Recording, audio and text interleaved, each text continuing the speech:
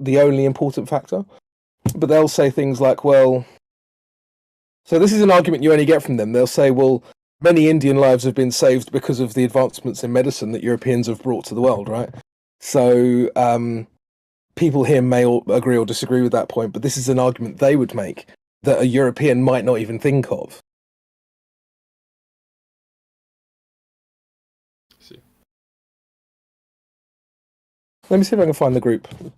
But then it's so hard to even Google good information now. It's give me 2 hours of crawling DuckDuckGo and I might get some.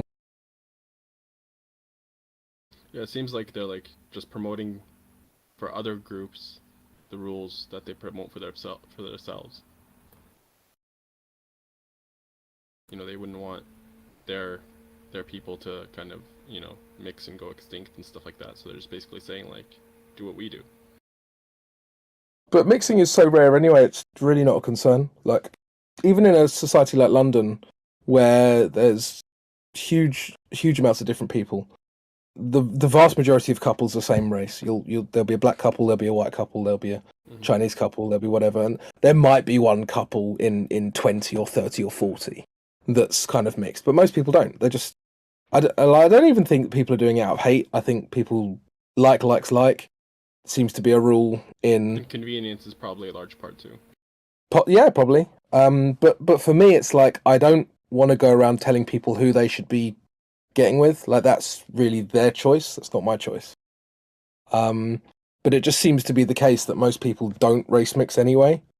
For whatever reason, even in a society like London. Wait, did you say most people don't race mix in a society like London? Is that what you said? Yeah. Yeah, I do see that. I was in Canada for a bit, and it, not saying it never happens, but America is definitely different from other countries in that in Canada, people stayed in their own communities and stuff. Like the Indian people would stay somewhere, the Chinese people would stay somewhere. But in America, how do I say? I think there's a lot more of that in America, like mixing and stuff. I think it has something to do with the culture, but yeah, I don't think I mean, at least my whole life, I've seen basically people mixing, and the first time I did it was kind of in Canada. So I think America and the Commonwealth are like inherently different in that way. Yeah, I suppose I don't have like a, because I've never lived in America, so I don't have like that.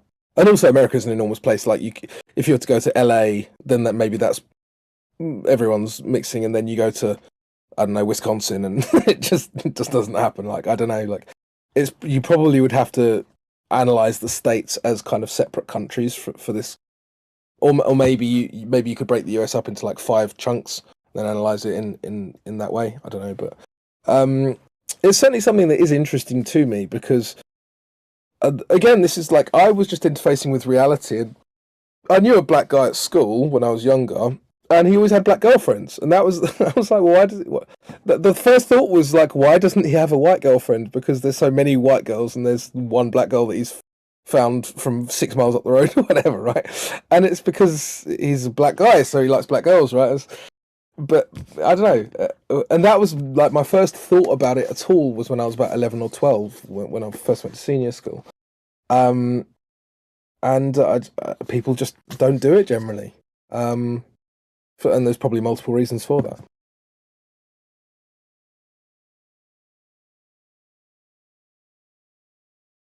But I suppose also with the American media in a general sense, like they talk about it 24/7, so there's that kind of an almost oppressive kind of media presence talking about that stuff all the time.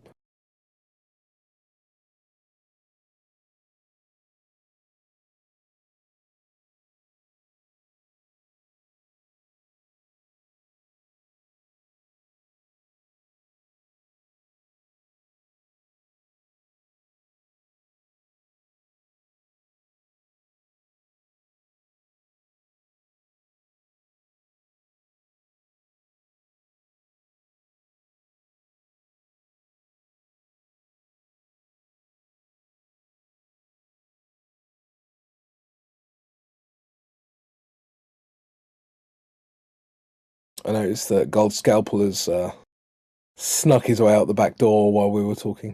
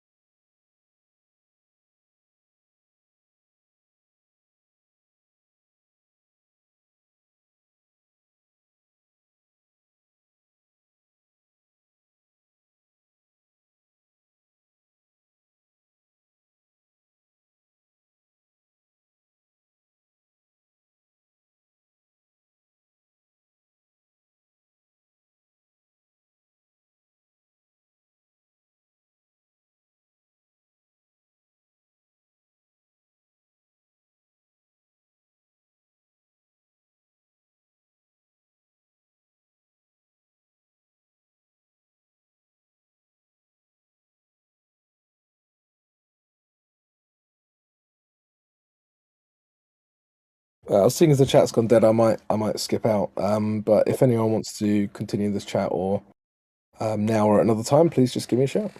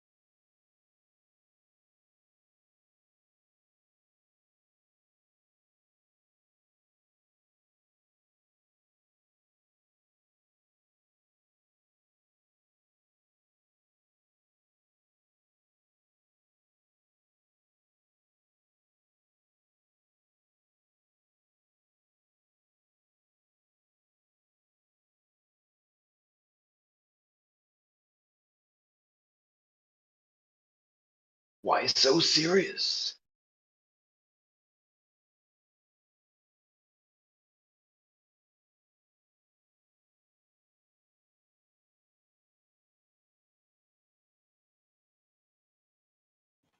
Serious to serious?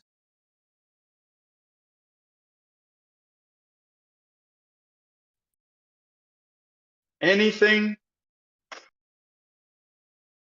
Serious is seriously serious.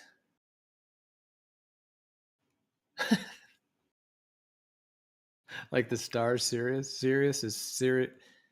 Serious is seriously serious. I think No, seriously. that might make sense, but I'm not seriously sure.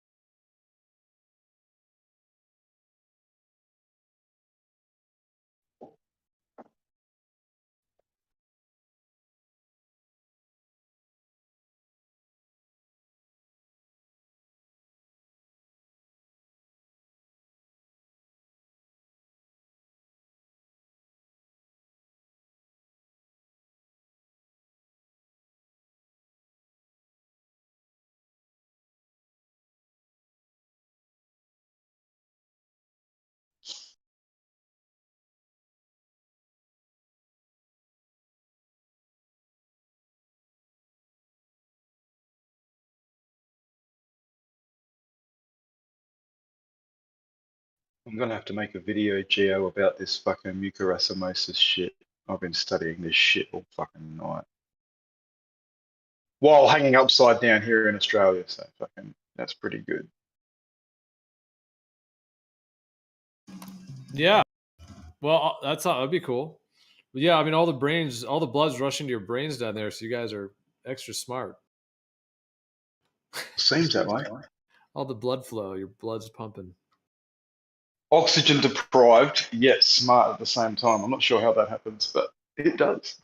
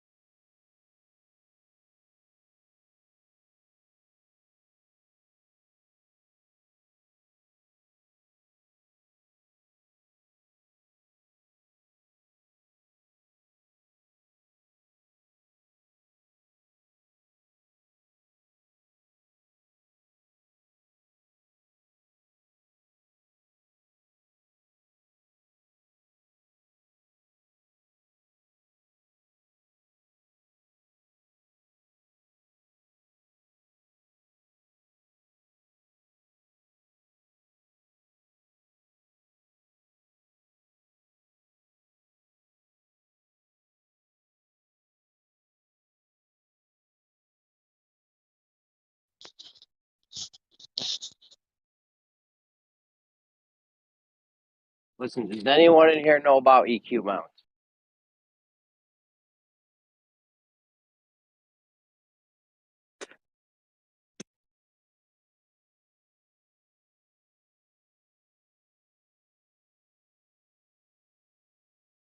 How much do you want to know, Jeremy? Everything. No, I really just You want want to to know know one. it? I just want to know one thing. One very Right. specific, hyper specific thing.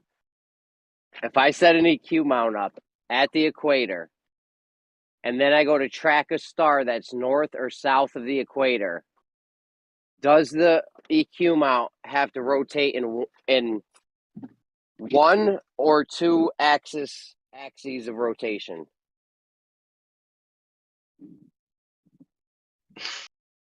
Well, my I mean, brain straight away immediately says it has to be two because not only is Earth revolving, it is also supposedly going around the sun. So aside from anything else, there's automatically two. that was my initial reaction and Kosho's. However, Xanax says one, and this other guy Damon came in and said one. So I'm not sure. Well, they're forgetting about the rest of the movement. Well, sorry, not the rest of the movement, just one more bit of movement, and that is our movement around the so-called sun. So how have they accounted for forgetting about that? I don't know. Like if you were if you were at the equator with an EQ mount and you wanted to track a star that was directly above the equator, then you would just need one axis, right? That's right, and it would essentially like go through the Earth underneath your feet and then back around again. On the globe, yeah. Yeah. But Yeah. if you're doing anything to the left or right of that, it's going to be going in a curved path and it's going to be going up and down. Like it's going to be curving left to right and up and down, right? That makes sense, yeah. Well, one of the ways they can do it is they Definitely. lock it to the poles. They lock it to the north and south, quote unquote, poles. So it's one axis in terms of that. What'd you say, Joe? Well, they lock it to like the North Pole or the South, quote unquote, pole. Like they lock them to the poles, so it's like one axis. Is one way to do an EQ mount. So it could just be one axis Yeah, like it's for locked to any the pole. star anywhere. Well, they lock it to the poles, which is essentially locking it to the star field, and then they can focus in on any part of the star field. So if you want to focus it on one particular star or the sun or whatever, you might want to do that. But it's rotating with the polar rotation, which really is just the rotation of the sky ultimately. Of course, they'll claim it's the rotation of the Earth, but it's just but I would say it's just the rotation of the sky. But like it's one axis, like north south.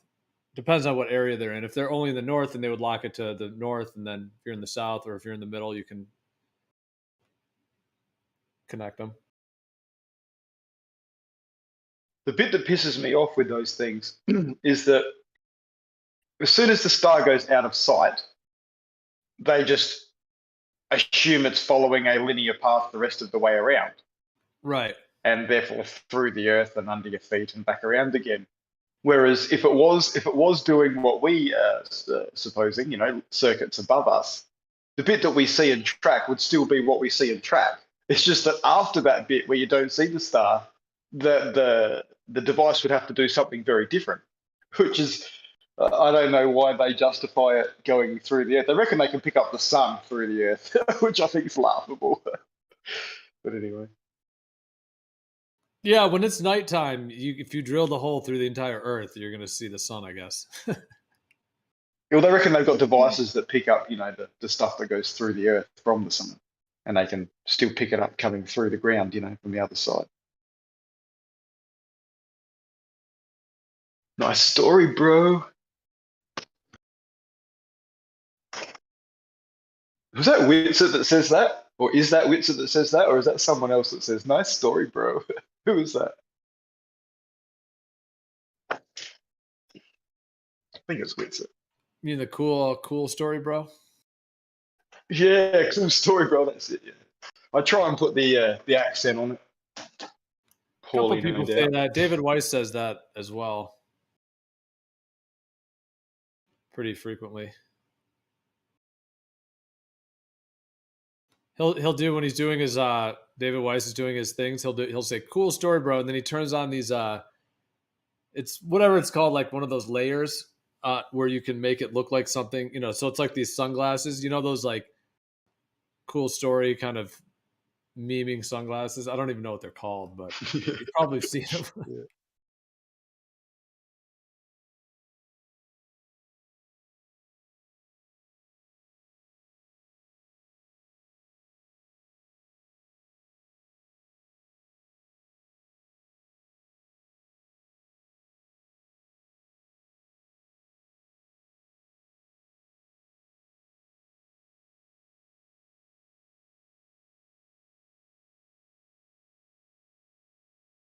Here, I just found it. Those glasses.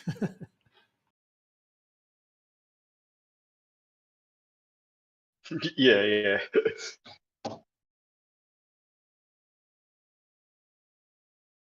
They remind me of the movie They Live. When I see those glasses, I think straight away to that movie.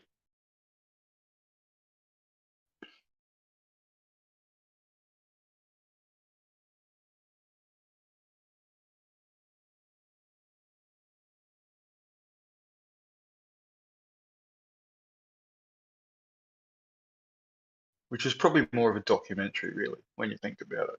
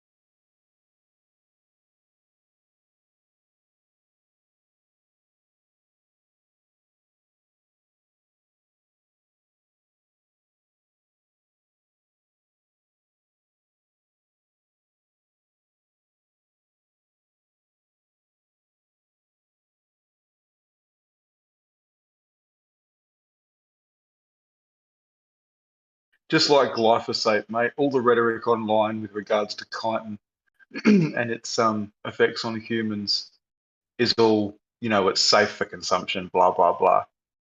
And just like glyphosate, the reason they got away with saying that glyphosate was safe for humans is because technically it doesn't affect us at all.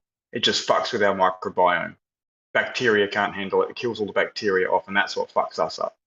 And it's the same shit with this chitin. They're trying to say it's completely safe for humans, blah, blah, blah. But it is very, very disruptive to some things that live within us. Not technically us, but they live within us, which will have a very detrimental effect on us. It's fucking bullshit.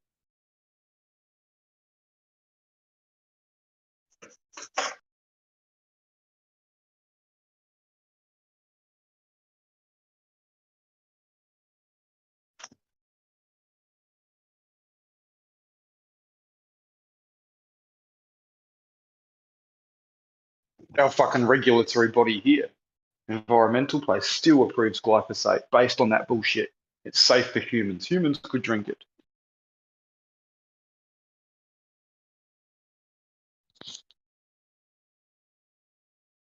Load of bullshit.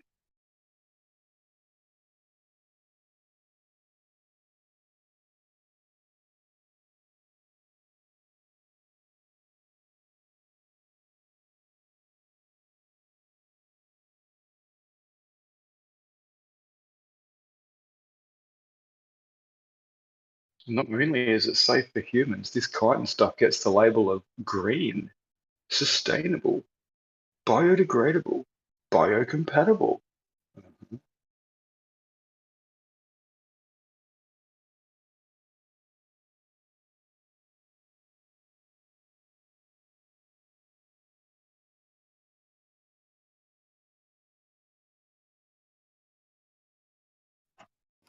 Yeah.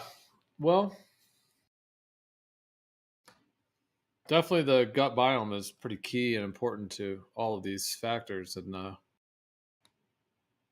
yeah, I don't necessarily think insects are the right food for humans really at all. So I wouldn't doubt that there is something like some kind of imbalance that it causes.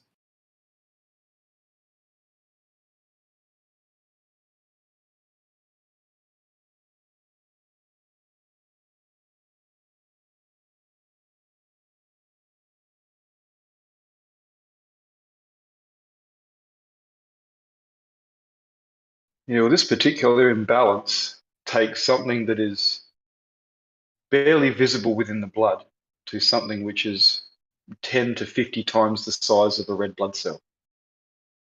And it's ubiquitous within most people's blood. So you can imagine the effect that that will have on coagulation and fucking clotting and shit. It's not just out of balance. This is full on.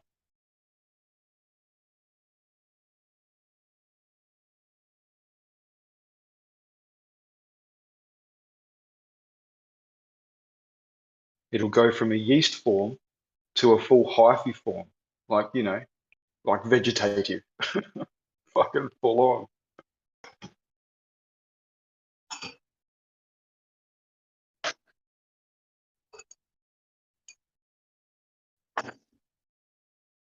I already see this in people's blood, man, and they're fucking not well, but I never see it prolifically. These are just very sick people. They're so compromised that this fungus can take over and evolve on its own. It's got nothing really fighting it off constantly. But they're not encouraging it to change by feeding it the stuff that causes it and is known to cause it. That's a different situation again.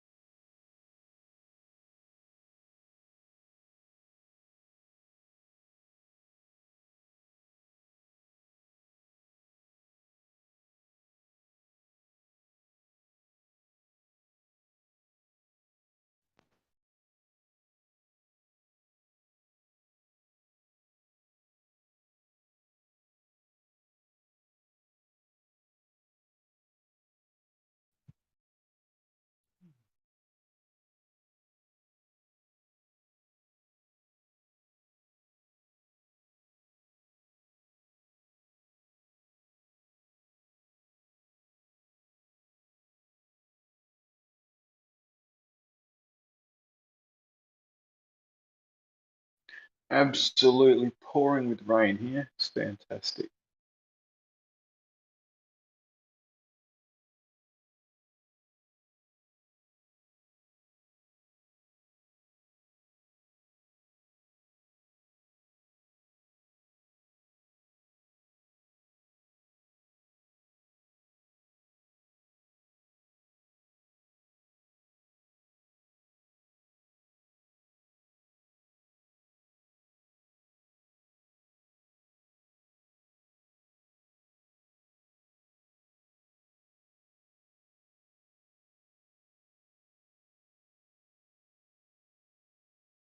But your bandsaw got on fucking. He's probably got sunshine and fucking. He's probably down the beach fishing right now, even though he's only an hour away.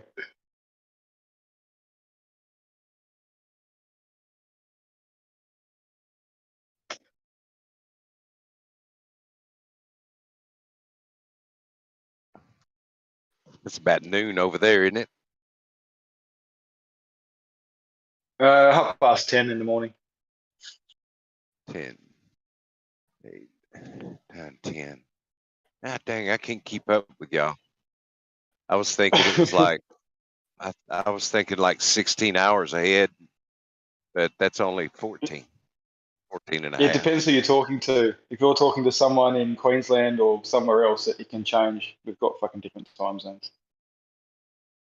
Gotcha.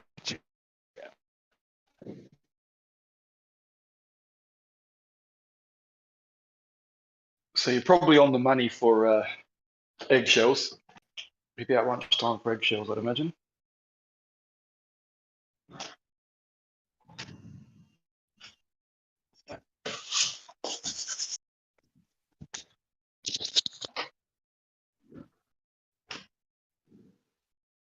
On the money. That's a pretty that's a unique term, isn't it? You know that someone's been involved in some sort of betting throughout their life if they're using that that reference. Yeah.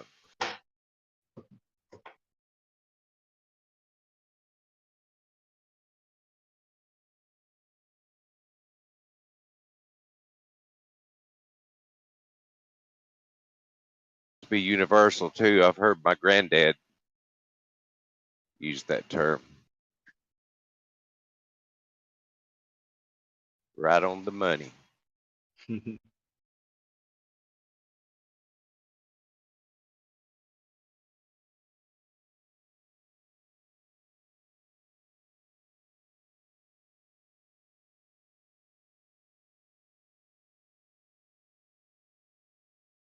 So are you going to be lining up to, tuck in to crickets instead of some wholesome beef?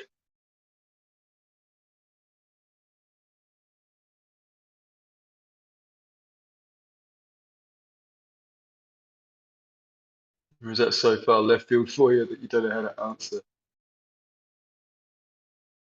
Sorry, I pushed the wrong button. It kicked me out.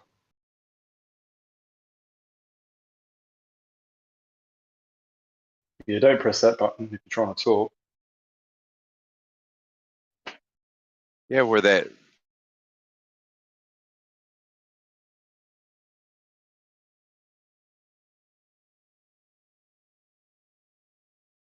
Did you do it again?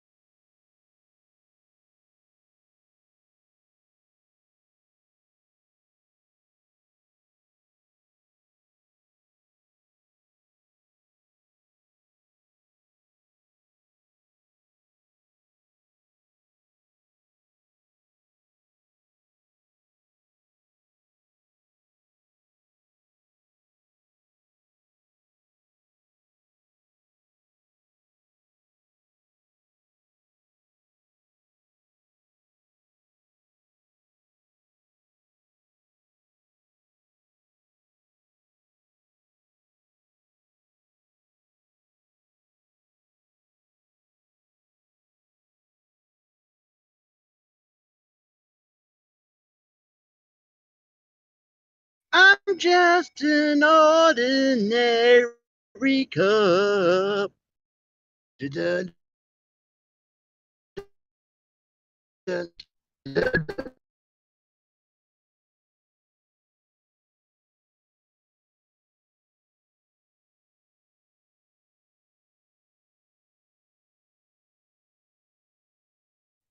You sound very confused if you are indeed feeling like a girl.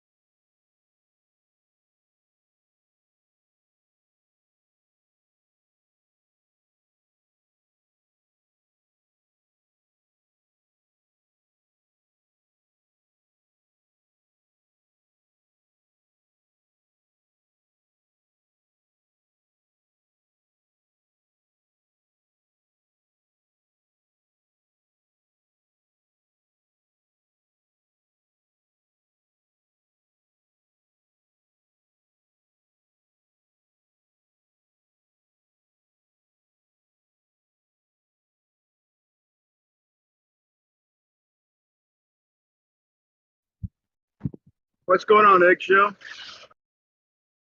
Not a whole lot. Just finished morning's work and got an hour before the afternoon session starts. I'm just getting done with my day's duty. But I had a question, man. I'm glad you showed up. A quick question. Oh yeah. If we talk about, I always talk about if the Earth stopped spinning, like initially we'd fly whatever way, 1,000 miles an hour initially, and but I was thinking earlier if gravity were to cut off and we're at the equator, that it'd be a similar effect, right? Yeah, I mean, I think if the Earth's kept spinning and gravity shut off, we would just start floating somewhat gradually upwards, pretty slowly. Like last time I searched that centrifugal force, it's like 0.03 newtons or something, which is like a light breeze. So floating upwards at the rate that a light breeze might push us. So you'd start lifting off the floor very, very slowly, I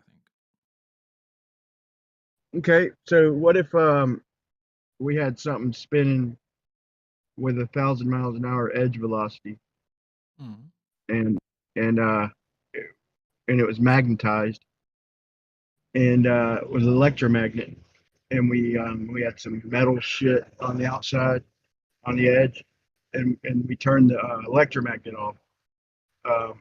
You think the shit on the edge would just float up? So something's spinning and it's got electromagnetism pulling it down, and then you switch off the magnet. Is that what you mean? Yeah, I'm kind of comparing something to gravity. Like I'm trying to figure, like, get a real life comparison. So something big, not real big, but something big. Yeah, I think it'd be the same effect. You've got centrifugal force pushing upwards, which is a pretty darn light force, and then much stronger force pulling you down, cancelling that one out. But yeah, if you switched off the downward force, sure.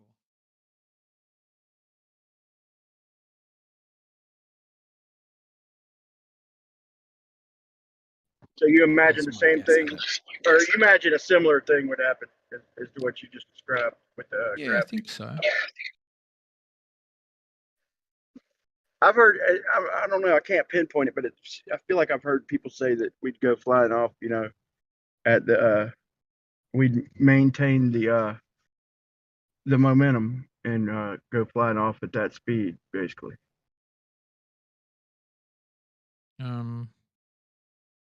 Well, yeah, if it's still spinning, we would be maintaining momentum, but the planet underneath us would also be maintaining that momentum. So for us, the observation would just be that we're going upwards or out. Sorry, not even up directly upwards. The further towards the poles you'd get, the more perpendicular to the surface it would get, because the upwards, the centrifugal force will always be perpendicular to the axis of rotation, but the ground is only perpendicular to the axis of, or parallel to the axis of rotation at the equator.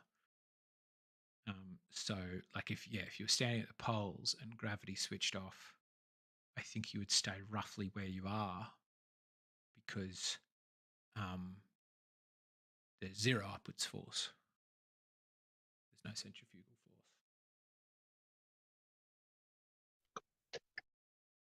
No chance that we'd go flying off in whatever direction at 1,000 miles per hour if gravity shut off instantly or close to it? No, I don't think so. I meant at the equator. At the equator, I meant. Yeah, I think for the to be going to fly off at 1,000 miles an hour, you'd have to have that rotational velocity in you, and then everything else, the whole planet, suddenly stop. And then from your perspective, it would be like everything else suddenly went flying away from you in the opposite direction at 1,000 miles an hour. Or yeah, you're flying off at 1,000 miles an hour, but I think that's only a function of the rotation, not of gravity. I see what you're saying, man. I see what you're saying. So it wouldn't be the same. If gravity shutting off wouldn't be the same as the rotation stopping, because Wait, why? Say again. I was kind of agreeing with it in my head, or I seen what you was saying, but I just blanked out. What's the reason? You gave a reason earlier, but I forgot of why we wouldn't go flying off at that speed. But what was it again? I forgot. Well, let's say we're flying east at 1,000 miles an hour, but the planet is as well. So when gravity shuts off, we'll start raising up off it due to the centrifugal force, but the planet and us will still be moving along with one another. All right, yeah, I could imagine that.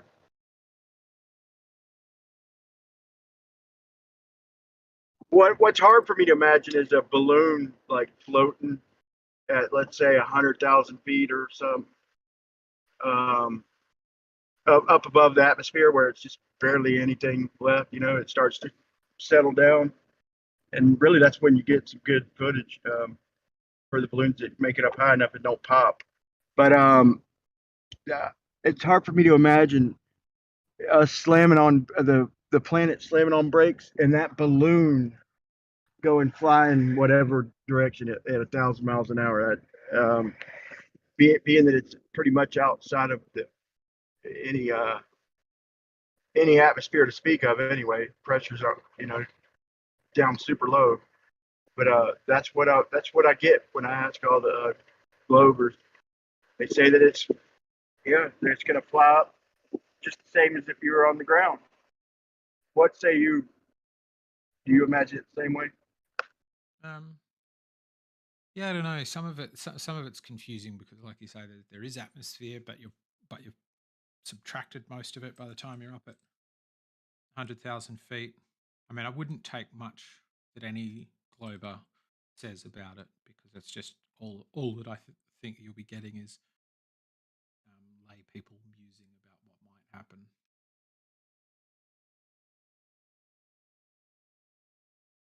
But yeah, I think if the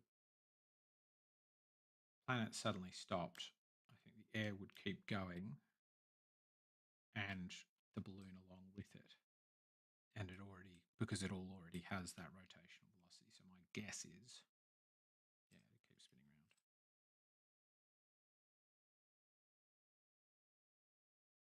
But it's also like, how does it stop? How does because anything that's able to stop it, such that oceans and the earth stop suddenly without like cracking or there being giant shifts or tsunamis of waves crashing over and flooding the land. Because you got to think of like 1,000 mile an hour, not even wave, just wall of water, ocean. And if you're saying that doesn't happen for the purpose of the thought experiment, then does that happen with the air?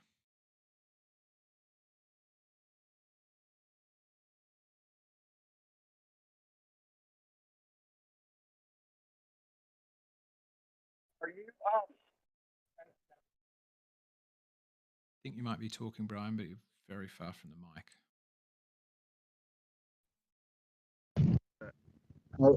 Do you have it in your mind that a level line is a curved line, pretty much? I mean, I think that's that's down to semantics and who you're talking about. I think that for a like geodetic surveyor or someone building a Lego, then yeah, they'd see it as curved. But I think for most people, they see it as something that's flat, something that's locally horizontal. Right. I was wondering, because I've laid out straight lines pretty much my whole life. It feels like it anyway, for years, probably over 30 years, man. Using tools, using lasers, using I like my my auto level, man. That's my favorite, that's what I would use my go-to instrument when I'm especially when something is critical. Because I've used it so many times, it's just like second nature. But when I was talking to Blue Marble Science, he's telling me that if I go along the coast, like I went down the beach, and he says that I'm shooting my way around the globe. Yeah, that I'm maintaining a 4 foot. I'm doing basically differential level and just leapfrogging and back shooting and just writing it down basically, because you can't just set the auto level right back up at 4 foot in your next spot. It'd be pointless to. So what you do is you get a 4 foot shot, let's say 100 feet in front of you along the coast, and then you can go to that spot or you can go past it, right? And you do a back shot, and it doesn't matter if your auto level's at 4 feet. If you set it up the next point and it's at 5 feet, then you just mark the next stake. You just minus from 4 foot. So in other words, you can maintain a line just by adding and subtracting whatever your previous benchmark was. You see what I'm saying? In other words, you don't have to try and set the auto level back up at exactly 4 foot. It'd take forever. It'd be stupid. You just write down the numbers and that's pretty much how they do it with the surveying. You know, they just chart down the numbers, but they do start with a benchmark.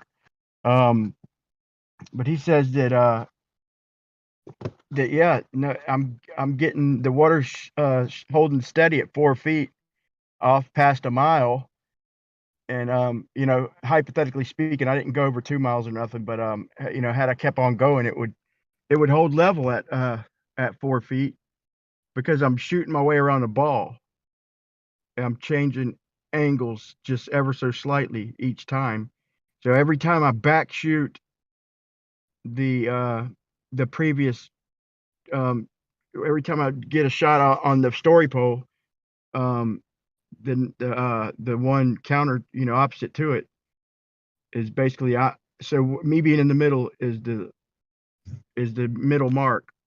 So I'm having trouble putting this in words, but you see what I'm saying? In other words, I'm just changing angles ever so slightly, so I'm maintaining a level shooting around the globe.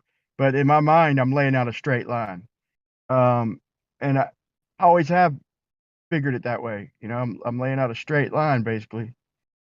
You got any comments yet on what I've said? I don't fully get it. I don't think, but I guess the question would be, sounds like what you're talking about is similar to that guy. What is he, Jesse Kozlowski or something like that? Maybe not him. Who did reciprocal zenith angles with an auto level, where he did foresight backsight over a distance and showed that it adds up to more than 180. It should be 2 90-degree angles, but it's a little bit more. Is that the kind of thing you're talking about? Yeah, well, I mean, that's ridiculous even arguing that. They're talking about shots that are to be able to know the difference, you got to be so far. And I mean, that'd be like measuring plumb bob. You know what I'm saying? It's they were talking about doing that, you know, where they have it charted at mountains, like mountaintops distances away. But you know, I call bullshit on that, man. They might have even done that, but over long distances. I'm not saying they're right. I'm just trying to get if that's the kind of thing you're. Yeah, that's like that's a kind of what I'm talking about, but on a smaller scale. Like I'm just trying to, me in my mind, I'm trying to lay out a perfectly level line that just extends off, depending on how far I'm going. But usually, if I do long lines, it's for curb or sidewalk or something, and I'm just maintaining a slope. And so I'm doing a certain amount of drop, like an inch every such and such feet. And so then I just go by, like they say, if my benchmark starts at 4 foot, then I'll go 4 foot 1 inch. And then my next shot I'll go 4 foot 2 inch, 4 foot 3 inch. But if I were to maintain the 4 foot, which it stayed level with the water, and if the water's curving, then I'd have to be changing angles every time I set up my transit. So you set it up once, get a shot about 100 foot away, and then you set it up again toward your previous shot, you know. And that's what I meant by that, is basically whatever all the auto level does is it doesn't tell you your elevation, it tells you your elevation compared to something else. So if I'm looking through that scope and my story pole says 4 foot, wherever that, I can mark the ground right there. Let's say I put a peg in the ground with the story pole sitting on the peg, and I'm reading 4 foot right on my crosshairs.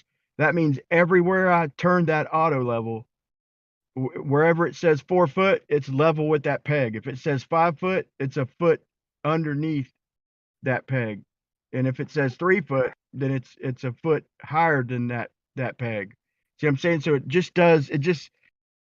it's just a reference mark, and you can extend it by moving the auto level, setting it back up, in whatever direction, and basically shooting other markers. You put your story pole or a tape measure in different places and shoot it. So you can measure all the ground around you. You could go off in a direction. That's how they do the local elevation surveys. Is they pick a direction. They go back. They backtrack on themselves though, and it's called closing the loop. I've never Yeah. done that. I trust my You make Ford. Fucking good. you make Ricky. sure your horizontal stays horizontal by closing the loop.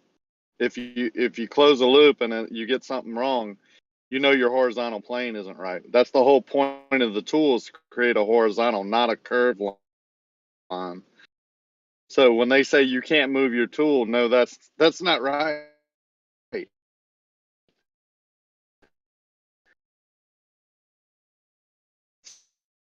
You're roboting right after you said moving a tool, Rakia.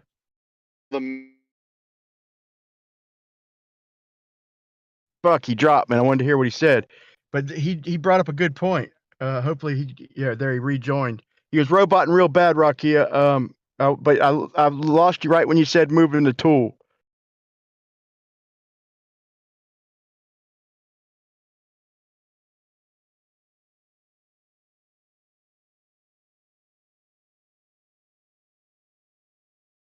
Fuck, maybe it was me roboting. Can y'all hear me?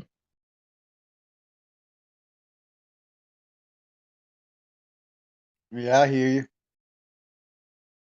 And he had a good point. So you got you got a decent understanding of what we're explaining, of what I'm explaining to, and how that tool works, don't you, Eggshell? I wouldn't call my understanding of the auto level and all of that stuff decent. I would say sort of rudimentary at best. Never touched. Well, my basically it's is by people describing them in these kind of discords. Basically, it's a telescope with crosshairs. I mean, a small telescope, obviously, like 32 zoom, 24 zoom, is commonly what you'll find. But it's basically shooting a horizontal line for any one shot. And I'd argue that like Rocky is saying, you extend the line. I hope he comes back in comments, man.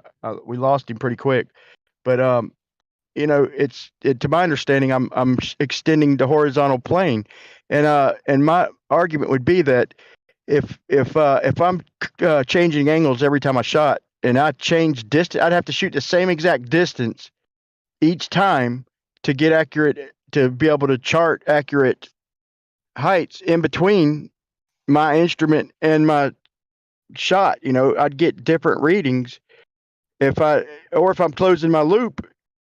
If I didn't go the exact same distances back and the same amount of setups, which would be rare, it'd be almost impossible to backtrack going the same distance and the same exact path. There's obstacles, and my argument would be that they're wrong when they tell me I'm changing angles and shooting around a globe, and that would reflect it. It would be wrong unless I did it just that way. I don't know. Yeah, I think I agree with that. I would agree with what you said before, which is it'd probably need to be very great distances, or to add to that, very, very precise measurements to find it. Yeah, I think what I'd probably want to do is go up more than 100 meters. At least that's what I'm told about the whole refraction thing, and then show that the curvature is not as much as 7/6R. So if you can show how the curves, like I can find that it is flat, the higher up I go, the flatter it gets, and it doesn't fit this claimed global thing of, even with refraction, 7/6R. But I think that would be more difficult, because what you're talking about is like setting up an auto level at a precise known height above water level, and it gets harder and harder to be precise the higher up you go. You need to realize if you were on a radius of 7/6, if you were on a radius at the given size, right? These are the tools and methods you would use to measure that. They create a horizontal plane above the surface underneath them. That's the whole point of the tool. So if That's anyone right. tells you differently, they're either not too smart or they're trying to fool you. You can choose which. Rocky, and now that you mention it, you're right, because the ground underneath it don't matter. That's pretty much what we're comparing our previous measurements to. So the ground could be Yeah. doing what the fuck ever. It's all the horizontal line through that scope, right? The whole point of using the tool is to know what the ground underneath is doing. The whole point of the tools. That's why you don't do it on the surface. That's why none of their measurements are on the surface. They're above the surface. Free space is Yeah. what I call it. And if I get a shot, if I shoot 4 foot, if my benchmark is 4 foot, and then I look 100 feet in another direction and it says 5 foot, I call that slope. Or however far I shoot, I call it slope. When it's dropping down, it's fucking sloping, right? It's the way water goes. That's how we drain every fucking thing we build. And water.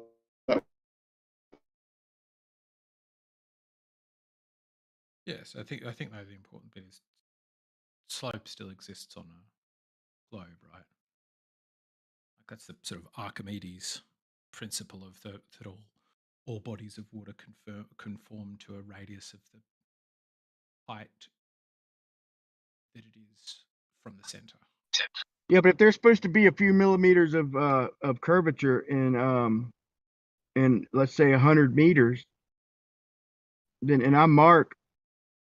I mean, am I supposed to distinguish between earth curve? Am I supposed to stop and do calculations? Well, I don't have as much slope as I think because level's actually dropping down a few millimeters. No, that's not how we do shit out in the world, man. In the building world, anyway. That however much it's dropping, that's exactly how much slope you have, and that's how much the water will drain. Sometimes it's pretty tight. But the thing I'm saying about the Archimedes principle is that it's definitionally it's not a slope. A slope in a globe is chained from that curved local level. So although that you could say, according to my local horizontal, the Earth is all curving away from me, that doesn't mean it's a downward slope where water's going to run. Yeah, exactly. But with these tools, you're only measuring slope angle. You're never measuring the curve. You're only ever calculating the curve. That's why I always say, you will always hear me. They don't measure it. They're calculating it. You just said it. Do you understand how these tools are just measuring the difference between horizontal and what's underneath you? And if you go off of that horizontal, you're creating an angle change, which is a slope, not earth curve. I mean, it's as simple as it gets, bro. People I get that it's simple, but that just to me sounds like you're stating your conclusion, or I'm trying to sort of split. Nah, there's no bias. There's no bias. There's no bias in the tool. You could go out and rent one today, set it up. It's easy bubble level and your transit set up and point it out and read your crosshairs, and that's a horizontal plane. Measure down to what's under you, and it'll tell you if that land is sloping away from you or if that water is level or whatever it is. And guess what? If you do it over water, well, it ain't sloping nowhere. It's horizontal underneath the horizontal plane above it. That's what I'm saying. To say that it is a slope on a globe is just not. It's not okay. Contradicting. Yeah, I agree. To me, it would be important if I were you. I would find it important to not describe something as a slope if what the globe describes it as is curved and level. Well, that's what they're telling you. Potential is how I've heard it described. Yeah, but they're telling you they're using these tools to measure earth curve. They're not. Any difference in angle from the horizontal established is slope. And they're not measuring the surface. They're measuring the horizontal plane they've created above the surface. And the only way to measure the surface underneath you is to create that horizontal plane, make you some benchmarks, and measure down to the surface, whatever it may be. That's what the story pole is for. But you can put pegs in the ground to represent the bottom of the story pole.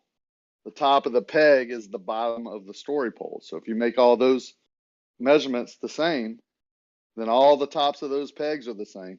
And then you can measure down to whatever the surface is underneath you. Or you can make a mark on that peg that's lower to make whatever you're wanting to do. Make it lower there, make the water drain that way, or you can make it higher there to make your elevation, higher than your other benchmark, and the water would flow towards the first benchmark. The whole point is there is no earth curve to be measured, for one. And you're definitely not using these tools to do it with. You can only calculate off the measurements, off what you've established. And the only way to do that is to use the, preconceived notion of a certain radius. Calculate that radius in. Luck otherwise.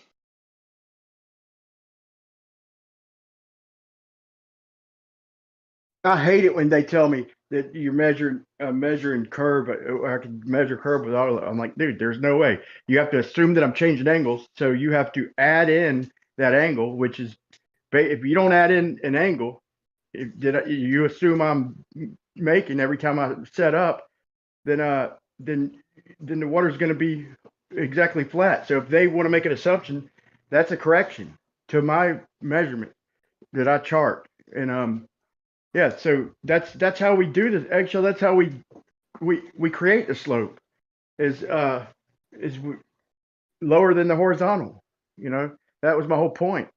Is if we want water to drain a certain direction, we mark for lower off in the distance. If it's level, then the water wouldn't drain, right? If level's curving, the water's not going to drain the same. Yeah, I don't have much sort of confidence one way or another when it comes to the auto level thing because of the things you're saying. Some people have got them, think they find curves. Some people have got them, think they find flat. Both offer compelling examples, and I'm not able to access the tools myself, so it just sort of seems to me that it's a kind of one for one. People on one side claim the other people are misusing a tool or doing the calculations wrong, and the other side claim the same of them. I very rarely find flat over land. And where I do find flat is over water. Doesn't curve. Oh, you know what I meant, though. I know, but what I'm saying is they're doing all their stuff over land and saying they're finding a curve. They're not. The earth may be, the land may be a hill. You measure water to be horizontal all the way across the lake, and then the land goes up, and you're calling that earth curve somehow where it's supposed to be dropping. The land is higher. No, I'm saying they are. I'm saying they're measuring the earth curve. The land's higher on both sides of the lake. Simple. Your position is that they're misusing the tool and getting the wrong result. Theirs is of yours. So unless I can use the tool and do it, it's much to me. Well, I think the sextant's a better measurement of curved water. I'm saying you can go out today and rent one of these tools that creates a horizontal very easily and prove it to yourself. Or you can keep listening to that one group of people on the internet. Notice how they're a tight group, right? George, Jesse. I don't know what you're talking about. Yeah, well, you named them. You named him, Jesse. The only name you could come up with, really. I've expressed my view on it a couple of times. I don't know why you're still suggesting that I believe them about auto levels when I've said the opposite a couple of times. It just seems like this is going nowhere. You're not really listening. No, I was listening when you brought up Jesse as the authority figure that you've listened to over the internet. Is that what I said? Is that what I said, really? Yeah, you said he's measured zenith. If you would listen, I would explain to you what I'm saying. But you're just so excited. I have just How do you know? How do you know? You just heard one little part. I'm trying to explain, and you're just talking and talk. Yeah, go ahead, man. Go ahead. You're just too excited. You're saying I'm presenting Jesse Kozlowski as an authority when I wasn't, All I said to Brian is, I've seen a video of somebody, it might have been Jesse doing it. Is that what you're talking about? Don't take his measurements to mean a whole lot, nor do I take yours to mean a whole lot. I've expressed my view on this whole reciprocal zenith angles thing multiple times, and it is, I don't have Heard access to the everywhere. tools. I don't know much about it. Both sides making the same claim of one another, so I prefer ones that split the difference better, like a sextant. Sextant one side has a very clear description and explanation of how it works and how it only comports with one model, and the other side doesn't use them, can't get a fix on their location, doesn't have a compelling explanation as to how they work. I can make it So work that on a is globe, bro. I can make it just- work on a globe. It doesn't comport to just one model, bro. I can make it work on any model. But look, here's the thing. This is the part that pisses me off. When I can turn my calculations, I can turn my measurements into, I can add curvature corrections, which are angle changes to my calculations, to my numbers, and I can, you know, argue a globe or whatever. But it pisses me off when they say, no, we measured the fucking curvature with auto levels. No. You calculate the curvature. And I could do it. Anybody could do it. But you need the original information first. That's the only part that pisses me off when they act like that's what we see, you know, because it ain't, you know. I'm not even claiming that I know for sure what the shape is, but I know this much. You're not measuring Earth curve with auto level. I can calculate it, but when they call it a measurement, it fucking pisses me off because they probably never even used the tool.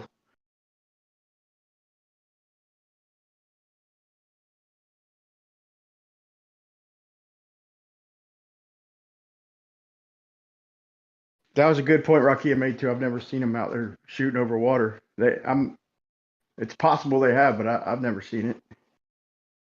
But that's the first place I went to was the coastline.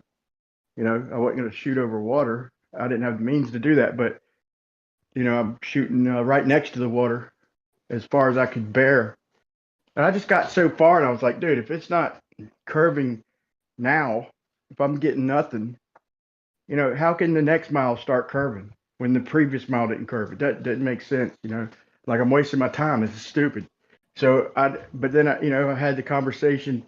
I thought that was going to be it. I was going to tell everybody, hey man, I went down the coast, dude. It does not change. It's fucking, I held 4 foot constant when I did my, when I put it all together. But they're saying, no, you were changing angles. Every time you set up, you changed angles. And you got to add curvature correction and shit. I'm like, what the? I'm like, oh, brother, there's no way to prove this shit. This is what they're telling me, basically. That's what I heard. No matter what you do, we ain't having it. That's pretty much what I heard. But, I mean, I suppose it's possible. It just doesn't make sense to me. But, you know, just for the sake of being fair, I'll consider the possibility that I should be adding curvature correction. A 0.1% chance that I did the same thing. So then from that point on, I said, okay, you know more than me. You're telling me I'm doing it wrong, right? So what tools and methods to use? And the same people will tell you, well, shoot from A to B over 10 miles and blah, blah. No.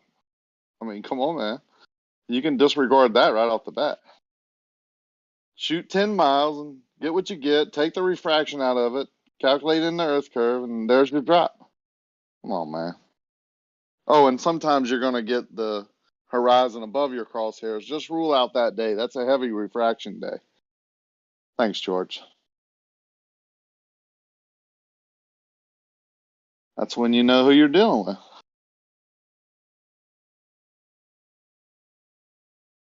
I can tell you to go out and use the tools exactly how they're shown to be used, how every other surveyor would use them.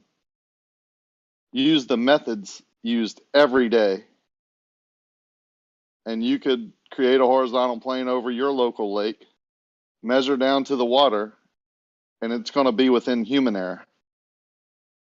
Over any distance, in any direction. Matter of fact, you can do it in all directions if you want to take the time. Or you can say you can take another tool, point up at an apparent position in the sky 1 billion miles away, and that's a better way to measure the local lake. Yeah, good luck. seems to reliably get people where they need to go. It's used in surveying as well. Yeah, that's navigation. That's not measuring the No, it's vertical change. Used in on land surveying as well. Go ahead and explain that method. Sure, it's an astrotheodolite, and it's used to put datum, like state borders and stuff are often set by them. And that measures the radius? Well, it shows you a whole variety of things. Shows you that south lines that are south converge in the south, and lines that are north converge in the north. It shows you that I mean, it's just a straight up calculation of the radius. If 1 degree equals 60 nautical miles, then you can times that by 360 to get a circumference. You can do a whole bunch of things to show that. There's no compelling answers on the other side. Exact words were straight up calculation. Wasn't that your exact words? Just straight up calculation. I said you can use the 1 degree to 60 nautical miles to calculate the circumference. I mean, unless, yeah, is right calculation a before bad that. Word? Yeah, it's not a measurement. Oh, see, yeah, I don't stick with that. That to me is silly. Okay, like I said, or you can do it that way, in a silly way. Sure, I mean, navigators have used it for many, many years, and I there's don't deny that. compelling answer from the flat Earth side as to how that could work. Not one navigator has used it to show that the water is curving. They just show that it will plot them down on a theoretical line. Right. If that's what you require, then fine. That's not what I require. It is a necessary like I said, of it working is that water curves. So I don't need it to show that water curves. No, it's not. How much does water curve over 100 miles? Like if you plotted a point 10 feet above the water on a curved surface and on a flat plane with the radius given, how far off would you be again? Would say the question again? Okay, like on Lake Pontchartrain, 24 miles. If you shot the angle to the star to show that you're in the middle of that lake, and you use the radius value that you use to calculate, and then you do it over a flat plane, how far off would you be again? Over a small distance, you'll be out by a small amount. Over a large distance, you'll be out by a large amount. How far do you think they're doing it when they're on a ship navigating? They're not plotting. They're not plotting 10,000 miles away. They're plotting their next leg. No, they're not. You can take they're a star. plotting their next You can leg. take a star at 25 degrees. 25 degrees is 65 times 60 nautical miles, which is 3,900 nautical miles away. Yeah, they're never going 3,000 something nautical miles without taking another shot. I promise you. No. But they're taking a sight of a star and drawing a circle around the GP of that star, which is nearly 4,000 nautical miles away. Yeah, and they're plotting a course to where in that direction, right? And then another shot when they get close. You use it to plot your position. Right, but they're charting before they got. Man, you don't even know. You don't even know what you're talking about. Now you're just spouting off stuff. You're talking about now that they have charts is what you're talking about? No, I didn't say anything like that. Okay, so you're saying they're just plotting a direction 3,500 miles away with one shot? Not listening. And going, okay, if you listen. Okay, go ahead. Explain to me how a sailor plots gets a direction and gets a course set for 3,500 miles away. Go ahead. I don't know how many times to say it. You don't plot a course with celestial navigation. You plot your current position. You use a bearing to set a course. Right. So then you get that bearing. Stars that can be low to the horizon, and if they're 25 degrees from the horizon, then they are 3,900 miles away. And then what? What do you mean, and then what? Well, okay, you got your position. Now what? How does that work? How does that linear relationship work on flat? No, I'm asking you how it works on your model. You still haven't explained it. Yeah, go ahead. Sure. So any circle on the surface, you plot GP of the star, which you get from your nautical almanac, and then you know that its declination from 90, it's however far it is, how many degrees it is down from 90 is going to be its distance from you times nautical miles, minutes times nautical miles, or 60 times degrees. There is no way to get that relationship unless you are describing a sphere. Explaining to me how they make it to their destination. Bro, And you instituted an almanac. Next, you're going to put in a chart, right? Okay. Well, no, you can do it. You can just do it if you really want to. You can just do it with the calculate your latitude and your distances just going north and south. You don't need an almanac for that. it doesn't work on the surface, bro. You can make it. You could Right. try and say that there's a radius and assume your sphere and show some crazy shit and assume stars are infinite distances and we're gonna measure off the center of the earth, bro. The surface of your sphere, it don't work. Okay, 60 nautical miles per degree. That's empirical. Your model can't hog that, bro. That's empirical shit. so That's just- what we see in real life. So you're not triangulating to your stars, bro. You can't hold us to the same to shit your model's not doing. You're not triangulating height. Why would you expect us to triangulate height? We know it's 60 miles per degree. And we know a your two circle around choices it is equal, right? Your two choices are, in my view, if you're dealing with a flat surface, you're dealing with triangles and stars that are a finite distance away, or you're dealing with a sphere with stars of an infinite distance away. Those are the two available models it sounds like we're trying to test between. Bro, you're using Or the flat observations planes of to measure celestial- to make your measurements, bro. I hate to say this. I don't know if you've heard yet, but you're I'll using a go flat many plane to times. make It's your just- measurements. But it sounds. And I'll it's go to my always statement that happens every time. Take me to the stars, baby, because you can't do it here on the actual water that the sailors are on. You can't measure that curved water here. You have to take me to the stars and start Nobody's trying to implementing measure 60. curved water. That was It's the just a- whole it's just fucking thing, wrong. man. It's the whole thing for you. I get that it's a whole thing for you and it's important. No, for that you. was the whole topic earlier. When I first came in here, that was the topic, measuring curvature with theodolites and stuff. Right, I get And that you it's said important to and then you clarify. brought in sextants were the better way to do it. So don't tell me it's not the topic. Now you moved it to navigation, right? And I don't blame you.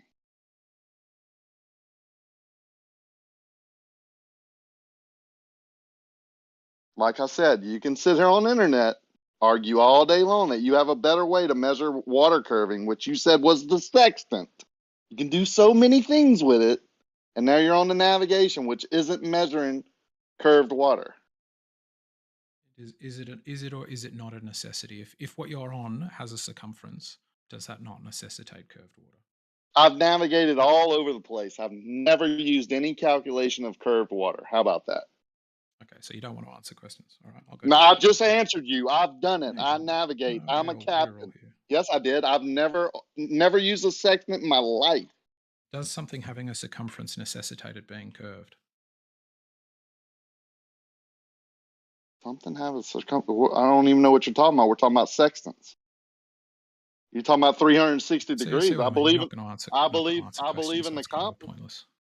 If I don't answer them in your way, you don't have to get your titties in a wad. There's 360 degrees around us. I do agree with that. I use a compass all the time. Matter of fact, I'm buying one right now, an 8-inch water compass. Nothing I was talking about related to compasses. It's just well, maybe it's you that can't non-sequitur. explain it then. 360 degrees, right? Minutes. Is that what you're talking about? You know that's all it is, right? I can't understand it for you. I can explain myself, but if you're You determined can't to explain it. understand, You've I'm not never gonna be able to done fix it. that. You've never done it. You don't know what the hell you're talking about. You're repeating what you've heard. Using the sextants to navigate. No, using a sextant to navigate. To get a position or to navigate? Either one. You've never done it. Well, You've only heard people explain it. How would you know what I've done? I can tell by what you're saying you haven't done it. So prove me wrong. Have you done it? Yes, I have gotten a fix. You've used a sextant to get a fix on your location out on open water? I'll take that bet. Oh, out of more open water. Okay, so now we're going to just change the requirements a bit. So you've done it over land? I'll take that bet too. Sure. Okay. What sexting? We'll do it again. Let's see it. Break it out. Show us a picture of it I'm right now. not Surely you interested in got doing one. anything to you. Yeah, I know you ain't. Piece of shit. Do you enjoy being this permanently I angry? enjoy catching deceivers, asking Right. them simple questions about Do you ever things that think I there's a have a little chance that bit you of call knowledge about. a piece of shit and a deceiver when in fact you might have misunderstood them or jumped to a conclusion too soon? Or do you ever think Yeah, you maybe get it wrong when you get this angry? I know why you're here, Let right? me I know ask a why you're different here every day. question. Yeah, guys, Do you no name notice? calling, please. Rakia, please don't do that. Do you ever think when you see other people angry, geez, they seem they're being a bit irrational at the moment, Yeah, as a result of their anger? I'm irrational all the time. Is that what I'm you not want to saying know? you're irrational. I'm just saying, do you notice that other people, when they get very angry, become irrational and are more likely to jump to negative conclusions? I notice smug people like you with no passion deceive often, every day here. This is the same people It's every just that day you that seem like you in this come in hot and low angry mon. and Yeah, stay because hot I and am angry. hot and angry because people like you are deceiving many. So what are you getting from this? What am I? I'm getting a lot. I'm getting a lot from it. I mean, it's hard on me. It's toxic. It's toxic dealing with you. But you come back to do it. You seek it Yeah, out. because Rather. I am led. No, I don't seek it out. I'm led to do it. I can't wait till I'm led to do something else. I have been led to How would you? point out deception. It's a grueling task, but it's easy because it's everywhere Right. and there's patterns in it. This People sounds love super talking about unhealthy to things. me. Yeah, it is. Like I said, it's toxic. Yeah. Yeah, Yeah, it is. Talking to people like you with monotone voice that never have any passion, that talk about subjects that they've never done and then tell people they've done it and have all this knowledge about it. It's only really what they've heard on the internet and they're here day and night deceiving people about it. Yeah, dealing with that is toxic. See, I could come in here every day and talk like this. I mean, it's no big deal. It's It'd be more really enjoyable, easy. yeah. If you spoke like this more often, it'd be Oh, enjoyable. You yeah, usually I'm come in sure. shouting and over talking and I'm complaining sure at you being would. interrupted and interrupting. I'm sure you would like this. This would be much better for you because it would be, something that you enjoy just all day for hours on end, not saying anything, just poking my head into something and spouting off stuff I don't know about, never done. Not listening to the people who actually use the tools every day to make a living, not listening to the captains who navigate all over the place. That's horseshit. You've never gotten a fix with a sexton. I don't. Yeah, I've already admitted I haven't gotten a fix with a sex, and I don't lie like you. I So admit what's it. your objection then? You think I haven't, but you know you haven't, but only one of the two of us is at fault Just for that. That's kind of funny. no, It's kind of funny, mate. I don't think because you haven't done it, you couldn't have knowledge on it. That's why I say I haven't That's done not it what I was because I asking. can have I said, I what can makes the have knowledge. difference if you haven't done it and you think I haven't done it? What makes your not doing it No, I don't superior think to you my haven't not done doing it. it? I know you haven't done it. We both just have knowledge about it, and you're spouting off nonsense about it and saying that you have done it when I know you haven't because I know I can tell when you're deceiving people. You don't know. You wouldn't know truth if it's I too know when you angry to conceive stutter. of the fact No, that you I'm might not be angry. wrong. You hear my monitoring? I can concede I'm wrong all the time, but right now I'm not wrong, Never am I? heard you Have you ever concede done it? wrong. I've never heard you concede Just once. because you Anyway, haven't I heard got me work to concede do. anything Nice doesn't mean, conversation. hey, Guys, talk to you later, please. man. Guys, Hey, let's change the topic. Let's change it from a topic of a personal nature. I mean, this is not going to get anywhere. Please. yeah, this is big fuck right now. he's busy. He's got to go. Don't worry. He was leaving anyway. Y'all Okay. misbehaving in here again. No, we're just going to talk in a monotone voice so Eggshells can relate and deceive people without being upset. He doesn't want to upset people, so I'm not going to get upset when he deceives people. I'm just going to talk like this and point out that he's still deceiving. And he got caught deceiving. That's why he left. Chill with the personal attacks, bro. Jeez, like he's gone. Yeah. Just drop it. You do you, man. I'll do me. I'm here to point out deceivers. You can't handle that. What Whatever, do about what you got to do. people? Yeah, whatever, man. The deceivers left, so like drop it. Yeah.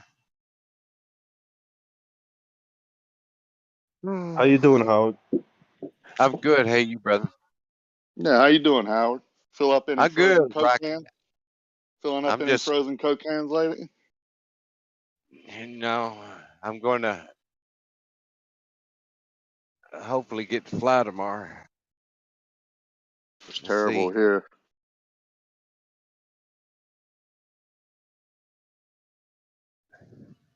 I know we get caught up in it, but man, when I heard you laugh at someone filling up frozen Coke cans and throwing them at people, I really lost respect for you, man. Who's that? That was you. What are you talking about? You don't remember, do you? No, filling up frozen Coke cans and throwing them at people. Yeah, they were talking about filling up frozen Coke cans. Yeah, I don't even You, know what you're talking about. yeah, I know you don't, Howard.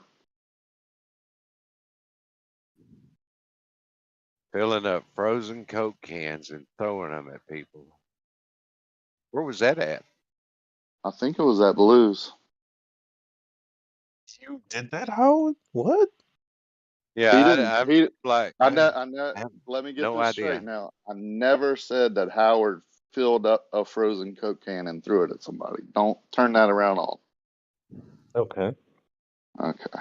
Thanks. Okay.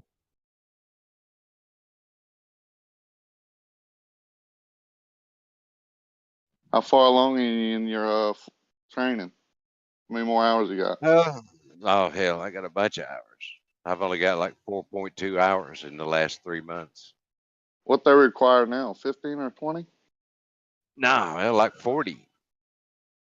40. Yeah. Yeah, about 40 hours. I did land the plane last week by myself a couple of times. Was it scary? So no, the scary one was the first day. I was it's hard to describe how freaked out I was, but I was really concerned if I could even do it. But yeah, I'm 100% on it now. I'm good to go. I just need to get in there and do it, you know. You Were know you how it really is. worried? Were you really worried about the fact that the runway was like moving, like rotating underneath while you were trying to land? No, it was no, It was stationary, huh? it All stayed right. right there. Yeah, that's funny. Yeah, it's like driving a truck, though. You know, you've done it so long, you get used to everything. Pulling in the service stations or truck stops or passing somebody, whatever. You'll get used to it. Yeah, I'm sure I will. I was nervous driving the big truck first time I drove it, but It's the it's people not that something aren't like nervous you got to be worried about. yeah, I got a buddy of mine that you've heard the tale of you've got bold pilots and old pilots, but there are no old bold pilots. Yeah, He's one of exactly. those. Yeah, Hmm. he's one of those. He talks. I don't mean to brag on myself, but you know, he talks about how he's the best natural pilot that he's ever seen. Like that. Just Yeah. don't ask any other pilot around him. No, yeah, he's been reported like 6 times to the FAA for doing stupid shit. Yeah, And they're I've stupid. never flown with him. I've never got in the plane with him. I had a 2-hour meeting with the Coast Guard today, just kind of going over things because, rules change and requirements change and all that. They were in the yard that I was at and I asked him if he could come over and talk to me and my son, and they did. Him and his partner spent 2 hours with us. So Oh, that's yeah, their job. Yeah, that's a yeah, good deal.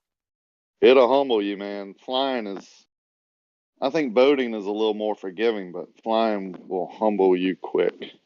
Oh man, yeah, it's safe and I mean it's safe as it can be, but you can't fuck up. You can't fuck up. There's not any room for error. Especially like flying the pattern where you got 1,000 feet.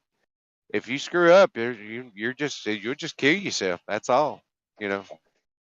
Altitude is your friend, basically, and Yeah, it flying. is. People don't realize that, but weather, people that misjudge the weather in boating and flying is really the cause of most accidents, and then just pure negligence. But Yep. Sure enough. Yeah, we're there's real careful. yeah, you got to watch. I mean, that's the main thing. I've got to give like today I had to give my instructor a weather report and an opinion about what's coming up and I've got like 3 different apps I have to look at and gather information and make a prediction. You know, are we're going to be able to fly what runway we might be looking at. He makes you look at all that, and I'll be one of those that if it's even questionable, I won't be going. You know. But we did that Monday morning or Tuesday. I'm losing track of I think it was Monday morning.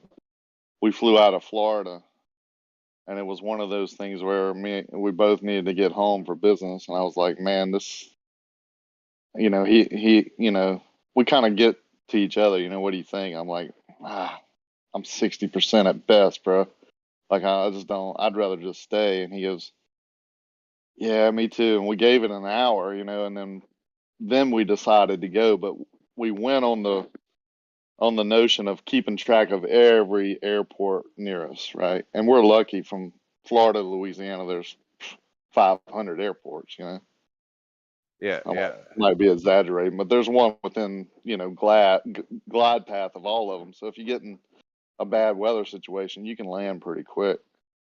Yeah, But, and that's pilotage there. That's what I was talking to Rosemary, my girlfriend, about, was just tonight, was when I get comfortable to take her with me, that I'm going to have to train her up to help me do all of these things. If we plan across country, her daughter's in North Carolina, and, you know, we want to go to Florida, blah, blah, blah. You know, you got to break the sectionals out and plan your flight, you know, at 100-mile intervals, and pick all your waypoints and know your fuel. And yeah, it's a lot to it, but it's going to be a blast to do, you know. it's just like driving a truck, though. It gets easier and easier. I mean, I can do all of it now, but I wouldn't feel comfortable doing it myself.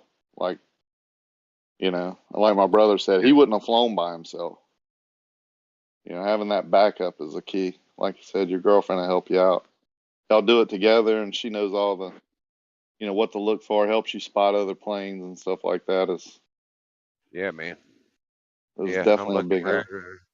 I just hope I didn't wait so late in life that I won't get to experience it to the degree. See, my uncle Howard got shot down over Germany in a P-47, and my ultimate goal is to get checked out on tail draggers and actually fly a P-47. Woo! That's a good And goal, man. yeah, well, my neighbor that I've spoke of, he's got 38 planes registered in Benton County where we live, and they're all warbirds. They're all military. He's got a P6, and you know, he doesn't have a P-47, but he knows the guy that does. So it's an attainable. You know, I can do it. He said, Yeah, those guys. Those guys usually hang out together. You know, they go to shows or. Oh yeah, yeah. Go to the same group. I still would love to see like a little tube through the water, the surface of the ocean. You know, the curved ocean that's got like a big old drop. Put a tube and pipe some sunshine to the other side. Like if it's nighttime here, just look It through was that good. tube and see sun or stars or light. You know what I mean? That'd be pretty cool, right? Just right on the very edge. I got a diagram. It would be cool. I like the way you think. Dirt, sand, water. Yeah, just have a horizontal tube. What do they call it? Diagonal. No, you do it diagonal. Right from your feet, diagonal. Yep, right from your feet, diagonal. The smallest one you need to do on the very edge of the curb, underneath that certain amount of dirt, probably about 10 foot, whatever. You make the diagonal line or whatever, and then you keep going, and then you send a camera down. You do it through water or whatever you want. But eventually, if it's a globe, your tube's going to hit dry. It's going to go out of the water, and you're going to see stars, sun on the other side of the planet or whatever, like the other side of the rotation of shit going around. So like when the sun supposedly sets, you'll see it come to that, it'll pass that tube. That point, yeah. Yeah, baby boy. It's real science. I think it's called a cord line. You can call it a cord line tube. Yeah, just right off the edge of the fucking ball, like a straw through a potato. That's what I want to see. I want to run that. Oh yeah, let's do it. That tube from beach to beach over the Lake Pontchartrain and put a 90-foot tube in the middle up to the top of the surface there. Yeah. You know what I'm saying? You could have reflectors and see the sky up above, and then but see all the way across to the other guy's feet too. Count as Man, two. and I would so, yep, and I would so still love to fucking see, like, look down a tube and see stars on the other side or sunshine when it's nighttime where I'm at. That'd be awesome. Pipe some sunshine to me, baby. You could sell that, man. That's sellable. I'm telling you. A tourist attraction. Dude, a hole where you can look down and see the stars and stuff? What the fuck?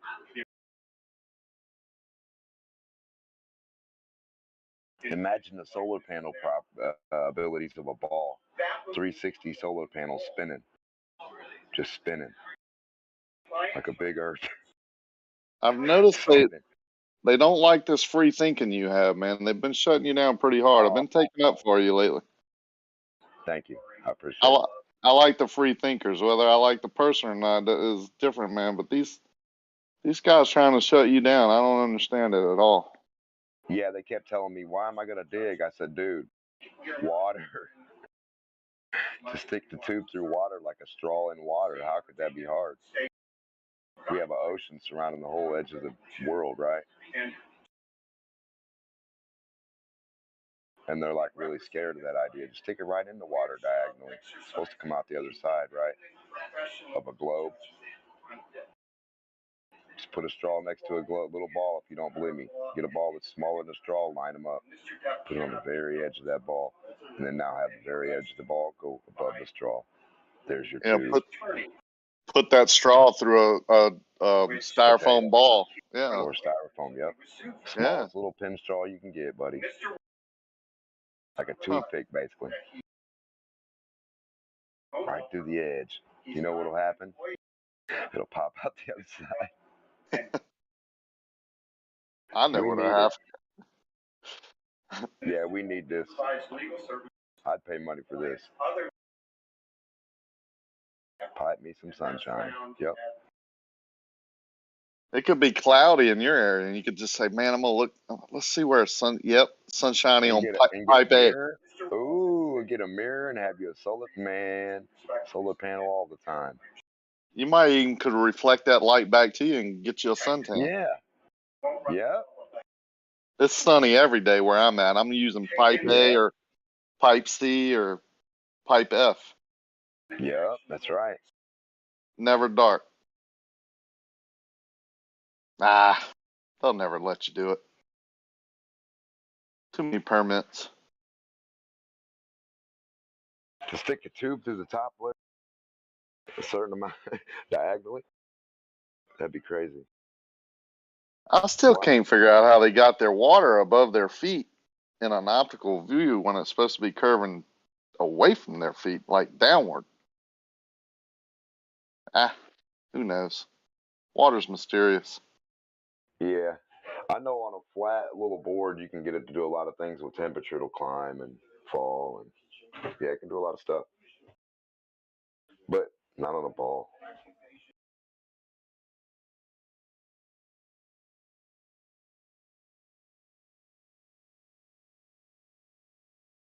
That's true though. You could just do a 12-mile pipe starting across Lake Pontchartrain on a cord, and then 90 it up 90 feet. Like use a 90, put a mirror right there, and go up 90 feet, and you would be at the surface. You'd be underneath the bridge. You could show people the underneath of the bridge from each beach. Yeah, put the tube through the water, and show sunshine through it, on each side. Yes, sir. If we're on a ball, fucking right. 90 feet sagittal. I got you. Or that water isn't curving. You know we got 10K, 10 kilometer tunnels already. So for them to ever say we don't do this or can't do this would be absurdly insane. To say we couldn't make a 12-mile or 100-mile tunnel because they've got CERN, they got all kinds of tunnels, no problem. And we're making one through water, not dirt, not granite, not the mountain. Yeah, Left Lane's taking his pilot's license stuff now, so he's saying once he leaves the ground on that airplane that's not a ballistic object, it has a motor. If he's flying over the runway, that might be, let's say it's 100 miles long. theoretical, right? He can fly 10 feet off of that runway forever, never adjusting, right? If it's flat. But to fly, he's also at the same time being pulled around a ball surface. And why Yeah. isn't it day or night above or below the plane when you're going towards the curve?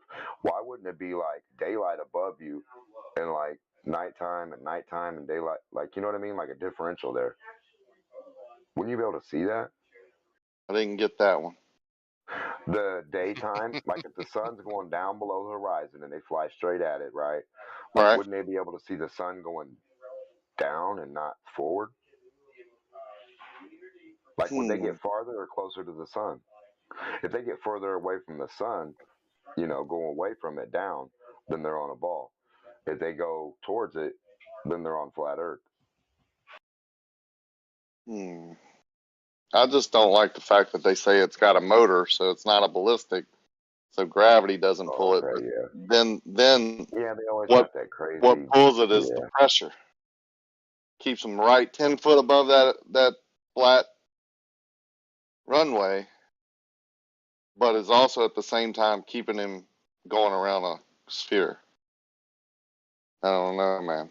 And that high in a plane, I swear, on the front of the bottom of the fucking airplane, you should be able to have like a down pointing camera that like right before you turn down, like sees like stars and shit around the other side of the ball, like down, where there's not a dirt edge, like, because if the plane's off of the dirt edge already and it's flying around it a mile away from the ball, like it can definitely should be seeing a mile out of downward.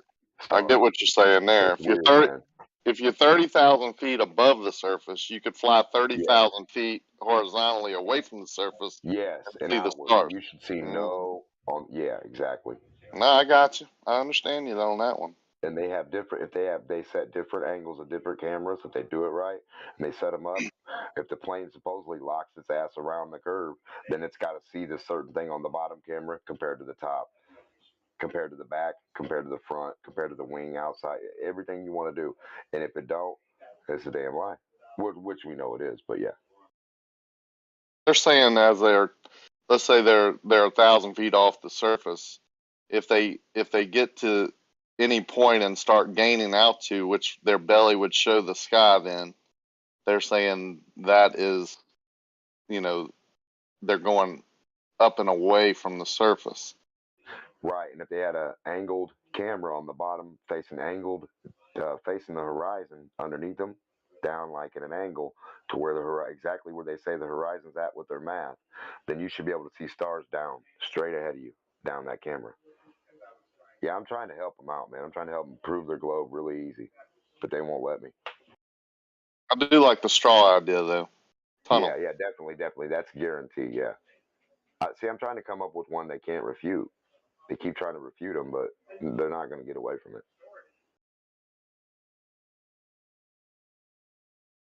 And if you can't understand stabbing a straw through a potato or a styrofoam ball, then I can't help you. But we're not actually stabbing it through the ball. We're just stabbing it through the water on the outside edge of the ball.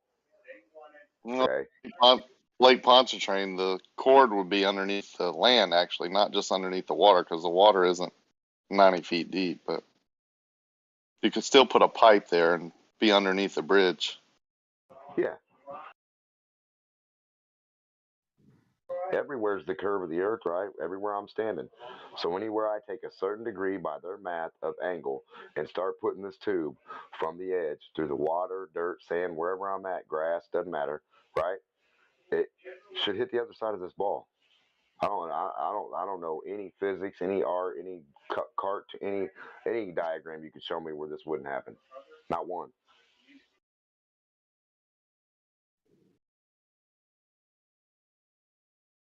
What do you guys think? Is that dumb or what? And we got cameras too. Even if it's dark at the end and you can't see, there's a light at the end of that tunnel. We'll keep the light on for you. Keep the light on Motel 6. We'll put a Motel 6 at the end. We'll keep the light on for them. Man, I need to be paid for that. Free We'll advertising. keep the light on for you. If it's nighttime where you're at, don't feel bad. Look down your day tube. Yeah, you could I'll have keep it daytime posted. too, pointing in all directions, depending on what time of day it was or what time of night it was in your area. Would dictate what tube you look at. Yep. If you had a couple mirrors set up and a couple magnifying glasses down the way, or something to like bring the light, you know what I mean, liquid, whatever, you know what I mean? Slow the light down, you could have more of it during that time. After you see the light and it's a dry, hollow tube, you know, then you could fill it with water after you know and proved your point, put the camera down all the way and stuff. Then you could fill it with liquid and light will come through slower and you'll have more time and more light. And maybe that water would help for like a solar panel you could put right in front of the tube and just see how much you could get from that. That'd be pretty cool. So at night you could still be using some type of solar power. That'd be awesome. You could build a room around it, a solar panel room around the hole, right? And on the outside of the room, solar panels, the building, and on the inside, solar panels. So when the light comes through on the other side, the whole inside lights up solar panel. And then the top solar panel when it's daytime on the other side. Yeah. Got you. Yeah.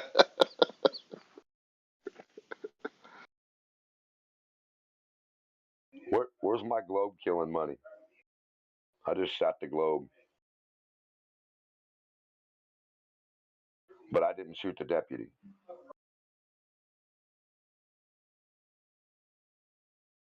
Shot the globe, but I didn't shoot the deputy. That was a good song back in the day. Yeah.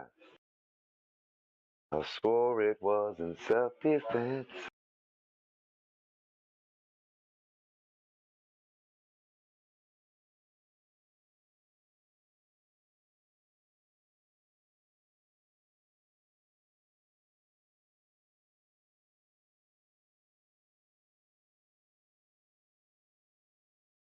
They were talking about JFK being the sheriff in that song.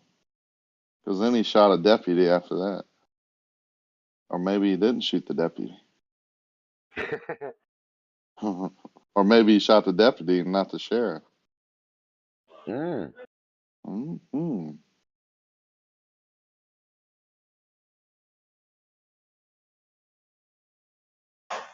My parents got pissed when I told them that was a Bob Marley song. Like it came on and the It Clapton is a version Bob was on, Marley. and I was like, yo, did you know that this is a Bob Marley song? They're like, no, it's not. It is a Bob Marley song. Yeah, it is. Yeah. Why would your parents think it's not a Bob Marley song? I don't understand. I don't know. They were into that all that classic rock shit, and I was too. But Oh, I mean, someone did a cover of it? yeah, Oh, okay. Eric Clapton. Eric Clapton made it famous, kind of, or re-famous. I don't know who that is. Eric Clapton? You don't I know don't who know Eric Eric Clapton. Clapton is? No, I just know the Bob Marley version. That's the version everyone knows, I thought. I don't know. Ooh, Eric Clapton's the man, bro. Oh, let me Google him, Eric Clapton.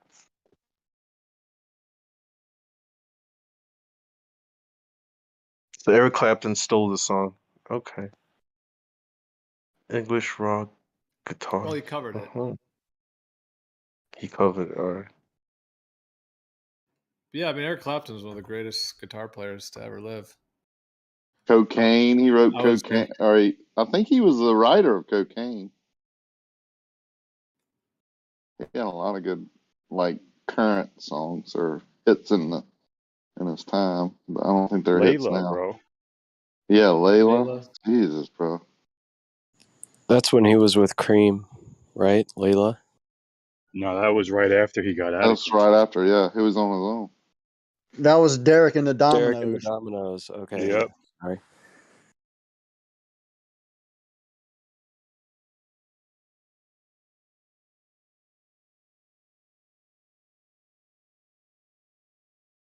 Yeah, even if you don't know who he is, I could almost guarantee you've heard at least one of his songs before. Maybe, yeah. And I wouldn't have known it's him, I'm guessing. He was in the Yardbirds at one time. Actually, him, Jeff Beck, and Page. yeah, Jimmy Page was in there, but I think there was I don't think they was ever in there all at the same time, but I think Jeff Beck and Eric Clapton were both in the group at the same time. So all three of those guitarists were in the Yardbirds. They had some good shit. Golly, I didn't realize that. And now that you say it, I kind of putting it together. Yeah, all three of those guitars in the same band. That's sick. I'm gonna have to re-listen to some of that.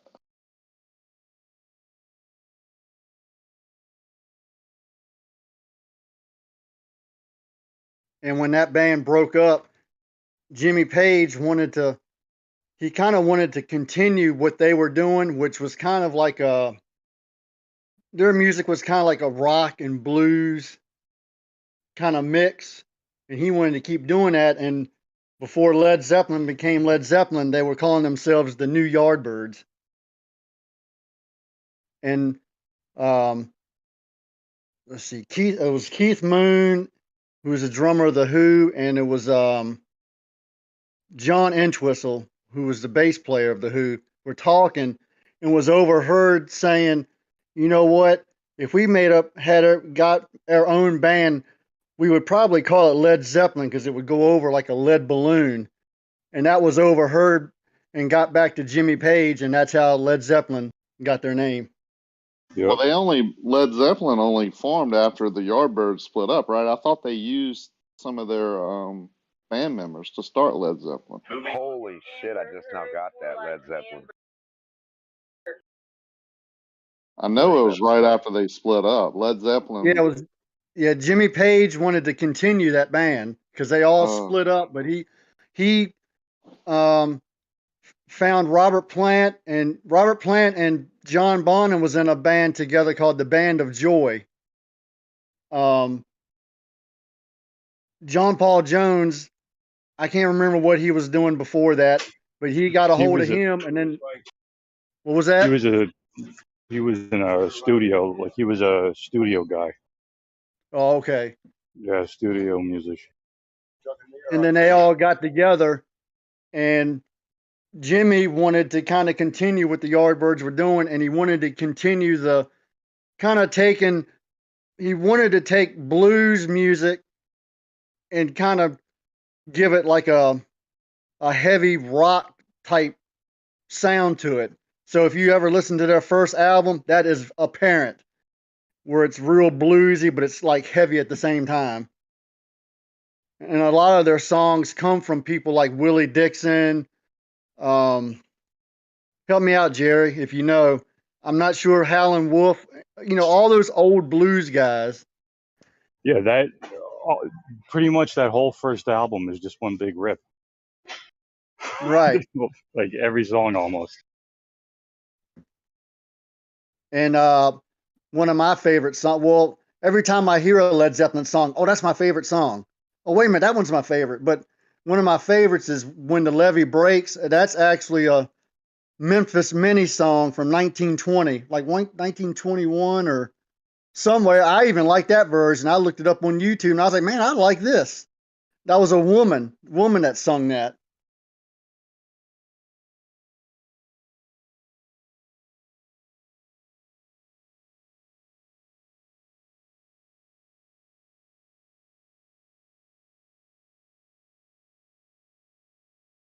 Yeah, I'm sure you've heard the old saying, good artist copy, but great artist steal. That's pretty much what you say, steal.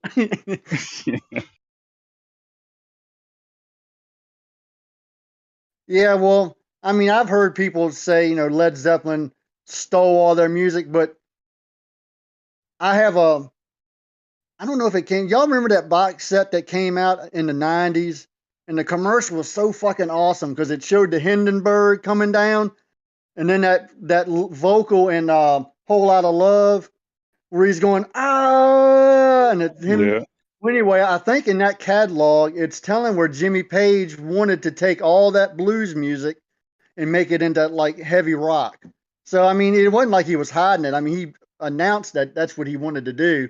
But I think there was a problem where they wasn't giving credit to that music.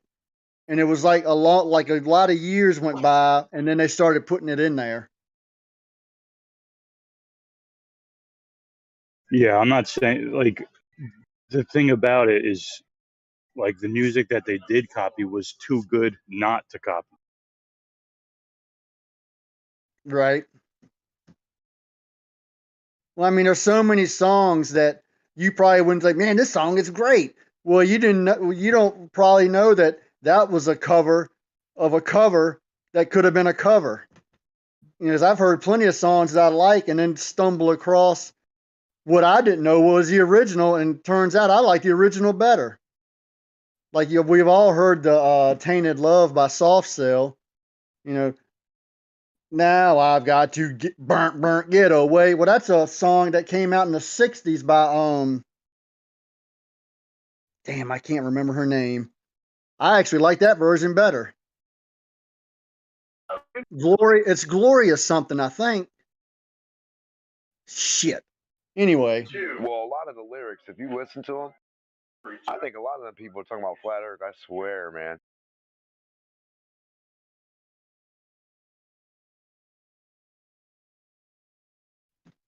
Yeah, like, that song by The Who, I Can See for Miles. Yeah, that's one. I can see for miles. Believe planet Earth turns slowly, and then he's like, nothing real is ever as it seems. Yeah, I like that one. Yeah, that one. I saw something where REM had that song "Stand." That whole place where you are. Yeah, that whole song is like, if you just look at it and just kind of interpret it, I mean, that's what it's all about. The wheels in the sky keep on turning. That's what told me it was flat. It's Fools flat on the- sky. It's flat universe. There ain't no round, spherical, anything. Nothing.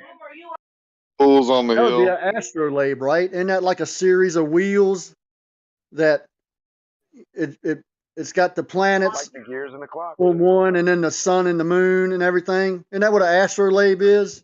Yeah. Holy crazy town. Well, I mean, it's flat, like a flat sand lot, and then everything above it. Yeah. So there's no way it could be round. It's not going around the edges of it. Doesn't need to.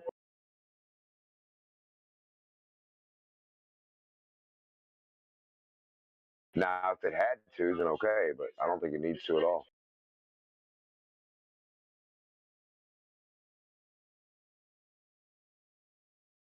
Yeah, I mean, and if it does spin around the other side, when you stick that tube through diagonally at a certain angle, you should see the stars spinning through the other side where they're going, exactly where they're going to. And it should match the globe model, right? What the globe model says. Let's try it out. 12 mile, 20 mile, 100 mile. A tube? Can't be that fucking hard. Through water? Well, they kind of already have that with fiber optics under the oceans. What, do they stick out the other side? Do they though? Do they really? Do they I don't really? even know if I believe that. No, I want to too. I mean, I hear you, Grim, but stick a camera through. You can stick a camera. That's a lot of through it and fucking see fiber the stars. optics, dude. See the stars, the sun rotating on the other side, passing, doing its thing. There, look, the sun went past the horizon. Hurry up, look down your tube. See if you see it coming your way. Oh no, damn. Oh What do you yeah, mean, look, no? we can see it. You know what I mean? Actual observation of science. Why would we not do this? What the hell?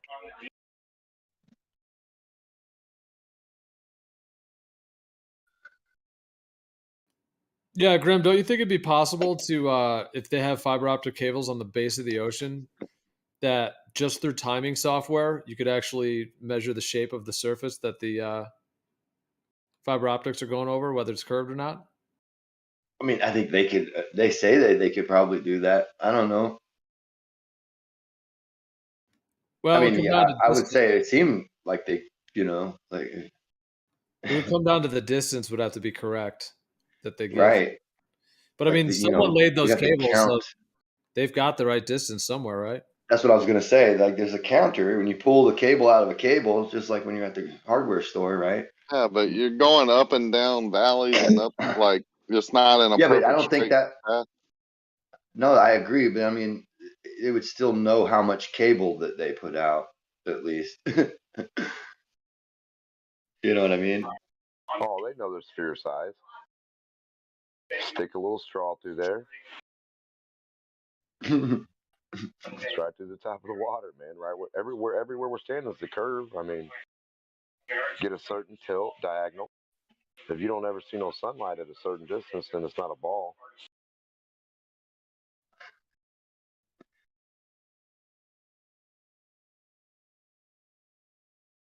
Just trying to help them out. It ain't working. All I see it doing is never coming out of anything ever. Ever.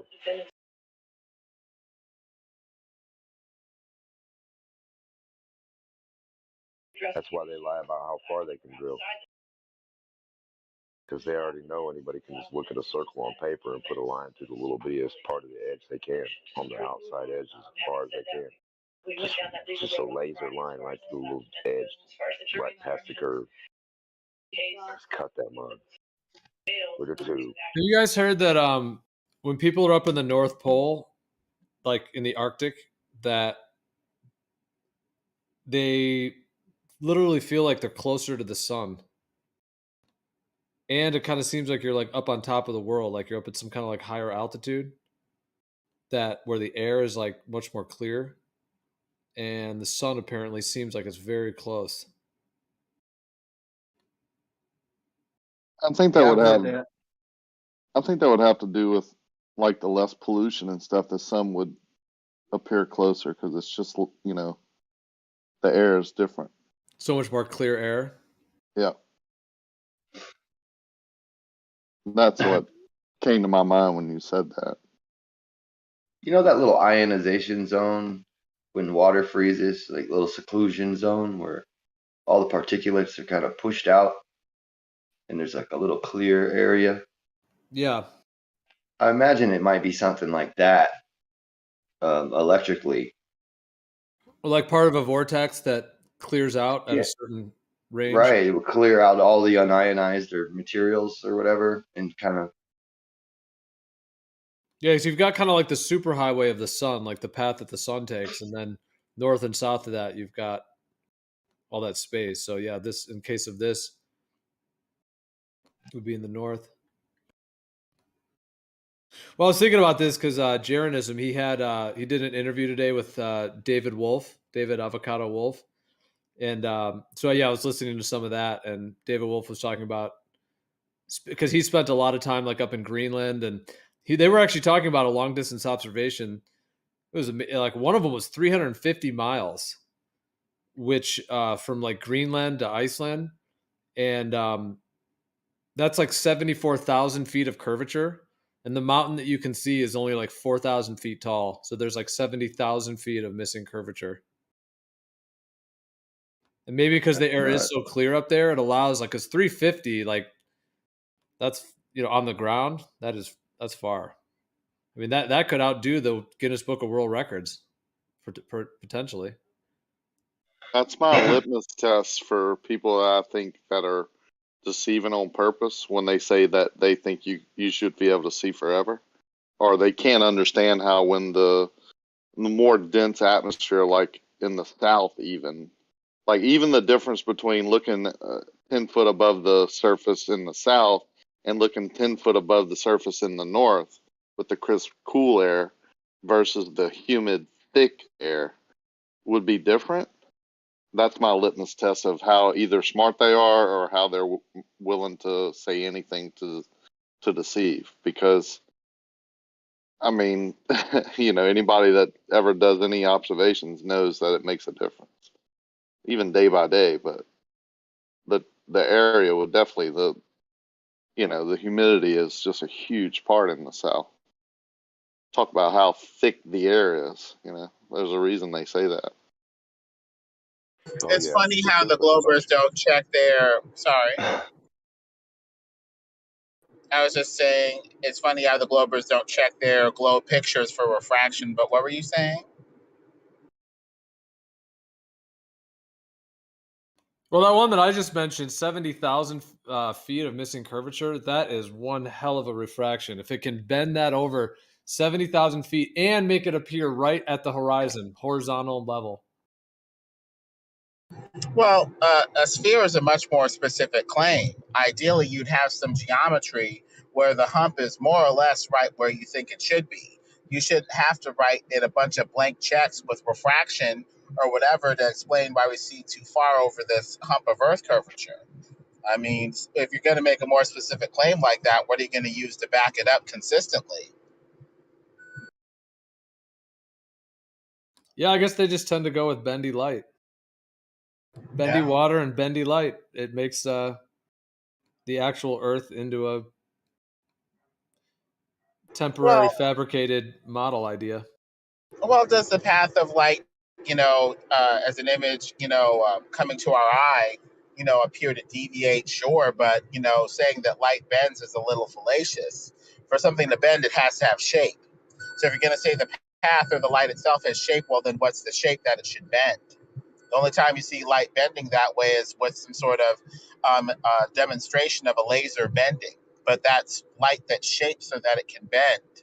Most light that we see with gentle illumination is not like that. It fills up the whole space with little to no shape. So that's fallacious to say that light can bend like that on that level anyway. So Lemon, I know I've heard you say this before in other words, but I gave you that video. I'm not trying to argue with you, but I mean, I don't know why you'd still be saying it. You saw that video where it wasn't a laser. It was also a laser. They used a picture of something like buildings or something, and they put that on the other end of the aquarium. And they did the same thing with the camera. And they showed you where the thing actually was with the other camera and where you were seeing it with the camera while you're looking dead on at it. And it showed that there was, that same issue. The light, the object, the picture seemed like it was lifted up much higher than it actually was. It was down lower, lifted up higher. So I mean that it wasn't a laser; it was regular visible light, like you asked for. And I said, you know what I mean. I'm just saying, you said that, we did that. The fallacy with that, though, is normally you see the sugar water laser where you can see the string from the side obviously bending. If I take that image in your video or whatever you're talking about and look at the light from the side, will I see it similarly bend like a string or not? As far as I can tell, that's not what we see. The light is everywhere. And thinking that it bends like a string on that level where you can turn, the image to the side and see it bending like a string through sugar water is on that level slightly fallacious. No, And yet what again, you're asking for is fallacious, right? Because you wouldn't see that because it's not a laser. Like you asked for regular incoherent light, not a laser. So why would you expect to see it bending from the side at all? What you would see is the same thing that we're saying you would see, and that would be the image itself would be lifted up well above its original position, giving you the false impression that it is on a flatter surface. And you could clearly see that was happening because he put a hump surface in the way so that the hump surface without the sugar water blocks the picture. See? I agree. So you don't have to see it bending from the side because it's not a laser. You wouldn't. There's no way you would. Why would? Yeah. Go ahead. What's up? Well, I had a question for you, man. How you doing? Pretty good, man. Do you think that where do you stand right now? Do you think that what they told us about the Earth is what it is? No, hell no. I don't believe a lot of the shit these assholes try to run at us. I just, and I don't stand on it like it's definitely a globe. It's just some arguments that I can't satisfy myself the same way other people can with them. Is all. No, that's You know cool. what I I mean? think that's an honest position, but I think the bigger part of this conversation is not what exactly the Earth is. It's what it's not. It's Well, yeah, the I agree. magnitude of us being misled about what it is. Yeah. I'm out here hollering the same shit. It's, and even on a bigger spectrum about the whole universe, black holes and big bangs. I mean, absolute bullshit. Gravity centric cosmology, absolute bullshit. So, we stand together in a way. So, Yeah, like I think that's the biggest thing, right? Like flat Earth is just this term, and for me, like I went out and I looked at the Earth, and it definitely doesn't curve like it's supposed to. Like it just doesn't. But I don't know what the Earth is.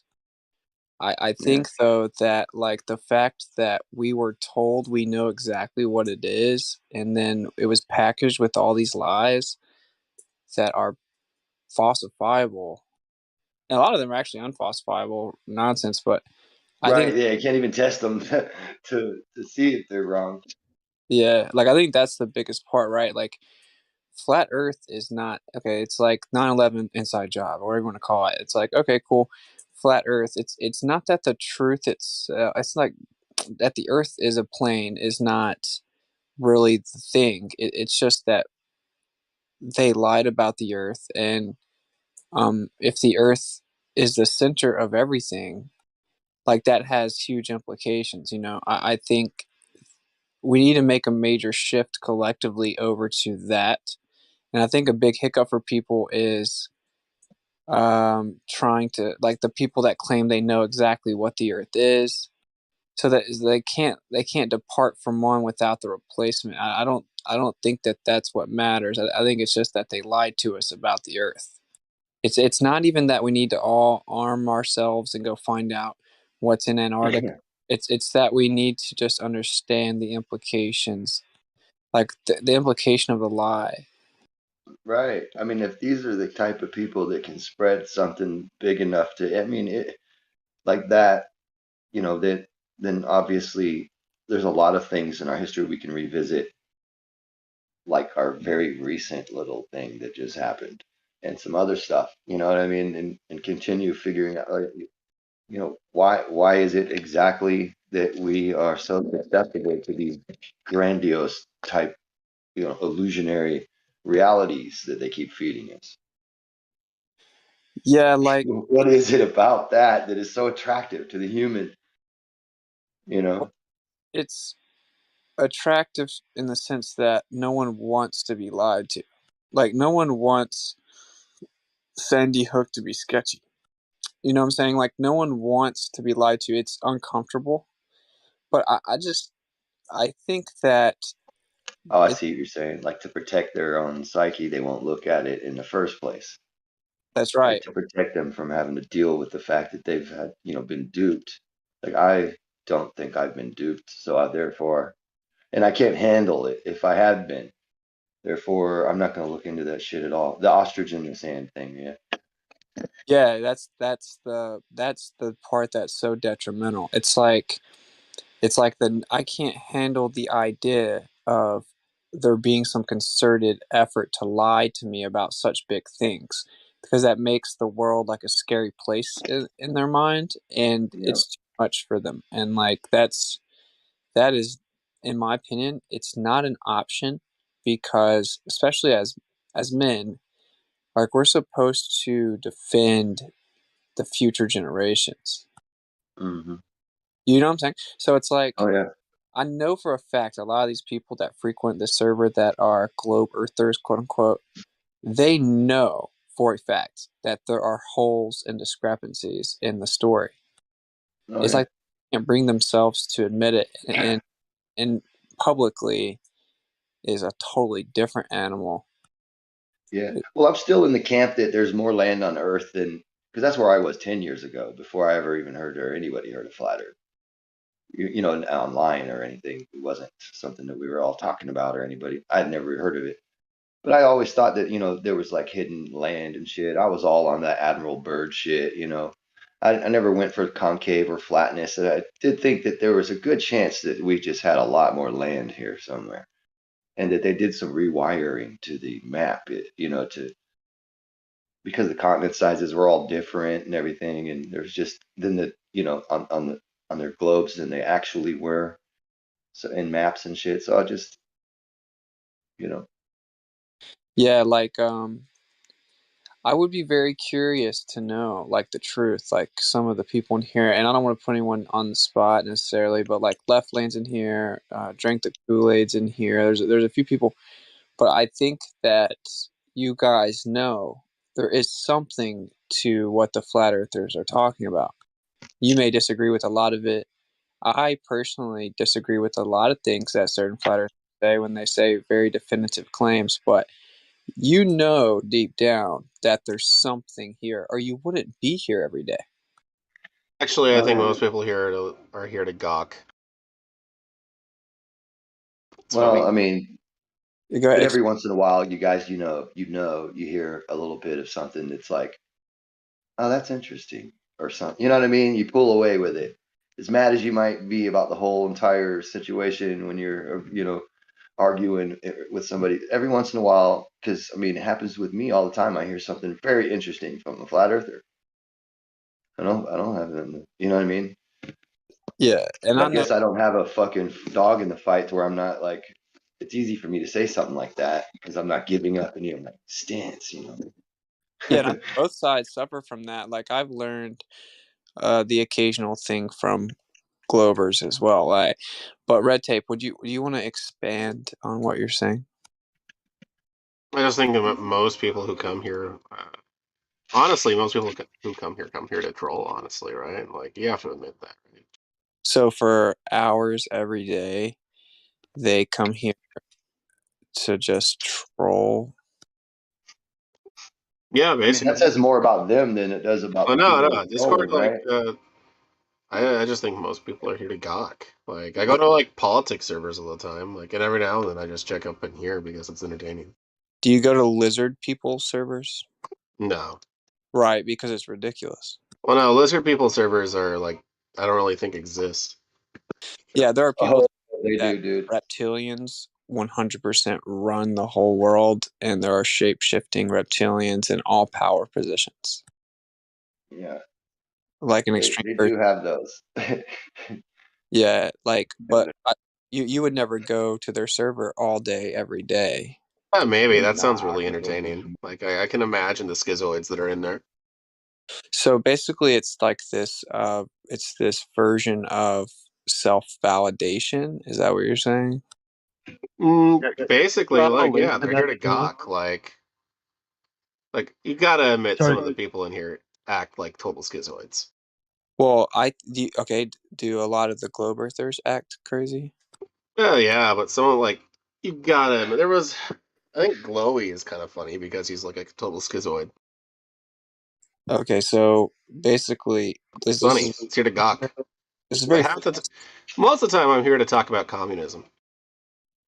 This is very What is that? to me, though, right? It's like the idea that someone can hold the belief that flat Earth is the epitome of stupidity. No, not even like stupidity. I think about like a lot of like globe earthers just come in here to gawk. Like it's funny. It's like you're watching it. You're in a zoo. Like you go to the zoo and you watch the animals. Yeah, but this is right. So this is what I'm saying. The fascination I have with it is like this ego that stems from ego. Yeah, kind of. I would agree. Yeah, like at least they think to themselves, at least I'm not a fucking flat earther, right? So is it because that in every other facet of their life they don't feel that they're superior to people, so they come find this area where they feel they are superior? If we asked Freud, he would say yes. That is clearly what it is. Maybe, but Freud also was a. I know. Hey, man, incestuous but I'm saying, pedophile. Yeah. Well, no, that was most Europeans, right? Okay, But like I don't know. you see how actually, right, at one side they think that they're really trying to expose the biggest lie ever told, and they feel like children are being misled into a worldview of nihilism and apathy and materialism. Well, And how so? Because like you think that the powers that be, when they were pushing this, would still want like religion to still be a thing, because most of the power structures were based on like what's it fucking called, the divine right of kings, et cetera, et cetera. They don't want that because that like challenge traditional power structures.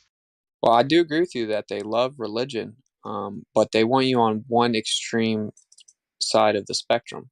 They don't want you in like No, a I would disagree. okay. Well, then why do all the powers that be push evolutionary train of thought then? I don't think they do. There's like a significant part of the American government that is anti-evolution. Now they challenged that for a long time. Like a lot of, especially like more traditional, like monarchist areas of Europe challenged it because it challenged religion, which challenged the right of kings to rule. Right? Like I don't think there was like. I just think evolution's correct. Well, that's cool, man. But so you think that the what we were told about the Earth and the stories about going to space, you think they're all 100% legitimate? No. So what exactly do you think that they lied about? Uh, The monopole data. The what? I didn't hear you. The monopole data. I don't know what that is. If he's asking me, I mean, that's where they said what is it, the light from the Big Bang, the leftover, CMB, Cosmic microwave background radiation. Yeah, I only they have like a brief like idea of what any of that really was. It shows that the Earth is at the center of everything. No. Well, see, that's what that if you go with their bullshit data, then they can Why would lead they you want to right into challenge that that? Because that makes rabbit hole, right? the world special, right? Let me explain why. Okay, so Oh, they don't want one quick it to be that special. data. They've Oh, sorry. explained that very point blank, that they want to avoid the horror of a unique special position. But this is why. It's a simple psychological motivation. If you were to want to control a massive amount of people, apathy is the most useful trait that you can instill in the population. When people don't care, they're much more persuadable. That's just liberalism, dude. Which is why check I this challenge out. it as a Was it Pierre Robitaille, Marie Robitaille, Nobel Prize winner for like fixing, dialing in they built a Tesla 8 MRI machine, which he adjusted something in Kirchhoff's law so that he could get a better signal to noise ratio, and then proving that Kirchhoff's law was incorrect, he doubled the resolution of the MRI machine with building this thing. So he got a Nobel Prize with his buddy with that, or his partners with that, and then he took that same application of the Kirchhoff's law issue and he brought it to the CMB, the cosmic microwave background, and he said that the anisotropy maps only showed monopole data from the one satellite, which was the one closest to Earth, which was why he said that it was high energy cosmic rays converting to microwaves in Earth's oceans and being re-emitted at a lower frequency, loss of energy level, and that monopole data comes from the Earth's oceans. And he showed on the anisotropy maps the fucking continents. Why would there be the continents out there in you know what I mean? You'd be able to visibly see continents if it weren't radiation from the fucking Earth in the first place. And he proves all that, shows all that in his shit. And he says that they're fucking lying to us about this cosmic microwave background radiation to give us this, this Big Bang and all this other, nonsense. And in the same breath, it's as controlled opposition. He doesn't say this at all, but I can see this as controlled opposition to bring you back to the religious side, or some, because this is what Big Bang was in the first place. It's like a left hand and a right hand both want you to be into religion, but they pretend to be red and blue separate teams. But then when they, what do you mean? They're both either one liberals. wins. It's both religion. You know what I mean? So no. Yeah. Like it's ideology, but not religion. Like, Well, this is the thing. Religion. See, this is you're conflating. because the thing is, I think you like are exaggerating how much people care about this. Yeah, but so you're conflating religion. People don't care. That's my whole point. Like you're Well, conflating. yeah, but that's not religion. That's You're conflating religion to the acknowledgement of a designer. So it's like the Yeah, reason they is they I was colloquially using the term, but you're no, correct. no. I was.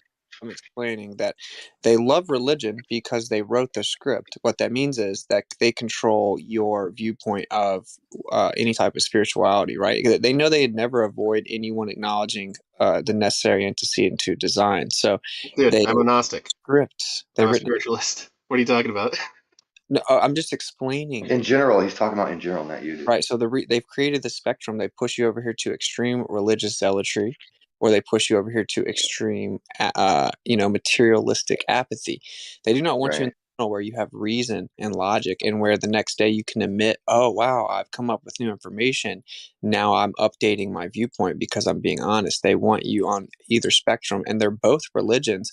Evolutionary materialism is a religion, just as much That's as exactly what I'm saying, dude. It's I like a will Hegel's respectfully dialectic, though, right? Where they give you these two, they seem, diametrically opposed or whatever, but they're totally not. But so anywhere you bounce in between that, uh, Big Bang or whatever they're pushing, then you're landing anywhere in the middle where they want you. yeah, the heliocentric model is objectively a religion. Like, for example, there's a story called the giant impact theory that Mars-sized body hit the Earth, exchanged energy with its core, broke the Earth into little pieces. One of the little pieces stuck around the Earth. Then, over billions of years, gravity coalesced both of them into perfect spheres and held one of the rocks just at the perfect distance to become the moon, to where Yeah. looks like it's the same exact size as the sun. Now, that is a religious belief, bro. There's no way around it. Yeah, it Hey, is with wonky. it, you asked Because how could there earlier. be any evidence of that? You asked earlier why we stay around. Can I give my answer? Sure. So it was about a week ago. I was talking about boats because you know me, I'm the boat guy. All I do is talk about boats. And someone challenged my understanding of boats. And they did it in a way that made me realize I didn't know as much as I thought I did, which has sent me on a week-long tangent on studying the Bernoulli principle and more advanced physics than I ever got into before. Oh, That's why I stick around. that's a refreshingly honest There you answer. go. Yeah, I like that. I like it. So, like, I agree that that's what I kind of want some of the people in here to be more honest about. So that's why I'm very proud of you for saying that, because I know for a fact that some of the people that come in here and think the Earth is for sure a globe have left here learning things, and that's really why people come here, is because there's like thought-provoking conversation in here quite often. I doubt it. Well, you're Well, just a contrarian so far. So no. Like, honestly, like most people hear flat Earth server, they go to laugh, then they leave. Like, don't you remember what happened to the fuck? What was it called? The 24/7 flat Earth server. That was yeah, all it was. Like, it just people coming in to laugh. They got banned. They come back again on a false account because it was funny. Then okay. again, like So when are people you in gonna laugh and 24/7. leave? I'm not, but like a lot of people are. Yeah, Like, but this is the thing, that you think that I can't teach you something about the Earth. I don't care. All I care about is communism versus capitalism. Okay, well, that's a binary, so you should up your intellectual ante. No, I am a Marxist dude. I don't care. Okay, All we I get care about is the liberation of the working class. very very Is that no. like saying destroy the working class? You know, virtue signaling is actually like a telltale sign of someone that's typically like egregiously immoral. Well, no, what they Well, say I when did he just says come and offend liberation of the working class, it makes me feel like, it's like it's Well, like Mr. Grimm, it sounds like you're accepting like these big government, like big state, like statements about what communism is. Like, what's going on here? no, just the way you said it, it just seemed nefarious. Like, I'm going to liberate all my little zoo animals by killing them, right? It was just to liberate the working class. I'm fine with doing It's- that to liberals, but yeah. Don't I take mean, the bait. liberals in the true sense of libertarianism, or the today's fifth wave liberalisms. well, no, liberalism is that's all still what liberalism is. Like neolibs are like the Conceptual mainstream. abstractions. These are all constructs. Like no human being. Exactly. Oh yeah, they're all constructs. Yeah, no human being has to fit within the confinement of some word you say. Exactly. Unless they choose to literally follow the pattern of, which you see a lot of, man. You know, just Like there's a truth in every. Like hitting every checkbox. I think a monarch is better than our government in lots of ways. I think that like Could be. I think a king is better in lots of ways. It depends on The the only good liberals were the French. Were the French revolutionaries who killed their king. It was incredibly based. The French Revolution was literally engineered provably, though. So it's not something Engineered? What do you mean? Like the first and second estate fucked over the third estate, which was like the commoner. So look, I'm about to teach you something. So That's the do you have story. so do you know about the fact that the Bavarian government actually found sir. documents that proved that they were orchestrating the French Revolution and they predicted the year of it over a decade in advance? The Bavarian government. Yeah, look it up. A monarchy? No, I doubt it. Adam You're gonna give me Weishaupt. like some schizoid side. Okay, but this see, preemptive dismissal is the height of ignorance. I've already searched it. Oh, so you've researched I'm looking for it right now. I'm sorry. You've researched Adam Weishaupt? You said Bavarian government and French Revolution. I Google searched it. Where is it? Okay, so Adam Weishaupt You didn't was say Bavarian government. well. See, He impulsive started and the Illuminati. Type out his name really quick, please. Weishaupt. I can't spell that PT. now. Nobody can. It's like Just WHA. type it out in Livestream text. no. So I'm going to say the story, and you can stop interrupting. No. Just give me the article so I can read it.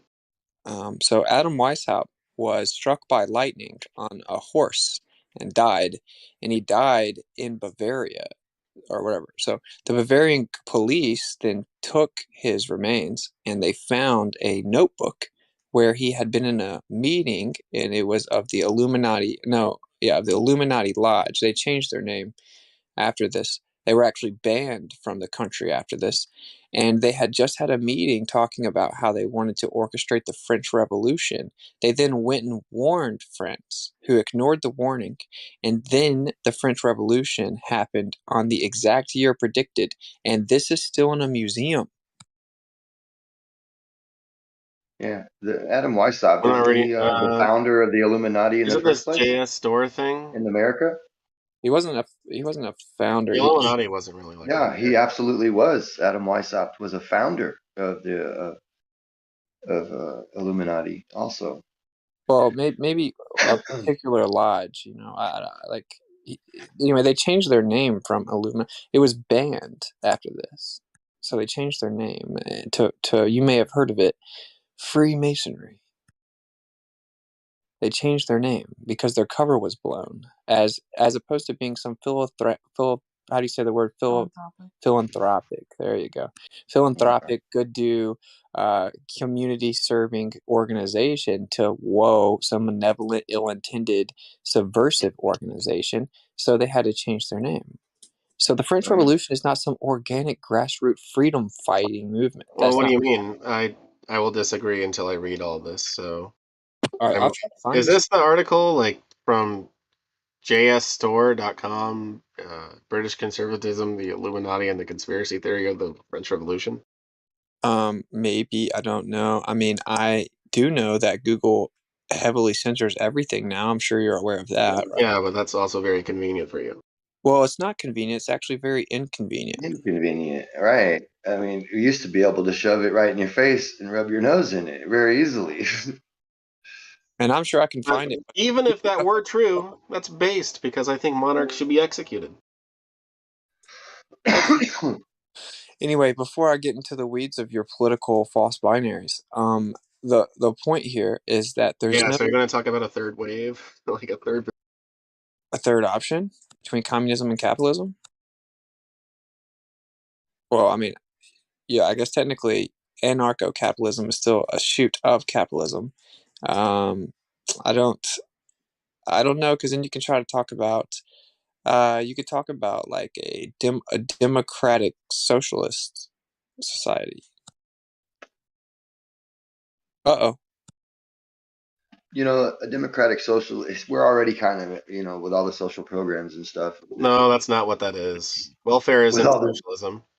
with all the social programs that we do Social have, programs aren't. That's like they calling do become Denmark and Norway. socialism when there's yeah, well, it becomes No, socialism when socialism people is who don't when. actually need it are getting it, and we No, give it away that freely. It no, becomes that's just welfare. a form of socialism. And well, No, it welfare isn't. is No, that's just socialistic. welfare, dude. Okay, you're just saying words, but what about the police? What about when we all pitch in money so we have police and road systems and school systems? That's a socialist program. No, it's not. Well, we give services to everyone, so how is it not? We give services to the people that don't pitch in on it. That's socialism. That's not. No, like. Well, it wouldn't be. Socialism, It like, wouldn't. It is. It wouldn't be if there. You know, socialism these are is like private a government of corporations, work. and we locally. Taking my hard-earned tax money to pay for the health care of people that can't pay for it. That's literally what we do. Yeah. Yeah, it's kind of developed it. Currently, I pay over $1,000 a month for insurance, major medical insurance. And the reason they say is the reason I have to pay that high of a premium is because I can afford it, and it helps pay for those that can't afford it. That is socialism by That definition. isn't what socialism is. That's just welfare, dude. It is Then what is socialistic. socialism? Say that. Socialism is literally when the workers control the means of production. When people who work in the Those that factories ability work to own. those to their need. Yeah. Socialism Well, is effectively a baby version of communism. But this is my whole point. The reason it's well, no, yeah, literally, because Yeah, like socialism is the transitionary phase between capitalism and communism. exactly, but that's my point. That's where we are. So it's a false binary, right? Because we have crony capitalism and have socialist programs at the same time. No, look. Talk to any communist. Like welfare isn't considered like socialist. Like for example, like having socialized healthcare isn't socialism. That's just like a welfare policy. What kind of healthcare is it? Socialized. That's Okay. not what that's like calling the Nazis socialists because They weren't. literally like did the biggest privatization campaign of any like nation at the time. Yeah, they were low key based in that sense. Yeah. When you control the contract, though, what is that? What is it when the contracts aren't up for grabs for everybody, only for a select few that you want me to refute your whole communism argument in one point? Dick Cheney, Halliburton. It creates a fixed cost of goods, therefore eliminating efficient, sustainable production in the long run every single time. So fixed cost of goods can never be long-term sustainable. It's impossible fundamentally. So you came to the Flat Earth server and you got your conversation. You can't rebut that. That was a tasty bit. It's just impossible. It's like I always use simple analogies. So it's like if corn costs $5 a bundle, and then we start to run out of corn, well, a free market will make the corn cost $10 a bundle, so less people will buy it, so you'll never run out of corn. If when you get low on corn, you have to keep the price at $5, you're going to run out of corn. There is no sustainable production with fixed cost of goods. That's 9th grade shit, man, from fucking high school economics. Supply and demand.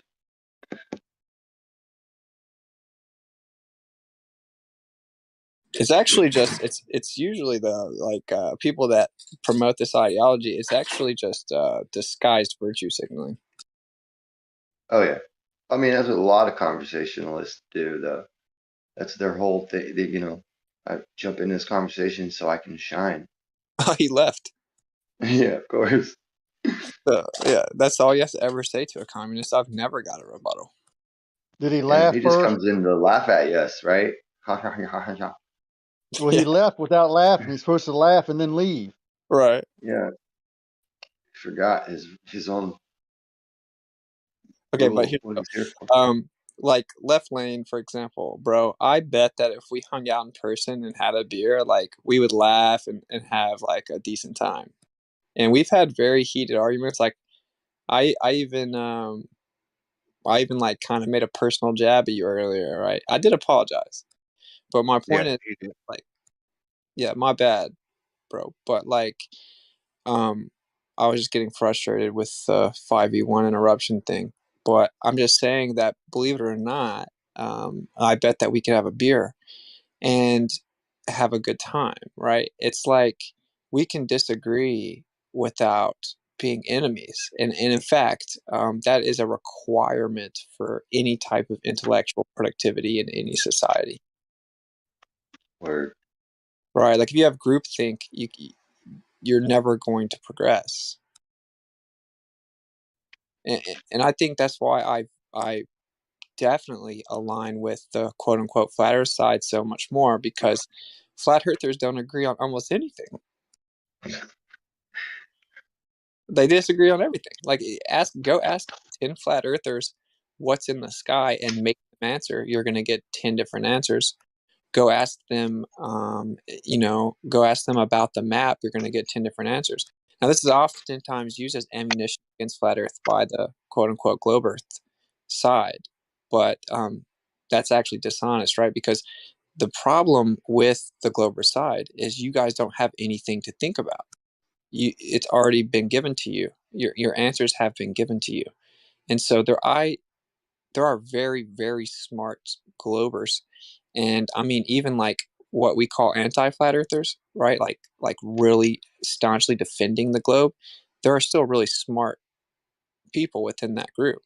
The problem is that their intellectualism is it is confined. It can't grow because there's nothing for you to figure out. And the only things that you have to figure out, everyone just says, "Oh, well, we just don't know that yet." And they just wait. They wait until they're told what the new answer is. Till Yeah, they're that's what I was pointing out the other day, dude. dumb. I mean, I was like, I would not ever like to be in your position. I was telling them because you take the consensus argument. So by default, that means you have to wait until everybody else says it, and then you finally get. You're going to be the last one to ever know anything new. Just know that. And this is With why a that lot of flat position, earthers ask people like Grim and I our opinions, but they do it in like this sneaky way.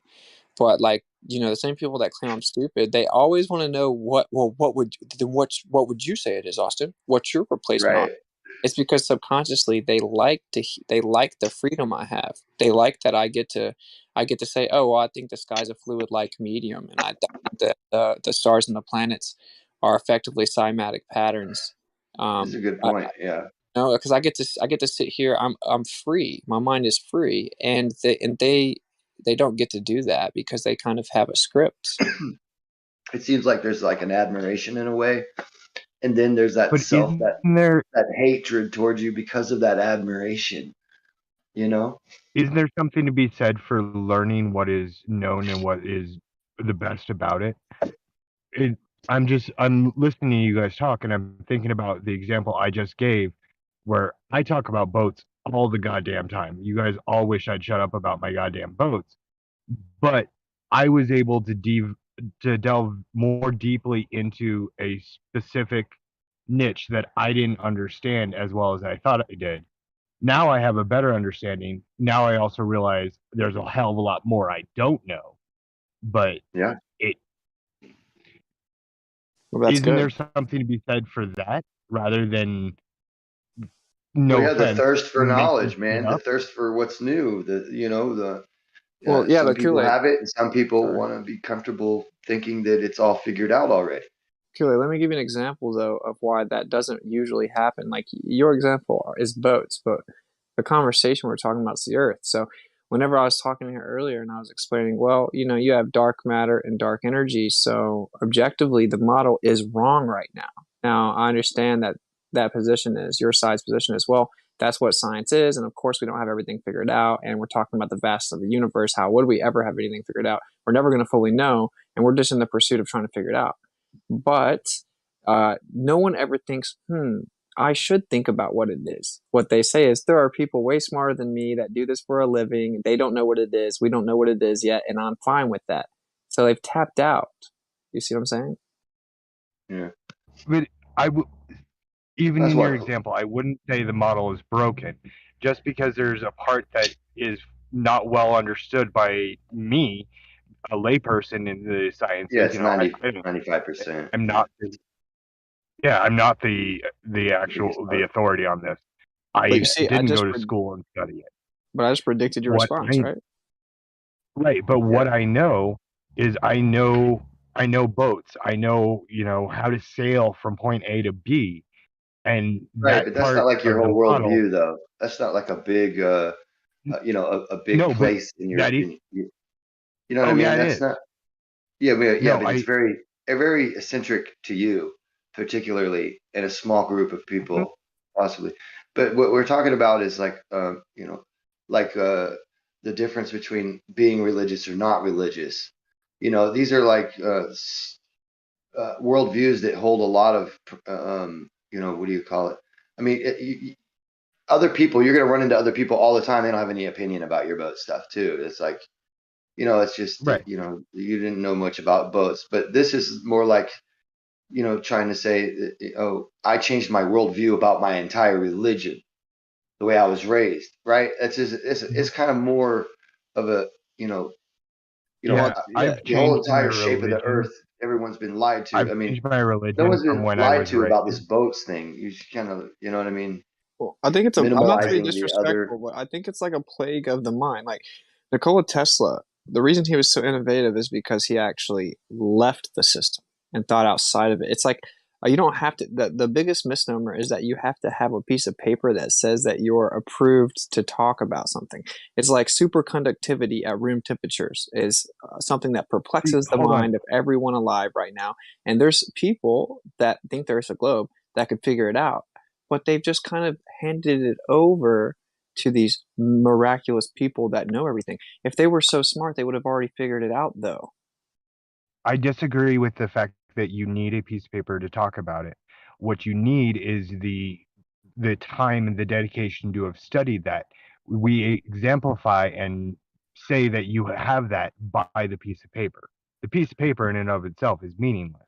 It's the hours and years of study that is signified by that paper that means something. Yeah, but if I go Is there an trying to make echo a in here? magnetic generator, every one of these anti-flat earthers that hate me, they're going to laugh at me, point at me. They're going to say, "You're so stupid. You think you can get perpetual energy with a magnetic generator?" It would already have been done if it could be done, Austin. There are people that do this for a living. You think some college dropout's going to figure it out, and we know that's the truth. And but Nikola Tesla was a college dropout. You're going right there. You ever been up to the old Homestead mine in Deadwood, South Dakota? Never heard of it.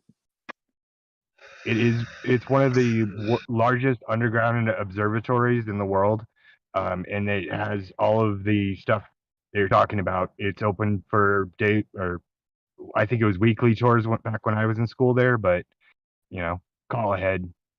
It's called the Old Homestead Mine in Deadwood, South Dakota. I'll check it out. You're saying it's what is it? It's an underground astronomy outpost. It's a giant underground telescope. Okay. Well, that's not a perpetual magnetic generator, though. Yeah, I was thinking more along the lines of something like Right. a Lutech machine, like Lou Britz and They what's his name? They do have a large magnetic field generator that's No, it's he's a talking neutrino about a detector. magnetic electricity generator. Well, I mean, obviously, okay. it'll generate a magnetic field too, but that wouldn't be what he's talking about. An electric, generator that's just wound up by the motion of magnets moving against their own positions. And actually, my opinion It's is like that the only reason that it's not been done is, for one, it hasn't been pursued and potentially suppressed. But the problem is not getting enough energy. It's actually maintaining the excess energy safely and Dude, efficiently. 20 years ago, we were looking at this called Lutech machine. Lou Brits and them. They built a small one, and then there was government contracts and shit, and then they disappeared. Yeah, and there's Those actually a guys. flat earther who's made one. I haven't seen it with my own eyes, but the reason the flat earther made it was because he was willing to go look into it, and you know, like it opens up your mind to where you're like, oh, well, I don't have to. These people are so wrong about so much. I don't have to be one of them to think for myself. Like, everyone has different aptitudes. You definitely don't need some type of like stamp of approval from the system to have an aptitude, right? It's like we should teach all the children these questions. You shouldn't teach them how we think we know everything. You should teach them we can't figure out superconductivity at room temperature. If you could, you'd change the whole world. We can't figure out perpetual energy. If you could, you'd change the whole world. Tesla was trying to build a Wardenclyffe tower. If you can put that together, you could change the whole world. Like, that's what they should be told, but instead they're told not to look at those things because that's over their heads. And that's the problem with society. That's why we're so stagnant. Well, dude, they're not even teaching them how to balance their own checkbooks. I gotta say this to get it out of my brain. While you're up in Deadwood, stop by the Gold Dust Casino. They play single deck blackjack with a half shoe reshuffle. If you're not counting cards and not making money, you're doing it wrong. Wow. Mainly because they don't have checkbooks anymore. But I mean, besides that, Gold Dust Casino. Yeah. Yeah. Back when I used to go there, they also had a $7.99 all you can eat king crab legs. Oh hell yeah. I don't eat seafood anymore, but dude, there used to be 20 cents will get you a can of pop. $2.99 steak and eggs at the Nevada Palace on Boulder Highway. Well, I believe it. South Dakota is so like, it's like you travel back in time when you go there. It's pretty wild. But that was in Nevada. Yeah, I've been to I've been to Sturgis a couple of times. Yeah, South Dakota is. I'm not gonna lie, I had a terrible experience, but I mean, like, just weather-wise and stuff. But it really windy and cold. Tornadoes. And it was awful. I was a paramedic on staff at the world's largest biker bar for about a decade. So. Oh, nice. Yeah. It was fun. I've sold millions of dollars worth of T-shirts from my vending spots all over that place. I will say almost everyone there was breathing oxygen freely, so that was refreshing. But yeah, so I guess my overall point here is, like, I encourage even the globe earthers, quote unquote, and I hate that I use that term so much because it feeds into the binary, but it's like, you guys should, even within your paradigm, you guys have plenty of stuff to figure out, and don't hand over your own intellectualism to some ambiguous idea of authority, because no one ever discovered anything of value thinking like that. And your model has major discrepancies. If I was still a globe earther, after looking into this, I'd be like, bro, we need to figure this out. We need an intermediate the fact medium. you're We need an talking about electric this, universe, you know? That's what I'm saying. The fact you're talking about this, the Globers, they hate me more, and I'm a Glober, right? They hate me more than most flat earthers because of that very thing you're saying. I bring them all of the holes. And you go, look at your holes. I mean, and I'm a fucking, you know what I mean? And they're like, oh, that's all figured out, blah, blah, blah, to the 17th decimal point. And I'm like, yeah, but here's the problem that I have. You made all that these up. holes that you're pointing out. Sorry, Grim. These holes you're pointing out, though, these discrepancies don't have dick to do with the shape of the Earth. Yeah, and that's what fine. I'm saying. That's what I'm trying to say, Damn, though. you just said they made up a bunch of stuff about the globe? No, not the globe, but I said Globers who believe in the standard model of like the cosmology, like the Big Bang and the the fucking microwave background radiation. The outer space. Yeah, the outer space portion of the religion. They made all that up, man. Right, but let's say we're wrong about absolutely all of that. Cool. Doesn't change the fact that we measured the distance between every port on Earth. And it's flat. Yeah, it doesn't change the fact that the Earth is a plane of existence. Yeah, I guess. That Yeah, makes it's sense. like Yeah, I'm that not makes sense. even. I mean, I'm not even concerned with that part of the argument because there's enough guys arguing for that, right? I'm busy just telling these so-called globers, right, that there's holes in their because this is the same way they get their information about why it's a globe. So they're getting their information about the Big Bang and microwave background radiation, and they're thinking that they're getting monopole data from 3 Lagrange points and all this, and they're not. They're only getting it from the one, and then they're overlapping monopole data out in the papers that they write coming from the other 2, and it's from the first Can you one. show And beyond that, Grim, could you show me where any of that is factored into the Garmin nautical charts? well, the esotropy maps Where is that factored into the Garmin in the nautical charts? esotropy maps where you can actually see the continents of the globe from this microwave radiation.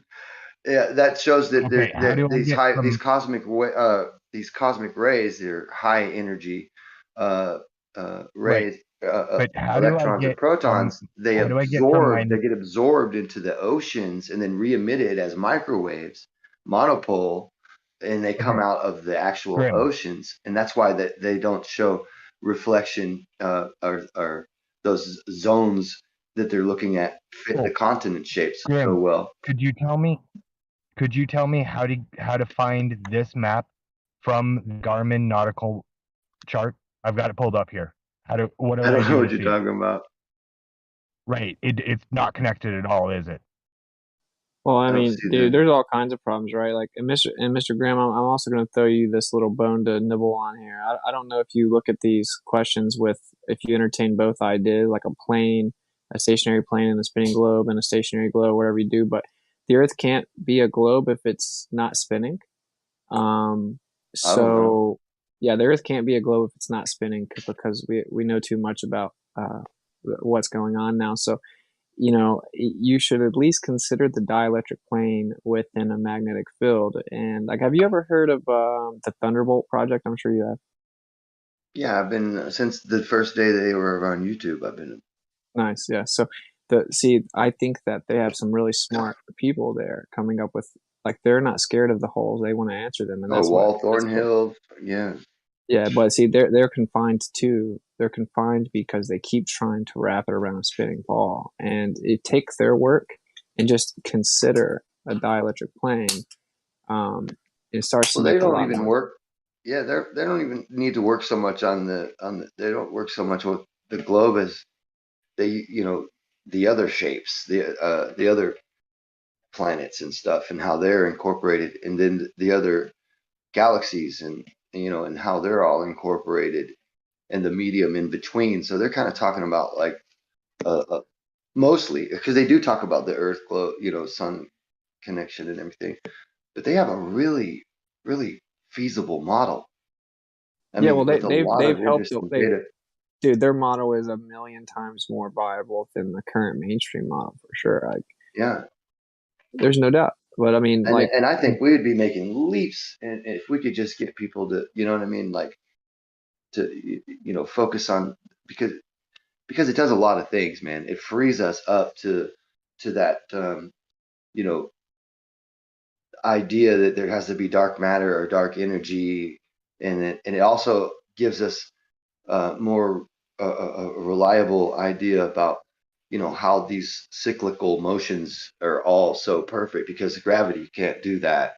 It would be mechanically, like electrically spaced, so these things would be more balanced, and in it's the just a giant circuitry. magnetic field that extends into the celestial, man.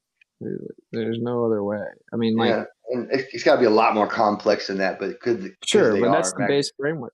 But yeah, exactly. There is a lot to that.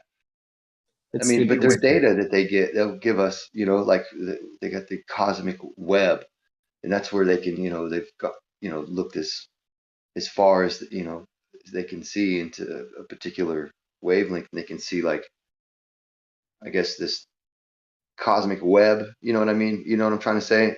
Where all the galaxies and stuff are kind of all intertwined into these filaments structures that actually rotate. There's redshift in one and blue shift on the other side at the bottom of this cylinder, indicating rotation. And that's a larger scale of the same thing that we're saying. It's just like, at what point do you have to like prove your theory? Because they got so much more evidence to their theory than this one has. A Real million tangible times type more evidence. evidence. But what I'm trying to Weird. say to you, dude, is Sorry. I think the only way you may be a little off, bluntly, is you're saying that they're basically not connected, where it's like, well, I'm not so concerned with the flat globe thing. I'm more concerned with like the electric universe aspect of it, and they are No, they're not mutually exclusive. Oh, I know. Well, I'm not saying it is, but the reason I try to veer away from it is, right, because for personal reasons, in the trying to not I'd rather be more of a friendly conversation than an antagonist in a place where a lot of people hold high emotions to the you know what I Yeah. mean, I agree. to the That's why, like, shape. this tactic I've used in this conversation is one of my new approaches. I'm personally trying to work on ways to engage in the conversation where it's not so like emotionally charged, because emotion is the death of logic. And I kind of push both sides on their heels. Like even flat earthers, because I acknowledge, well, there's a background medium, and if there's not, you're saying that there's nothing there. And so if you're making the claim that nothing exists, well, our conversation is going to have to end there. I'm going to It's tap out over. on insanity. Yeah. I get attacked from flat earthers for that. Like, but the point is that, Because like, it's kind of aggressive, right? And it challenges their worldview and their, you know what I mean? 'Cause yeah, I've and been the bluntly, I same know I can way. be more assertive with flat earthers though. They're not gonna, like, the flat earthers aren't gonna get so like butthurt, right? Like they've kind of already had to scrap their whole paradigm and start over. And with the other Right. side, they haven't done that yet. So it's like I have to kind of play this bigger game. I found that it's like, well, Right. are you saying that all the federal agencies lie except for NASA? Do you agree that there's major discrepancies in the model Yeah, and it makes blah blah them blah? realize their own logic. It's like you see you see what you've done there. Like in the real world, dude, 90% But no, of you're right. people think that. I just got back on track. Sorry, you were right about that, though. It's not exclusive to that. Um, but like you said, you're not sure about the shape, and it could just be that it might be bigger, maybe even a lot bigger, No, I would never. right? I'll be honest, I would never say that. But I don't make a shape claim, and flat's not a shape. But I do know for a fact that what they told us is not true. And the reason I focus more on that recently is because I think that's the most important part. It's that we were lied to. Now, I do think you should keep going, because what you find out is that the Earth is stationary, measurably a topographical plane. It may be like a basin, but we can't get to where there's anything, the curvature, quote unquote, at the center. I think that there may be like a gradual inclination towards the center, but it's not measurable in any noticeable way. And outside of that, it doesn't really matter. It's just that they lied. It's that they lied, and that they're lying to our children, and that they're undermining that you have a soul, and that you're actually special. And like that is actually my motivation. I like, not to virtue signal. Dude, I want people to take their power back, man. We have people that go to Epstein Island and rape little kids, controlling the world. We have psychopaths in power, and it's kind of time that either we stand up for the future, or we're going to turn around and we're going to be in the world that guy that was in here earlier once, where it's just communist depravity and shortages and Isn't it weird how that's so nihilism. fashionable right now? Like this weirdness. Well, yeah, that shows that Yeah. they're being successful, because that's the push, right? Of course they want. What else? If you're a slave owner, what else could you ask for but to have the slaves cheer on the structure that you want, right? It's like, I use the analogy of Stockholm syndrome, where like if there are slaves and I go to this plantation, I'm like, bro, the master's gone, your slave owner's gone, bro. Let's get out of here. Right. And And they're they're like, like, no, no, no. no. This is Thursday I night. know. This is Same poker shit. night, bro. This is poker night. I'm like, bro, Yeah, we get you 2 can go. crackers today. Yeah, I'm like, you can go play poker every day. You can go start a casino. And they're like, dude, get out of here. You're ruining our poker night. And I'm like, bro, let's get out of here. You see what I'm saying? Like, it's this crazy Stockholm syndrome that is Right. really detrimental to society, bro. It's gonna end up really bad. Yeah, but I mean, even though in here you see a really high percentage of them, you know, but out here where I'm at, every person I physically talk to is not down with this shit. You know what I No, mean? And I mean, I talk to a lot of people. that was the point I was about to make. Actually, like when it comes to NASA, in the real world, not the internet world, but the real world, because the zealotry is the most vocal on the internet, but in the real world, Right. no one believes everything NASA says. Like everyone thinks NASA's lying about something. Everyone, the biggest space nerds in the world, they think that they're hiding aliens or something, but no one in the real world thinks NASA is just like 100% credible. Like no one. Yeah. And the government knows that, by the way. That's why they've introduced the story of privatization of space exploration, because they had to bring in a new source that looked credible. And you know, I get this weird, and I always have had this weird feeling. Like I always wished there were aliens, but I've always, since I've old enough to consider it, for real, I've had the impression that they're trying to make us believe in aliens. Like they need us to believe in aliens, either that or gods. Somebody's in control that we have no way to fight back. So it's like teaches us learned helplessness, like that condition that the dogs had in the experiment, where they just lay down on the electric floor and gave up because the situation is so grandiose. How can we fight or tell a god to stop doing something, or an interdimensional being from some, you know what I mean? So just give up and follow the plan, basically. So you're on the fence, Grim? Is that what he is? What's it?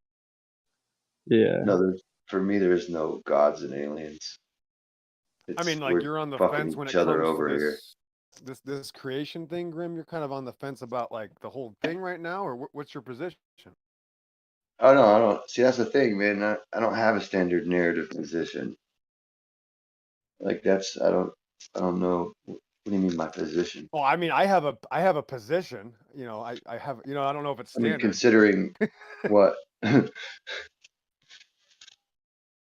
I'm not like flat earthy. I mean, I still believe it's a globe or whatever. But I mean, that's not the. Okay. Okay. Good. But there's like a million other things I don't believe. Cool, man. All right. Hyperbolically, a million, but I wanted 20. to ask you something real quick, Grim, because I'm not in your position, so I'm wondering because you guys have been this a few years, right? I mean, I've been doing this 7 years, so my attempts and efforts are going to be in a different pot. You guys are looking for evidence, I hope, for your own beliefs. Do you know of anybody in history that's ever, listen close, do you ever know anybody in history that's ever tried to measure the curvature of the earth? Tried.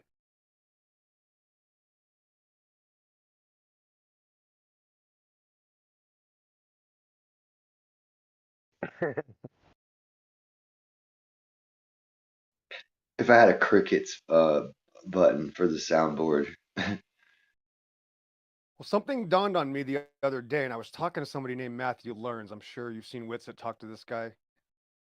He's on 24/7 Discord. He's really a weird guy. He's really cringy. It's really cringy every time he shows up because I'm not allowed to speak because they just mute me, so I can't even talk to the guy. Right? Everybody just lets him get away with murder. Flat earthers are their own worst enemy, pretending that they can answer anyway. What a mess! But I realized the guy was saying. Matthew Learn started saying, no, I don't think his new claim this last week was, I don't think you can measure the shape of the earth. He says you can't measure the curvature of the earth. And I thought, oh my gosh, he really shouldn't have said that because he really, this was really bad, Grim, and how desperate people are, right? This is some weirdo. What is it? They all really say it. What is it? Don't make this weird. Like, this is beyond Witsit weird classification here. This guy then said, you can't measure the earth curvature. And I said, wow, Matthew Learns, who tried? Nobody, because they know they can't. From Bro, all of them that you go on, they can't. Right. So let me state that this was huge. I couldn't believe it. I go, oh my Lord, this guy just admitted that he doesn't want you to even discuss it, right? The guy is now saying you can't do it. Don't nothing to see here. Don't worry about the man. Like literally, like trying to tell you, like, don't worry You about can't this part of measure the ocean discussion. either, especially. Right, but how? Right, that's actually the most important part. That's water world. That's the next level. But Right. bro, the guy is saying don't bother measuring the Earth curve. I go, well, who's tried to do it? And after he Google search for 45 seconds, a minute, he comes back and said, he goes, well, this guy right here. I go, great, Matthew. How did he do it? He goes, well, you didn't ask for that. I go, if you don't, you need to have a claim, Matthew. If you're going to tell me who, now you have to tell me how he did it, or there's no claim. You just are going to admit that you don't have a claim. And he panicked and he couldn't tell me. And I was like, that's the point, Matthew. This entire time you've been coming to this server a year and a half. You've talked to hundreds of people about this, and you don't even know who's tried to measure the Earth curvature. It absolutely annihilated him. And I think he had a panic attack and he left pretty. They can't measure a non-existent thing that only exists in their Right. mind. Now, That maybe I moves. shouldn't be giving this away. Maybe I should keep this in a locker room, guys, but I'm just going to say it. And some of you will be able to grasp onto this. Do you understand what I'm telling somebody when I ask them, do you know anybody who's tried? Key word here is tried. Just that one word changes everything. Because now I'm also pointing out no one's found it, so we want to know who's tried. So it's a different level of psychological warfare here. I'm sick of people telling me you can't do stuff that they've never done. They've never done it. So how in the fuck are you telling me you can't do it if you've never done it? That means you're a liar. It's a lie. It's a perverted, sycophant lie. And I'm sick of it. And now I got their ass. So just ask anybody who's tried to measure the Earth curvature and watch the fucking deer in the headlights begin. They can't. They don't even trust rulers. They don't trust anything. You can't use anything. It's not science to measure. They don't do it. I'm sorry for my language. A little No, sort of vexed. No, they calculate from stars, a celestial sphere to be exact, that doesn't exist. It's I'm a just flat saying, layer. listen, they don't want, listen, I'm just going to tell you that this battle's getting easier and easier. They are scared to death to look down the sights of something in reality. They want to, remember, it's the only religion in history where somebody tells you to hide from the thing we're trying to figure out. There's never been an idea like that in history until now. No one ever said that target's not really there, so make this adjustment, soldier or bow and arrow or pitcher. It's never happened in history. And now they're telling you don't, this is not about evidence. This is not about flesh and blood. This is listen, why but they hold don't on. have Is that cameras. Dem? Is that Dem? Did you change your name Yes. again? Okay, of It's course I know Demont, you. yes. Okay. Of course it is. So when this is a spiritual warfare, not 90%, it's 100% spiritual. And God is actually going to choose people. And he's actually going to not let other people, like he won't let somebody like Matthew Learns because there's something wrong with him. We don't know his issue, but God will never let that guy know the truth for some reason. But the reality is he is proving that they are now completely turning the opposite direction and running from their own necessary antecedent or what they need most. No, they're scared to death of it. Yeah, like I don't know. I don't understand people that would never try to go find out. Dude, I'll tell you, if you go try to find out, bro, good luck. Good luck coming back over. Right. And you'll notice that, has anybody taken a zoom lens, a P900, P1000, zoomed in and said, no, I can't see farther? Has that ever happened once? Does anybody want to try? You want to try me? You want to get stupid? Try me. Dude, Never happened. XO, they won't even buy a P. They all just shit on the P900 as a camera. Yeah, exactly. Exactly. Yep. Like I would never buy that POS camera. Like they have to attack the camera.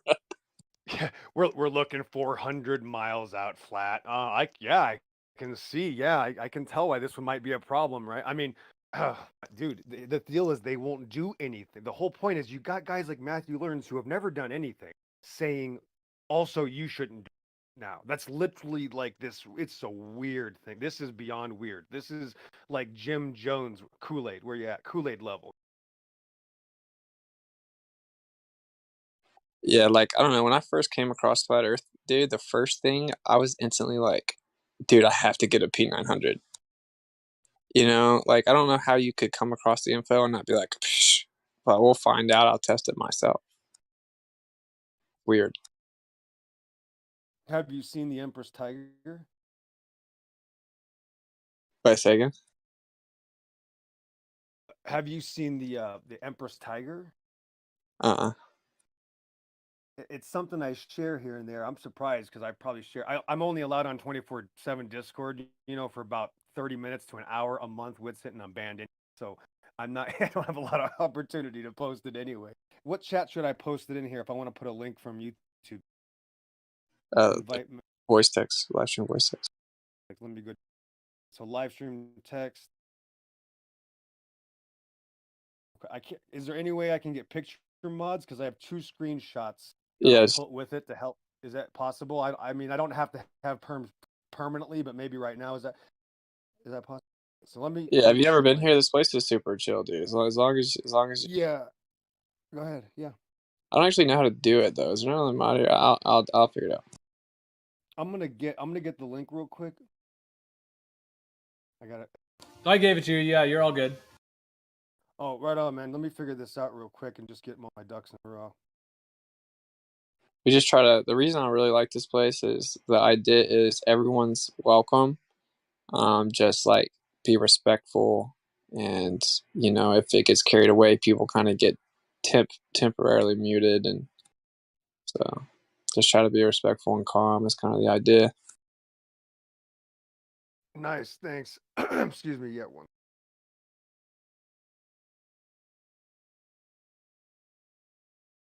Do you have a live stream, Geo, as well, or is it audio recording? I saw. Yeah, it's streamed to YouTube, and it's you know it's posted after each stream and stuff. Geo, you just got a computer doing it constantly?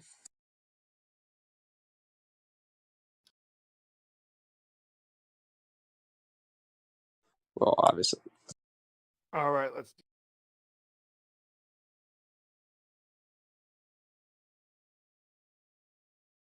Should be 44 minutes after the hour right there. There's my cat with me. This is in Washington. I'm looking south towards Seattle. So I got 2 screenshots before and after zoom.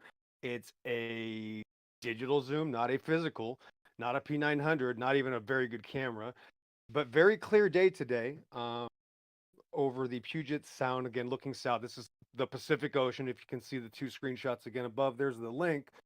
If you click the video, you'll see in real time how I was able to adjust and focus past her collar. If you just look right above her collar in the first screenshot, you'll see a tree, a little tiny tree looking thing. Then the next photo below it shows you the enhanced picture, right? So you can see the mountain and the city skyline. That is Seattle. So Seattle, right there, clear as crystal, right? A silhouette, beautiful. 15 miles away already. So that's 15 miles away, right to Seattle, bottom left of the second photo. And then you'll see a little bit of a gray area above Seattle, right in front of Rainier. Then you'll see Rainier, and the profile is straight up. Well, that's 117 kilometers away. And that would be over 1 degree of entire tilt of their cartoon ball Earth. 360 of these would equal a rotation around your Earth. I don't live on a tiny speck, guys. So if you notice that Mount Rainier, the bottom of Mount Rainier is higher than the city of Seattle. So it's an additional 50 miles past the city. The mountain is still going to be higher because it's a flat plane. So your perspective, the farther it is, the higher you have to look, as opposed to your feet right underneath you looking straight down. Click that video and see the zoom in. There it is, 70 miles on the water. All you got to do is go outside, guys. They don't even need a P900. This is a cell phone. 73 miles over the water. There's the sea level. It's a nice, very convenient reference frame, if you might want to notice that. And there it is, 73 miles away. Wow, that is crazy. I was just about to say you can debunk the globe with your eyes, but here you go. Correct. That's right. So that's my claim. So now I'm going to make a claim about it, which is that I had to see it with my eye first. I'm not just some magician that luckily landed on Mount Rainier in Seattle in the same shot, right? From so, I'm not a magician. I have cared. This isn't luck. People see these things all the time. We don't realize what we're seeing because the other part of belief is a religion. This is reality, and all this group is doing is realizing that's reality is real. Don't make the argument so difficult and make people put you on the defense. We guys are all these things about models and explanations. Gosh, guys, models, bro. This is look at this reality. You'll never learn this from a model. I even got wits to say, wow. So you don't need a camera. Go outside and see it. And then there's Mount Hood, Mount Shasta. On the western side of the West Coast, man, there's like 15 volcanoes, and you can tell the distances. Plus, another size factor: the mountain is 7 miles wide. So that gives you an actual understanding. Now, okay, wow, it's 70 miles away. That's what 7 miles wide looks like. So there's a real reference frame here, and that's what reality looks like. It's a flat plane. That's it. Yeah, I would love to hear any rebuttal. Is this refraction? I'm guessing that's automatic response to everything. Remember when I said the city's 15 miles away? The good news is that's land. After that, the additional 50 miles is land. So when they try to say something about the water refracting it or something, we're gonna have an issue because it's actually 3/4 over the land. So the first 15 miles is over the water, and then after that, that's no more. So that's just looking south past Seattle. There it is, south to Seattle, Rainier. You can almost understand. Another 100 miles past that is Oregon. I'm sorry. I mean, think of it. If that's 1 degree, 69 miles is 1 degree. It's 73 miles to the top of the mountain. It should be tilted over 1 full degree. The difference between 1 and 0, that's infinity. That's the point. There's always there's an infinite amount of what we need for their religion is always missing. That's the biggest margin you could ever understand. That none of it's, the whole thing's gone. Yeah, if you want to send me the specifics, I think I kind of have them remembered, but I'll present this in kind of our debate. Hey, yeah, man. Piece of cake. Yep. Yeah. Hey, praise God, right? Yeah, that's also just a beautiful mountain. Beautiful mountain, man. When I saw it, I was like, I might want to record this, and then got the shot of Zara right in the way, and I we're still, and I'm just like, that looks pretty far. I wonder what that. And I was thinking, is that like 40, 50 miles? Because that's bad, And I couldn't. After that, once you go up the water, you lose the shot. You don't got the angle anymore, and you got to. It's kind of weird how you got to get this perfect line. This is a straight line of sight. You can see that. I even looked to the right. I don't know if that's the six. So I have 2 videos. So I replicated it. I did it again on the same opportunity, and so it doesn't matter. So that's on my other channel. Blood always finds its level, but there it is. I mean, it says back and to the left. Yeah, okay. You got caught cracking up over here with the channel name. Well, there's some serious meaning behind that. Yeah, there's a whole story behind that. Yeah, talk some. I love it. I love the name. Yeah, so Chris and I, when we were traveling the U.S. last year, like, we were blown away how often we saw things with the naked eye. And we were like, whoa, bro, how far do you think that is? And then we pull out our phones and we're like, globe debunked, it over with the naked eye, bro. And that's what I mean. So basically, it's like you can lose yourself in Google land, right? But if you go out into the real world, it's like you feel dumb. You're like, whoa, how did I miss that? How did I not know? How this long in my life I didn't know? Like the naked eye.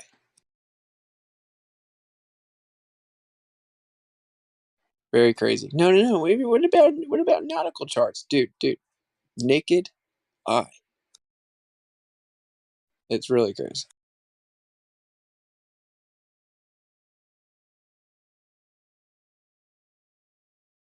I'm gonna add another link real quick since I already had to pull that up, and I'm gonna show terrain in this video, and it's night and day. You actually realize that the last thing you guys want, like if you're serious about this,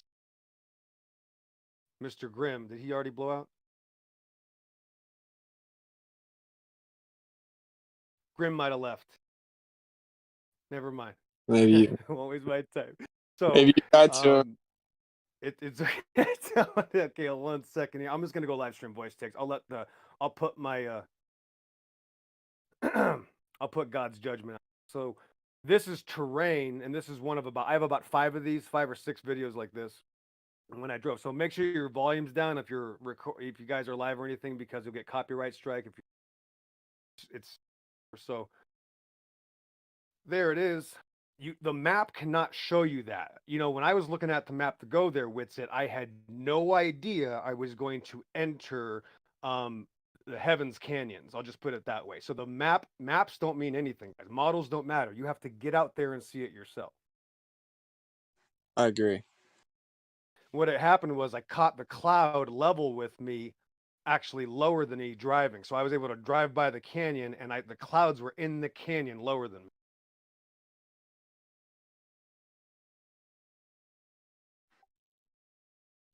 Wow.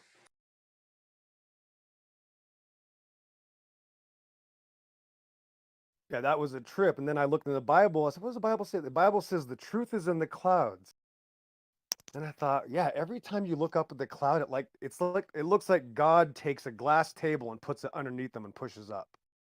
It's the flattest thing on earth is looking at the bottom of clouds. You guys ever seen that? Yeah.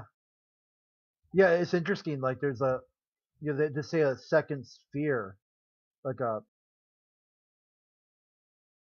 the clouds have to be tilting away, but also flat at the same time. Yeah, I mean, it could never just be like horizontal clouds parallel to the earth. That's impossible.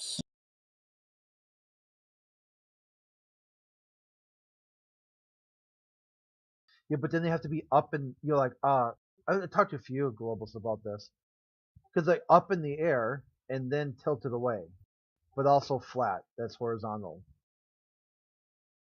Yep. It gets really bad math. Like one time, B-Ball tried to send me a cloud photo and said, "Explain this in the flat Earth." I'm like, "Sure, let's walk through it." And like the distance to the cloud would make it that it was like it'd be fog, like 50 miles away. It would be only like 100 feet in the air. I'm like, that doesn't work, dude. How many clouds do you see just 100 feet in the air?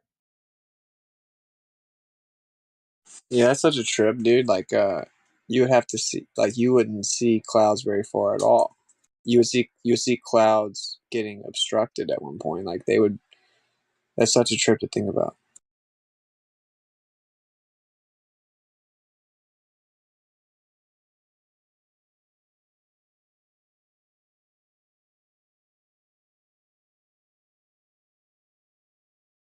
I actually think Exo's theory is right, though. I don't think that any of the people that are so sure about the globe have actually gone out into the world and looked.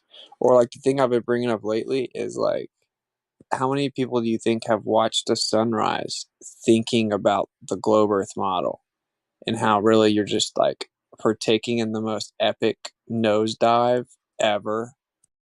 You're free falling in an epic nosedive towards the sun every morning. Go actually look at the sunrise and think about it.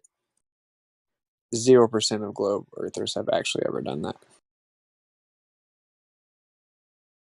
Because you feel really dumb. Because they're not trying to learn something new. That's why the Bible says, 2 Peter, they will be willingly ignorant for, right? And they're actually talking about theists in the Bible. When it's talking about, they're going to be ignorant of this, that the heavens were of old and the earth is standing out of the water and in the water. So that's the whole point. They want to believe the earth is in.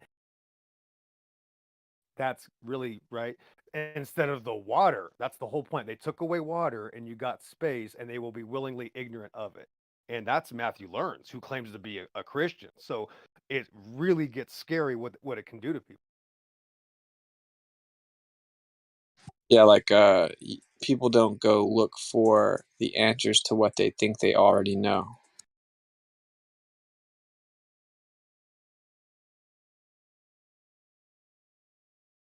Have you ever seen a fish tank with it that's like a tube, like a 5-gallon drum fish tank where it's a cylinder? You ever seen one of those? Yep.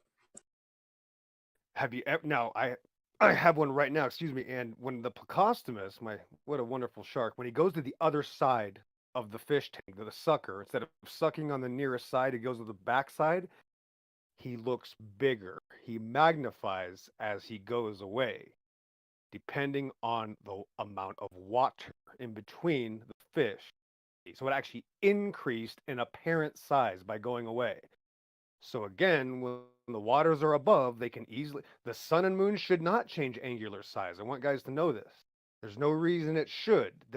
I can say, just like any psychopath, when they say something, well, the sun and moon always stay the same size and you guys aren't allowed to have that. Like literally they're giving you this straw man, right? This insane idea. They're telling you what you have to have. No, that's not right. It absolutely makes sense that God would be able to make light so special that they appear to be the same size all the time. They even come in contact and maybe they eclipse each other. Whoa, amazing.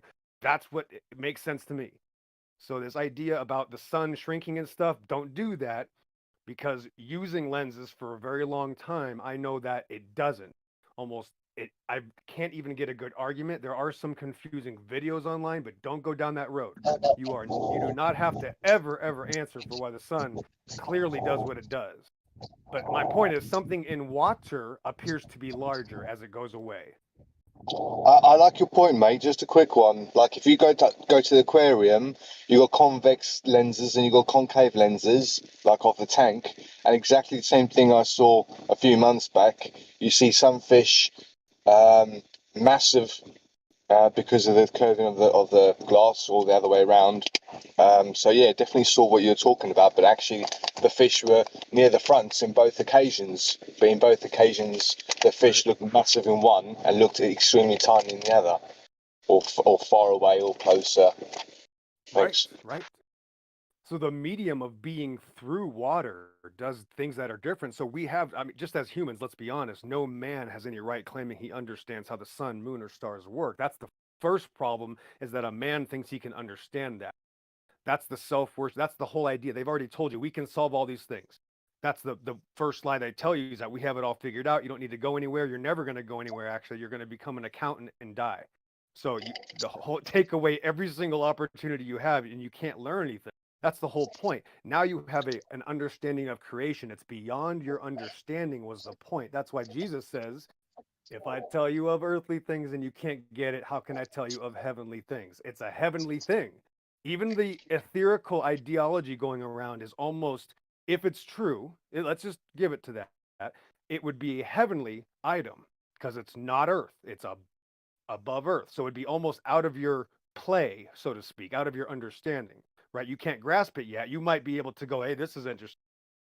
Right? But that's, it might even be, maybe it should be the last thing discussed. Maybe it should be like on the back burner, because if I can't get people to understand that the earth is not holding the water, I already have a bigger problem. They told you that earth is holding water, remember? Yeah, so that means that's not true. Hi. That's what happens when you learn the truth. That they lied about that too. Earth is not the container. Okay, just for the record, it's not the container. Earth is coming out of the water. Also, Psalms 24, it says it's made through the river. That might be a hint. So, but it's not the container. Water is beyond the earth, and we don't know. There's some interesting things, right? But it's not an object. You can't put it in a cartoon. That we can literally prove. That I can guarantee it for sure. Yeah, I will say also, like, with the whole background thing, like, I am quite fascinated by it personally, but I do think that it requires like a critical preface of humility, and I don't think a lot of people are even, I don't know what other word to use, but like worthy. I don't think everyone should be talking about it. I think that's one of the big mistakes. Oh gosh, that's absolutely true. Absolutely right. And I was listening to someone speak of it earlier, and I see the interest in it. And yeah, I'm not probably going to talk about it much, but it is talked about often. And it's something that I've never brought up on the channel till now. But since you were here, and since I heard you talk about it, I thought, hey, you're chance anyway. What do you think? But I'm saying that if it is what it is, it's something that is heavenly, because again, we have this guy that tries to be the prince of the power of the air, right? So he's trying to take control over all of that, right? So there's that battle, spiritual battle again. So there is something there, but it's called the air, right? And then we can, that's what the meaning of the other word was, right? Ether. So there is this connection, but then wait a minute, are there actually bigger problems here? Like, are we still saying universe? Because that might actually, you know what I mean? Like how far are we getting into this? And again, like the heliocentric thing, it hasn't been heliocentric for 40 years. But we still call it that, right? We still, when it hasn't been. So we allow them to have all these other fantasies, and we're so liberal, we don't ask them to talk about, we just, oh, it's heliocentric when it's not. You know what I mean? So we got some issues, bro. Yeah, for sure. I agree. I find it ironic too, because flat Earth is, by the other side, stigmatized as like this dogmatic echo chamber, but really it's very liberal, like you say. It's like too relaxed. We let the Globers run around, and we chase our tails, kind of. You know, like we're like, okay, and I do it too. And it's because like I just kind of like debating, and I don't think debating's bad, but I think that at times I go too far, right? It's like when they start asking questions, I kind of take it as a challenge. I'm like, oh, I bet this is going to break your cognitus when you can't think of a question I can't answer. But the truth is that we don't have to answer these questions, and in actual wisdom would be the efficient acknowledgement that we cannot answer them. You know what I'm saying? And Right. Sometimes you got to start off like that, Witsit. When I start off on the foot, the first thing I try to tell, like if I'm in that, when you're going in the zone and all of a sudden he's gonna say the word flat Earth before you even say it, right? Like when you're talking to people about whatever it is, you do have to be prepared, right? That's absolutely true. You do have to be prepared. yeah, that's another thing that you're super right about. I heard you say a few months ago that like you don't have to say flat Earth to people. Like they're gonna bring it up. Oh my gosh, I'm glad you said it. Okay, yeah.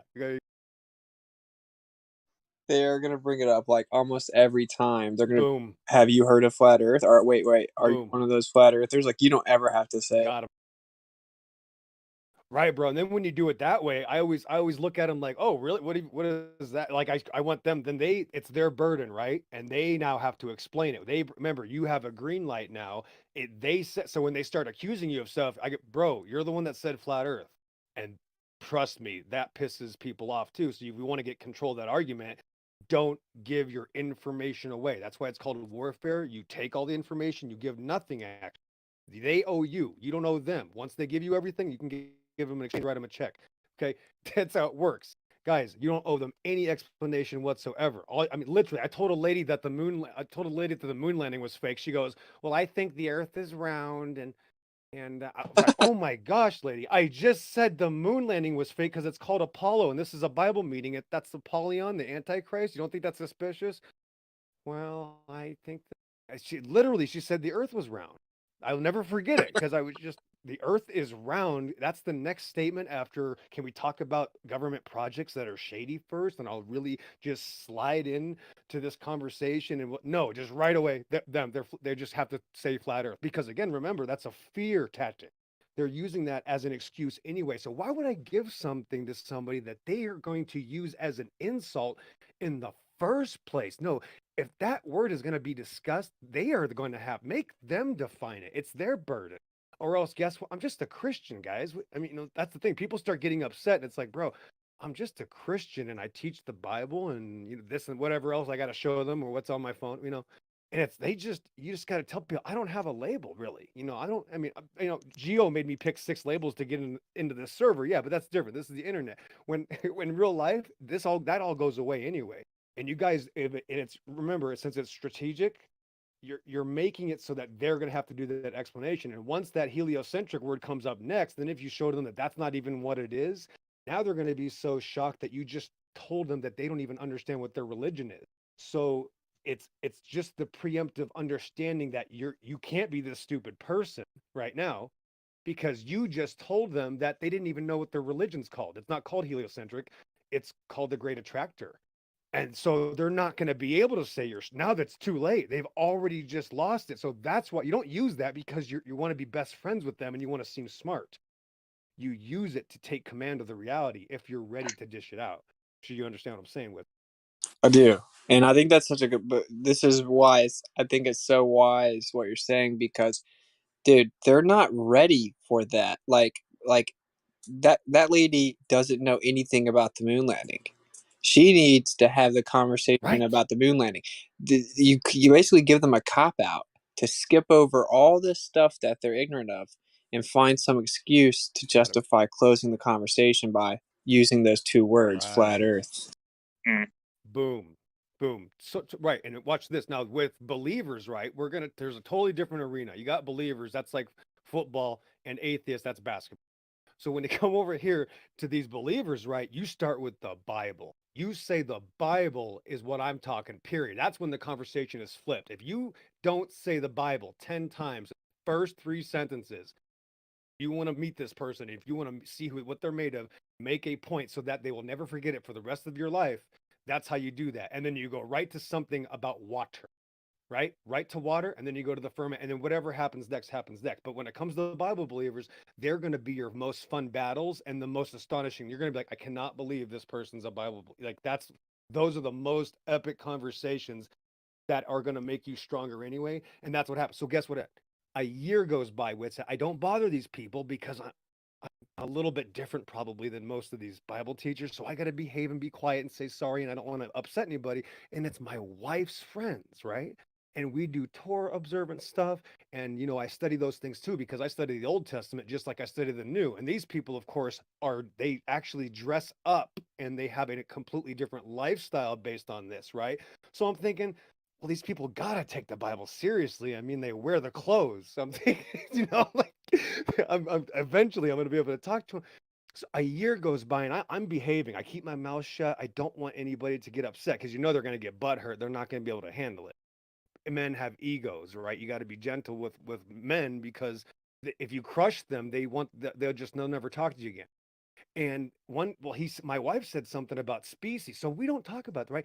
The guy said something about species, and I was like embarrassed. I was like, oh my gosh, these guys are teaching the Torah, and he just said species. Like, does he understand? Like, you don't understand the etymology, right? We're supposed to be Hebrew influenced. If you're going to talk the talk, you got to walk the walk. You know what I'm saying? When it comes to the Old Testament, you got to go by what the actual words meant. Let's get real. You're going to take your American language and live a pretend Hebrew lifestyle. What is that? The whole point is the word. That's why it's called the word, the Bible. That's the point. So I go to these people. He said, my wife brings up species. Well, we can't say that because my wife is a linguistic expert. So we got a problem already. He's not going to like that. And the guy said, well, no, because this is because of that. Like, he was trying to say, like, literally, he was appealing to terminology, like as if it's better to use worldly terminology. And I was like, uh-oh, here we go. And 30 seconds later, well, I wouldn't be a flat earther. Literally 30. I never said anything near that conversation. Never said earth anything. Never said no. Talking about biology. A year later, after I brought up the moon landing, because people love to keep something in their back pocket so they can stab you in the side later. That's what a wonderful Christian, right? So a year later, this guy literally wanted to play that game. Oh man, well, I'll just tell you this. He about 2 minutes later almost was about to call the police. That's what I did to him. So he'll never forget that night. But yeah, it's going to happen, guys. People are going to attack you at Bible study. It's going to happen. Yeah, it's crazy, man. So I'm guessing that the conversation obviously went in that direction at that point. Oh yeah, once he wanted to go insulting, he got so triggered. He started saying, "You don't have the Holy Spirit." Like, I mean, I'll never forget it. Like, the guy was telling me, I'm like, "I don't have the Holy Spirit." I said, "Well, sir, the Word of God is quick and powerful, sharper than any two-edged sword, piercing even to dividing asunder." And I started going at it, like, "Sir," and he was very upset. So there is different levels to this, and there's people that pretend they're Bible teachers, and that's what I couldn't believe because of this subject, because of what it's done for me in the last 7 years. It has made me something I never thought I'd be. I failed school. I was a kid in the ghetto, hated school, failed all that, failed English, my worst subject. And now I'm finding mistakes in Hebrew and Greek that the people that are paid to do don't, and the people that teach it don't even know about. I'm not even talking about flat earth. I'm talking about mistakes, errors, blasphemies, even big problems in the King James. You know, people got these KJV onlyists. No, oh my gosh, God has shown me because of this topic. So you don't understand how powerful this topic is. Once you start reading the Hebrew, understanding Shamayim, the waters over there, the word sky means the waters over there. Hashamayim, that's weird. When you start really putting that together, you know, in Barashit, in the beginning, right? When you start putting this Hebrew together, it's a whole nother level of understanding. That's the most shocking part. And you can't talk about this on the 24/7 Flat Earth Discord. I'm just saying, like, this is the real level. Once you get into that level, it's going to show you other things. This is not a Bible hangout, but the point is, it'll change your entire life, man. This topic is so insane. And I just can't, the one thing I'm happy about is that, honestly, I'm glad that it's always going to stay on my, you know, the fact that people act like this and they get so upset when you want to tell them the truth. That's a wonderful thing. That means they're of the world, and it shows me that I was able to be not of the world. So why would I want the rest of the world to follow me? I just tried to leave the world. Why would I want the whole world to wake up to flat Earth? It's not going to, and that's why I love it. Yeah, it's cool actually. Like this conversation, it pulls the curtain back. It pulls the curtain back so fast. Like we were in Key West, and like there's something called Mallory Square. It's the most southern point of the U.S. and it's like an infamous place to watch the sunset. And there's this guy that goes out there every day, and he has his little board, and he preaches the gospel. Very mainstreamish version, but anyway. So needless to say, we were talking, and then it ended up leading into biblical cosmology. And bro, like it took less than 10 seconds, and I'm like, oh. So you will just do mental gymnastics and throw the scriptures under the bus in a heartbeat. And so it's Exactly. like you get to see through everything. You're like, because on the surface you're like, this guy goes out here every day, spends his money to pay for this slot, and talks to people for hours every day. You're like, oh, okay. I mean, this guy's got to be about that life, right? No, it just takes like 10 seconds of bringing up creation, and then you're like, oh, I can see it. I can see it in you. You know, like I can see what's really in you.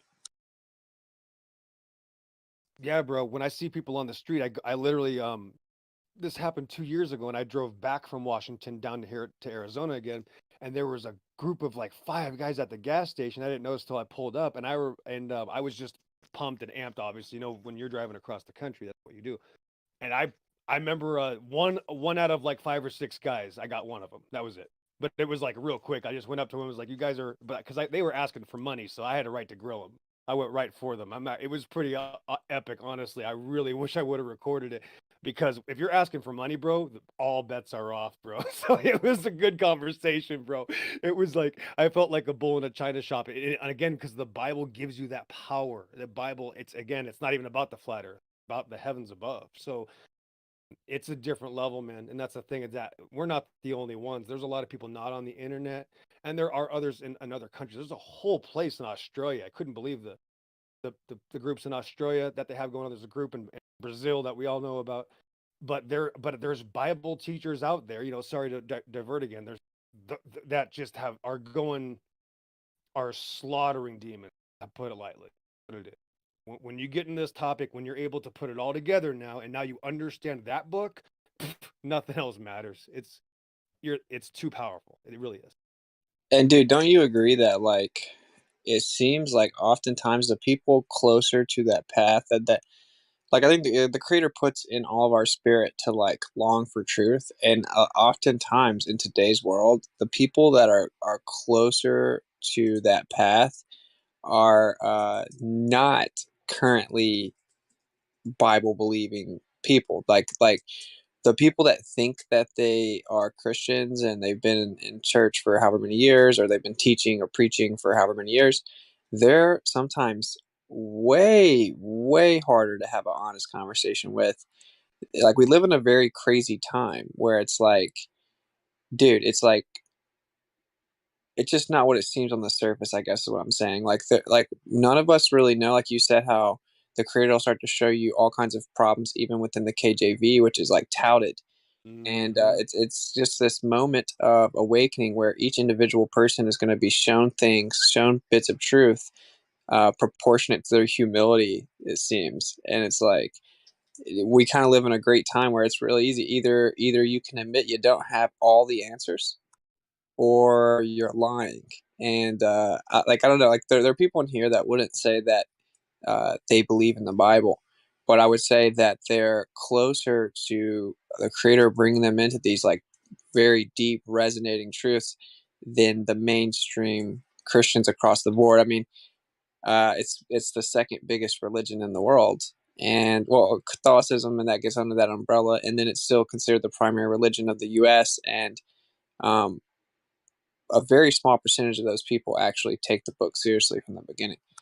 I think that like flat earthers that haven't gotten there yet are typically closer because they at least acknowledge it for what it actually says.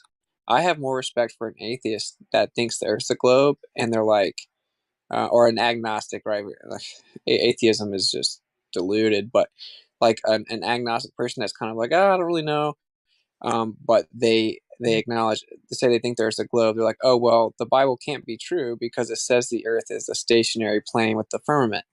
I have more respect for that person than someone in a church that says that the Earth's a ball. You see what I'm saying? Like once they see it, once they're pointed out the information. Like I don't know. I'm not the Creator, and I'm not trying to in any way extend judgment or anything like that I don't possess. But like, I think that's worse. Actually, the scriptures say as much, right? It says like the person that's teaching will be held to a higher standard of accountability. So I That's don't right. know. And yeah, yep. Continue. Yeah. Yeah, like I think it's just this middle. It's this crazy time to be alive, like where there's going to be this crazy shift towards the scriptures being kind of elevated above everything else on a massive scale of like what is credible. And then that's when you're going to see the outright attack against it. Everything's going to change. Right now, there's this misnomer that it's like archaic and invalid, and that will be done away with here soon. And that's when you see the guns come out and we get cornered. That's what I think in it. So I think it's it's a beautiful time to be alive. Like if I could choose when to be alive, like it would have been cool to see the Messiah, of course, and I can think of a couple other things, but this has got to be one of the best ones, one of the best places. It's just a sweet spot, middle ground, where it's like there's a whole lot of mercy coming from the Creator right now because of the amount of deception. And if someone's just honest and they can look themselves in the eyes in the mirror, right, and be like, whatever the truth is, I want it. And like they can humble themselves and just talk to the Creator, he's not going to leave you hanging. He's like recruiting right now. I think it's a very beautiful time, and it's this sweet spot that's gonna go away. It's not gonna last forever. It's gonna the battle's going on, but the real war is about to begin. You see what I'm saying? So it's like, I don't know. I'm actually really grateful for the time we live in, and everyone else is kind of freaking out about. Oh, I guess now there's like gay sex and monkeypox is something or whatever. You know what I'm saying? And everyone's like, "Oh, the world's so bad." Right. I think it's Right. such a beautiful time, though. It is. It's the inception of Revelation. We don't know how far we're into it, but we know that this is an opening to Revelation, especially with the technological, satanic things that are being shown all the time, and names and faces, and kingdoms and powers, and the blockchain thing, and the patent numbers, and that being within 10 years. So we have timelines. We have the fact that it had to be patented in 2020, or the number would not have matched. If it was patented this year, it would have a 2. It needed a 0. So I mean, the numbers there. This is about currency. It's about cashless currency. It is about having what's called. Could you call it a mark? If you get implant, would it leave a mark on you? Is that well? There's many avenues. I don't know. But in the patent explanation, which we talked about a while ago, it leaves it open for advancements and upgrades. It's a full generational ideology kind of thing. It doesn't show you what it is, doesn't show you how it goes into it, but it's a patented number. It is the number of a man, and its number is 603 score and 6. So it's already written, right? So we have to be in Revelation. Is it 20 years? Imagine 2042 is only 20 years away. What? 2042 is 20 years away. That's not a long time. It was just the year 2000, guys, right? It's going to happen. So maybe 20 years. Maybe it's going to happen. If I die before, that's fine too, but I already look at it as I've been so blessed anyway with the information and the knowledge. Again, God says my people are destroyed for lack of knowledge. So that's a really important deal if he loves you enough to now give you knowledge. That shows you some serious compassion. And the fact that he doesn't give it to other people ought to make you love God that much more, which would be nice because that's the commandment. And you love God with all your might, mind, your soul. So, bro, that's what it's about. And if I don't see it, I don't see it. Maybe it's 50. Maybe I'm completely wrong and it could be in 50 years. But if it doesn't happen in the next 10 years, I guess I'll be disappointed, if I'm alive. So you seriously believe in the God of the Bible that's going to come and save you? No, I believe in morality, and I don't like hiding from it. Like I don't want to be rude or anything, but like you guys are. Okay. No, you don't have to have an opinion. You can remain quiet and not insult people that know what they're doing and actually do things, and don't just sit on the internet and bitch. Because you wouldn't talk to me like that in real life. So I think you should be a little bit nicer, SC Montreal. I don't need you to treat me like that. Okay. First of all, I didn't say a word. I didn't say a word. And if I would meet you in real life, dude, not a problem. I put more evidence up in the last hour than you will put up your entire life. Chill, little girl. Chill. I said two words. Why are you triggered? Guys. Yeah, you want to come here and insult me? Yeah, I didn't say a word, man. I didn't say a word. Exo, yeah, you did. Please. He hasn't said anything yet against your position. Let him make his point, please. Oh, he only said. You know what? I don't want to talk to this. Let's repeat exactly what he said. He said, you believe Come on, bro. The guy's the coming God in. of You the believe Bible? the God of the Bible? Exactly. You believe the God of the Bible? And you that's what I said. Do you believe in the God? Yeah, I also believe that in person you'd be a lot more better behaved right now, SC Montreal. That's what I know for a fact. Listen, boy, I grew up as an altar boy. Don't preach the gospel to me, all right? Shut your mouth. Princess SC Montreal. Shut your mouth, little girl. Mike is super loud. Nice. Don't. Mike, Right. Guys, you make man. I've muted both of you because you keep calling each other names. Let's try to make this a civil discourse. There's no need to resort to personal attacks. And Exo, please let him make his point before overspeaking him. Thanks. I don't need people to make their points to me. That's not why I'm here. I'm here to help people out of their insanity like this guy. Not give I don't need your help. Let me make my point. Yeah, stop talking. That's it. Talk to somebody else, perv, because you won't talk to me like that in reality. So talk to somebody else, bitch. If only you knew. Anyways, I'll let this immature child go. I'm going to make my Princess point. Cupcake, you'll do nothing. Thank you. All right, let's just chill.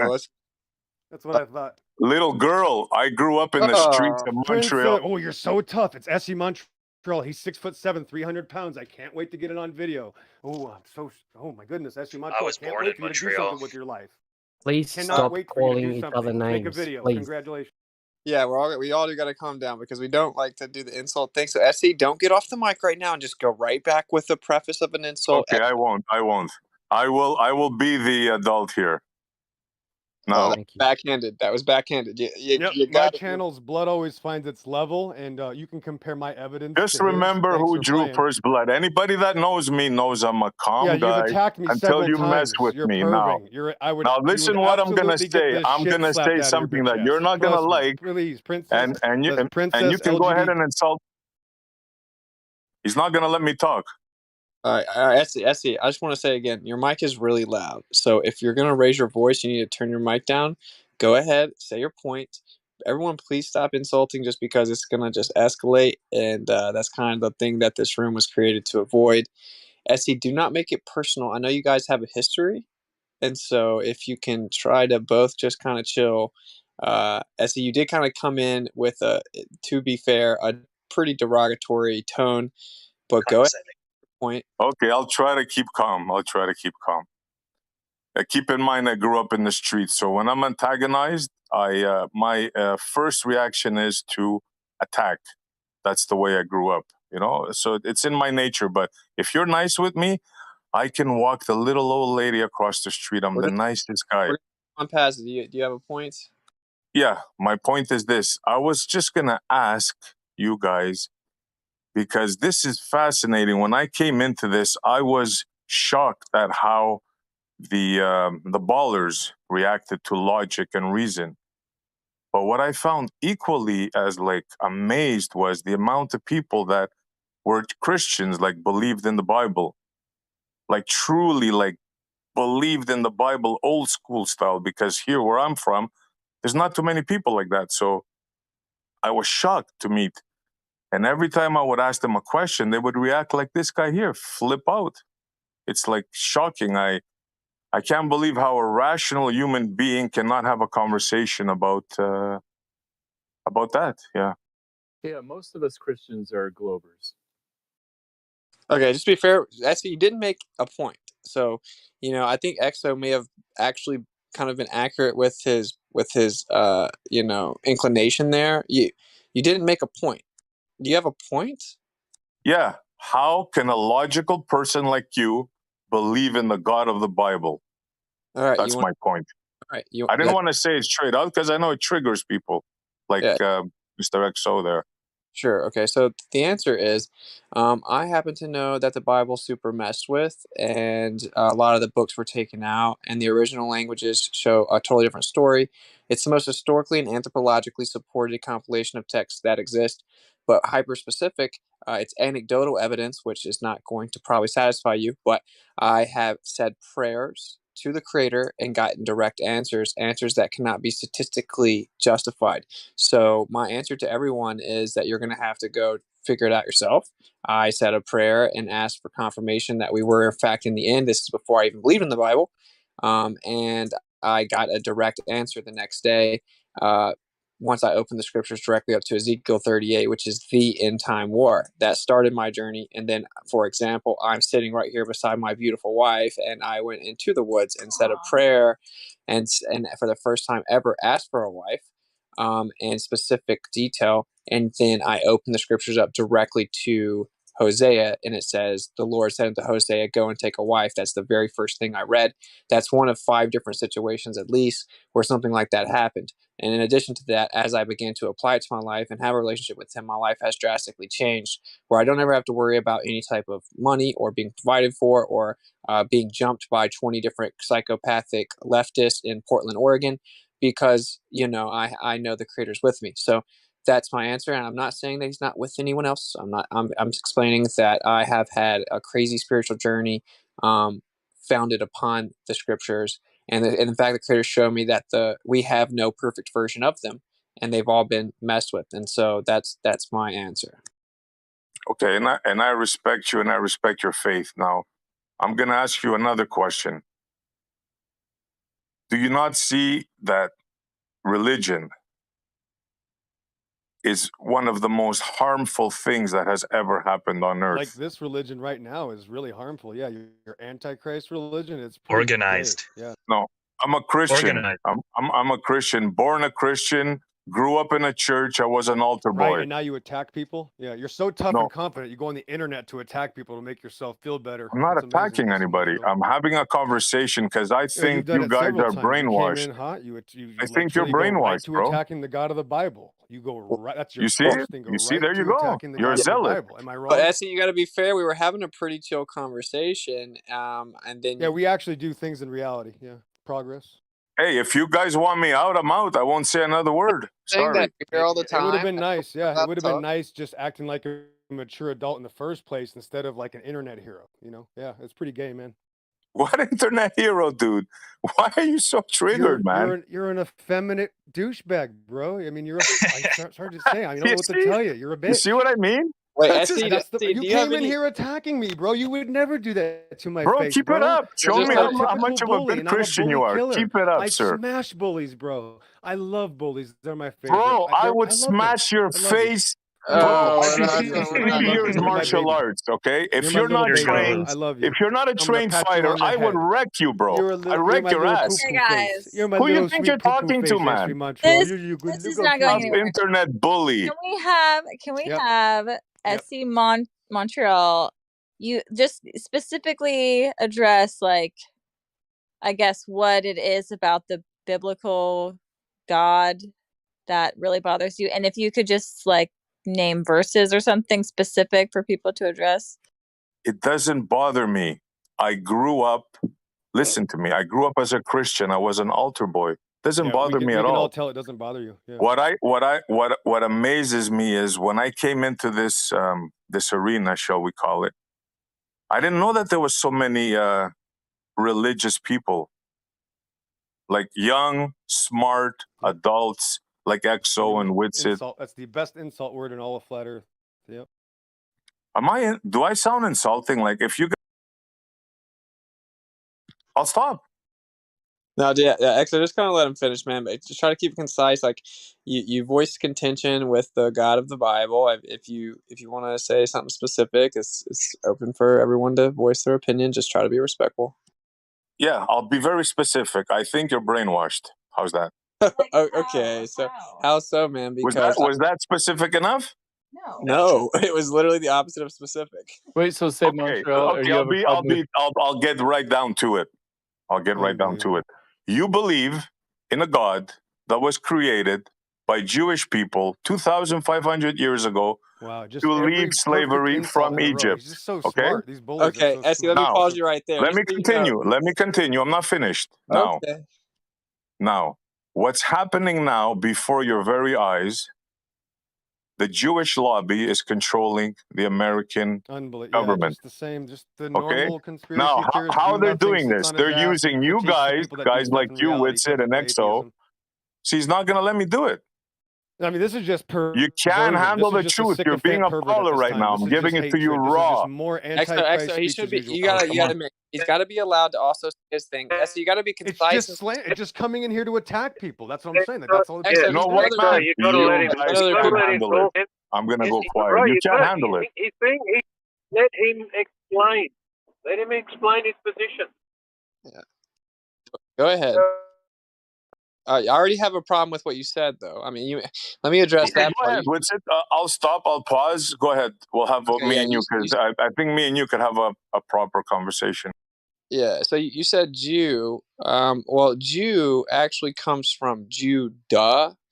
And so the only people that would be Jews are from Judah, and that's only one of the tribes. And so, no, it wasn't created by Jews, and it's not synonymous with the current group that calls themselves Jews. And in fact, I expose the Zionist control on my YouTube channel in so much depth that I've had entire videos deleted for that very thing. So that's a misnomer. Jew meaning Judah, and the current group of people that claim that actually cannot in even any way verify that's who they are. So go ahead. Okay, I stand corrected. Maybe I didn't use the right term. Zionist. The people in Israel right now that are pulling the strings in your Congress right now, the Jewish lobby, those people, what do you call them? What's it? Zionists. I call them Zionists. Zionists. Right. Those people have been sending your sons and daughters to fight their wars for about 50 years. They've drawn your blood. Now, you guys don't want to see that and admit that. Profound. Wow. Anti-Bible people doing bad things. Man, that is shocking. Wow. Dude, And you have people. I expose Zionists like ruthlessly, so I'm not sure. Wow, I know. Okay. Are you telling So me bad why are guys you are doing bad believing things in their again? Bible? Why are Bad you guys? believing in their God? There's bad guys out there? Wow. SC Montreal, you're going to get a machine gun and handle it for everybody, I bet. Like Rambo. Dude, Bad control guys out your there, anger. guys. They're doing bad stuff. Control your anger. They're Try to have an they're adult anti-Bible conversation. guys, and they're doing bad stuff. I promised you I was going to keep Montreal. my cool. I wasn't going to get mad anymore. I'm going to keep my word. You're not going to get me mad. You're not going to get me excited, bro. Beware, hey, the scriptures say, beware of those in the who claim to be Jews but are in fact the synagogue of Satan. Are you aware of that, SE? Oh my gosh, the book already told us? I'm aware that whatever you're reading was written down by a Jew, and That was you're a quote mine, reciting it yeah. and It you're was a quote believing mine. it. Just tell, So your yeah, argument is that the Jews wrote that they're the synagogue of Satan in the Yep, book? they called themselves out. It's a perfect way to hide. Just Oh, well, make it maybe I yourself, didn't yeah. hear you correctly. Say it. Read it again. What's Is it? that My bad. aware of those in the end who claim to be Jews but are in fact the synagogue of Satan? Okay, who wrote that? I should have asked you first. Okay, so it's a compilation of authors. So no particular person wrote it. The argument from our side is that it was inspired by the creator. It says wolves in sheep's clothing would be the biblical reference with it. So that's what a wolf in sheep's clothing is. That is a technical term. Back then, also 2,000 years ago, they were called Pharisees. So nothing new. Yeah, By the way, let me say. By the way, let me have clarity. I do believe in a creator. So I'm not Yeah, an so does atheist. Satan. I'm not Yeah, a so does Satan. Yep. Congratulations. dude. You've been conned.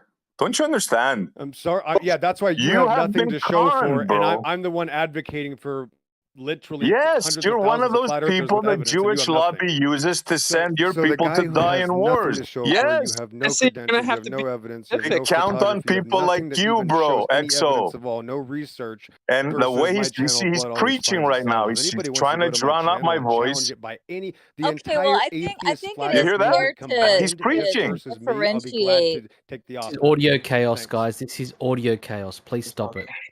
It is. He thinks I'm the devil, and he's instructed No, the to entire drown my atheist voice. movement combined, the entire atheist flat earth movement combined versus my evidence on my channel. Let's see who You're a got the zealot, shit bro. together. All right, You're a zealot. Let Kai talk. There's not females in here very often. Please, yeah, this is insanity. Somebody else.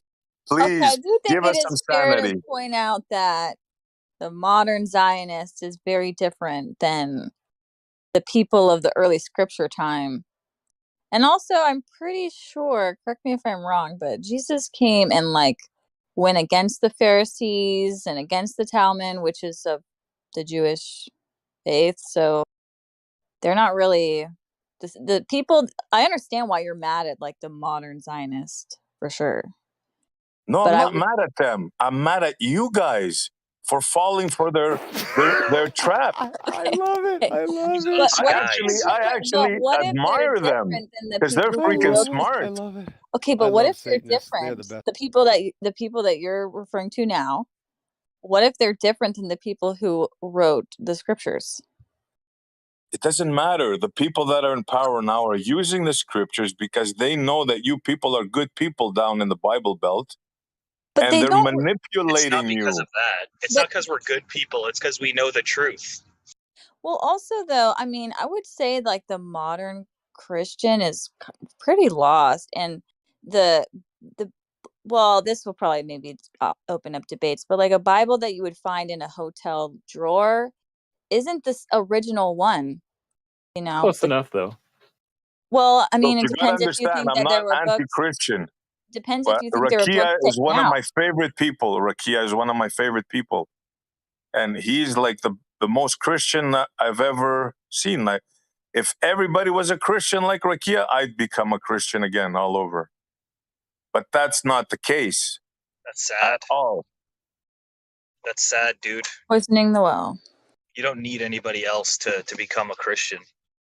Yeah, she just said it. It's poisoning the well. So It's not. I'm trying to wake you guys up. You're being manipulated by the Jewish lobby. Okay, and you're sending your people to die for no cause. Just look at the Iraq war, all these wars. Dude, you're preaching to the choir, SC. The sixth stream I did on my YouTube was called War.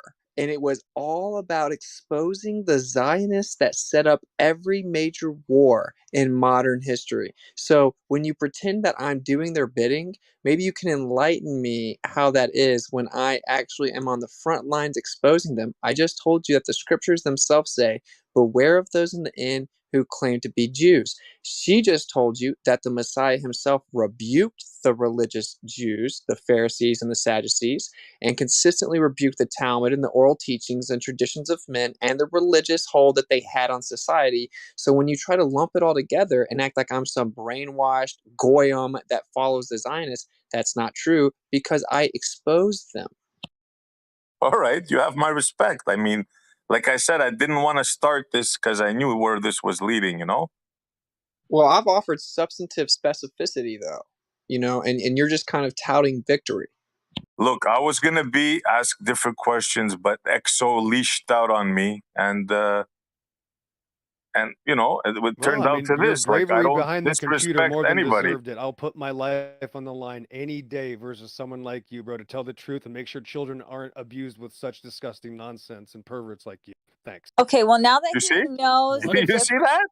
and That's now a that freaking zealot. Yeah, you deserve it. Okay, Yep. now that This we is the can kind of record that. Christian I would Record that spit for me. on. Put If that I on the saw internet you on for the me. Go street, ahead and bro, I copy, would make that spit clip in out. your Hey, face. but I'm all telling the you. men in here Oh, should you'd get know, your though. guts. You'd be on the floor, fat. All the I'd men in here fucking should spit know, in your SC, face, dude, and I'd bro. see what you do about it. Rest You in should peace. respect Rest my in wife peace, a little princess. more than that, though, right, SC? Right, like both. Dude, the guy's sitting there calling him a pervert, dude, and you're gonna talk. Yeah, You're gonna he's tell us insulting to me. Yeah, respect he's your a wife. murderer. He's a Okay, but murderer. I The don't know if you Bible just says you got are a in here, murderer. Brian, but Now he's smash he's every Shut single also. that one of you guy up, perverts. dude. We're He's not talking killing like the that in real fucking life. stream. You're Shut that guy up. you're And you and excellent Nessie murderers. start talking, man. Sorry. Yeah, and Okay, eat shit. Mute that And dude, stop man. allowing Listen it. to Just him. stop allowing it. Stop Okay, here's the allowing deal. it. Thanks. Here's the deal. So both of them had insulted each other numerous times. I'm trying my best to walk it back. I am not going to mute one of them and not the other one. And so if you just got in here, maybe you should pump the brakes on. Oh, I've been listening, bro. The guy's interrupting you every time you go to talk. He's in the background. It's like, dude, call it pervert and all that, and y'all jumping on SE. I'm on y'all's side with this debate, but that dude won't shut up, man. I agree that everyone needs to stop interrupting and let people talk. And one thing I would say is certainly we can understand that when a female's waited for her turn and then she goes in to talk, it's very rude to just stomp all over her, man. Right? So like at least like give leeway. And you guys have a history. No one should interrupt each other. Everyone should be concise. That's the consistent rules we have for this room. And then we can maybe move on. I will say though, SC, we've tried to give you specific rebuttals and you're just kind of saying the same thing over and over, which is kind of a derogatory remark that we are brainwashed, stupid goyim, doing the bidding of Zionists. And I gotta agree with No, hold on that. on. I yielded to you. I said, okay, fine. And you said what you said, and I believe you, and I respect you. I mean, what more do you want me to tell you? No, that's And plus, great. you did come in Now kind of that- hot, SE. Your first comment was, oh, sorry, Kai, go ahead.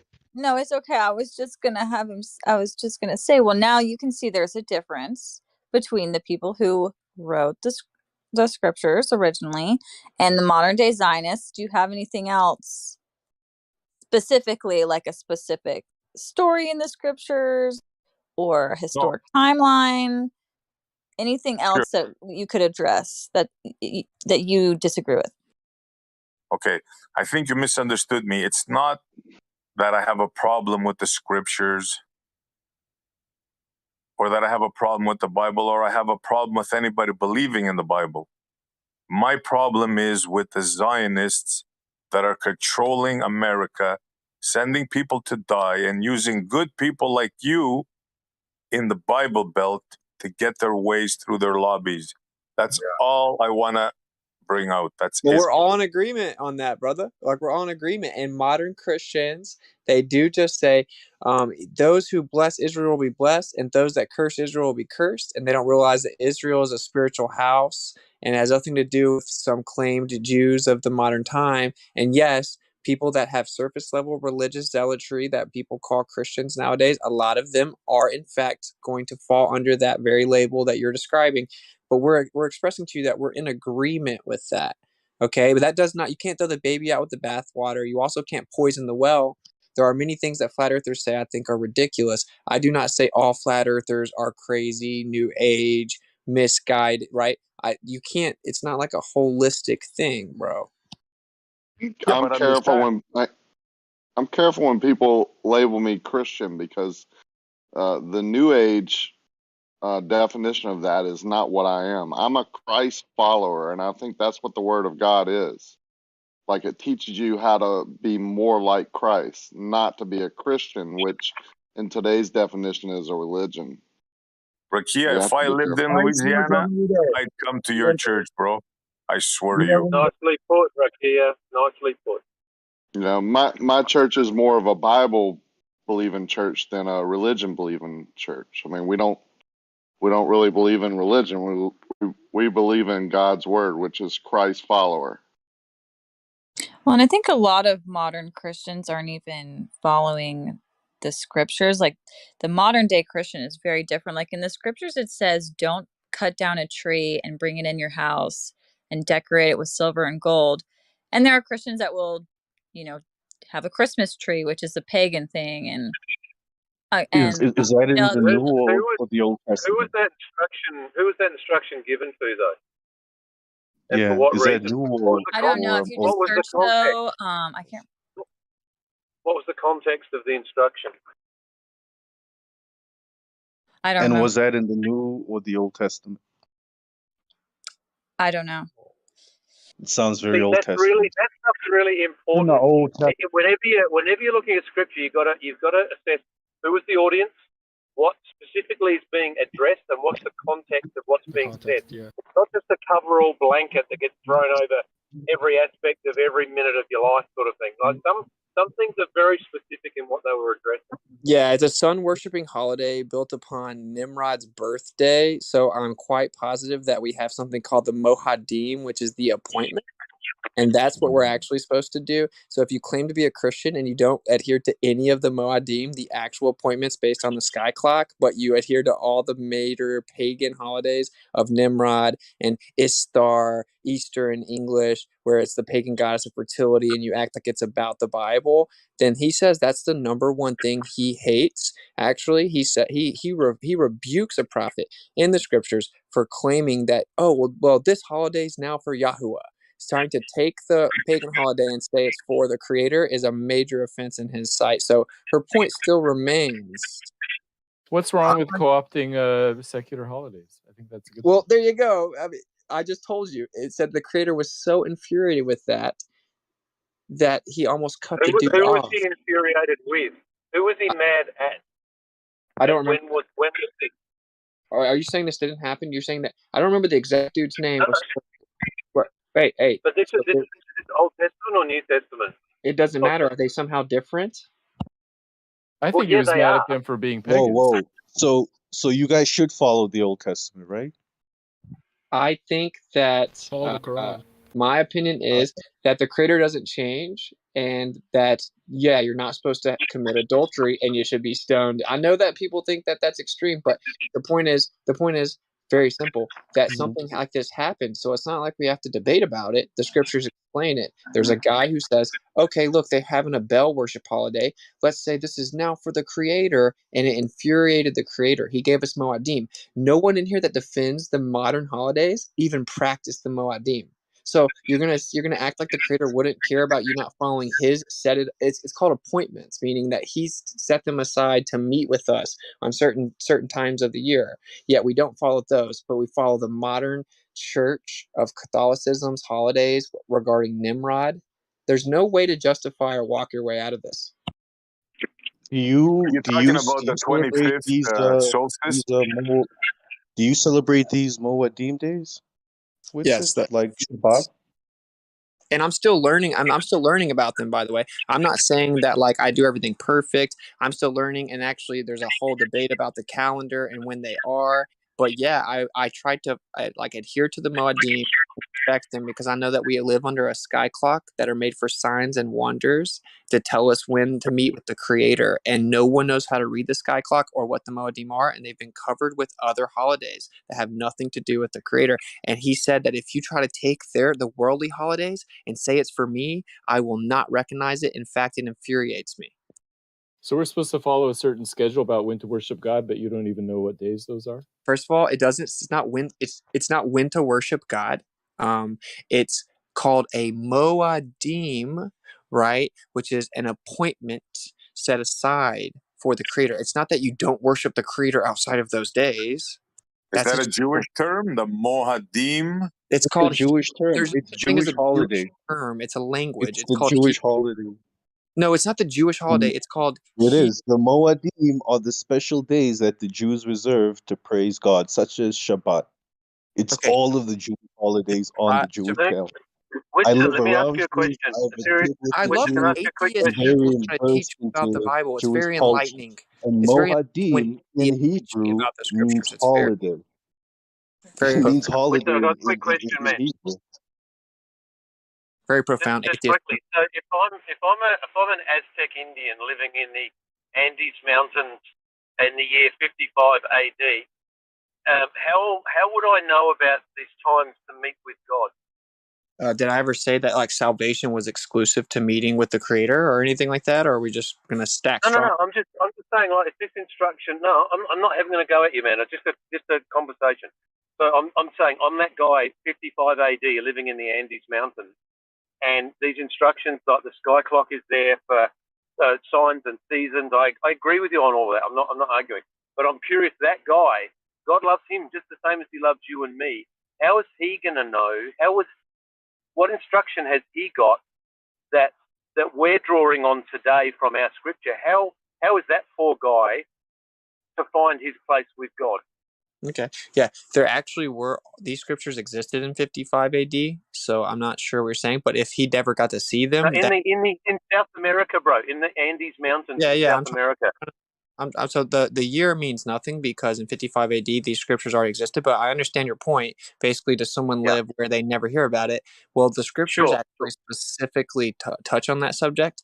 And in layman terms, you can live in the middle of nowhere on an island, deserted, and never ever hear the real name or anything, and you can still know the real Creator because all men are without excuse. Creation themselves show it. If you humble yourself and talk to him, he'll answer your questions. So the answer would be maybe a dream, maybe a vision, maybe he gives you signs. However it is, I'm not the Creator, nor do I know the answer to that. But he says that you don't have to know the perfect name. You don't have to know all these religious traditions or anything like that. You just have to be humble, actually want the truth, and the real Creator will reveal himself to you. So that's one of the major cop-outs that I will say. When I was young, I had that same question. Oh, you're telling me that the person in the middle of nowhere is just going to hell? And my teacher couldn't answer that in school. But the Bible happens to actually answer that question. And the answer is that it's about your true intention and humility. And so that's the answer. Excellent. Okay, excellent. Now, I'm agreeing with everything you just said, but I'll flip that around and then say, okay, so then you've got a group of people who have a collection of books that have been put together in roughly 300 AD by some people with nefarious intentions in many cases. That collection of scripture or books is now used in many, many ways when you've acknowledged yourself that the guy on the deserted island, he doesn't need those books or that scripture. So it's, to me, there's that book is misused and abused and in some ways maybe questionable in its translation and transmission. That I mean, I've got 35 years in the church, bro. So I'm not coming from a position of ignorance. I just they're kind of like opposing arguments in one sense, if you know what I'm talking about. Well, but I see what you're saying, but like I've made myself pretty clear about that, and that the Bible has been drastically misused. In fact, majority of Christians actually get upset about my personal take, which is we don't even have the accurate Gospels because they were only given to us in Greek, and they are actually written in Hebrew, and the Matthew Hebrew version's actually been found and corrects numerous contradictions.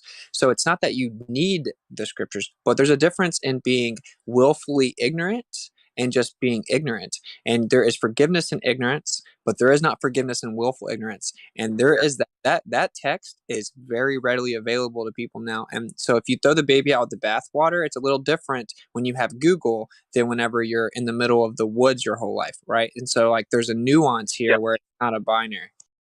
Got him. I'm with you. Now, bro, I've got to go to a chiropractor now. I'd love to talk to you about it more later. Before you go, can I give you the the Islamic answer to your questions? So I've got 1.5 minutes to go. Yeah, I'll be quick. So basically, they say that for every people, there's a messenger. There's messengers for every people. So your example of like this hermit all alone. I mean, he had to have been born and come from a people at some point, right? Maybe he now is a hermit, but before the people that he came from would have had a messenger. And not just that, you don't fault someone for not being exposed. That's not exposed to the scripture. They're only kind of responsible once they've been exposed to it. If they've never been exposed to it, then there's no onus on them, you know, and they're born with this natural proclivity to believe in, like a natural affinity to believe in the one God, regardless. Yeah, you know, they ain't started playing the game yet. You know what I'm saying? Exactly. And like the attitude of following Christ, you know what I'm saying? It really, that's the message here in the, you know, the truth movement. It's like be how Christ was like a leader for the truth, for, you know, realness, you know, and then you don't have to follow the authority. You know what I'm saying? That's really. I'll give you just quickly. I've now got 30 seconds before the Real quick. Authority wants you to hear that message and be scared of it. When the guy stood up and tried to shake the system. I agree. So the church, the church will teach, you know, where Jesus said, "I am the way, the truth, and the life. Nobody comes to the Father but through me," and they will teach that in absolute black and white. Now, the guy living on the desert island that Austin and I were talking about, well, if he's never heard of Jesus, he's going to hell, according to that translation or that that teaching. No, well, no, I'm not. I disagree. Hang on. I disagree. Yeah, literally. It's the literalist. It's the literalist in translation, interpretation, and teaching that is the problem. Not the scripture itself, but the way it is given to people and taught to people is the problem. Right. We got to be like him and like make things productive and, you know, grow. Right. Not like, oh, just bow down to the name or whatever. Right. Is that kind of the summary? But that's the summary. that's not what it says, though. It doesn't say like do a certain name, which is actually Jesus, which actually comes from may his name and remembrance be blotted out. It doesn't say that. It says that there's this mediation that happens. It doesn't matter if you know or not. It specifically says you don't even have to know the creator's actual name. And by the way, I don't think anyone even really does. I think it's Yahuwah, and that's just my best guess. So the point is, that's modern Christians taking something and then twisting it. It's not even literal. If you take it literal, it says you can't get to the creator without the mediation. It does not say that you have to say his name a certain amount of times or get dipped in water by a guy that likes to touch kids. It doesn't say that. If I could elaborate, and I guess I mean like also like we're not bowing down to the body, you know, that personal body or the, you know what I mean? It's like it's more about the message and the energy, right? Than the, you know, the figure, I guess, is what I'm feeling. Well, he was the manifestation of the word. So he just came to show us a proper application because men diluted in their arrogance and of the carnal mind don't seem to understand it. So he came to show people. That's why he constantly had to rebuke people. It's like they were picking food on Shabbat and they're like, you can't do that. It's whenever, like, for example, it's so amazing how layered it is. But whenever the Messiah healed someone from being blind, he did it very particular for a reason. He picked up some dirt, he spit on it, and then he put it on their eyes, and then he told them to walk over a day's journey away to go dip in water, because that broke like 5 different Talmudic laws that broke the religions that the Jews, the Pharisees, so basically like our modern preachers, claimed that the Bible actually said, claimed the scripture said when it didn't. So you're not allowed to work the dirt, because like if you work dirt like you're working the ground, that's considered working. So he messed with the dirt. He spit, because you're not supposed to spit on Shabbat according to the Talmud and according to the Pharisees. You're not supposed to heal people on the Talmud because that's work. You're not supposed to walk more than a day's journey on Shabbat because that breaks Shabbat. And then you're not supposed to go get into that body of water also. So he told them to do everything that broke their fake rules to show them how stupid men are and how they don't know what they're talking about. So my answer is that actually the Messiah was just the physical example given to us of how to actually apply it, as opposed to all the religion. So it's crazy how twisted it is now. We've come full circle where religious people do the very thing that he rebuked, and then the baby gets thrown out with the bathwater in his name, when the truth is he rebuked the very thing that you guys are also upset about. So you're on his side. It's just you haven't been told what his side truly was. And not you specifically, just general sentiment. I want to follow up on what Percentage said. Yeah. So people don't think I'm only picking on one religion, which happens to be mine. But what you said was very good there, Percentage, but maybe half of it. Go ahead. You said that you can't fault anybody that doesn't know, let's say Allah, right, can't fault him. No, that hasn't been exposed to the scripture. Everyone's Right. exposed, like, they're born with a natural affinity of believing, like, you know, they see creation all around them. So if they have any shred of, you know, a brain, they'll have to concede that this had to come from somewhere. Yeah, agreed. Now, that's the good part of the religion, right? Now, the flip side of that says in your religion, right? Correct me if I'm wrong here. Now, once we tell him what the true God, and there's only one God and his name is Allah, and he refuses, well, then we have excuse to attack and forcibly make him submit. That's I'm not completely saying accurate. I'm not saying now and it's followed, but I'm saying that's in the religion, and that's what spread that religion and made it one of the top religions. Not so much. If you actually look into it, a lot of times when they conquered a land, they don't compel people to become Muslim. There's something called jizya, which non-Muslims would have to pay. It's basically a tax, just like the Muslims have their own tax, the zakat. The non-Muslims have a tax, and they just, like, they're living in a Muslim land, but because they were treated so well, and and a lot of times it was like, to avoid the tax, and obviously when you're living with the people, you slowly become them. That's why a lot of people converted and stuff. It wasn't convert or die or something like that, because you can't change what's in someone's heart. Unfortunately, you're talking to somebody that knows that story very well, and nah, that's not really how it goes down, is it? What do you mean? What do I mean? The Muslim religion expanded by the sword. Through force. You can't make someone. That's the corrupt. Be like Literally. a Muslim. You can't make someone change their faith in their heart with a sword. That doesn't make sense. No, but then you the more subjugate you're them trying and to you force it enslave them. physically, hold up. The more that you're trying to force it physically, the more they'll avoid it, internally. So.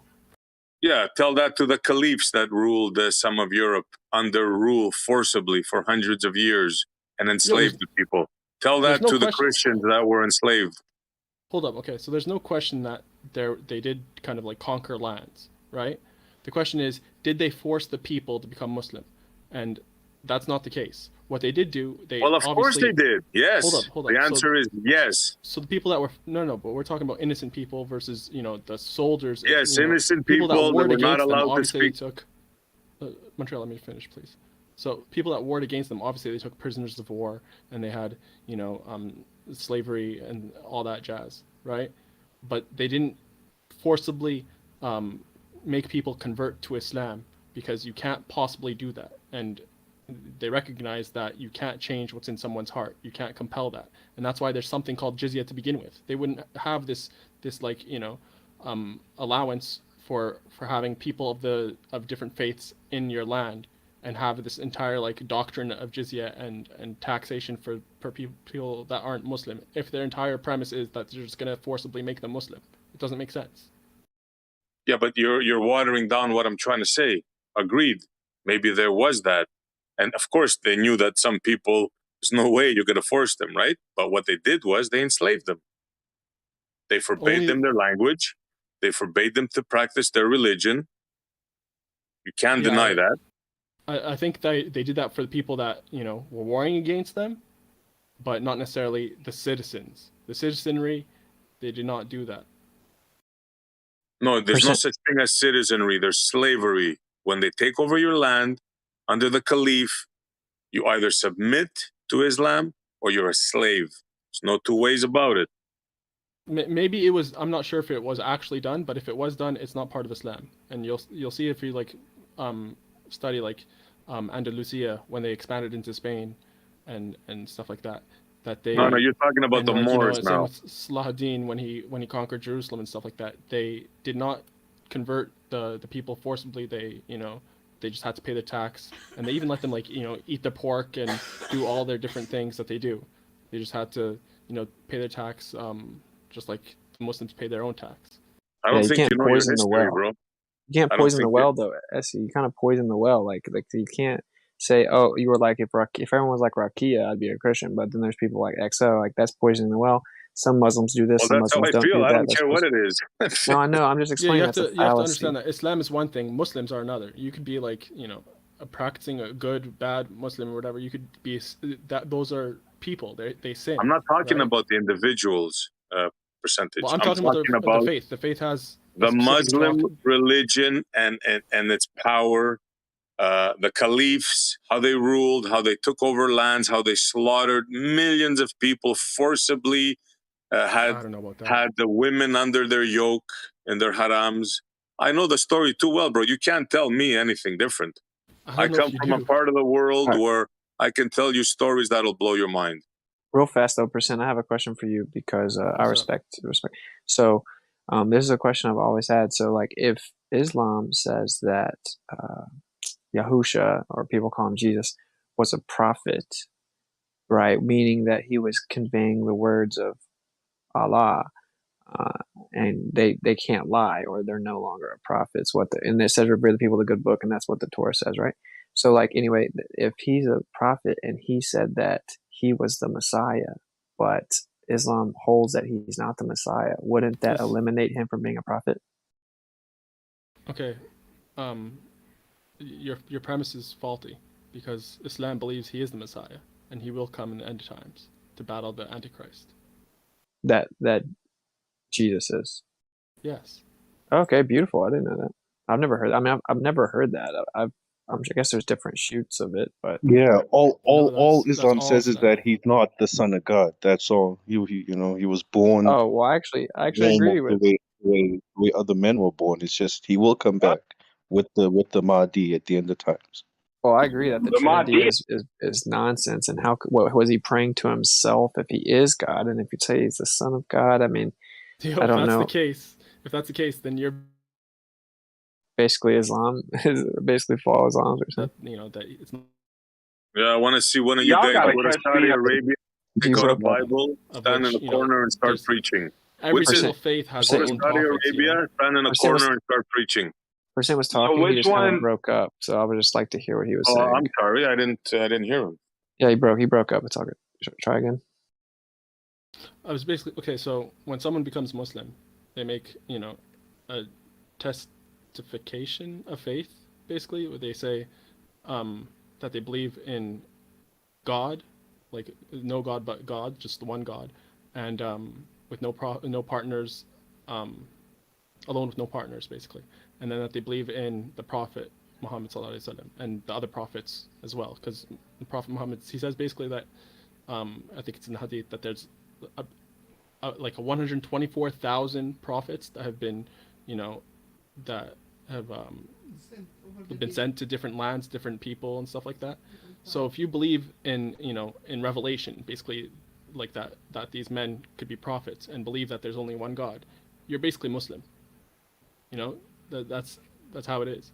And I was talking to this dude. I was actually like at the basketball court just earlier, and I was talking to this dude. He's Christian. He was telling me he believes that in this one God and stuff like that, and he believes in all these different prophets that all these different people had. Like he believed that Buddha was a prophet. That he was Siddhartha Gautama or whatever, the man that was Buddha, was actually a prophet and stuff like that. And I'm like, bro, you're basically Muslim.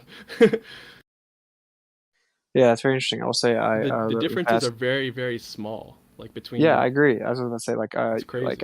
Actually, I would say I respect like Islamic countries.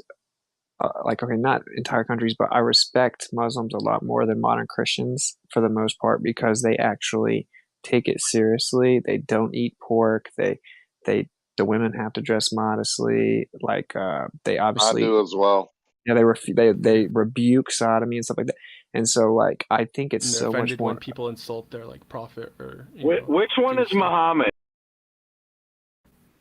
What do you mean, which one? What? Like, is he a prophet? What I thought Yeah, Muhammad was Jesus. I thought they believed in him and not Jesus. He's the one that came after Jesus. No, He came 600 years later. What? He was a prophet. He was a prophet. I thought he took over. I'm serious. I thought he took one of the mainstream Christian arguments against Muhammad being a prophet is that they misinterpret the scriptures saying that there will be no more prophets. They misapply that. So I will say that I think it's a lot deeper than people think. I will say this though, that is the number one faith in the world, and it is not a majority in the end. So I think it's probably a lot like modern Christianity, where a lot of people just go along to get along and kind of say that they think certain things, but they don't have a sincere relationship, or they're like really humble. Because there has to be some nuance here. And I think that maybe the truth is that the Creator hates all religions, and there's only one true Creator you have a relationship with, and in the end, those chips will fall where they fall, and we'll see Now the we're truth. talking. Now I can go behind that exactly. It's the Yeah. religion that's the problem, not Yeah, God, absolutely. not the Creator. Absolutely. Yeah. Well, Yeah. that's what the Messiah said, right? That's what he was Yeah. rebuking the whole time. So Yeah, Yahweh we're in full even agreement. even Yahweh can I preached give it? against being a false religion, like being false in your ways and your walk. He was basically talking about groups that would become religious instead of Christ followers, or trying to be more like Christ. Yeah, I wouldn't be so quick to say A it's fine the line. religion that's the problem, because I think first you have to show what the problem is within the religion, and there's a very big difference between the follower and the religion itself. Now that is good words. Yeah. Doing things in excess, which can mean even raising up an idol in your church, or things like that. Like, everything can be a sin. You have to be careful. He has very specific instructions on how you're supposed to live your life, and we fall short from that. We're supposed to repent from those shortcomings. And enjoying creation and pointing out the Creator through the creation is one thing that he led us to do. We're supposed to do. Yo, I don't know. I want to extend what you're saying, right, about the false idols and all this, right? Like, look what they're trying to do to us with this simulation theory, right? Like, say it's real, or say they make everyone believe it's real. People are gonna be looking at like the sim maker like the Creator, when that's just a bullshit middleman. You know what I mean? Like, it's still gonna be, right, like the one, the beginning. And they're gonna be like, look, we're in a simulation, so we're like, let's pray to them to help us. Like, nah, Well, they try right? to do the same thing with like evolution and with the Big Bang and stuff. They're just trying to take extra steps away from, the source. The source, which is the Creator. Like, being close to the Creator is the key, the relationship. Anything that leads you away from that is deception.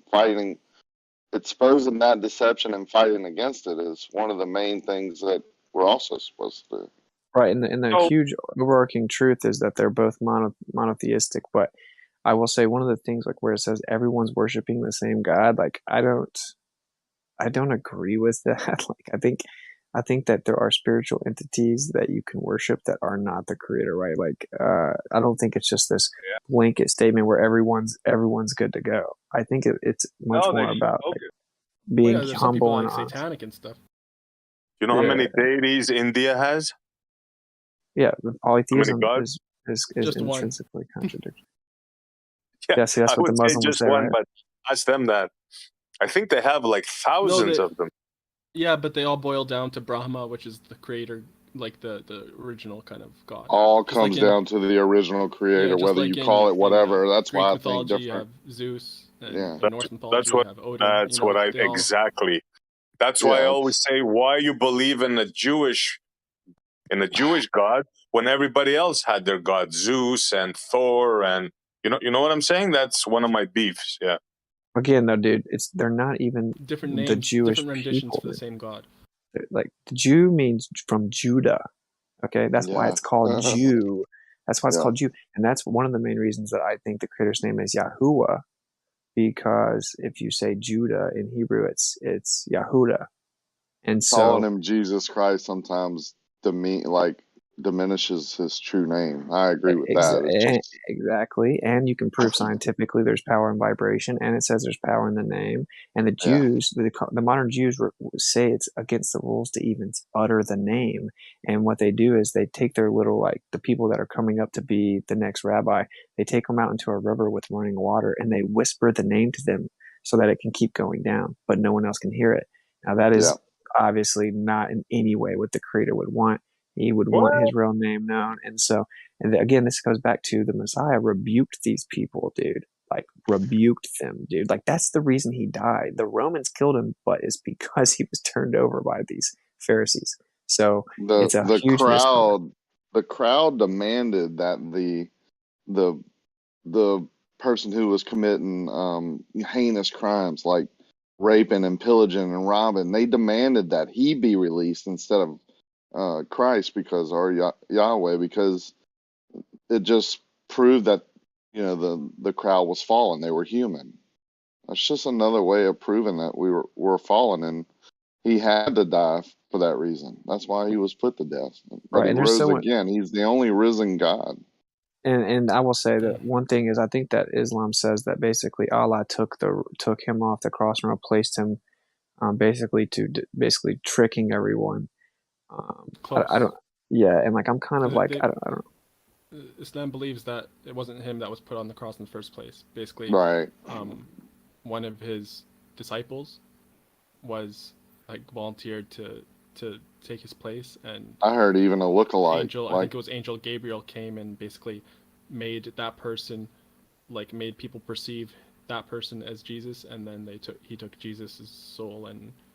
But that's where I think it falls, like Muslim kind of falls away, because the resurrection, the rising from the grave is what sets them apart from all other gods. That's kind of where I have an issue, but it doesn't mean I'm right. It just means, you know, you can get Islam diluted. disagrees about him being a god in the first place. I think that's what sets it apart. Well, and this is the thing. I actually agree, by the way. Like, I don't think that the Messiah was God. Like, you think he went and prayed to himself?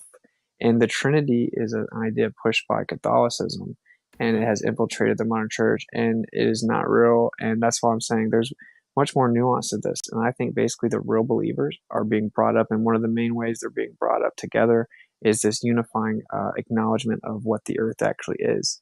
It's one of those things where I think we don't know, and stupid men have their stupid religions, and they don't really understand exactly what they're doing. I don't think religion's bad in the sense that it instills morality in society, and the world would be crazy without any type of moral compass. But, you know, it's definitely a much more nuanced conversation than people think, and that's why I hate dogma from either side. I will say, though, not every Muslim I've talked to, obviously, has the same answer as you do, just like every Christian you talk to is not going to say what I'm saying. Well, let me just say to that, then they just don't know the faith well enough, because right, and that's what I would say as well. The story is clear. There's no different variations about it, about like well, I can tell how you Jesus was taken, and he was never put on the cross. They believe that he was taken before the Jews even came for him. Okay, that's interesting. I can tell you every time I read scripture, it speaks to me in a different way, if that makes sense. Like, yeah, I think when it's a living word. So when I read it and my walk has changed, my experience, my knowledge has changed, my faith is growing, more truth is revealed to me, I believe, every time I read. Yeah, well, and then I do know that, like, I think it's called Dajjal, or I think it's Dajjal. Yeah, and that's the Antichrist. Right, and so I remember when I found this out, I'm like, whoa. So like they do think that happens, and then Yahusha comes back and basically fights him, if you will. And I'm like, well, then we're in a lot of agreement with the major parts of it. And I think the difference is, I think the name's important though. Like Yahuwah, I'm really led to put that out there. Allah it's literally it's new in my God wall translated as into well. Arabic.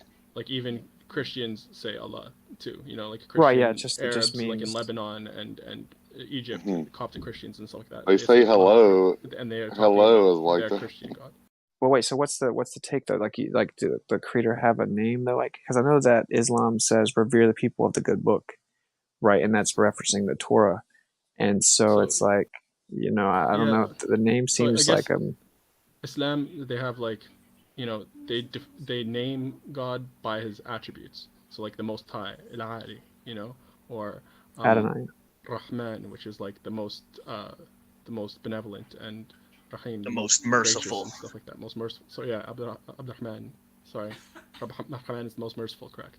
And all these, like there's like, you know, more than 99 names, 100 if you're including Allah, which is just God, and it's like they're called the Asam al-Husna, you know, I guess the blessed names of Allah.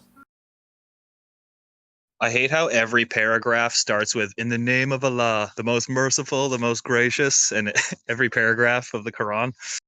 Come on, guys, what are you doing? man, it's valuable. I mean, you know what I'm saying, like, but Yeah, don't think of them as paragraphs. Think of them as like yeah, as chapters, or as yeah, like, even like You've all as been poems conned. almost. You've all been conned. It gets a little repetitive how many times it gets repeated in the name of Allah, and then at the end, What's at the end? it's usually the same thing, like the in the name of Allah, the most merciful, the most gracious, something like that.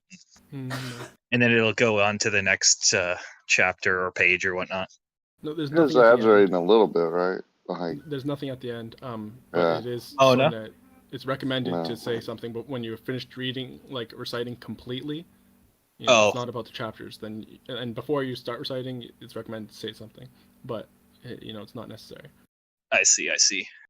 Even it's the same saying, thing as saying the Bismillah ar-Rahman ar-Rahim, that's not absolutely required. Between every, like, there's a difference in opinion regarding that. Maybe, yeah, it's just the translation, the English one that I read or whatnot. Maybe they didn't add it in every paragraph. I'm kind of exaggerating. I just remember it happening so often.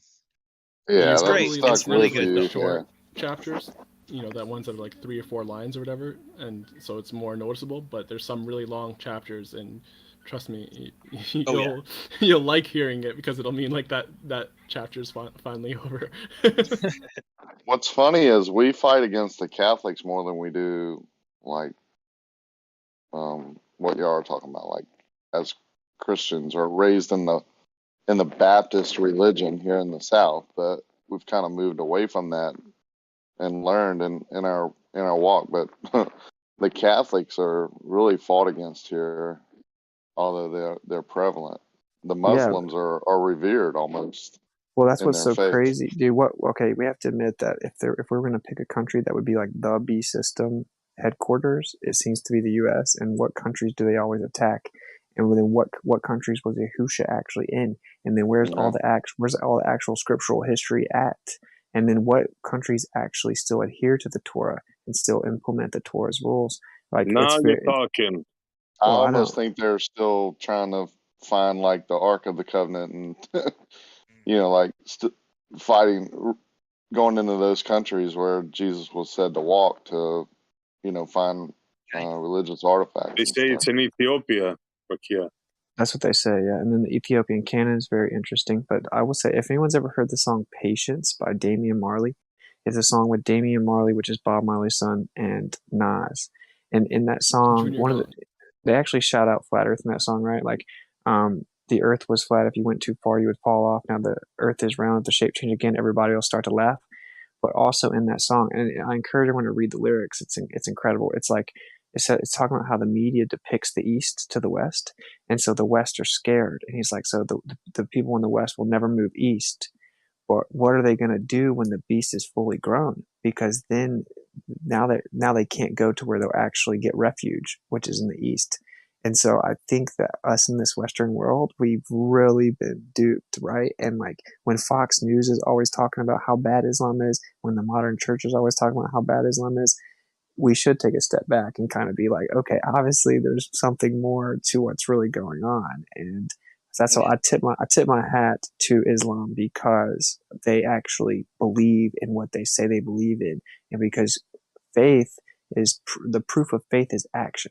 That's the fruit of faith. And so when you actually live according to the Torah, that speaks way more volumes than you just saying Trinity, Jesus, I can't mess up, I do what I want. And you know, like, so I think that should kind of speak all that needs to be said. and actions speak for themselves. And Bro, there are bro. bad apples in every one of them. With all due respect, you're praising the wrong religion. You have no clue of what you speak, bro.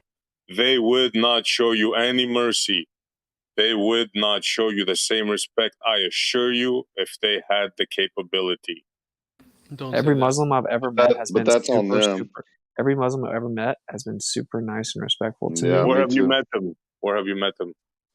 Honestly, honestly, the most On the Muslims road? I've met was in jail, but like a lot of them are not like good depictions. Just like if you go meet other Christians, they're not like good depictions of what the scriptures actually say either. So Don't I get don't me know. wrong. I'm not saying Muslims are bad. No, not at all. As individuals, they're very good, family oriented. They pray, everything. It's as a group, as a government, as a religion, they would show you no mercy. If they had power that the United States had, everybody right now, you would be praying five times a day, I assure That's you. not true, man. Oh, That's not what true. the Quran That's says. 100% true. I honestly That's think you're actually not talking true, about the Montreal. radicals. If anything, you would have been better served saying, you know, the people themselves, you know, some of them are, you know, worse than others, and some of them might try to subjugate you if you have the wrong ruler or something like that. But to say it about the faith Yeah. as a whole, you're actually patently incorrect to say that. It's like Right, labeling everybody Christians, and the radical Christians are the worst. It's the same thing in Muslim. You have radicals that give the Muslims a bad name. Yeah, like the Catholics gave the scriptures a bad name by literally murdering everyone that didn't conform to their new religion they came up with. That doesn't mean that the scriptures are wrong, right?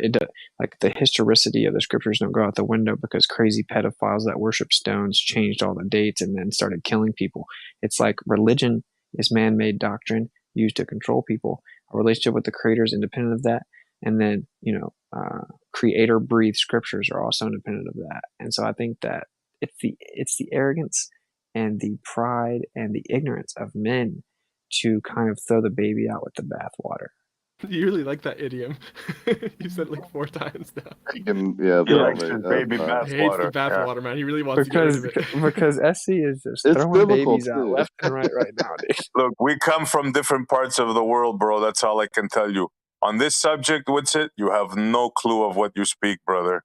None. Where are you from, Matthew? Sorry. Like, where did you grow up He's that from Muslims didn't know? Montreal. No way. He can't be from Montreal and have this outlook towards Muslims. Like, Wait, are that's you? Canada, right? You got to give SC some Yeah. time, man. He's coming around. You gotta We're give him chipping away, some chipping leeway. He's away. from Are Canada. you from, like, I don't know? He's Are from you Canada. Jewish? I mean, Montreal's like a ghetto Ottawa. Yeah. It's like a shitty Ottawa. Hey. Them fine words. Hey, You can't come on, even bro. find Ottawa on the map. I'm SC's in Ottawa right now, and I was born in Montreal. SC's going to come out of this all right. We're All right, well, chipping away, man. He's nice good talking to you. people. Nice talking to you guys. I'm gonna crash. I would like talking to you again sometime about this percent because I love to learn new things. But I'll catch up with you guys later. Have a good night. Peace. Later. Yeah. Hey, no Talk about- disrespect to any of you guys. You know I love you guys, right? No disrespect. I don't care what religion you are, but when I talk, I like to talk like what's on my mind, you know? Yeah.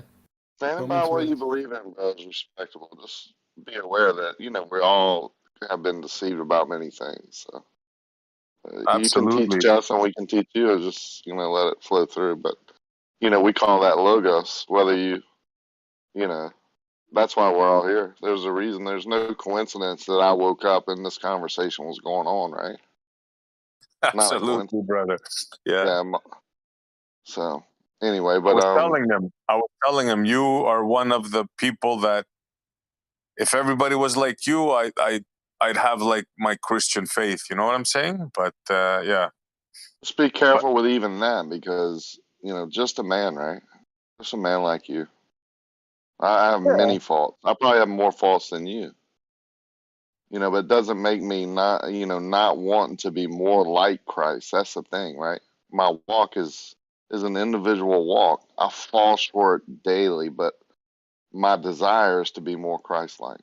Yeah, but that's not what impresses me about you. Not the preaching part, is what you do. The soup kitchens, the fact when you go out, you pay other people's meals and shit like that. Like you're generosity, your kindness. Well, I feel Understand? strongly that I've been blessed, so I give back. The reason I've been blessed is because I'm willing to give back. That's why I do it. But sometimes pride gets in the way of that too, right? Like, or pride is the reason I do it, and I have to be careful. There's a fine line with everything. That's why I say everything can be a sin, right? If I'm doing all this giving and I'm prideful about it, that's not right. I'm not telling you to be prideful. I'm telling you so more people do it. I think it helps the community. It helps, show people, if you're walking the walk, right, and just giving that extra tip and saying, have a blessed day, or, whatever, I How don't can I see how that fault can harm you? me. Yeah. How can I fault you after for telling me you walk Jesus' walk? Like how? I'd be a Well, hypocrite, you know? you should fault me when I lash out and without reason, or, be You're not a prideful. wuss. You're not a wuss, so it's I goes part will with it. I will stand up. I'll be honest. I don't know if it's a curse or whatever. I've been led into this, right? I wasn't in any other Facebooks, or, I don't believe in all that, but I was led to YouTube to fight against deception and go into like the atheist group and try and, I don't know. I really don't know. Like, fight that fight, That's my walk right now. I pray every day that I'm taken out of it, because it's as toxic as I've ever seen. It's more toxic than when I went through the spiritual battle with the money thing with my family. Like, saw evil come out of people that I've never seen before, that weren't evil for 30 years. And all of a sudden, they just turned evil all, on a dime. Well, I see that in people here, like the atheists, hard-hearted. Now, I have atheists in my immediate family that are as pure as me, like better than me, right? But some of the ones hard-hearted in here, like, even amaze me, and I've been in the world a lot. It is nuts, man. This place here is. I think it's the subject, though. We're really close to truth, I believe. Like, that's my faith. And I think the closer you get to truth, the closer you get over the target, the more flack you're going to get. So the more toxic it is. So you have that real diverse, there's hardly anybody in the middle here. It's really, really, really bad and really, really, really good with good intentions. The spiritual war here is as evident as I've ever seen it. I see. Just to emphasize my point that, maybe you've met Muslims that are doing it wrong, and it's not Islam. It's like that. It's not the faith. It's the people. There's, things in the Quran and the Hadith that, they clearly address this. There's one chapter that says, God does not forbid you to deal justly and kindly with those who fought not against you on account of religion and did not drive you out of your homes. Verily, God loves those who deal with equity. And then there's, a number of hadiths where, like, the Prophet's words that he basically said, treat the muwahhids, the muwahhids are the people that, they are not Muslim, but they live in Muslim lands. Treat them with respect, with kindness and stuff like that. And if you wrong them, if you take their rights away from them, or you burden them with, something that they don't deserve, like with work that's not theirs, or take something from them without their consent, then, the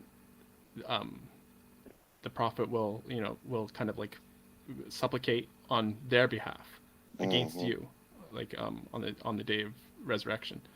And there's more. There's a bunch of them saying, like, if you kill one innocent person, it's like you're killing the entire all mankind, and so on and so forth. So the deen, the religion, is quite clear about not transgressing. It's about being fair, being just. I'm supposed to be more kind to non-Christian Christ followers than I am the true Christ followers. But I'm also supposed to call out the so-called, Christians or Christ followers. We call them lukewarm. They're almost as bad as the people who don't have the faith. So it's a fine. I mean, it's a tough. It's not supposed to be easy, right? You know, you're supposed to be diligent. You're supposed to always study and learn and try harder and, you know, learn from your mistakes. That's how you know you're doing good things, is because you've done bad things. How you know there's good and evil, or, you know, love and hate. You can't know love unless you've experienced hate. I think it's just an individual walk that you build on.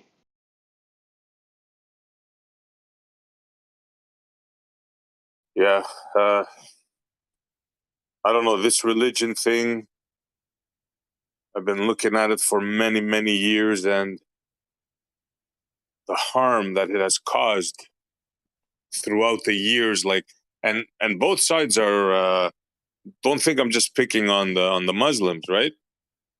Even the Christians, the crusade, how many people did they destroy? How many lands did they burn? And the fact that one pits us against the other, right?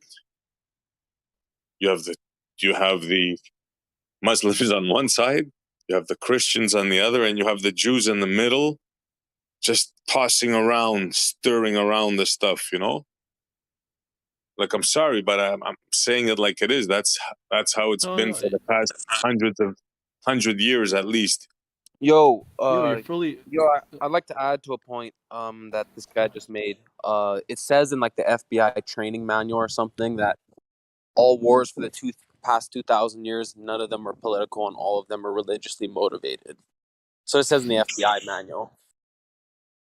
Damn, I didn't know it was that Why bad. would that I be in knew the it was FBI bad, but manual? all of them? Wow.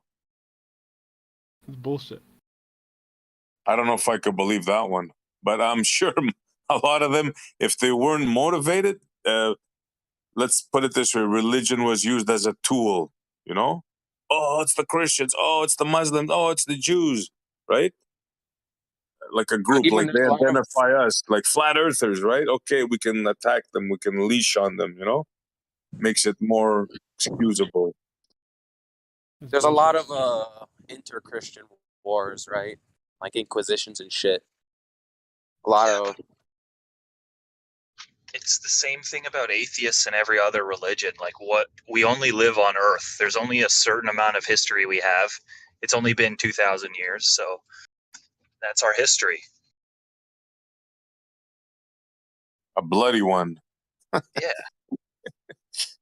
I mean, who's more based on the Jews? Christians, Muslims, or Jews, or atheists? You know, like, That's a good question, bro. I'd say all. yeah, who's All more three without based? even knowing it. Yeah. Jesus I'm was one pretty of the sure most based guys. I'm like absolutely certain that Islam was started by the Catholic Church. What? I mean, they even got their fucking rock in Mecca from the Catholic Church. So What are you talking about, man? That's pretty extreme. That's the first time I heard that one, I must say. Or like taken from the pagans. Like, I know certain temples were, you know, they would take Athena down and put up one god. Yeah. Hey guys, I'm out, y'all. Yeah, have a good night. Later. So yeah.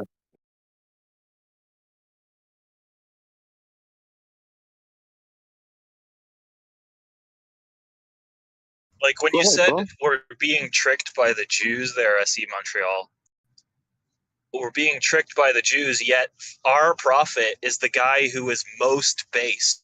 He was the guy yelling into their face that you are a brood of vipers and snakes, you know, like, I know. Yeah. He went and he flipped the table and the whole bit, right? Yeah. Yeah, so we would be the guys. It's not that we are ignorant and dumb that they trick us. It's that we have some knowledge of them and their doings and how they work and the levels of deceit that they're willing to go through.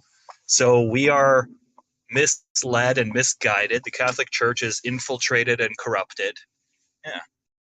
Yeah, it's because I like you guys. I like Americans. I mean, we're neighbors, for crying out loud. That's why I'm saying this. Je suis dans Ottawa, monsieur. C'est très bon, mon ami. Je suis né dans Montréal, si tu veux. Nice, brother. Yeah. And yeah, Montreal is very ghetto, you know. Like I mean, the girls are the women are hot because they're kind of like slutty and ghetto, right? Yeah. Yeah. Cool. At least we agree on that. Gatineau is a little worse. Let me say one thing about Muslims. Let's put it this way: I have a beef about just a certain Muslim country. Let's put it that way. But most of the Muslims I've met, and I must say they were very good people, like Egyptians. I have a friend from Algeria, a very good friend. So most Muslims from these countries are very humble, especially from Egypt. You won't find nicer people. Is it Saudi So- Arabia or which Yeah, one's I the can bad one? I concur. Egyptians are pretty cool guys. Yeah. I'm curious what country it is too.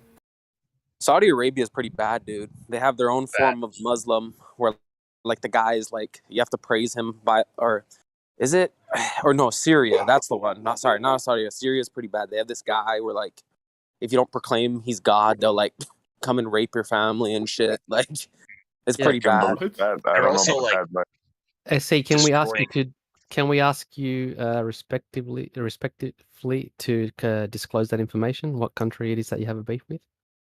I'd rather not say. I'd rather Oh, not that's say fine. right now. No worries. And to Is be it fair, I don't one want to like start any it's beefs people of a with any. certain It's not a country, can't personal. guess. itself, but yeah. Sorry. I'm saying it's specific people that you know from that country. It's not the country itself, obviously. We shouldn't be generalizing. No, the it's country. the government specifically of that country. I'm sure the people are good there, just as any other people. Oh, But like, I have no beef with the Muslim faith itself. Like I told you, that the Muslims that I've met, they're very humble people, good people. So that's the experience I've had. I think there's only two options. It's Saudi Arabia or Palestine. Right? I mean, all the other like who's gonna hate Definitely not Afghanistan? Palestine. Yeah. How can you Well, hate on put it this Palestine, way. honestly? I'll tell you something about Saudi Arabia, right? Now, that's crazy. I think it still goes on.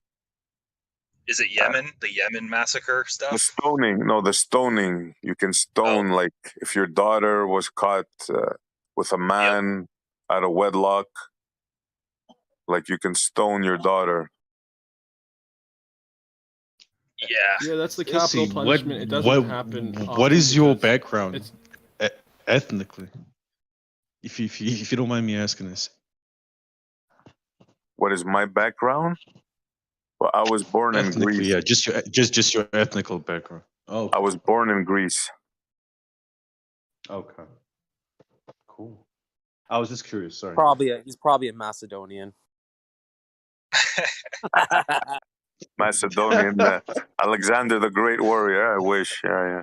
No, I'm not Macedonian. So what's up with Persia being our eternal enemy? Guys? Iran? What's up with that? Another country where you can stone your daughter.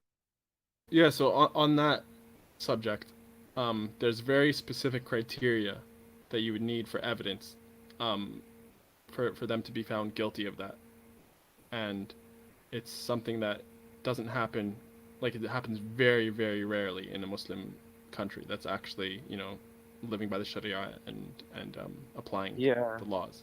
And that's the most capital, like maximum punishment. And in the Prophet's time, he's supposed to be the best example. They didn't do it. It was just, it's more of a deterrent than anything, like a scare tactic. Yeah, I don't know. I was just that again. Back to that. This isn't Sunni or Shiite. This is just in Syria, where they have that god. Like there's like a human god that they have to pray to. In their form of Islam, women don't have souls. They're like basically equivalent to an animal. Yeah, that's not Islam. Damn. Never heard that one. Dude, you should look into it's Syria. Yeah, you should look into it. Basically the guy's dad was the dictator, and then he became the dictator, and like they literally like worship him as a god, and it's like weird because it's like a crossbreed between like Catholicism and Islam. It's the weirdest shit. But I was just looking into it today, and I was just like, this is fucking weird, but interesting. Yeah. You know, the scariest part about about Islam, right? And like I said, it's not about the people, it's not about disrespect, but it's written in their, is it in the Quran or is it in the Hadiths? Anyways, percentage is probably going to tell us after. What is it? The part about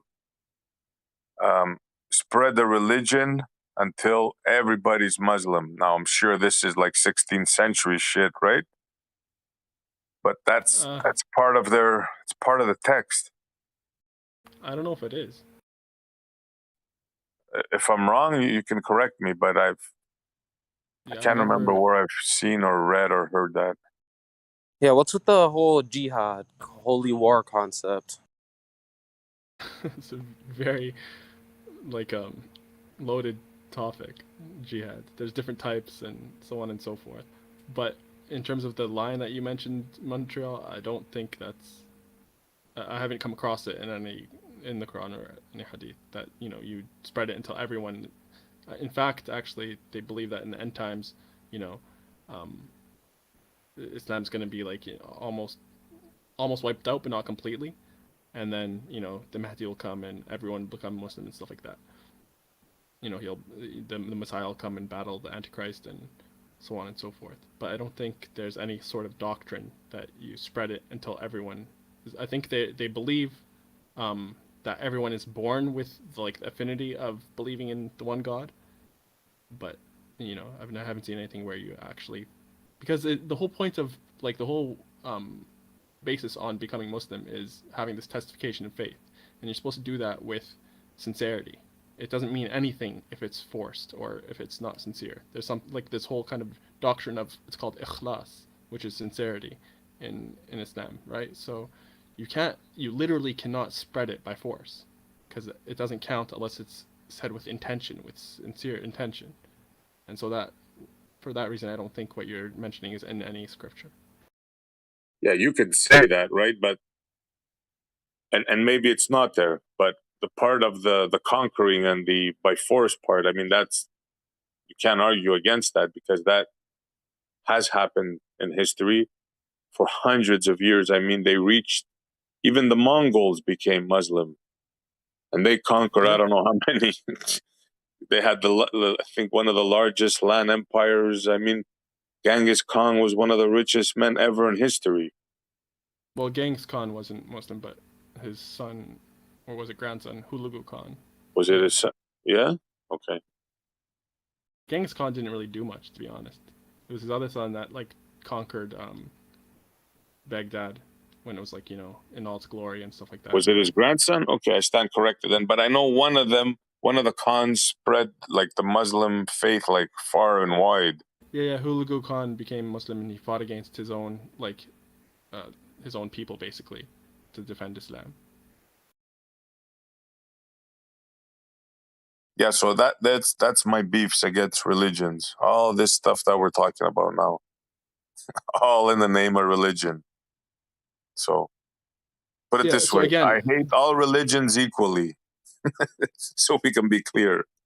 Yeah, that's fair. But in terms of the conquering other lands, again, that's not to specifically force people to become Muslim. Obviously, as a nature of living in a Muslim land and what have you, and seeing the customs and living by their values and having this sort of society that if they're practicing and good Muslims, then you'll have a wholesome society with no degeneracy and so on and so forth, right? And people will become Muslim as a result of that. But there is no actual, you can't, like I said, actually convert someone to Islam. You can't compel that. And there's even an ayah in the Quran, a verse saying there's no compulsion in Islam, in the deen. Yeah, I don't disagree with that part. There's no way you can convert somebody, and I'm sure they realize that. But the part of them taking your land over forcibly, that there was no choice given there. Well, yeah, it does say to fight against the people, obviously, that fight against Islam, and it does encourage the spreading of Islam and conquering lands and stuff like that. That's it's not kind of something that they try to hide or whatever. That's something that they're kind of proud of. That they're proud of their faith, and they feel like, you know, that if more lands were under Muslim rule, under the Sharia, then it would lead to better societies, you know, the world over. Yeah. Well, back then the goal was to take over the whole world. There's no question about that. But we can't equate that thinking in the, well, where did it start? In the 16th, Islam 600, started 700 600 something. Yeah, Sorry? like 700 AD. Around I there. thought it was 6 something. Okay, but yeah, that's close Yeah, enough. six Okay. something. 6 something is about, it's about 700 AD. Yeah, so that's quite a while ago. So now, back then, of course, the ideology was different, but back then, had they had tanks and stuff like that, we'd all be praying. There's no question about that 5 times a day. No question, because that was the ideology. I'm sure you won't disagree with that. I do disagree. That's like I've addressed it. You're I kidding me, disagree. right? You're gonna No, tell I me? disagree because you can't force someone to pray. You know, if someone doesn't pray, Oh, the that doesn't praying make part. them- Okay. My bad. Maybe they wouldn't force you to pray, but they'd have control of your land. Yeah, I mean, definitely. If it wasn't the Christians conquer who the done land, it, it yeah, would they'll have been the control the land. Muslims, or it would have been someone else, you know. Yeah, Unfortunately, it's the Christians who did it, and now everyone all over the world doesn't work on Sunday, you know? Yeah. Well, outside of the Muslim world, yeah, everyone doesn't work on Sunday. But if we were all be working on Saturday, the way it's done in the Muslim world, that's all, man. Yeah. And eventually, something's going to replace Christianity, you know, as the world's foremost religion. So, hopefully, it's Islam. Now, as in terms of Yeah, taking but your like, land, the thing is, in Christianity, there's like basically kind of a very big rift between Protestant, Catholic, and like Orthodox. They're very different like religions. I mean, the Catholic Church don't even fucking abide by the Bible at all, really. Hold on, no, if you'll pardon interruption before we move on to like the sects of Christianity. On the taking your land point that you made, Montreal, they would conquer the land, but they won't take your property. You know, if it's a non-Muslim that, you know, owns the house next door or what have you, you know, you're supposed to respect your neighbors and be kind to them. They're not going to take the dude's property just because they're not Muslim. You know, that's. You're kidding me now, right, bro? Percentage? You're kidding me. No. Yeah, Have you read that's history? what they were supposed to do it that way. But obviously, being men, being mortals of flesh, they obviously didn't do it that way. Yeah. Like, I'll give you an I can example. guarantee you when they didn't do it Salahuddin that took way. over Jerusalem, he's like there were still Jews and Christians. They didn't just like take all of the houses and basically say they now belong to Muslims and then put them like in some sort of project or kill them or something like that. No, people have their property. But that's personal one property, person. and I know, but that's one person that's and an one of it doing example. right. There's Same thing definitely. happened with the Prophet and the Quraysh in Mecca and stuff like that. He didn't just when he got power just confiscate the property of non-Muslims. That's that's the right way to do it. But you would agree that not everyone did it the right way. Well, right? absolutely. No, well, I don't know if not everyone did it, but I absolutely agree that there are people that are bad, and some people they let power get to their heads, and it could be done incorrectly, but it's not in a problem with Islam so much as it is with it's a problem with the person. Yeah. Okay. So go ahead, Noah, with your Go ahead with what? Your denominational divergence. No, I was just saying, like, when you say like Christianity is the biggest thing, there's like a very large gap between what people think in like, I guess, Protestant circles and Catholic circles. It's very different because I've What are been the around. main differences there? Don't they all believe in Jesus? Yes. Basically, the Catholic is a lot more. I guess they have a lot more stuff like churches and they have a lot more, I guess, dogmas and things like that. Whereas when you talk to a Protestant, they kind of are more biblically based, right? Basically, like if you ask a Catholic, what about such and such in the Bible? They would say like, oh, I don't need to worry about it. The Pope would tell me. You know what I mean? Whereas if you ask a Protestant, they would be like, oh, let me look into it. Mm-hmm. So Protestants follow the Bible. They're a lot more literal, right? While I guess I would you say say they try. Catholics. They would try to follow the Bible. I don't know if following it versus trying is the same thing.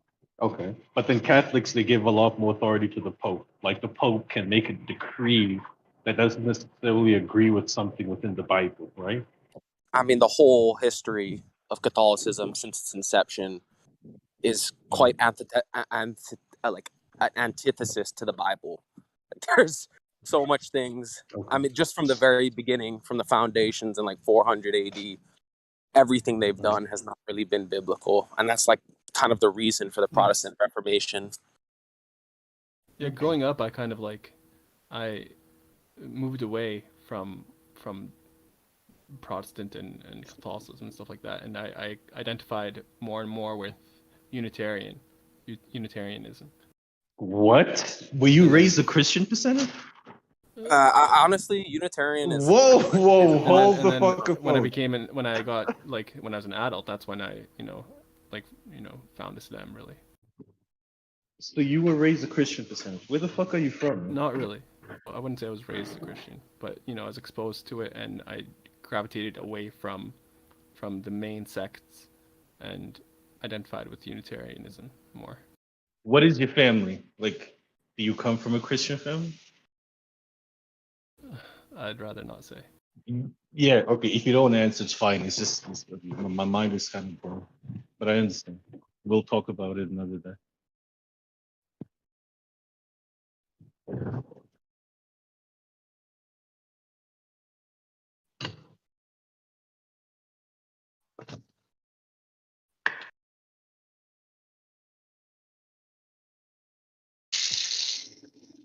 We got to stop what you're talking about. Yeah. Go ahead. Man. I was gonna say the main problem I had with Catholicism and Anglicanism and is just the Trinity. That was it just didn't seem right that God was like what it said earlier. That God was asking God, was praying to God. It doesn't really make sense. Mm-hmm. So that always kind of like irked me, and growing up it just like solidified. Also, that God would think the best way for him to manifest in the human form would be getting a 14-year-old girl pregnant. Like, I think God would have thought of a better way to do it, right?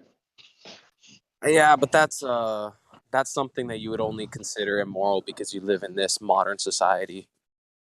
Once a girl and no, the age, sure, but if it was God, he could have just just that appeared. Was just the normal fucking listen. Back in the day, women were like a girl was considered a woman once she like went through puberty and shit. It was not like they had a number.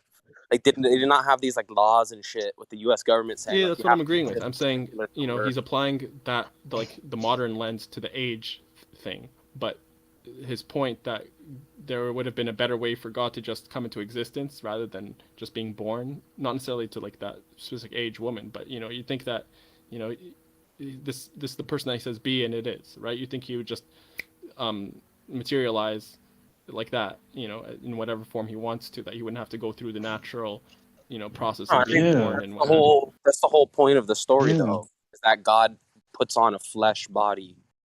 Like God becomes flesh and has to actually like deal with shit that humans deal with. Yeah, but why couldn't he do that? Why couldn't he just materialize as like a full-grown adult or as like a baby? Because why does he need to be born? All human beings are born of a mother. To be not born of a mother means you're not a human being. You're not born of the flesh if you're born from somewhere other than a womb. But he's God, so he's. But did God need to do all of that? Yeah. I don't know if he needed to or not, but say he did want to manifest as in the flesh, he would have to, be a baby. He wouldn't. Be a fetus, he could do anything he wants. He could manifest as a 33-year-old man. You're missing the point. You're missing the entire point.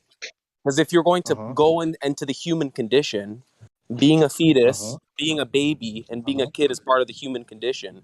But Skipping why that, would this with person that skipping knows that, But everything? yeah, why skipping why that, would God need to go you're through not all even of that? shit. But go ahead. Sorry, I Why would apologize God for need to go through interrupting. all of that if he's like the creator? He already knows what the human condition is like, what the human experience is like. I don't know, man. Yeah, he's Yeah, omniscient. He doesn't need I to can't experience the answer. human condition. I can't answer that question, but I just know that him being born into a womb, being a baby, being a child, being a teenager, being an adult, that is like a necessary antecedent to being in the human condition. Okay. For human beings, definitely, I would agree with you. But for the Almighty, the Creator of Right everything now, and you're all, still missing my point because he had to go. Like I'm not gonna tell you why because I don't understand that, but I will just tell you, you have to do that to experience the human condition. No, we agree with that. We're saying an all-knowing being already knows the human condition and wouldn't need to, so it just doesn't make sense on the face of it.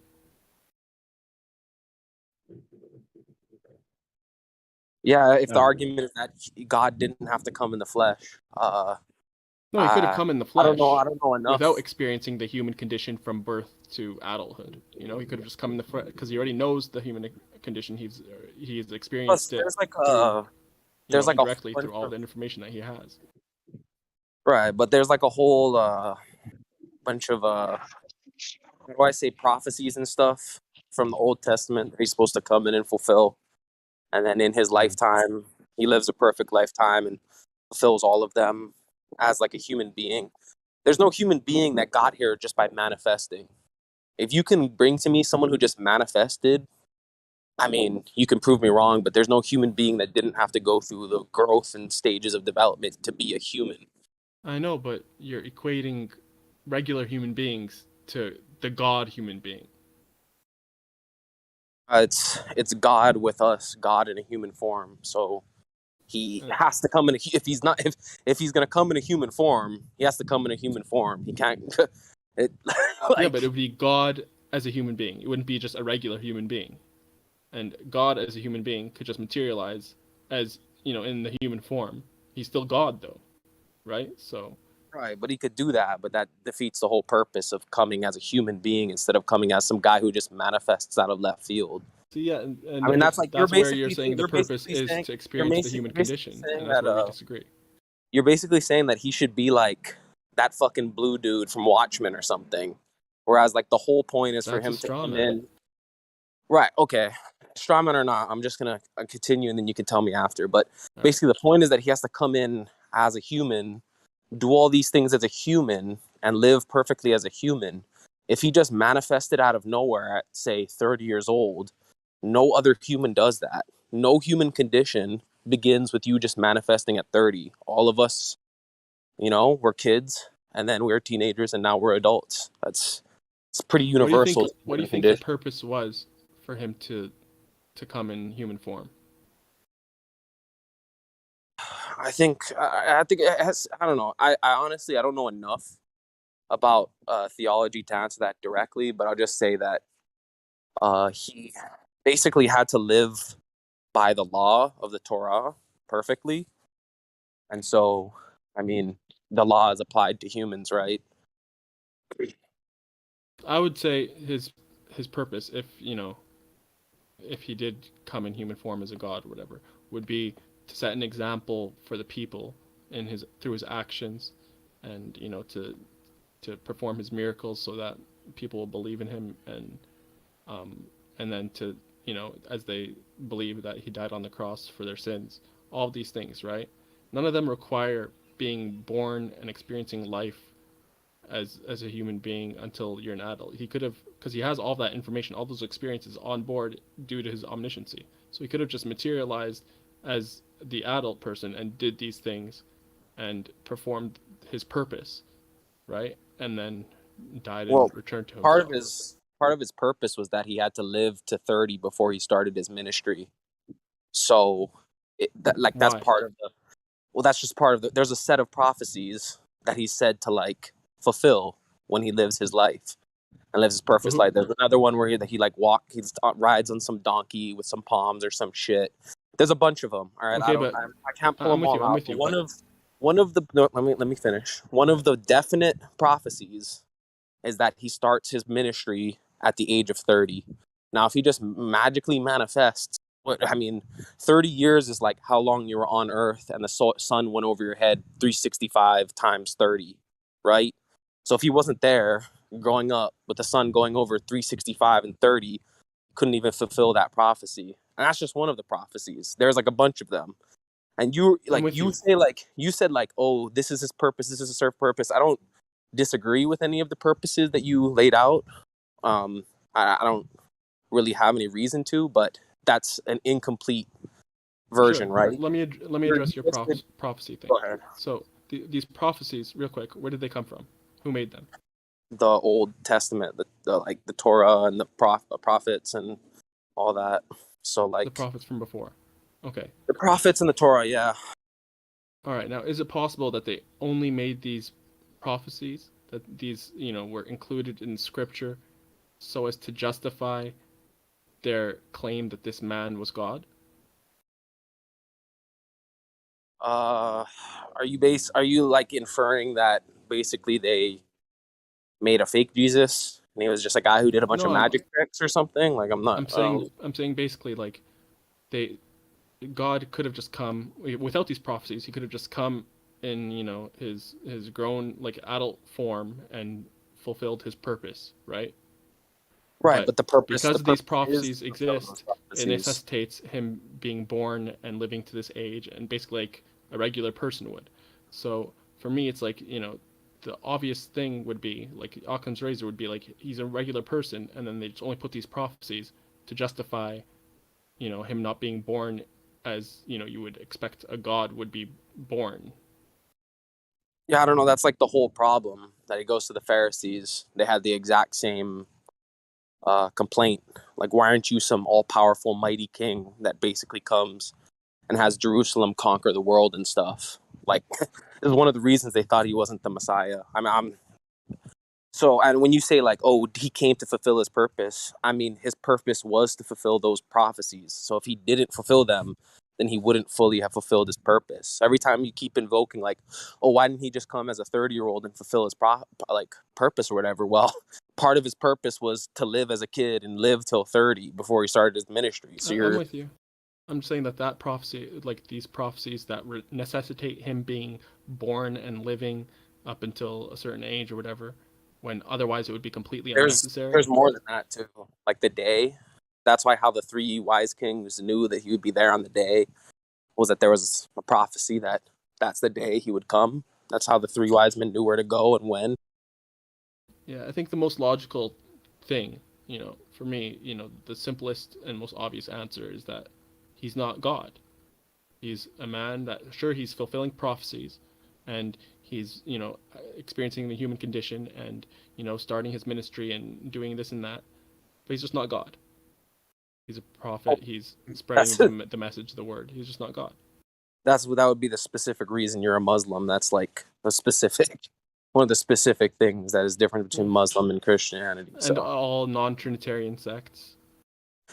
Well, no, not all non-Trinitarian sects. Some think that it is God in a flesh body, not the Son of God, but just God. There are Christian non-Trinitarian. So God in a flesh body, and there is no, like, Holy Spirit? Like the Holy Spirit just being another aspect of the same, but not necessarily 3 in 1. Just like is my arm a third person, is a second person to me? No, it's just my arm, You lost me. Right. What does what does the King James Bible say? Is God? I mean, is Jesus the Son of God, or is he God? Well, I don't know. I don't really care what the King James Bible says, so you can ask someone else. I think it probably does say he's the Son of God in the King James Bible. I don't know. He is. It says Ephraim is. It says David is. It says, Esau is. It says a whole bunch of sons of God. Yeah, but the King James Bible is based on the Masoretic text, which is proven to be corrupted. So, does it say anything in Enoch whether Jesus is God or the Son of God? I don't know. I don't think Enoch holds any water, to be honest with you. Really? What Like about if you don't any if you don't thoroughly understand the rest of the Bible, you shouldn't read Enoch, is what I would say. Don't Enoch it until you read it. Yeah, that's fair. I mean, that's an interesting question, man. Because I've read the Bible, but I've never read it like in order. But I've been reading on it, basically a long time. But I've never really thought of whether he was actually God or the Son of God. I've always thought he was the Son of God. I never considered him actual God. I thought he was talking to God on the cross. But so I didn't know that was up for debate. So there's Bibles that claim that he is God. Jesus is actual God. There's a lot of Bibles, yeah. Dude, there's a lot of Bibles out there. They believe he's God in the Hey, flesh. did you guys hear? Hey, did you guys hear that Jesus went to Egypt for I don't know 18 years or some shit to learn? Yeah. Yeah, I've heard that theory before, the Alexandrian theory or whatever. I think it's a much better theory than that. It's not a theory, it's in the Bible. Okay, well. Wait a minute. What do Bible literalists say about the subject? So why would it be a theory if it's in the Bible? Where does it say that? What verse, what chapter? Let's see it. I don't know, bro. Cite I'm your not your source. fucking arbiter of So fucking truth. you're Look just at making a yourself, claim bitch. with no support. You're making a claim with no support. Can we get some fucking moderation in here? This guy's calling me a bitch for no reason. I think it's beautiful, that idea that Jesus is the Son of God, but like even more beautiful, like I think even if you do consider him like a son, like in the way we use that word, more that like he put himself into a human, a being of a human, and then experienced all the trials and tribulations that we all have to go through. Yeah, but who is he talking to on the cross? His creator, because remember, he put himself in human form at that point. So he's no different than you and me. Well, a little different, but we're all in the same boat, So are you saying he's the Son of God or he's God? They're saying he's human both. God. Like it's both, basically. In some kind of weird Come on, man. He's both. He's fully man and fully God at the same time.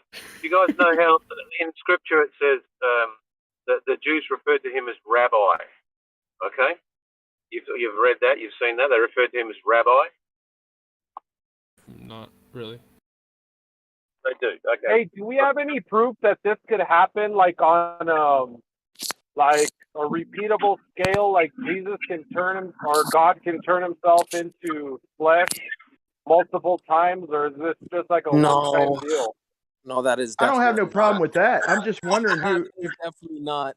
Like I said, I never knew it was a debate, man. I really, literally never knew it was a debate. Science, that is definitely no. This is not a. This is not a science. This is not a science debate, dude. It's definitely not a science debate. Oh, okay. Well, who has proof of this happening? Well, the Bible is a historical record, for one.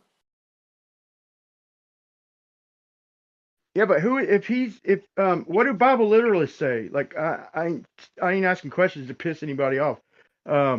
What do the Bible literalists say? Is he God or the Son of God? He's both, Brian. He's both God and man at the same time. I was about to say when you invoke the divinity. He gave up his divinity when he lived on earth. Yo, okay, so I was just gonna say when you invoke the words Bible literalist, you do realize how many different translations of the Bible there are and how many different debates on what the Bible literally says. So when you say Bible literalist, you're covering a very large group of people who don't all believe the same thing. Yeah, but it's when you changed. There's a modern version of it, doesn't man. really make any sense. There is a modern version of it, in my opinion. There's a modern version that is just like pretty literal about everything in the Bible to the best of their ability. So yeah, I guess people could have different abilities of translation, but I don't think they would clash much. I think they would have discussions, maybe even disagree, but get along for the most part on the fact that they take the scriptures literally. But so he's the Son of God and God. I got a. You just said I disagree with that Hey, whole I thing got you just one. said. Hey, why don't we update the Jesus story to some hippie surfer who grew up in Southern California and smokes weed and wears what are those sandals called? Birkenstocks. How is this productive? How is this productive to the conversation? I was going to At say, all? man, you can do that if you want to, but it doesn't really help us here today. And besides, So if it's you, Southern you can Cali, write that story if is you it want. Jesus or Jesus? Hey, It's definitely hey, Jesus. well, look, I mean, hey, there's a bunch of different Bibles, and if they did it, why can't I do it? It's not fair. Percentage, hey, percentage. What do it Muslims does- say it about does- Jesus? It does say in the back of the book in Revelation that the people who, fuck with the Bible and shit are cursed and they're damned and shit. So, I mean, if you actually have faith in the religion, you would not write a false account of the Bible. Okay, yeah, hang on. Okay. Just one thing, go quickly. Is that verse at the back of Revelation, is that relevant to the book of Revelation? Did John write that about messing with Revelation or the whole book? The whole book. The whole book. Okay, now, but here's the thing. The book didn't exist at that time. The book didn't exist for 300 years. No, it so did. How did John on Patmos write about not messing with the whole book, the whole 66 I can tell you books how. collected? It's a prophecy, ain't it? Okay, I'm gonna tell him now. I don't know who that was coming in. There was a complete form of at least the old. I mean, there's not even like a real thing that's called the Old or New Testament, but the Old Testament was complete by the time Jesus came Yeah, of through. course. Without a Yeah, of course doubt, it it was called the Septuagint.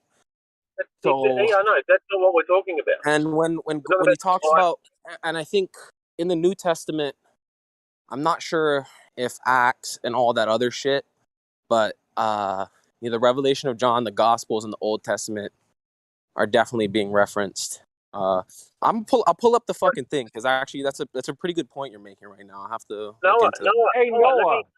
Hey, Noah, are you a Gnostic? Oh, man. Let me expand. Noah, the No, Bible...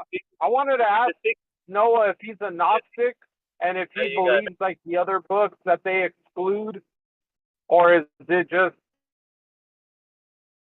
he believes it? Because I think that's more important than whatever this guy's trying to say. Because it's like, well, I get to choose what books I want to read from. Yeah, you do. You want to write your own version, go right ahead.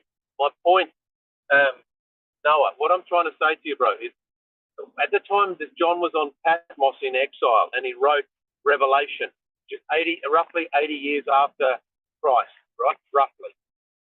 The New Testament didn't exist. There were letters that Paul wrote. There were letters that were written, the epistles, that they weren't put together until about the year 300. So what we consider to be the Bible today, it didn't exist. You're right. The Septuagint version, the Septuagint version of the Old Testament existed in Greek 100%, but the New Testament was just a scattered bunch of letters and there were more. There's Gospels of Thomas. There's all sorts of things that weren't put into the collection, the canon as we know it today, which has been messed with as well. So that the Bible of 2022 is probably a long way from what existed back then. Oh, I'm sorry. So I'm gonna read it out right now. I may have actually been wrong. It says, so I'm gonna start with the verse before, and then I'll go through. It says, "The Spirit and the bride say, 'Come,' and let the one who hears come. Let the one who is thirsty come, and let the one who wishes to take the free gift of the water of life.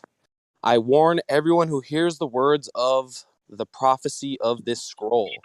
If anyone adds anything to them, God will add the person of pledge described." So yeah, it might not even refer to the whole. It might just refer to Revelations. You might be right. I think you're right. Actually, I would have to look into it further, but after looking at it a little more closely, I think you're right. It's only referring to Revelation.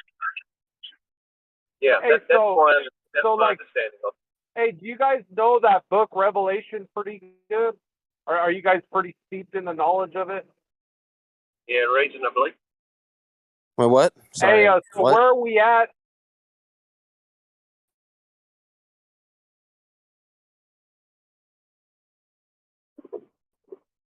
Sorry, man, you cut out. What was that?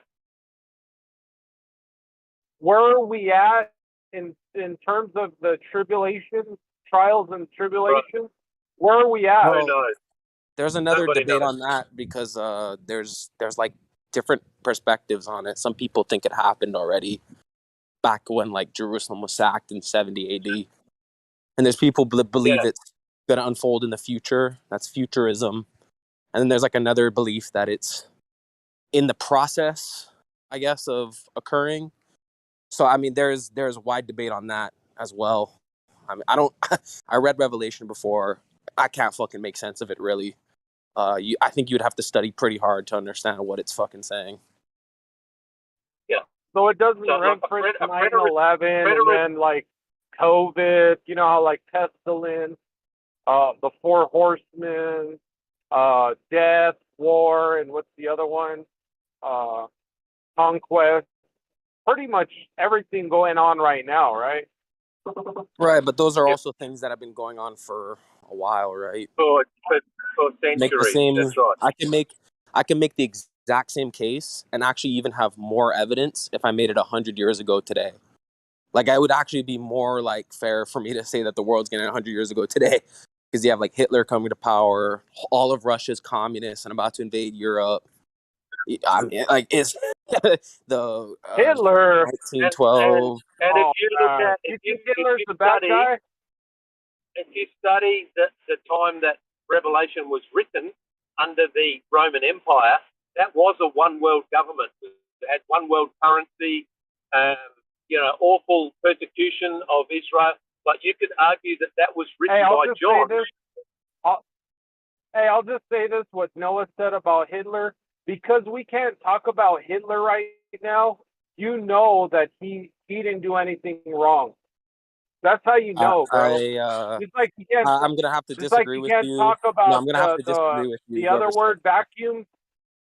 I'm gonna have to disagree with whoever said we can't that. talk about vacuum. I don't know who fucking said that, but I'm gonna have to disagree with you because my family actually comes from Europe. I'm like the first guy who was born in America of my family, so my family directly experienced World War II and know directly what it was like. So I don't know. So why they all died. Did they? Well, did they die? If you're alive, how is your family? Dude, like do you understand alive, that my grandfather basically was starving and had an infection in his leg, and one leg grew taller than the other because they had to starve. One of my grandmother had to live in a cave from 12 till 18. A fucking cave, bro. A fucking cave. So what does like that what mean? do you fucking say? You think it was a good? And I'm not saying that communism is a good thing. Communism was worse, but I mean, yeah, there are people who died. Yeah, bro. I'm not Jewish at all. I'm not Jewish at all. But my great grandfather was put in a concentration camp, dude, and he had a tattoo on his arm. We have he's not pictures of even his tattoo Jewish. on his What are arm. you talking about, bro? That's what I'm saying, dude. You have no idea what you're talking about. You're saying just because your family lived in a cave and they're from Europe, somehow that legitimizes the fucking Holocaust. Listen, buddy. You have you probably have way less knowledge on this than I do. So like I don't know why you seem to think that Hitler's some sort of let's some go sort in of a hero. different room and you and I can talk to it. Let's talk All right. about this. Let's wait, go. who am I? Who is it? Yeah, let's go. Who is it? Yeah, it's your your flat daddy talking. You can talk about it here. Okay. You can talk about it here in a No, we useful can't dialogue. talk about it here. No, we can't Why talk not? about it here. Gio, can we talk about it here? Because you can't talk Is about there a Holocaust denial in this room. I mean, like you can't talk Yeah, about you can't vaccines. talk about that here. You can't talk about that here. You're gonna get the server shut down. Talking All right, I'm about going the to. Holocaust. I told you. You wanna talk? You wanna talk about a flat daddy and link 2 or whatever? Group voice chat let's 2 or go, whatever. bro. Okay, I'm a hop over. Hold on, I could just pause the. I could just mute the live stream. Sorry. You guys can just stay here. Do that. Just do that. Yeah, do that. That works. No, they already went to the other one. But they left already. Yeah. Okay, cool. Either way, it works both ways.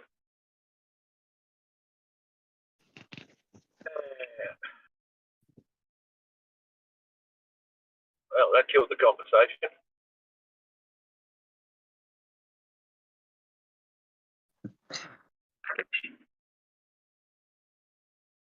Mhm.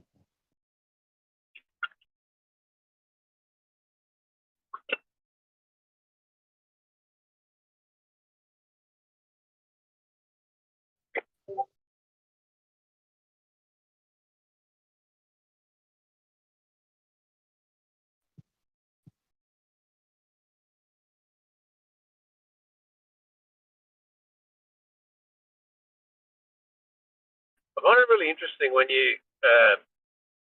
a Bible conversation comes up. Everybody just has this immovable position, and often they're just not prepared to talk about things that other people may have discovered or thought of or studied or whatever. It just seems to be a really dogmatic subject for most people in their reality. Has anyone else found that?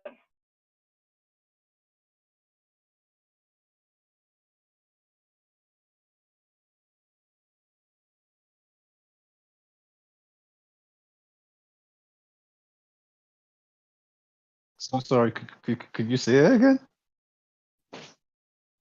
Just like when we're talking about the Bible and Scripture and all those things, I find that most people are very, very fixed in their paradigm. Like they're not prepared to discuss other people's thoughts or opinions or what other people may have studied or discovered, or they just, no, this is what I think and this is what I believe, and I'm not interested in what you have to say.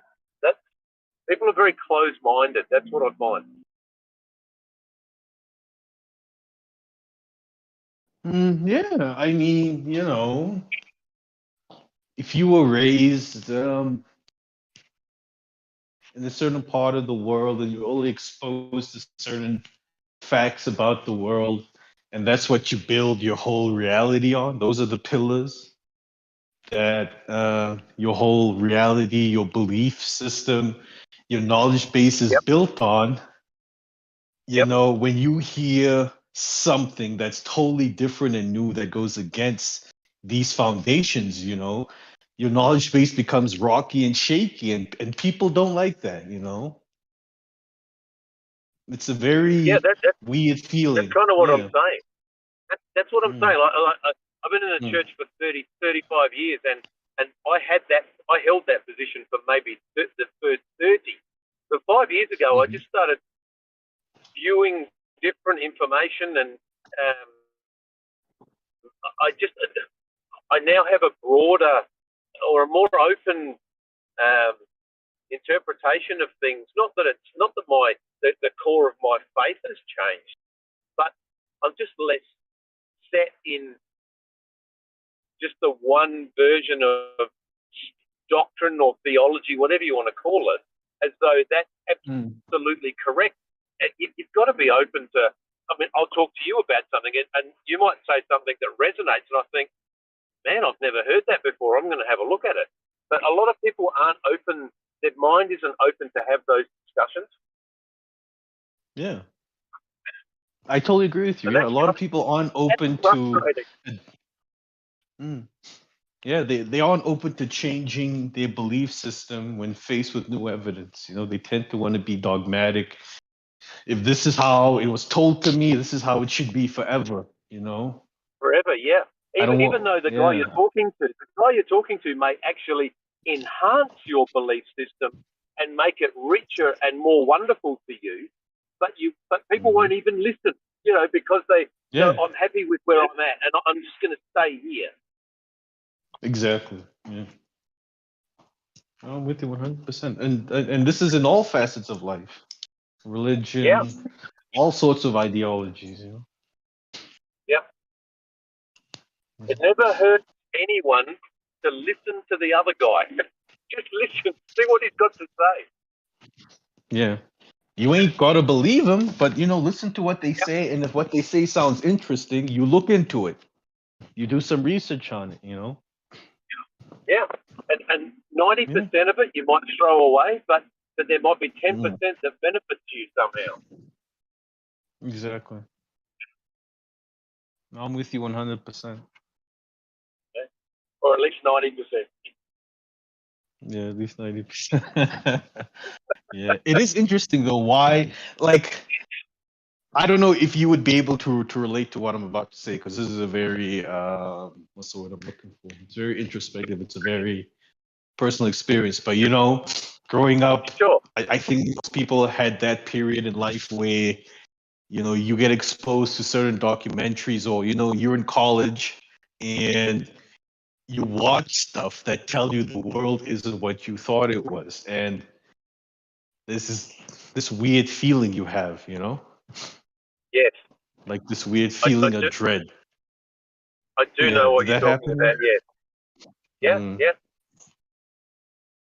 Yeah, But so but at I'm the thinking a same lot time, of people. for me, Mhm.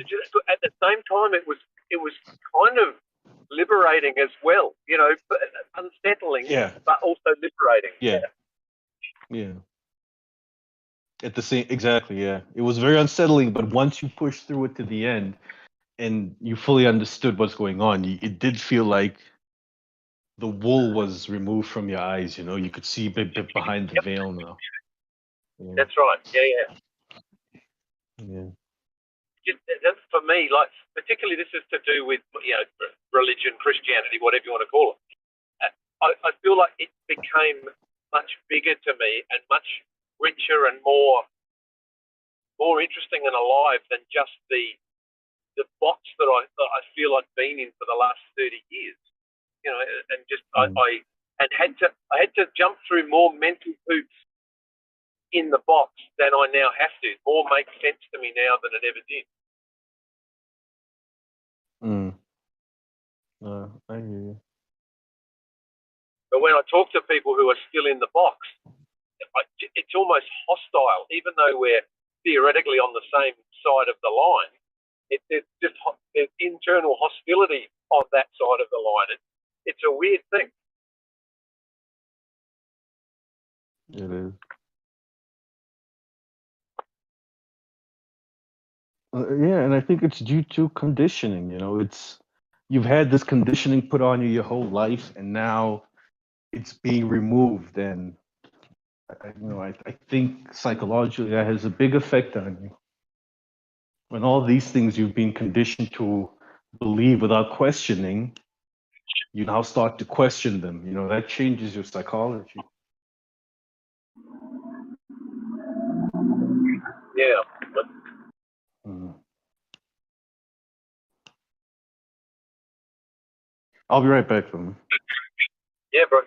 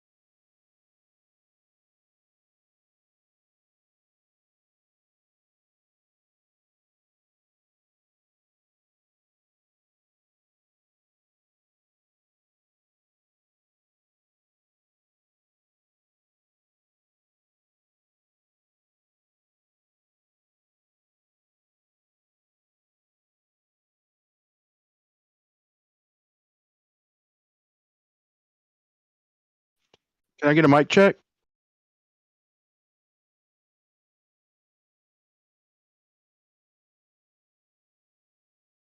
Yeah, I hear you loud and clear. Thank you, man. I was just wondering. I was just thinking about something, as I often do. But so we have all the Earth's gravity pulling on a globe. I was thinking about consequences of certain things. So we weigh a certain amount, and on the surface of the globe, it's the most gravity. And as you go away from the globe, you slowly start losing. The gravity goes down the further away you get from the center of mass. It goes down, and so wouldn't gravity have to go down also the closer you get to the center of mass? And that being the case, the closer you get, like when they were digging, or when they were trying to drill the Kola super deep borehole, like they were saying, like the pressures got so extreme, there was like some type of sludgy shit they couldn't get through, if I remember right. But maybe that's not even a significant amount, but even still, the it kind of doesn't make sense if you think about it. As you're going down, it's going to be less and less gravity, so everything's going to be less compressed as you get toward the center, and then when you get all the way in the center, there should be a spot, a sweet spot with zero gravity. So everything's basically in the center would be free floating, no compression at all. But the point being is that the further down we get, the less compression there should be. So all this heat, this molten iron core, all this shit is kind of counterintuitive if you really stop and think about it. It really, it should be getting less and less dense due to the fact that there'll be less and less gravity. Like I said, until you get all the way to zero gravity at the very center. And my understanding is that it's the strongest at the center, and it's just 9.8 at the surface. How could it be the strongest at the center when you have everything pulling Because that's the densest. No, but look, you have everything pulling from every direction, so it's got to be a sweet spot. In the very center, I suppose, like that very particle in the very middle, I suppose you're right, it's all equal and all pulling in, but anywhere out of that, I'd imagine would be the densest spot of the ball. Well, that's just it. It can't be, what is it, like a flip? It's got to be a gradient. That's the way gravity works. It's got to gradiate. So if you have a sweet spot with equal pull, then a certain distance away will be a certain amount of pull from every other side, and then more from this side. So you have a little tiny bit of gravity. I mean, just slightly off of the center. You'll have barely any gravity because you'll have most of the pull. I mean, you'll have a little bit more pull from one side, depending on what side you go to, but you'll have the whole rest of the earth pulling in an opposite direction. So it has to gradiate. It can't just all of a sudden, bam, not from normal to nothing. That's not the way gravity works. It's a squared function. So, see what I'm saying? Yeah, I see what you're saying, but I still think it's the densest in the middle. Which makes you think about, so you basically can't have a black hole. You can't have a black hole because the more you compress, the bigger your zero gravity in the middle of whatever body it is. And also the more buoyancy you're going to have. Just think about it. If we have a planet that's strictly liquid, or so if it's like, say, 5 times the size of Earth, the mass of Earth, let's say 5 times the mass of Earth, so 5 times the gravity, it's going to have 5 times the buoyancy. So you're going to weigh exactly the fucking same. But you know, just like I would think it'd be the same thing with gas giants in their model. Like these gas giants are so thick of gas, you practically float in the shit. So it seems like no matter how you work it out, you're going to weigh the same due to buoyancy, unless there is no fluid on, like the moon. Like it's almost like they use, there's no fluid as far as meaning no gases or liquids on the moon, and so they don't have to worry about that problem. But any planet with an atmosphere, especially a thick, big ass atmosphere or liquid of any type, the size ain't gonna mean shit. You're not gonna weigh more, or maybe they technically say you would weigh more, but you're technically gonna weigh the same because of the buoyancy. Like I'm saying, I don't know why I just said all that just to exactly repeat that, but but usually I'll change it up a little.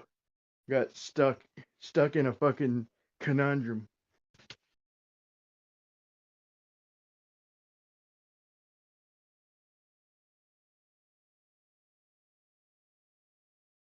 Yeah, it doesn't make sense because the further down you go, like, okay, like say you're on the surface, you're getting pulled, but then as you dig down, it's going to be pulling you back towards the surface because there's more mass behind you. Like, how could these planets form by gravity in the first place if it's all, like proportional to everything else? It doesn't make sense.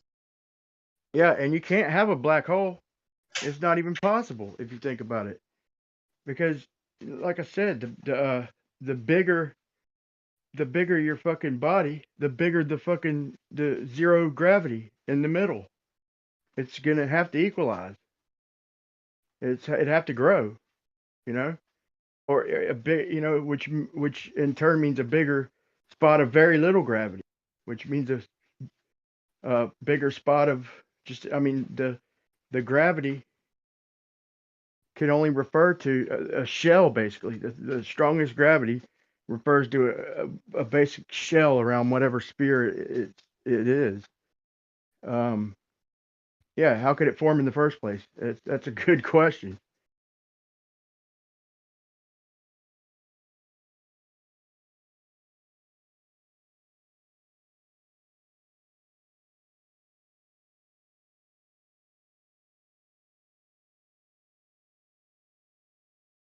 In other words, there's always going to be Lagrange points, basically. I wonder if dust has Lagrange points. I wonder if 2 pieces of dust that like escape Saturn's ring, wonder if they have a Lagrange point. However microscopic it may be. But so the 2 bodies, like bigger bodies, get close to each other. And I mean, dude, that pulls me to another subject, like the gas. They say that coalesces. They picture gas like it's in the I don't picture gas the way they do. I picture gas like stretching. Like, in other words, I don't picture it as particles where there's less and less particles inside of like a vacuum chamber as you evacuate it. I mean, maybe it is, but I still don't picture it that way. I picture it as them being stretched and only being able to be stretched so thin. I don't think that if you have a certain power pump and that you have to get lucky and catch them particles bouncing at just the right angle to get the last few. It's just, to me, if you can't have infinite pressure. In other words, if you could always add pressure, no matter how pressurized something is, theoretically, you can always add more pressure to it, if you had enough power. And I'm not saying we could do that, but theoretically, mathematically. So therefore, and if you take the pressure around us and you cut it in half, and then you cut that in half, you cut that in half, you cut that in half, you cut that in half, you'll never get to zero pressure. So if you have an infinity in one direction, mathematically, you can't have a fucking stop a border in the other. You can't have a cutoff the other direction. That's horseshit. If it's infinity in one direction, then it's infinity in the other direction. And maybe that's why they can't reach a perfect vacuum or absolute zero. They keep just getting more and more zeros, like 10 to the negative 17 torr. Like, that's like 0.00, 17 fucking zeros, and then a 10. I mean, I'm just saying, it's like, it's just going to be 10 to the 20 negative 27 torr, 10 to the negative what's torr. It's like, there is no zero to be reached, is my point. And the way I picture things, it just stretches more and more and more. So you're not going to have particles. If you let gas go in outer space, it's not going to clump together. It's going to basically stretch to its surroundings. And that's really why it's hard to comprehend no containment at all, because I mean, it stretched to fucking infinity. I don't believe that. I don't believe it can be stretched over these distances they're talking about. But I think we can all witness that it does stretch, however you define it. Particles bouncing around, whatever, it's still stretching, spreading, whatever you want to call it.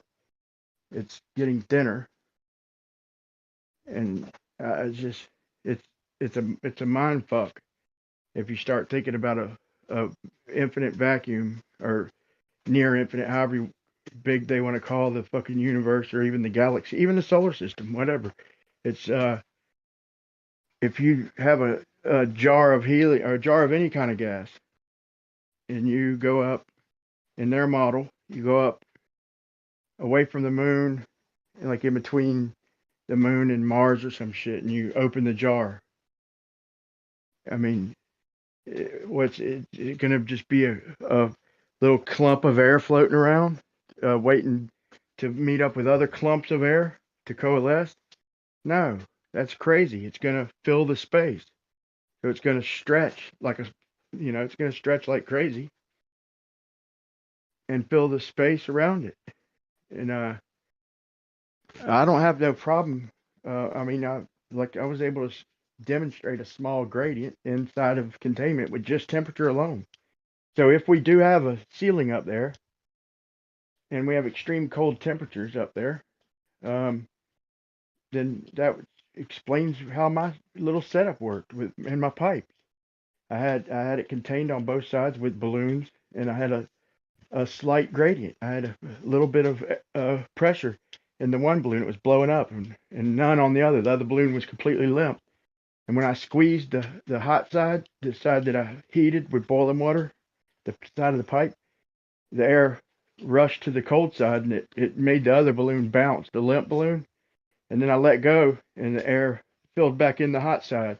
It wasn't enough to lift a balloon or nothing, but it was enough it was a pocket of air in that balloon that was migrating toward the hot side of the pipe. And so I was able to demonstrate a gradient with not even extreme temperatures, just ice water and hot water on the other side. It really wasn't even boiling. So in 70 feet inside of containment, I was able to demonstrate a small gradient that maintained itself. So if there's a container or a lid or a dome or a firmament or some kind of barrier, electromagnetic, then the temperature explains the gradient perfectly, man. And containment doesn't explain it at all. Without containment, doesn't explain gas particles clumping together to form bigger bodies. To me, man, it's desperate trying to come up with all this shit like they're God or like they just know, they're gonna tell me how fucking planets were formed. Show me a fucking actual planet. Prove a planet first before you go telling me how it formed and shit. It's just a big story. It's a good story. They put it together. They made a great model over the years, but it's nothing more than that. A model and a good story. That changes. From time to time.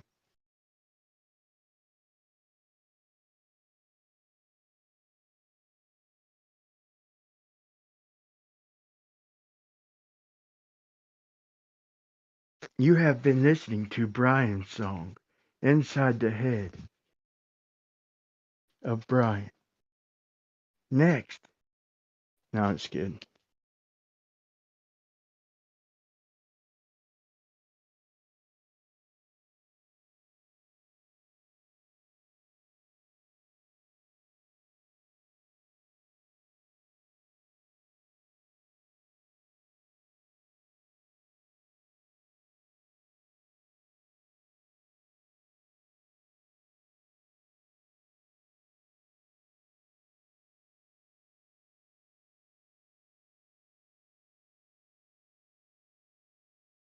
The other, I don't think it was last night, but the night before, might have been last night, but we were talking about, and it's like when I try and, I'm kind of leading them to the ultimate question. When I start asking questions, I'm trying to lead them and keep them honest, to make sure that they don't change their answers.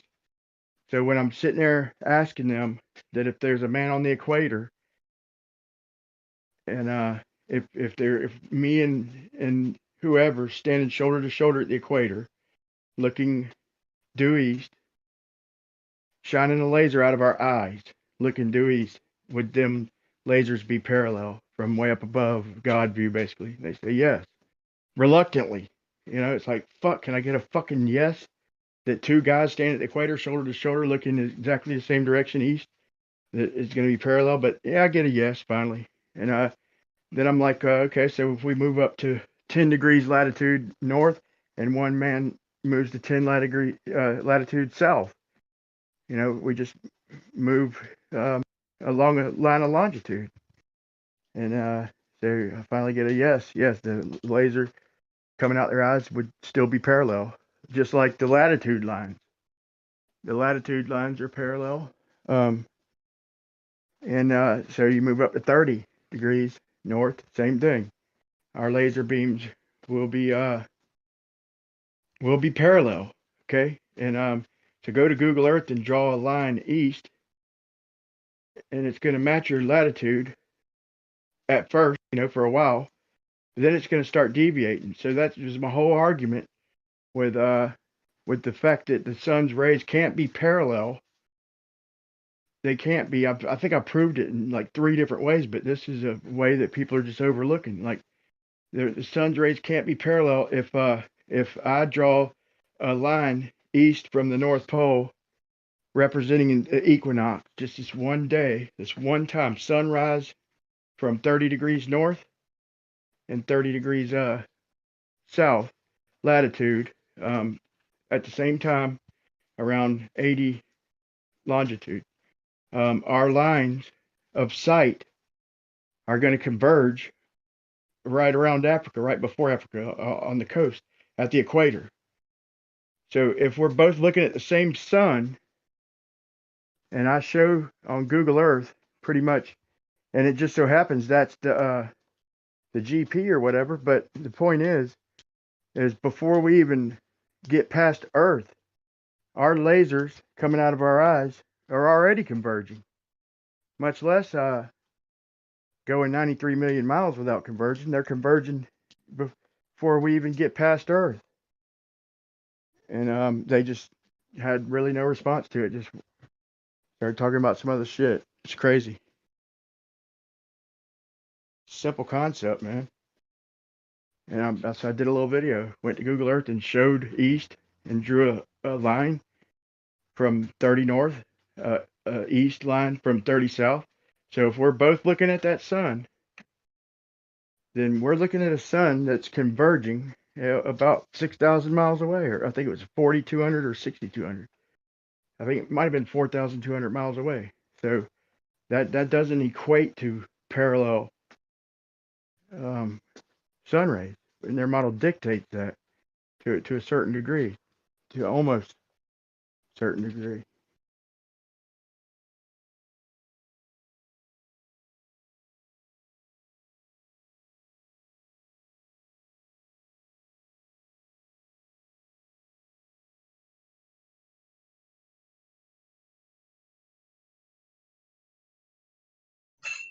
Can you like post a drawing of what you're talking about? Maybe like a screenshot from your video.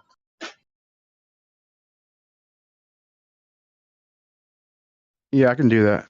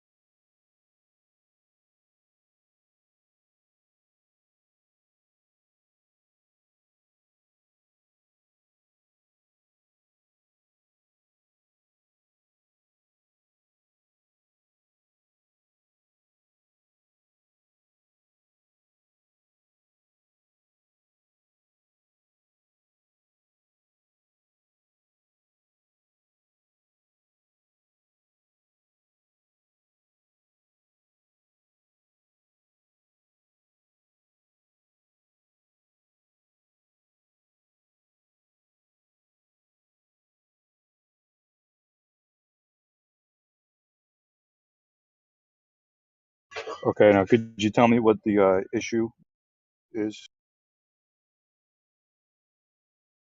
Like, which line represents the direction of the sun, or where the sun's coming from?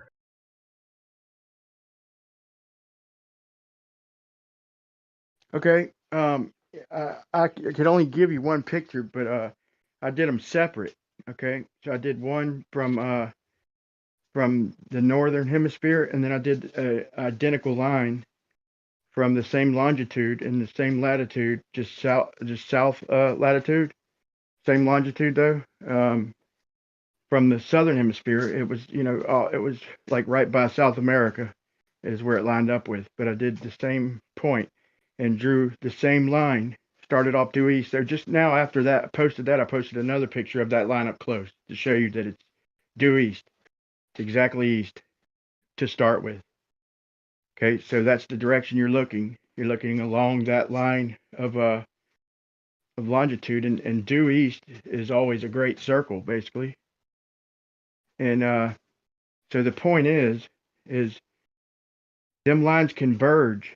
Okay, they shouldn't converge. Like if we had lasers coming out of our eyes and we were 4,000 miles apart, if we're at the equator 10 feet apart looking due east, then our lasers are going to hit the sun and be 10 feet apart. If we're 10 feet apart, our laser beams are going to hit the sun and be 10 feet apart. That's parallel rays, reverse parallel rays. So if we're 100 miles apart and our parallel lasers coming out of our eyes, if they're parallel, they're going to hit on the sun 100 miles apart, right? In other words, they're parallel to us on the ground. Them lasers would equate to the parallel sun rays. So if I'm at 30 north latitude, you're at 30, and so we're say 4,000 miles apart. Everybody agreed that it's parallel. The lines of latitude are basically parallel, and the lasers coming out of our eyes would be parallel, 4,000 miles apart, just roughly for example's sake. They should hit the sun if the sun's rays are parallel. If the sun's in a spot and we're seeing it parallel, then it shouldn't converge. Our laser beams shouldn't converge at Africa. So them lines represent our laser beams coming out of our eyes, our line of sight. And they converge like 4,000 miles away. So they converge before even getting past the Earth. And they're not supposed to converge at all. If the sun's rays are parallel, then we should be looking parallel with each other. Like if you were on one side of the Earth looking at Polaris, but I was on the other side, we're both looking at what would appear different directions, 0 degrees at the horizon. If you're at the equator on one side of the world and I'm on the other, we're both looking 0 degrees, but we're both looking at the horizon, which is 0 degrees, and Polaris is sitting around the horizon for both of us. You draw that line, it doesn't converge. It goes off into space parallel all the way to Polaris. It won't converge, but even from above, the lines representing our laser vision converge at Africa. If you had a God view, you'd see them. I mean, even if you didn't, even on Google Earth, they're not parallel.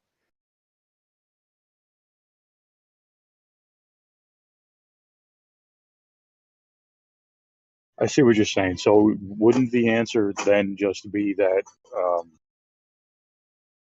that the sun's really big and it's far away? Well, that's just it. That's what dictates the fact that we should be looking parallel. In other words, let me find a different way to explain this. The fact that it's so big and so far away dictates the fact that we can't look at a converging point on Earth and both see it. It's the ground that's supposed to be curving, not the the stars or the sun angles. It's supposed to be the ground that's curving. So I see what you're saying now. Yeah. So let's say we stayed up in the air. If we stayed up in the air and left the equator, or we just started getting higher in the air, it shouldn't crisscross at Africa, no matter how high up that happened. It should be parallel. You see what I'm saying? It's a fair point. Yeah, I do see what you're saying. And it's so obvious that people overlook it, man. And but on a with a local sun, on a plane, that's exactly what would happen.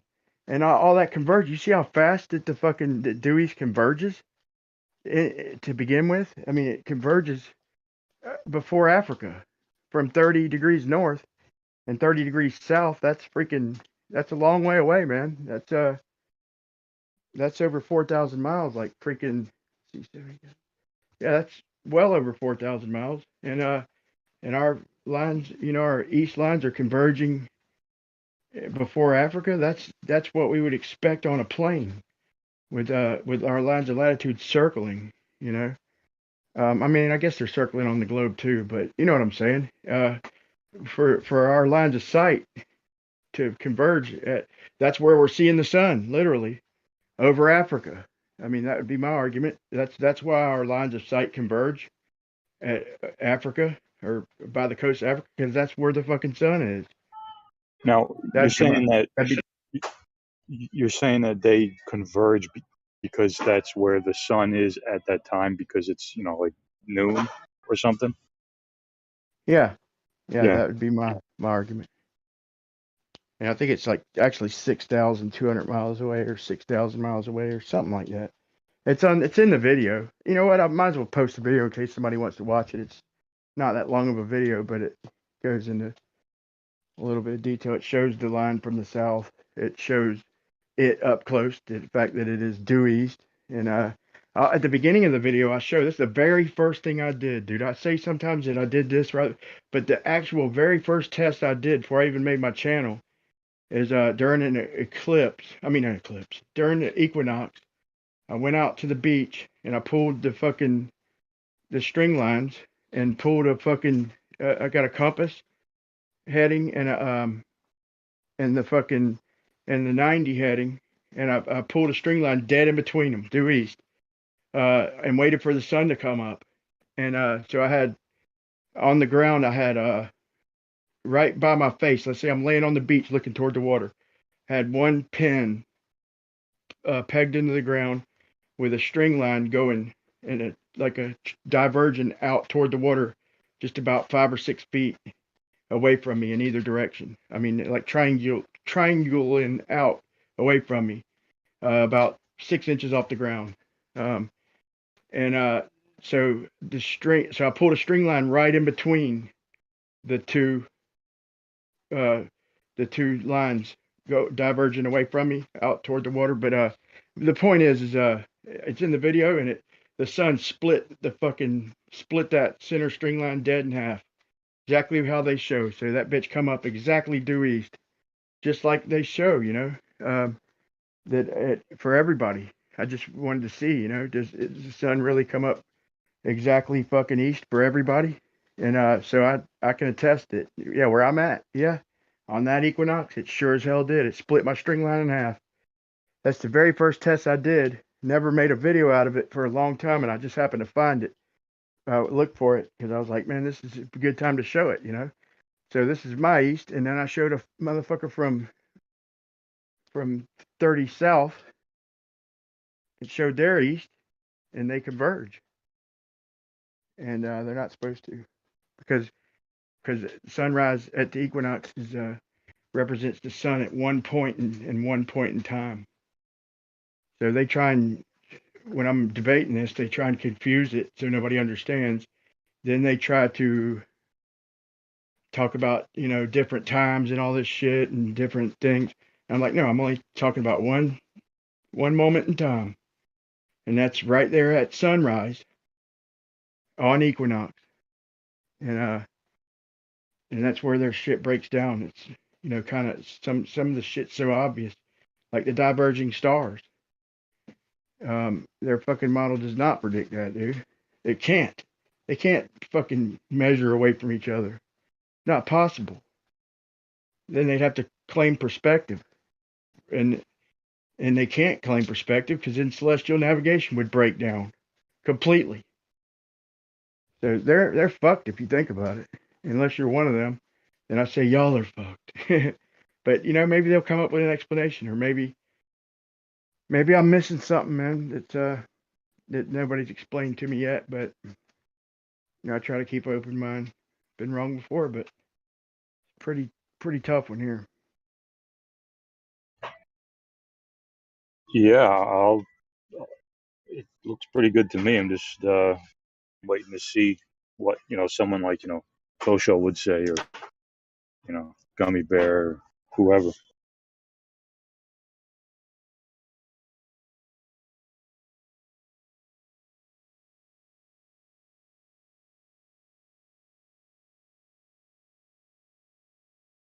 Well, they agreed with me that our lasers coming out of our eyes would be parallel.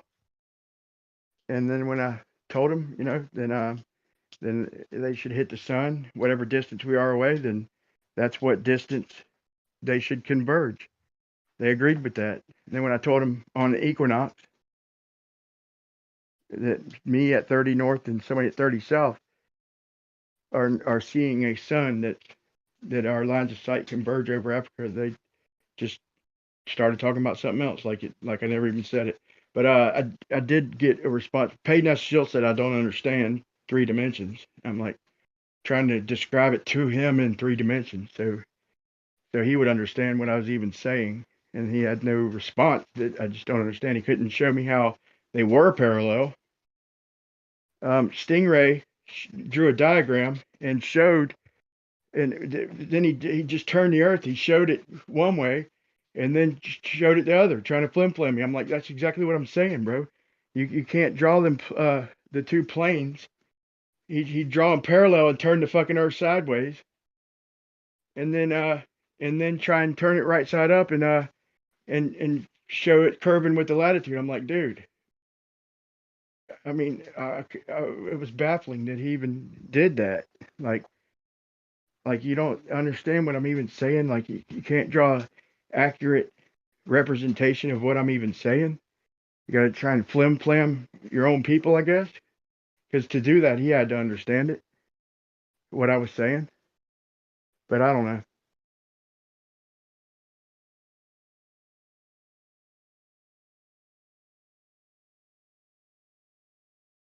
In other words, what he did is he drew a plane around the latitude.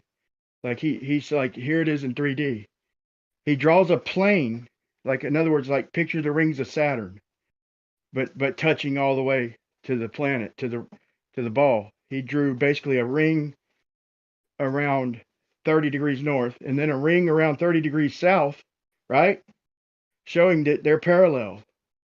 And that's how, and he's and everybody's they're like, this is how it works. See, these latitudes are parallel. And it's basically like telling me, look at a globe and look at 30 north and 30 south. They're equidistant from each other. I'm like, yeah, dude, I agree with all that. And but that's not explaining it because you draw that line on Google Earth and it converges. It converges fucking over Africa, right before off the coast of Africa. So he wouldn't do it. He wouldn't even look at Google Earth. He muled me, dude. He literally wouldn't even look at Google Earth. I couldn't believe it, dude. Like he's showing me their explanation, literally explaining my case for me. Everybody's agreeing with him, but disagreeing with me with no disagreement. They're disagreeing with me with no actual disagreement. It was the weirdest shit ever, dude.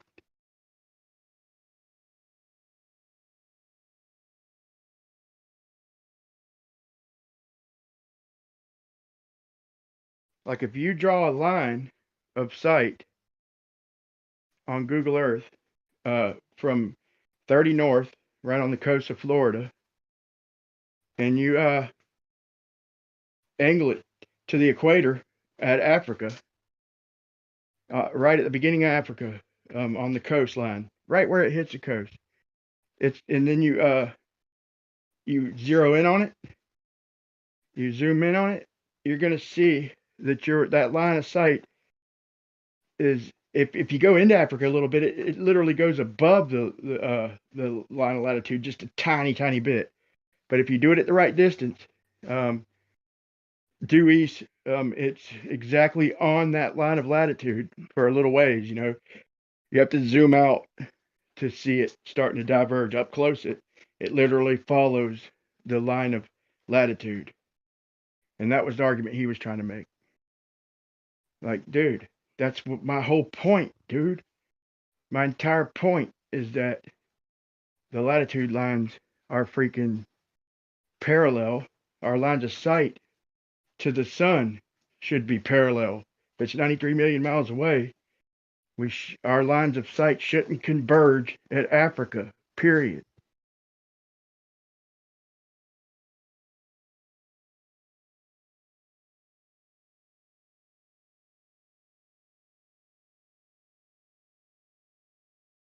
But that's why I showed the equinox, the string lines at equinox at the beginning of my video, because that's what way I'm looking. Okay, that string line, I represented that string line in the direction of sight that it represented on Google Earth. That line on Google Earth represents that middle string line that splits the sun in half when it rose. That's what that, and that represents the laser beam coming out of my eyes in my description. That's which way it's facing. That, you know, I haven't had anybody argue that. How could they? And I even had Blue agree it's a great circle. Any due east or due west is a great circle. So on its face, it can't be parallel, because great circles always converge. You can't have two great circles that don't converge. So it would have to be not parallel to even be two great circles. So I had them just solidifying my argument over at Jose's, but still not agreeing with me.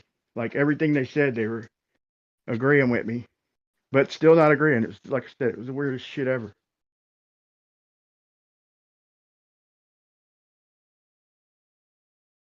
It's the same thing with the stars diverging. A long time ago, I brought this up. They're talking about these. They showed me these star trails a long time ago, probably 4 years ago, 3 years ago, on Jose's, and I'm like, look at that.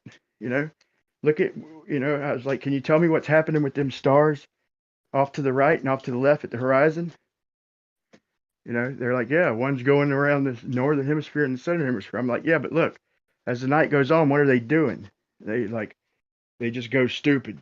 They don't like answering. They're spreading away from each other. Okay.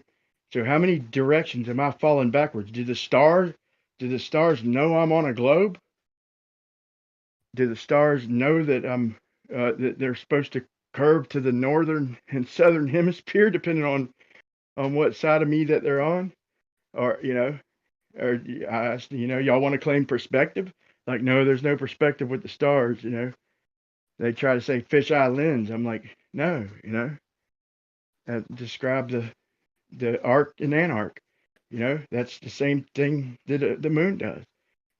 Wherever the moon's at, if you have the moon in your star trails, wherever it's at in its path and its travels, it'll follow the stars for that particular 12-hour star trail, and it always, whatever latitude it's at, if it's over the equator, it'll go straight.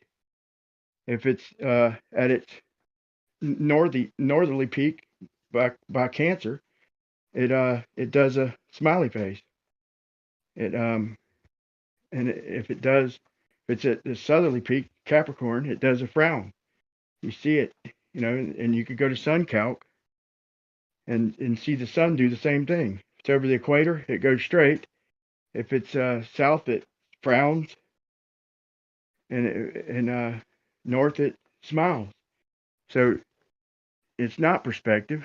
It's what we see these things do, and they do. And you can measure the separation. If you want to just measure the shadows of the sun, you can measure the degree of separation, because the sun, you know, represents wherever its latitude is, That's the path of the stars it represents. It follows the stars, being the fact it follows the moon, and the moon follows the stars. Where whatever latitude it's at, that's the path it takes, equal to the stars. So literally, you could use the sun's shadows to measure the separation. So that tells me there has to be multiple star trails. You know, on a flat Earth, it could be perspective, and there could be 2 or even 3 rotations, or maybe more, but really, obviously 2, and that would explain, you know, this you know, southern star rotation and northern. Look, they separate away from the equator, and so what we really need is a star trail video somewhere out in the middle of the ocean, and see if it doesn't do that. Because if it's multiple star trails, you know, it'd have to be a crazy type of perspective thing if and recognizable out in the middle of the ocean. But from every continent, I drew a little sketch doodle of a multiple star trails where you'd have to be out in the middle of the ocean to see anything other than what we see from any continent at the equator, any landmass. We'd see just what the star trails show if there's multiple star trails. You know, just a possibility anyway. It absolutely not proof, but I feel like it's proof that there's a hole in their model there that we can measure the deviation and convergence of the stars. Can't be perspective in their model. Celestial navigation would break down if it was perspective in their model, not in ours.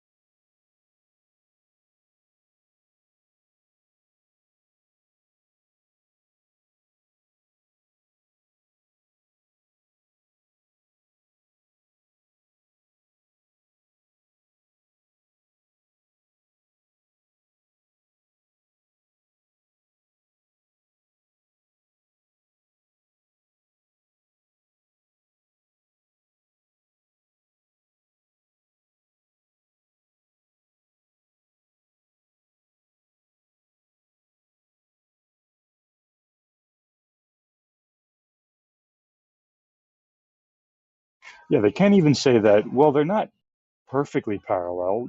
They have to be because that's what latitude lines are, right?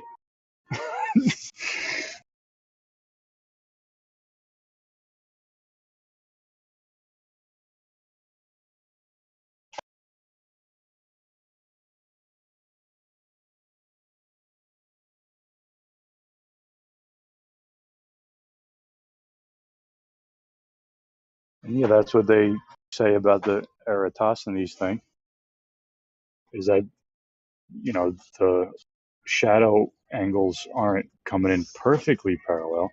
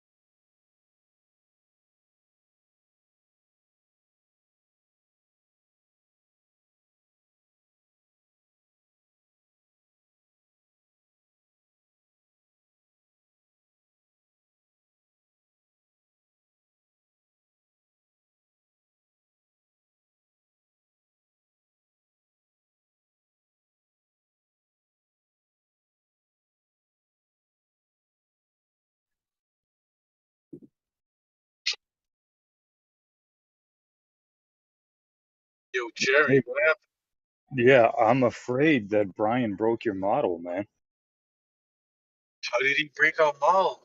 What did he do? Well, if you see the video there, saying if you're looking parallel,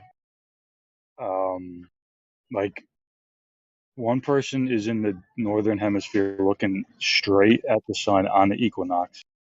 Someone in the southern hemisphere at the same latitude is looking straight at the sun on the equinox. Those lines of sight are parallel, but how could they converge at such a short distance over Africa? But if I'm in the southern, okay, so it's the equinox for someone in the northern hemisphere, right? Yeah, And you're saying someone in the southern hemisphere on the same line of latitude. We're yeah, both just looking at the sun. yeah. Uh-huh. He's And saying, and Brian's saying that those lines of sight will converge over Africa. But if they're convergent, how could they be parallel at the same time?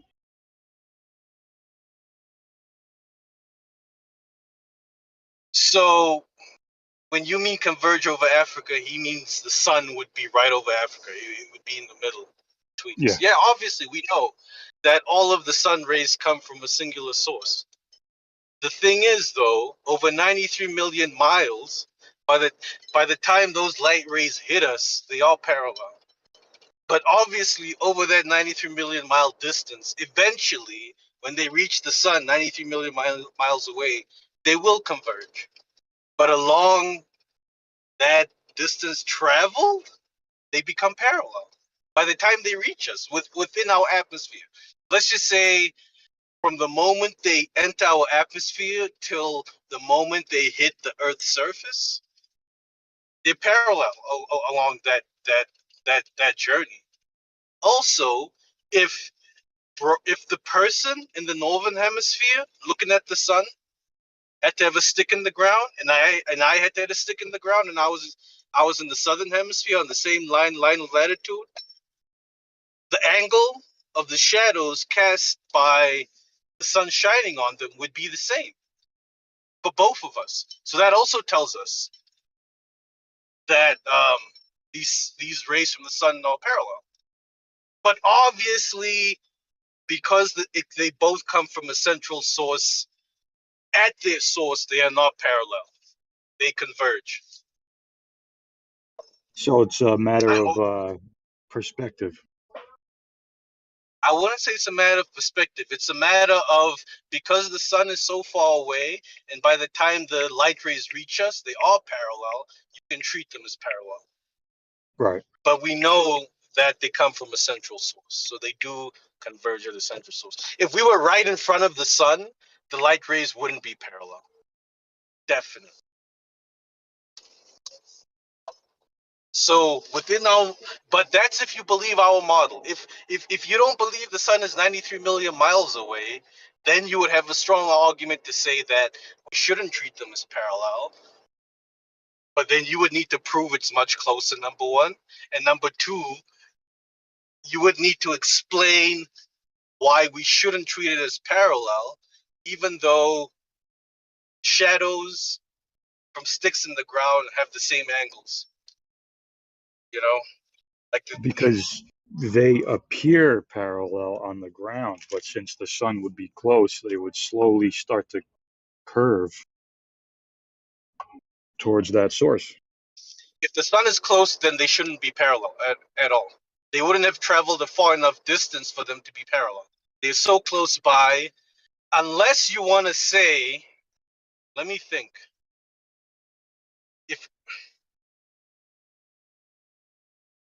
Because I'm trying to think how it will work on a flat Earth now.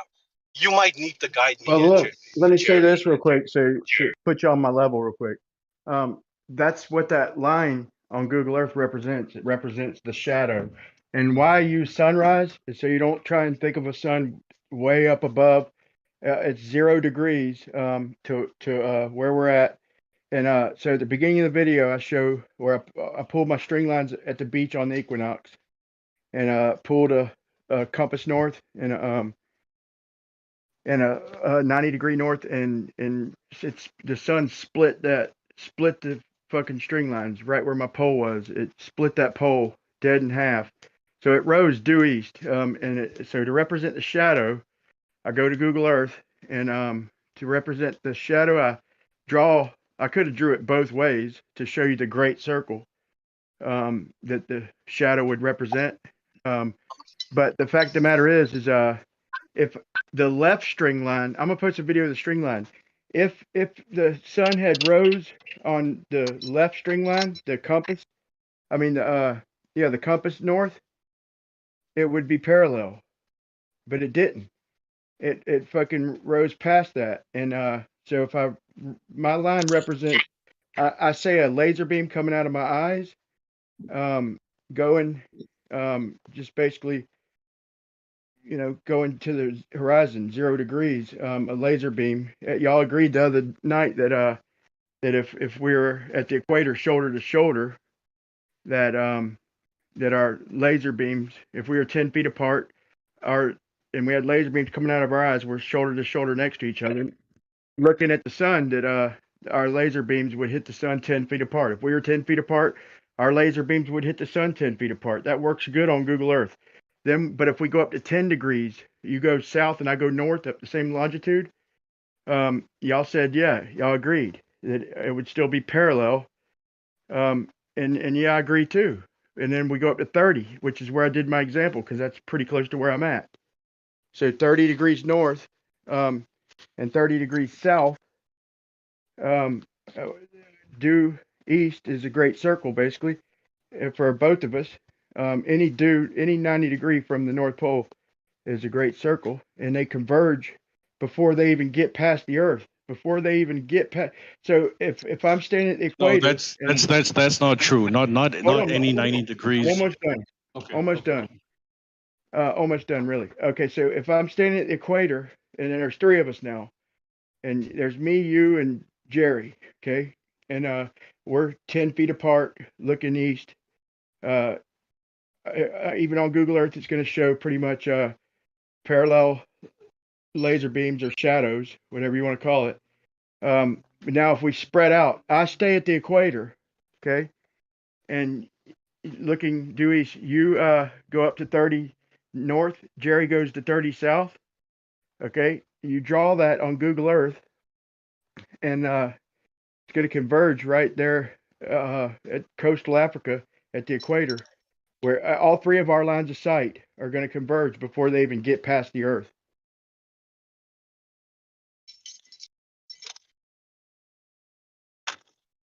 I'll post a picture of the out of my video.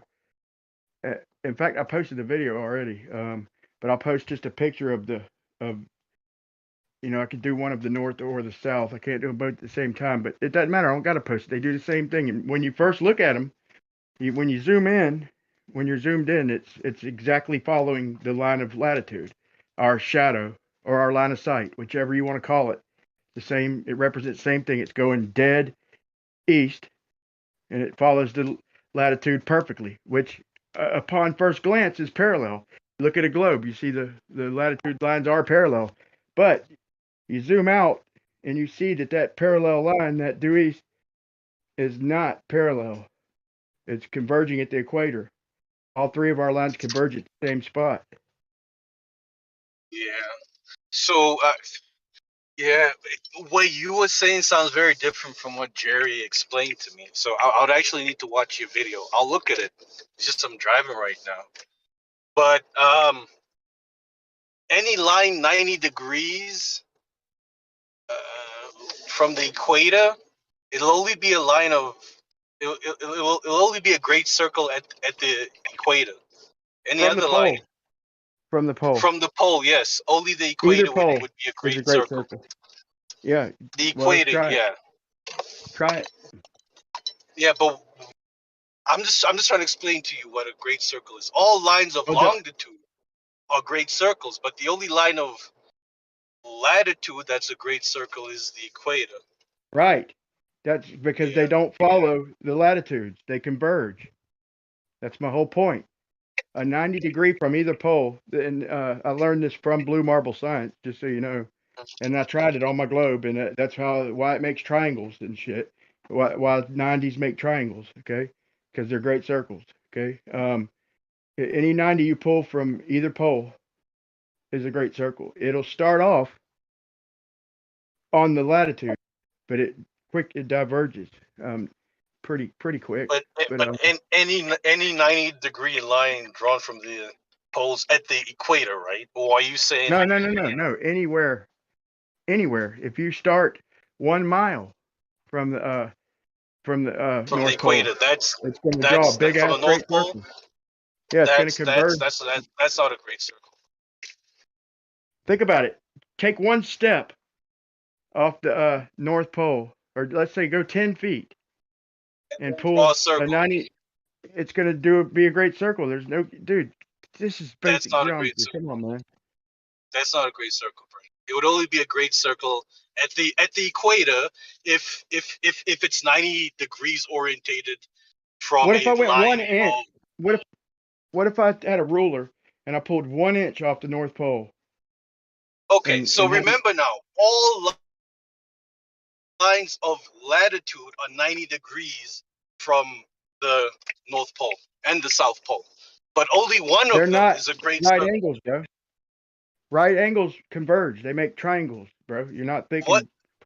You're thinking of lines of latitude, but that's not. Okay, then yeah.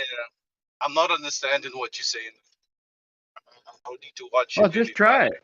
Just try it, man. It's the whole argument for why my video I showed that if you're looking east, the sun does not come in from the south in Australia, but they quickly reminded me that 90 degrees from the pole is converges in the south. It converges at the equator, and that's why the sun comes in from the south. Everybody quickly reminded me that east does not the great circle does not follow line of latitude. They're parallel, right? But a 90 degree from the pole, any distance, any direction, a 90 degree from anywhere on the globe. It doesn't even have to be a pole. It's going to be a great circle. Any spot on the globe, if you travel a direction and go 90 degrees from it, and if you take 3 90-degree turns, it'll converge back into a triangle. I mean, it'll converge back on itself after 3 turns instead of 4, because that's the way a globe works. Any 90 is a great circle if you follow it out. So let's just say this: if you go down to 45 latitude from the North Pole and draw a 90-degree angle, you're not going to stay on 45-degree latitude. It's a straight line. Yeah, it'll be a great circle, and it'll converge the equator. There's no getting around it. I don't understand what you're saying, Brian. I'm gonna need to watch your video because you're not being very clear in explanation. Okay, I'll post a video. Yeah, I'll watch. I just got home, so hopefully that gives me a better understanding of what you're trying to explain.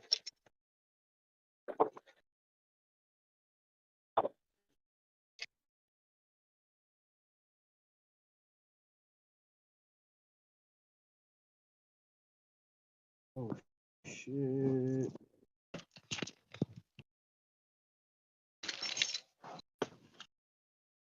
Let me see this. So This represents just one point in time. So if you want to try and give any other explanation, make sure you keep it one point in time, because that's why I chose the equinox, because we're all looking at the same sun and on the horizon. So not way up and not trying to confuse shit, just right on the horizon. So in other words, 180 degrees from our backside of the shadow.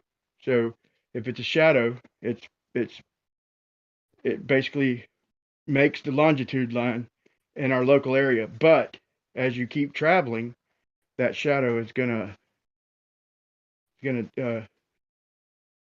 convert. It's going to do a great circle. It's going to go toward Africa. That's just, I mean, you'll see. Google Earth demonstrates it better than I could explain it.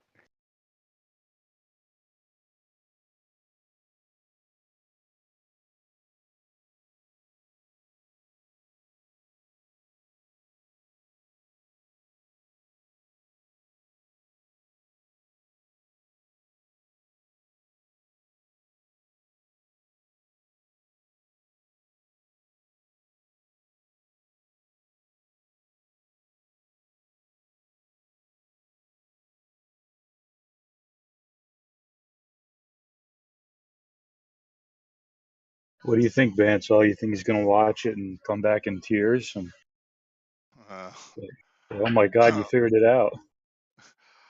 I don't think you'll come back in tears. I've got a bit of a hunch there, Jerry. It's, When Stingray went to map this out, he tried to draw me a diagram. Did just basically agree with me. He drew, he basically drew a plane at 30 north and a plane at 30 south, like kind of like the rings of Saturn, but not over the equator. Like the rings of Saturn, if you had them extending all the way out from the ball to represent a plane, and so he showed that the longitude lines were in fact, I mean the latitude lines, yeah, were in fact parallel. And I tried telling him, yeah, I agree. You're not disagreeing with me. I agree that the latitude lines are parallel, but if we are looking east along a latitude line, at first it's parallel, okay? And if you go to if you draw due east, like I said, if the string line would have been on the inner line, if the sun would have came up on the inner line of my circle, they'd have an argument. But it didn't. It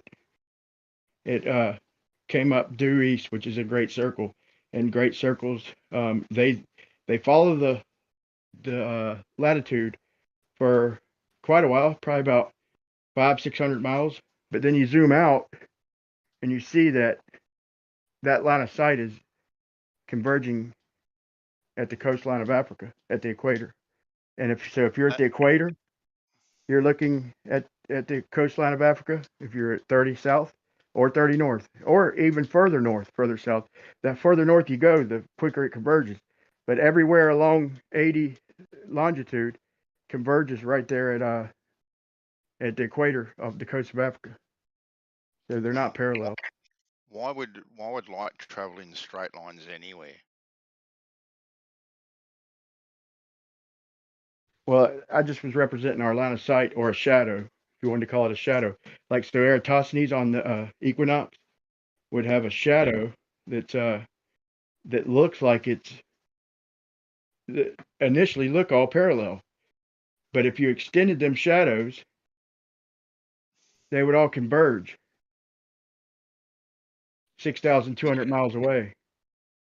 Yeah, but the fact that sticks in the ground shadow thing was done over 500 miles away, and all the rest of the type of thing is flawed right from the get-go anyway.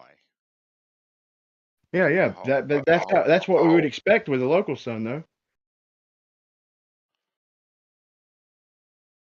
With a local sun, its rays are changing angle 1 degree every 69 miles.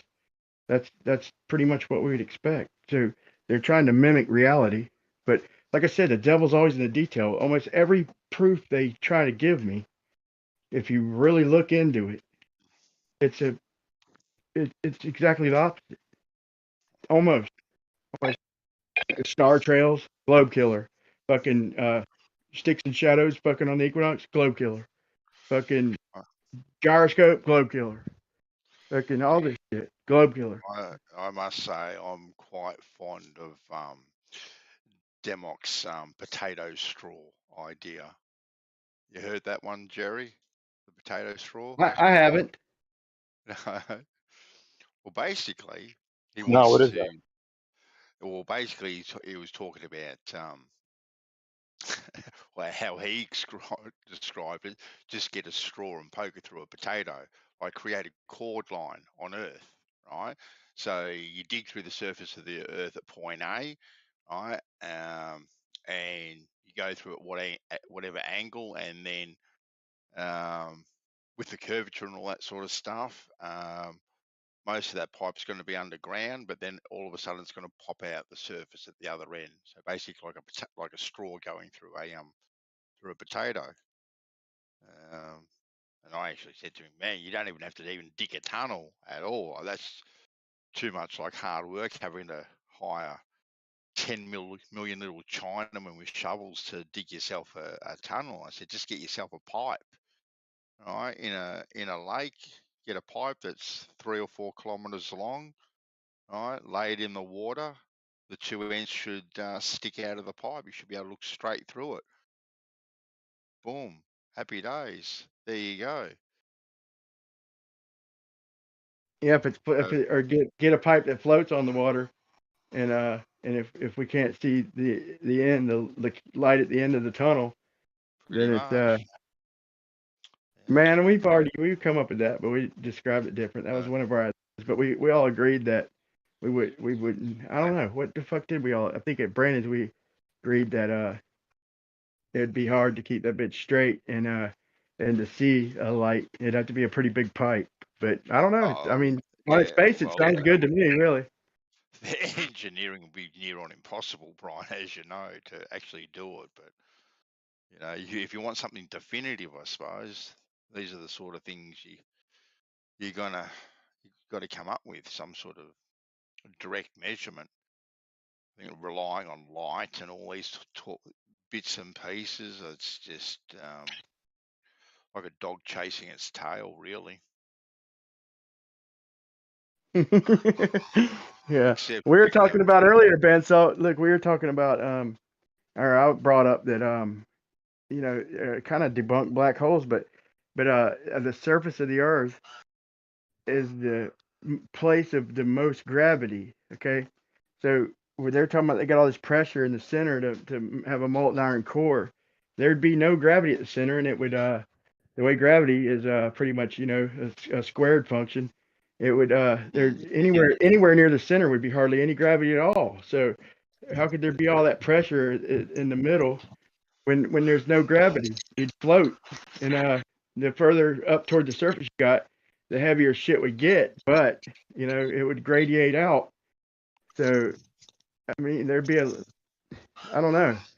I was under the opposite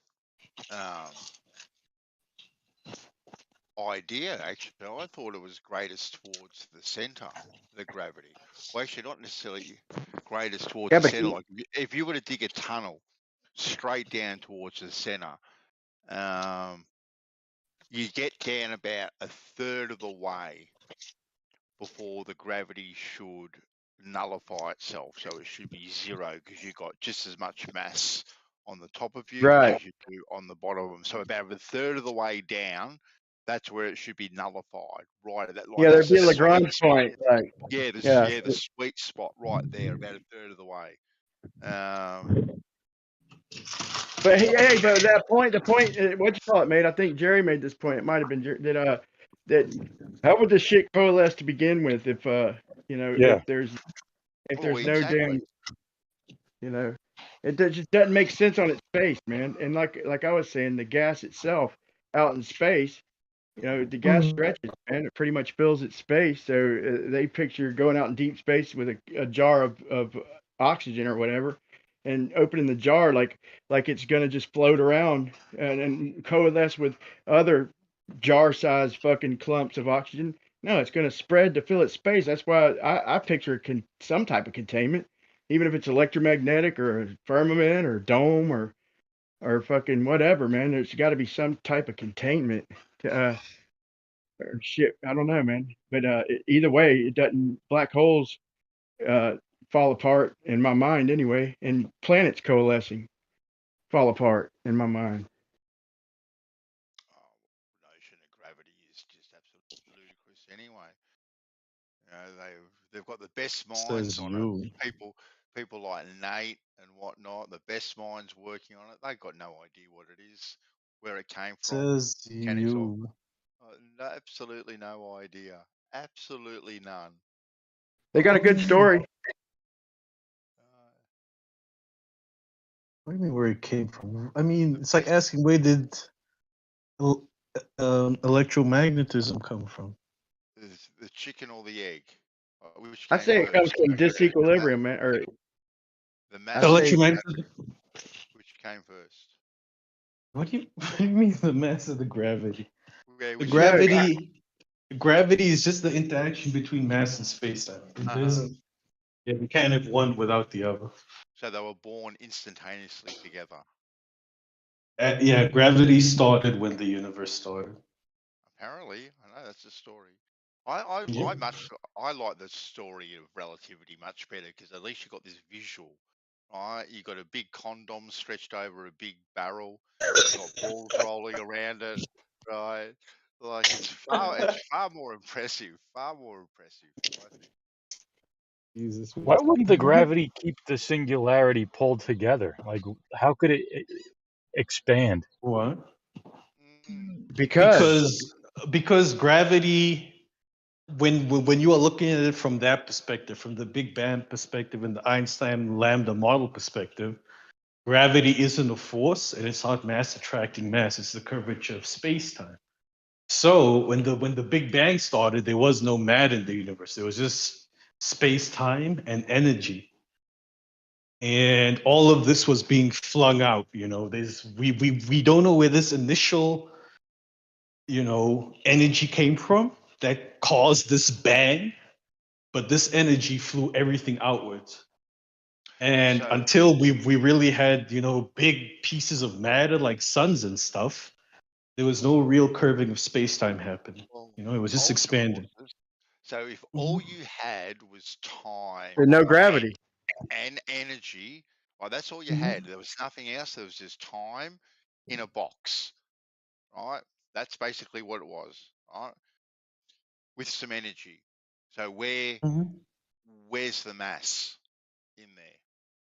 So the How mass will come later, but how does energy create mass? Because there's nothing for it to interact with. Like it can only interact with itself and time. Uh-huh. Yeah, seeing as time is a figment of our imagination, really, or a cycle. Is it? Right, it's a cycle. There's nothing tangible. You can't touch it. You can't feel it. You can't manipulate it. You can't do anything with time. So there is nothing for that energy to interact with, right, other than itself. Bandsaw, say ability to do work. Every time you use energy, say ability to do work, man. And, Okay, ability to do work. All right. so at the beginning of the, yeah, go ahead. Yeah, but not energy. But not all energy has the ability to do work. So don't say that, Benzo. The energy Just that say has the energy. ability Just to say do energy. work, the energy No, that just say has the energy. ability. Shut up. Just say Brian. energy, Benzo. Yeah. That's the definition in physics, though, man. I just want to show you That how is not the energy is. definition. That is not the definition of energy in physics. That's the You definition sure? of energy in thermodynamics. When it comes to thermodynamics, that is what energy is described as, because thermodynamics deals with energy, heat, and systems, and how heat and energy move throughout systems. What kind of Well, energy what is the useful? definition of energy in What physics? kind of energy is useful and can be used for work, and what kind of energy gets lost as heat? Meanwhile, I'm sorry for cutting you off, Ben. So I'm just rambling on. No, you're right. So an energy now has to interact with itself, right? So it has to work against itself or with itself, right? Now to create something, right? So now if I get two batteries, right, and hook them up together and create a spark, am I going to create mass? You can't have energy without mass. So No. let's call energy heat. No. You can't have heat without But something to heat. I want to There you answer go. your question, Ben. So it's just, I mean, you asked the question and then you said a lot after. So Of course. we got to rewind back a little bit here. So when the universe started, all we had was space, time, and energy. And this energy, the idea was this energy was distributed equally. It was isotropic. right? It doesn't matter what direction you look in, you're going to see the same distribution of energy. So Can you because it's the define same energy? Not trying to distribution, be a dick, but I want to be on your same page. If you give oh me a my definition, fucking god, dude, man! just dude, Energy no, is Ron. just oh.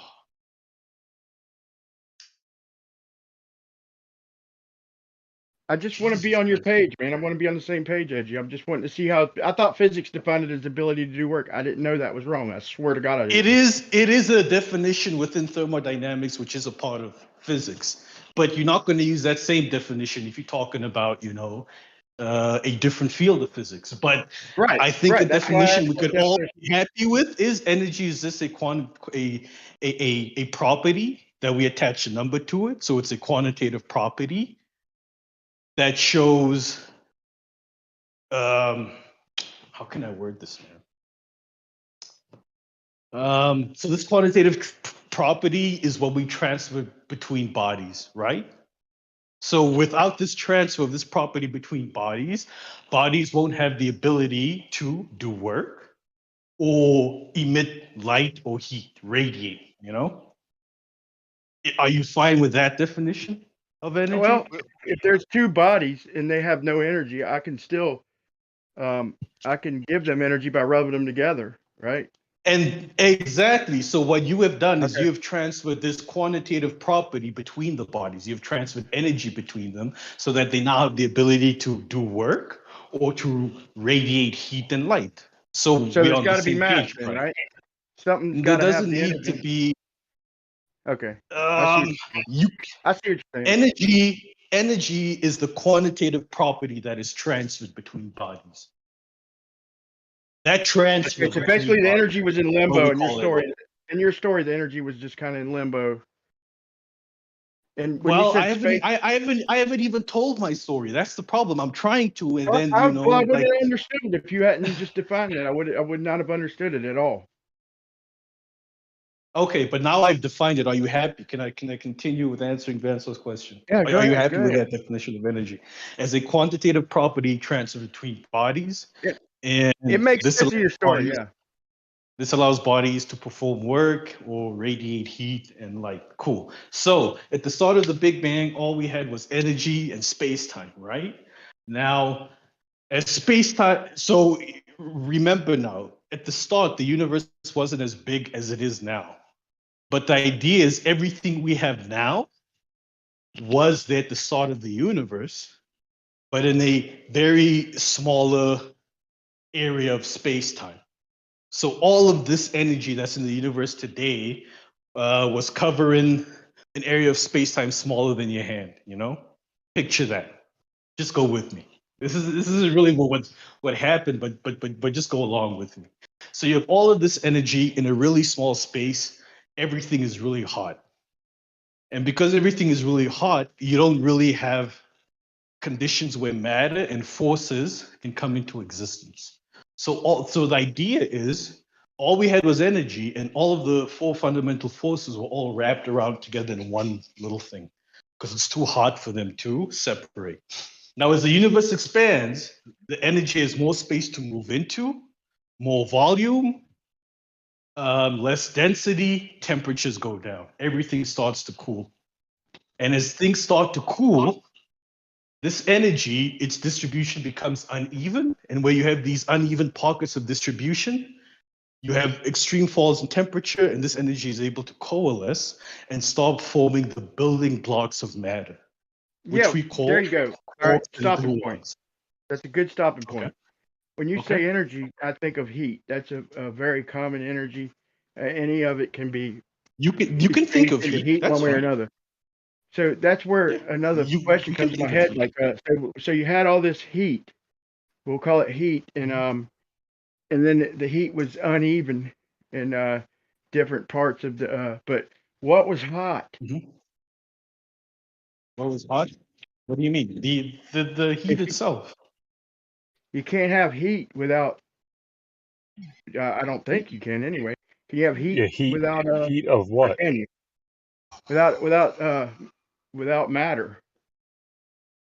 Well, what you are trying to say is it's difficult to measure heat without matter because we only measure heat within matter, right? A thermometer measures the temperature of matter.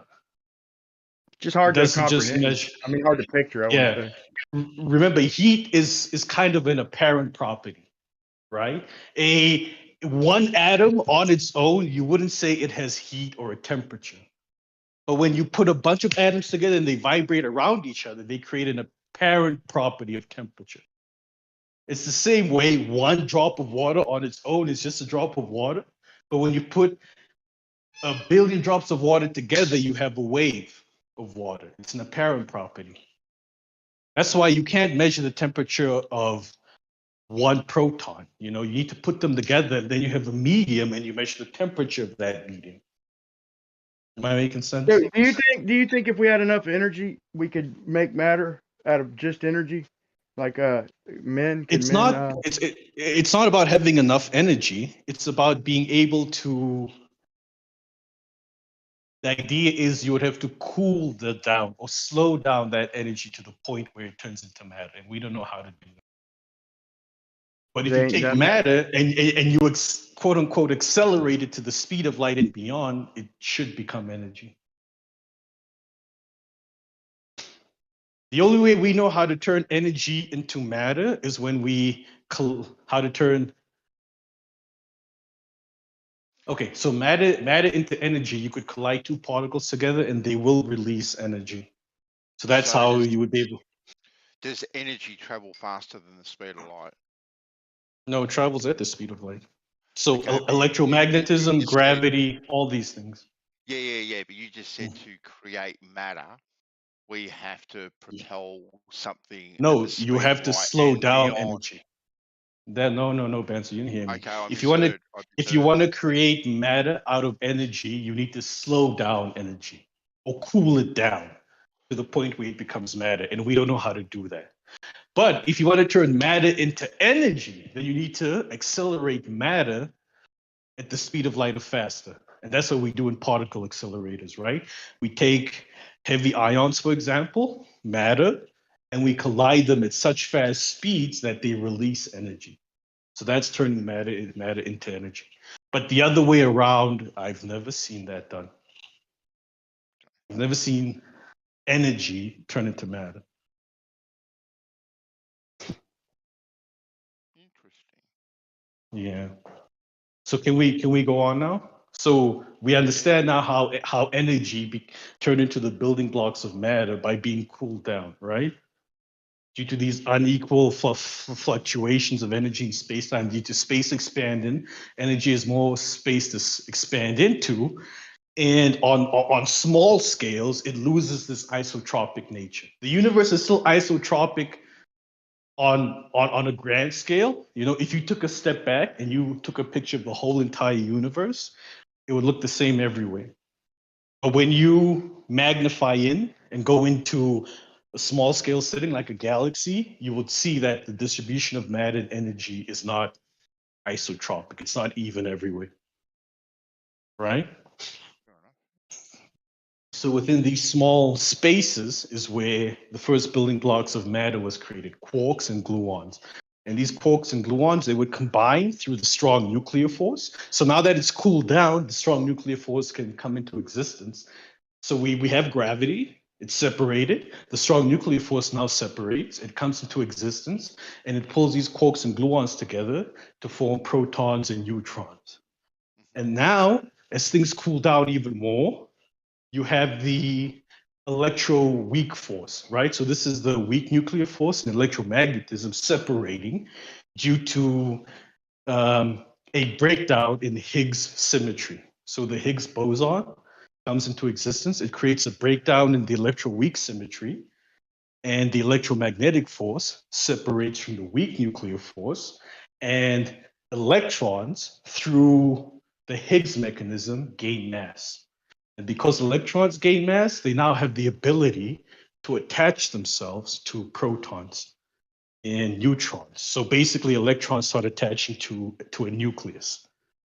And now you have your first ever atom being created, which is hydrogen, because hydrogen is just an electron orbiting a proton. You have your first atoms, and now you have matter. But now, because the only type of matter in existence is hydrogen at really high temperatures, we call it a superfluid of hydrogen. It later on becomes a superfluid of helium, and as more space is created, the temperature goes down, it loses its superfluidic nature, and it becomes gas. And these gases now, because they have mass, because they're made of matter, they start to gravitate towards each other. And they form the first stars. And within the core of these stars, we have strong nuclear forces and decay, alpha and beta decay of particles. And helium and hydrogen start decaying into heavier elements that we now see on the periodic table, carbon, all of these things up until iron.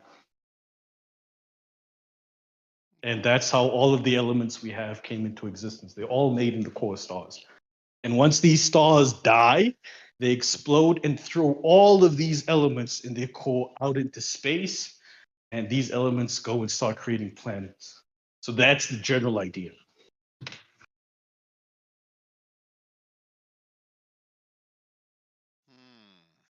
Yeah, that's the current theory. I know, it sounds a bit sketchy, doesn't it?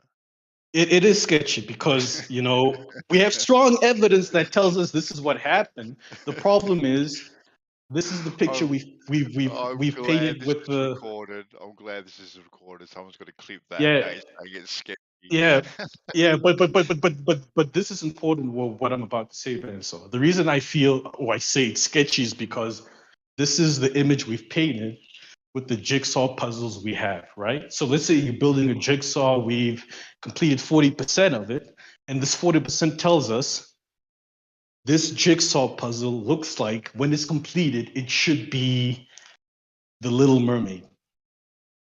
But what if tomorrow we find new jigsaw puzzles, and when we add it to the ones we already have, it tells us, no, it's not going to be The Little Mermaid, it's going to be a different Disney princess, So this is the picture we've drawn from the evidence we have, but we know we don't have all of the evidence. We could find a new piece of evidence tomorrow that changes the entire picture. Yeah. It's interesting. And this is all just all this information is just basically just gained from looking at pictures, more or less, and studying.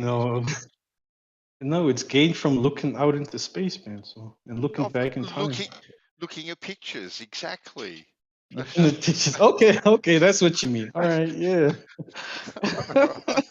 But like the way that science works, won't you never have the complete puzzle done because you're quote unquote constantly learning and constantly getting more information, and like you're never going to have the whole picture. Definitely. Right? That's why we say science doesn't prove things, Jerry. We'll never know the 100% true nature of reality. But that doesn't mean we shouldn't try. That doesn't mean that it's an ideal we shouldn't pursue. We'll never get there, Jerry. We'll never know the true mind of God, why we're here, what the real meaning of life is. But we can try, right? The mainstream science gives the impression that everything is worked out, to the normies of the world. Does it really? Yeah, it does. Yeah, if you ask any kind of lay person on the street, they think of this as absolute fact, that what comes out of these science. I don't think so. Because I think, the lay person will tell you scientists don't know if aliens exist or not. The lay person will tell you that Michio Kaku says that when we try and measure the expansion rate of the universe and we compare it to our predictions, we are off by 120 to the order of million. Yeah, that's how far we are off. This is what mainstream scientists say. Yeah, and not so know that Michio Kaku quote. Most normies, they don't know that Michio Kaku quote. They don't see things like that. They just assume it's all being taken care of. But because we're ingrained in these conversations constantly. We kind of we have a different view on it. Obviously, we're critical of it, but But I I've think heard people on the street tell me that, like I yeah, work in I physics, and people on the street they tell me, you scientists don't know everything. You guys don't know what dark matter is, what dark energy is. You guys don't know what's beyond our observable universe. You guys don't know if aliens exist. You guys don't know if God is real. Like we get told all of these things. Like Well, it's all true at the end of the day. it is true. Yeah, it is true. Yeah.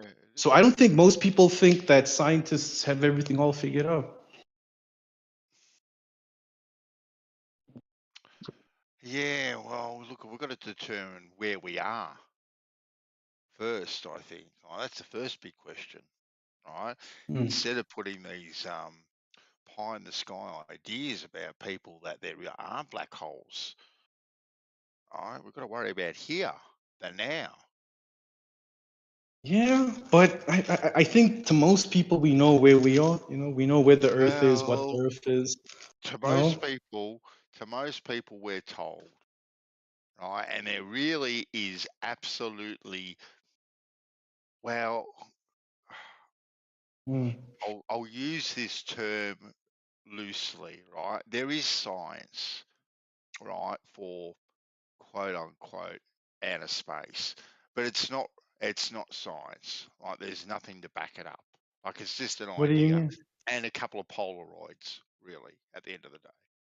But don't the observations back it up? Aren't observations part of science? Observations, like I said, I'm using the term science very loosely, and I'm willing to grant that the astrophysics, the study of these lights, is a science, but it's only observational science. That's it. Period. Like, there's nothing else really to back it up. Looking at light through a spectrometer and these sorts of things isn't really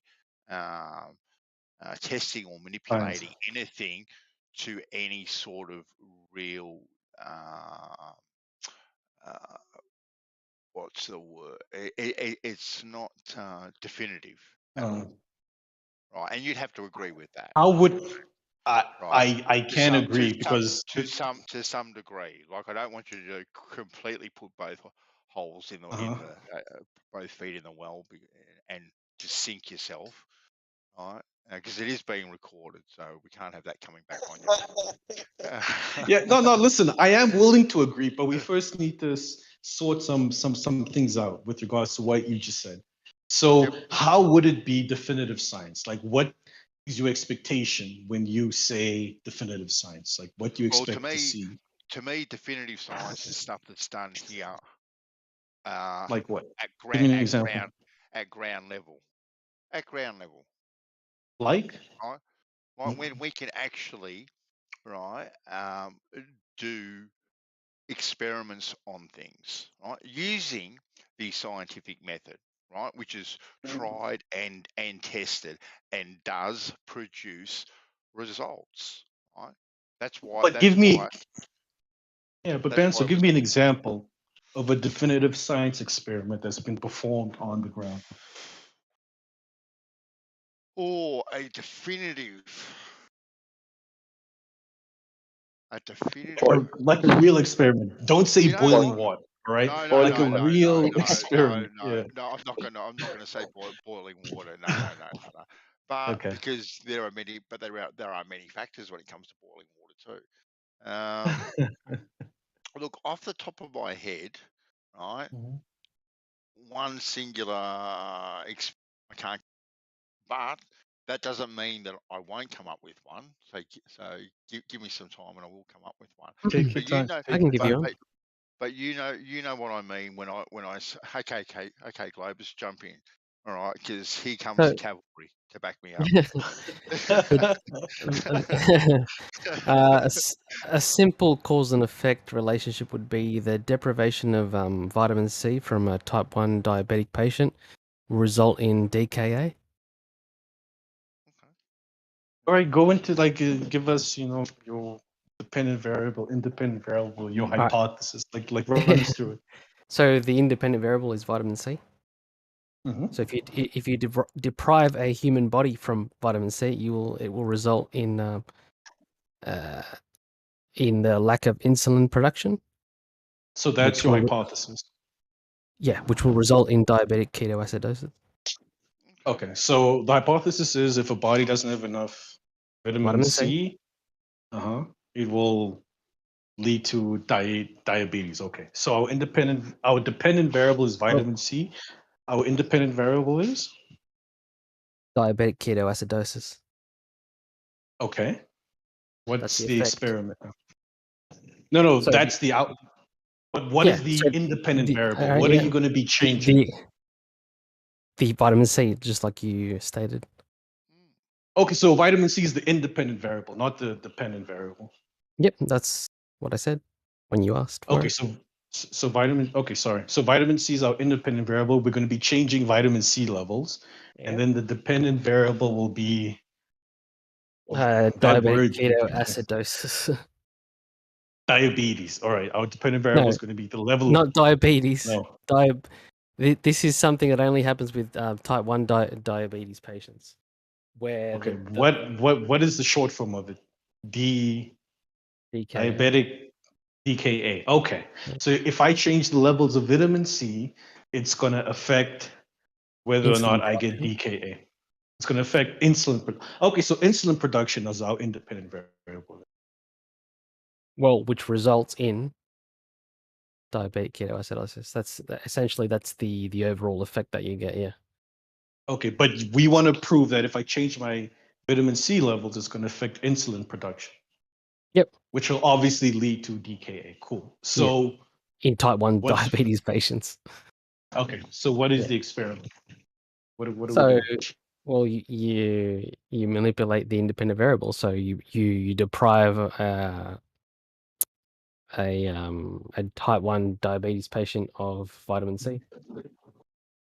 All right, but how do we know it's just vitamin C doing it? Like, what have we done to control for other variables? Have we left this person in a closed room so no other vitamins can get to them, or what have we done to control for other variables? Are we putting them on a strict diet? Like, what are we doing? Yeah, well, that would be one way of doing it. Yeah, I mean, explain it to me, bro. Like, I shouldn't even be asking you these questions. You should have told me the whole entire experiment. I'm kind of giving you hints, which is a bit unfair. Well, like you said, yeah, it's dietary. Yeah, but it shouldn't. It shouldn't be like I said, Globus. This should have come from Well, you. you explained it well. I mean, Yeah, but I shouldn't have, man. Well, you did. Yeah, I kind of ruined it. Congratulations. I did. Yeah, I should have The shut up. deprivation of vitamin C to any human that has type 1 diabetes results in the eventual effect. I mean, but you like I said, you don't have to take. Look, I haven't said this, but I will say this now. You don't have to take my word for it. You can actually do a little research on your own and see that this agree is with you. an effect that occurs. That there's a cause Bro, and then there's an effect. Yeah, I'm not arguing with you, Globus. I No, totally that's agree fine. with you that if someone doesn't get enough vitamin C, it's going to be an effect on their production of insulin. I totally agree with you. I just wanted us to have a firm example that we both agree on. I was hoping you would provide the example, but it seems I've given it to us. So this is your experiment. And Ben, so you were happy with this experiment? You would say this is what's the term you use? It seems like things can be manipulated. So this is conclusive science for you. Well, it definitely can give you some definitive answers, can't it? Wouldn't you agree? Yeah, I would agree. I just want to make sure we all on the same page. Yeah. This is probably what Julian Assange is suffering from at the moment. Actually. All right. But obviously some calculations would go into determining the person's insulin count. Of course. All of these things, right? So involved. You'd have to use all those things. You'd have to use mathematics. You'd have to use chemistry. You'd have to use everything. Nutrition. You name it. You have to you have to use every piece of information at As a hand. part of the experiment, yeah. Exactly right. Calculations, measurements, different Exactly. fields of science. Oh, we're on the Yep, same yep, page. yep, Perfect. yep. You're not just relying on a very narrow field of things. Hmm. But yeah, things like that here on Earth, where you can actually do these things. You cause and effect relationship, as Globus said. This is what you need to know, right? All right. So To let be me definitive with your answers, Sorry. right? To get Okay. it past that that theory stage, right? So to get it past that idea, right?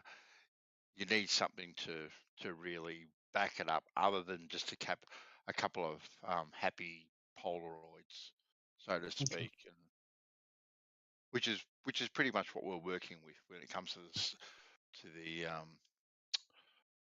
to the lights in the sky. Polaroids now, Okay. whether that's of the lights, Polaroids Yeah. of spectroscopy, they're all just basically photos of this theory of lights in the sky. Okay. Dawn absolutely hates, mind you. All right. Absolutely hates So I'm going to give you an example of things done with lights in the sky that is not too far different from the example Globus gave us. Okay, cool. But I just want to put this caveat out there. There's always a caveat. No, but this will be a very interesting. Well, it's not even a caveat. I just want to make this statement. When Globus gave his experiment, I did not ask him once how he knew or how we verified what vitamin C is, how we verified what insulin is, or how we verified what type 1 diabetes is, this, that, and the third. I didn't ask him any of that, right? Well, So here's my. Wouldn't you be doing all this with your at the time of your initial cause and effect relationship? Wouldn't you be isolating all these things? But how? I mean, I never asked him how he went about doing that. How did he isolate vitamin C? How did he confirm to himself, number one, what vitamin C is and what kind of foods do and don't contain vitamin C? But the starting point would be, how do you know what vitamin C is? I didn't ask him that. I accepted it. So when I give my example, I don't want to be asked those sort of questions, okay? Otherwise, I'm going to start asking Globus those questions. Okay. Okay. That's all. So my this is my hypothesis. The moon is 30,000 miles away from us. All right. My dependent variable is the position of Earth with relation to the sun. My independent variable is the time at which I make my parallax measurement from Earth to the moon. So what I'm going to do is, every 6 months, I know that the Earth is on the other side of the sun. That is something I don't have control of. That's the independent variable. But my dependent variable is the time at which I make my measurement. And I'm going to make my measurement between 2 6-month intervals, because I know the Earth is going to be the opposite side it was from 6 months ago in relation to the sun. And at that time, I take my parallax measurement, and it tells me that the moon is 30,000 miles away. That's the exact same thing as Globus. I have my dependent variable, my dependent variable, my hypothesis, and my controlled environment being I'm on the Earth, bro. Okay. So, Let's just define our terms just so we know that we're on the same page. When you say independent variable, what do you mean by it? I mean what you meant by it. What did Which you is? mean by it? So do you know what I meant by Whatever it, you though? meant. Which No, was? I don't. But I never asked those Okay, questions. come on, dude. You should have. If you're gonna ask me, listen, whatever I thought you I made meant it clear. by it I is thought the I made it exact same clear. thing. I The thought I made independent it clear. variable is the you said it's the variable you don't control. No, I didn't. It's No. absolutely the one that you What do is it? control. It's the cause to your effect. Sorry. Okay. The independent variable yeah. is the one you control. Yeah. And I need to make a correction to what I said earlier. I was incorrect. I sort of mixed up a couple of terms. It's actually the lack of vitamin C causes what we know as scurvy, and totally separate to that. It's the lack of insulin in type 1 diabetes patients causes the DKA. So, but regardless of that mix-up, All right. the cause. So we're changing the parameters of your experiment. No, Your we're not. cause is a lack of insulin. The effect is DKA. That's not vitamin changing. C anymore. It's You could say you're changing the You could say you're changing the parameters. Just fair that enough. part. Yeah. Yeah. So our new hypothesis is a lack of insulin creates DKA. Yeah, And what in you are type doing 1 is you are controlling. Yeah. You're controlling insulin levels. Yes. Your independent variable. Yes. To affect whether or not this person gets DKA, which is your dependent variable. Fine. Yes, correct. My independent variable is my time of measurement, because I can decide when I'm going to do this measurement. And my independent variable is Earth's position in relation to the sun, because I can't control where the Earth is going to be. Sorry. So my independent variable is when I do my measurement. Dependent variable, Earth's position in relation to the sun. So when you do your measurement, actually causes the effect that you are denoting. Is that correct? So me doing my measurement causes? No, it doesn't cause the effect. Parallax is there. Oh, so it doesn't cause anything. No, hang on. Me doing my measurement causes the moon to accurately be 3,000 kilometers away. All right. So by you actually doing a measurement at a certain time, 30,000 miles or whatever. that actually causes a natural phenomena to occur. I would say if me doing my measurement at these specific times is what leads to the natural phenomena of parallax, and that is what is used to let me know the moon is 30,000 miles away, or however far away it is. Yeah, I'm happy with that. Yeah, so you actually doing a certain measurement at a certain time causes a natural phenomena to occur. Yeah, you happy causes with that? parallax. Yeah, causes parallax. Yeah.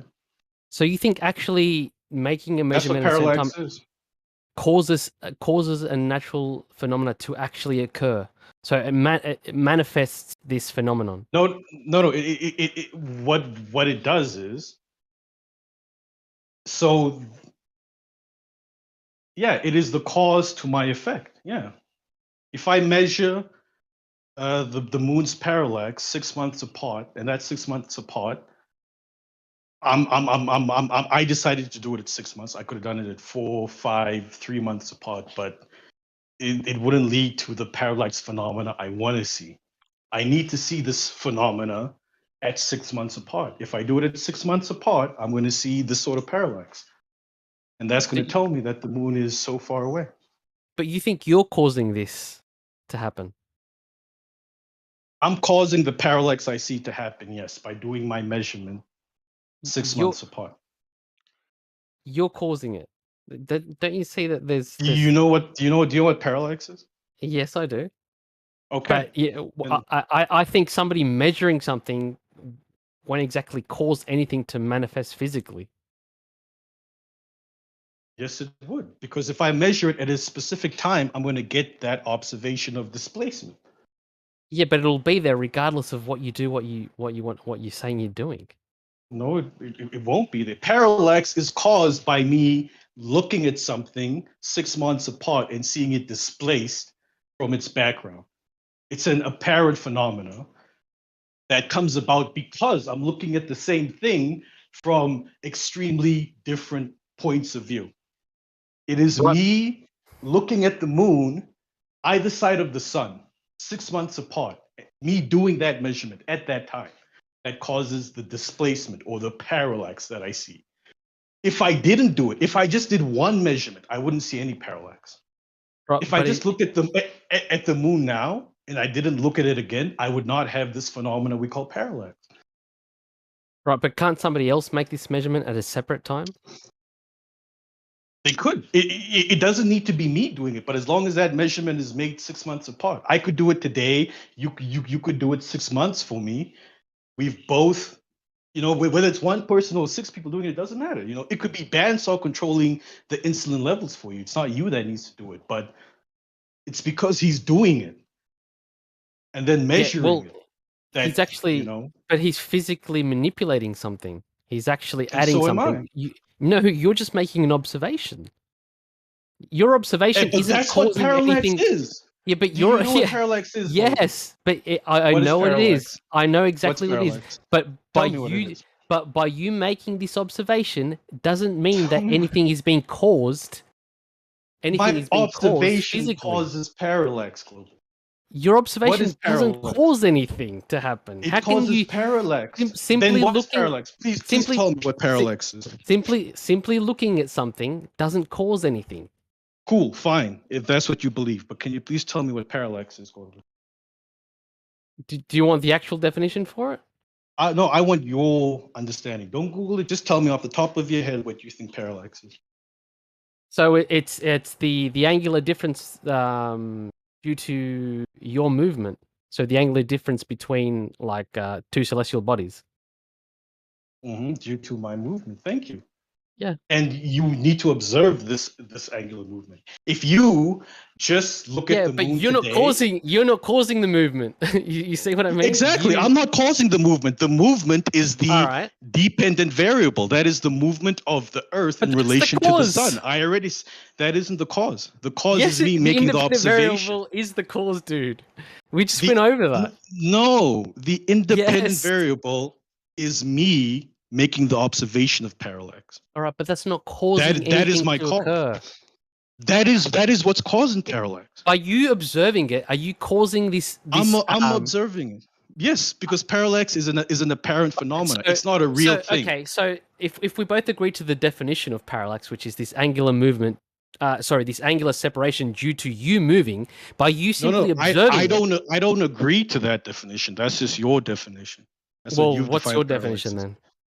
I gave you my definition. It's a displacement caused by change of. Yeah, it's a displacement caused by something with relation to its background due to a change in perspective or observation of an observer. Okay, so if an observer, yes, exactly. So it is me changing my position and making this observation from different positions that causes parallax. Okay, changing your position. Your observation doesn't change your position. But it's my observation with the change in position that causes parallax. We are moving all the time, but if I don't look at the same thing when my position is changed, I'm not going to see parallax. It's an observed phenomenon. It's apparent. It's not a real thing. It's just that when I look at the moon today and I look at it 6 months from now, it seems there's displacement of the moon with regards to the stars behind it. It seems the moon has moved. But it is because of my observation. You can also have parallax without even changing your position. Look at something in the distance, close one eye, and then open the other eye. Because you are observing it from a different perspective or point of view, you're going to see parallax. Okay, so can we formulate this into, I think I've asked you this previously. My God. Oh my God, what? I think I'm being very clear, bro. Like what is it you don't understand? No, I was going to ask you if you let me finish. Can we formulate this into a layman's hypothesis? And if this, then that statement.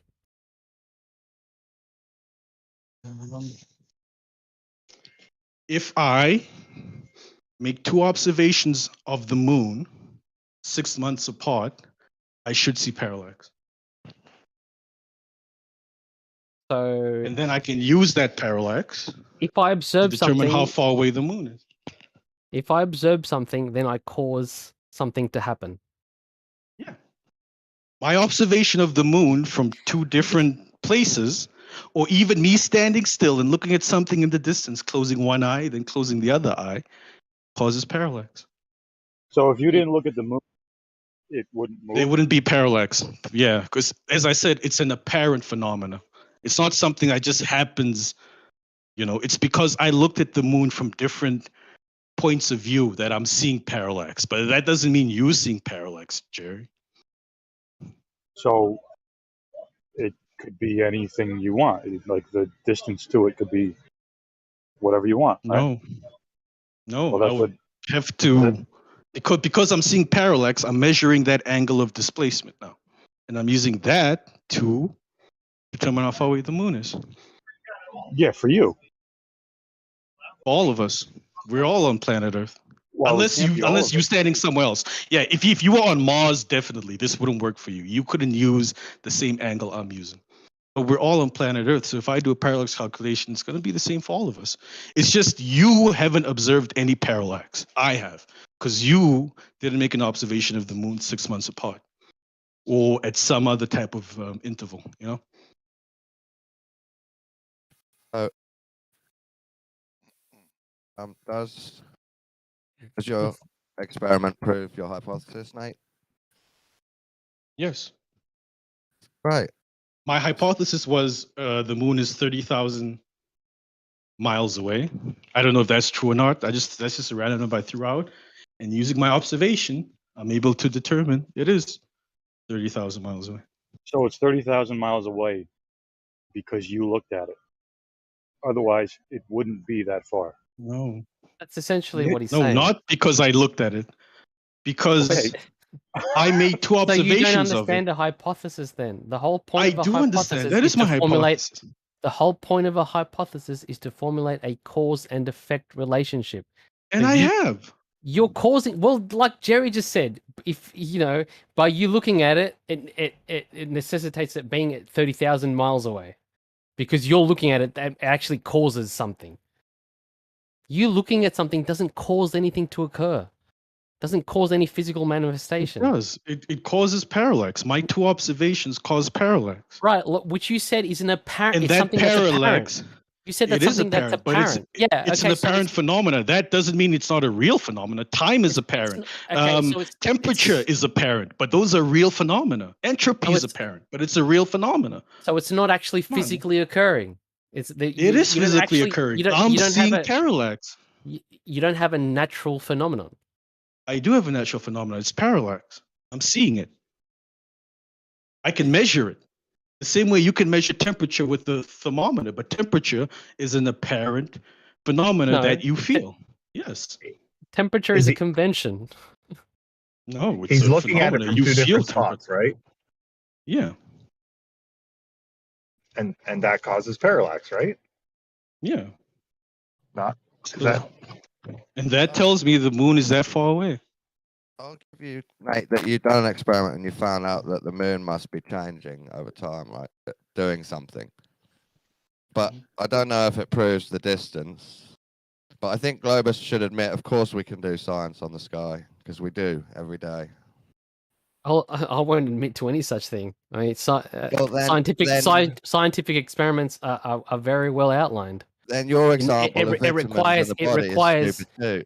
No, it's not because you can Yes, it actually is. manipulate. No, it's not because you can If you actually don't manipulate. deny No, our it's not. research, we can No, it's deny not your because you can research. actually. No, it is not because you can actually physically manipulate. Denied.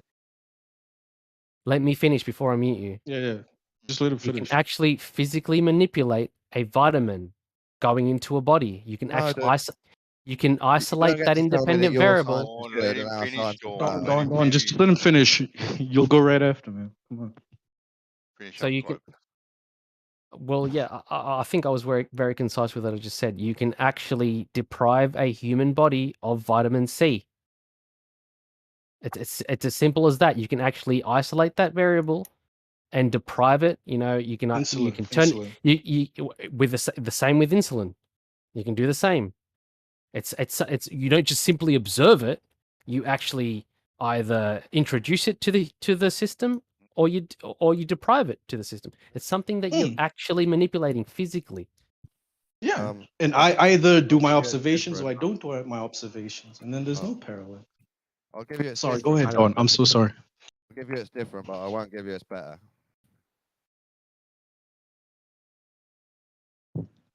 That's fine. That's up to you. That's your prerogative. Do as you do as you like. Yeah, we will carry on doing science on the sky, whether you like it or not. No, Or it's not. how It's, about look, how about I change my hypothesis and I just say if I do 2 different observations of the moon 6 months apart, I'm going to see parallax. Is that better? look, no, there's a disconnect here, Nate. You think that you can actually cause things to physically manifest by observing them. Yes, I've caused parallax. It's an apparent phenomenon. Well, I mean, I think that's I'm not going to use what I was about to say. Then you but I don't know think what parallax is. I Oh, you I can say what do. you want to say. Well, if you Uh-huh. disagree with my definition of parallax, or like my layman's definition of it, then that's fine. But I don't think you did. Did you? I don't Essentially, we agree were with it, saying no. I asked you for your own personal understanding, and you gave it to me. But I don't agree with it. But you are fine to hold that opinion as to that being what parallax is. I'm not going to tell you you're wrong, but I don't agree with you as that is what parallax is. well, if it's something that's objectively defined, then you can tell me I'm wrong. I'm okay with that. Well, I would say your definition doesn't meet the objectively used definition. That's what I would say then. All right, but Parallax is just observed displacement caused by a change in the perspective of the observer. Yeah, which is essentially, in a way, what I said. That it's an angular separation of something that's at one distance and something that could be closer. So, But what if I'm standing still and I the- close one eye and I close the other eye? Well, like you said, it's due to your perspective. Yeah, but you're talking about movements and stuff. Well, Are you maybe that would... Are you happy if he says position instead of time then? Come again? What was that, Chucky? I was asking if he was happier if Nate said just location instead of time. So if he varied his location 6 months apart instead of 6 months apart being the variable. Okay, so we'll formulate it that way. So your your change of location causes things to happen in the sky. Oh, my change of perspective, because I'm looking at something from a different viewpoint, I'm going to get parallax. It doesn't even have to be on the sky. I can be looking at a can in the distance. If I close my left eye and then I close my right eye, I'm going to see parallax. The can is going to look like it moved in relation to the things behind it. It's going to be like displacement. That's parallax. Now with the moon, because it's further away, I want a wider arc angle, right? So I'm going to use 6 months apart either side of the sun, because that gives me a big baseline for my arc angle, like a huge one. That's like the orbit of Earth around the sun. Because I'm looking at something really far away, so I need a wider baseline.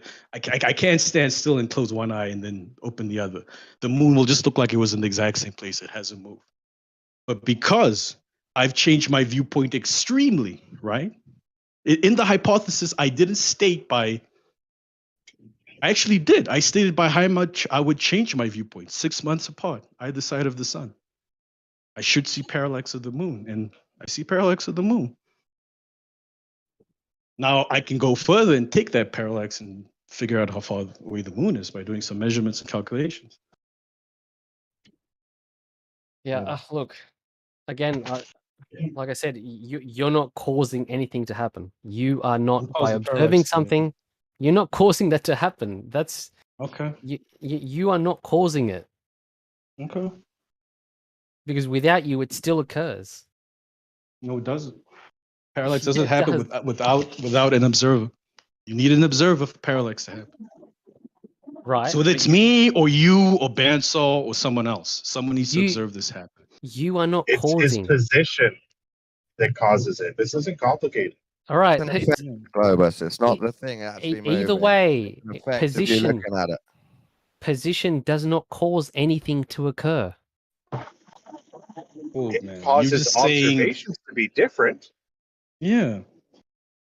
I mean, to just sit here and say no, It doesn't. It doesn't cause an cause effect that. though. It does not Doesn't cause. cause an- It does not Does cause it- an effect. It does not cause a natural. It does not cause. Sorry, a natural phenomenon to occur. I'm sorry. So things looking different isn't an effect. What is it? It's not a natural phenomenon. No. What is it? Yeah, it doesn't. I already outlined what a natural phenomenon is, and I gave an example of it I didn't hear you. earlier. Okay, but so Yeah, please instead of giving an define example, naturally explain occurring why. phenomena. Yeah, and Yeah. explain why that's not a natural occurring phenomenon. So it's something that occurs in the physical and natural world. Mm-hmm. So it's Is the moon not in the physical and natural world? No, your parallax is a concept. Observation. It's a It's concept. a name I've. It's a name concept, I've and given for something I've observed. It is a concept, and you said that it's apparent, which I agree with. It's not something that's physical manifest, like my example. It is physically manifested. Is It's it like observable? temperature. No, it's not.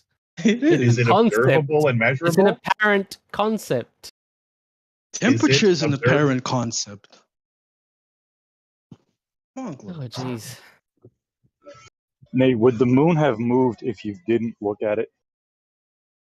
No, that's why it is an apparent phenomena based on the observer. It needs an observer for this phenomena to happen. It's the same Okay, as so me would- asking you, Jerry, would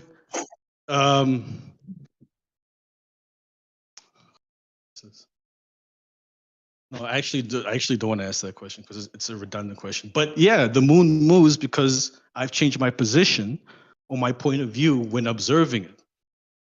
And that Okay, causes this apparent displacement of the moon with relation to the background behind it.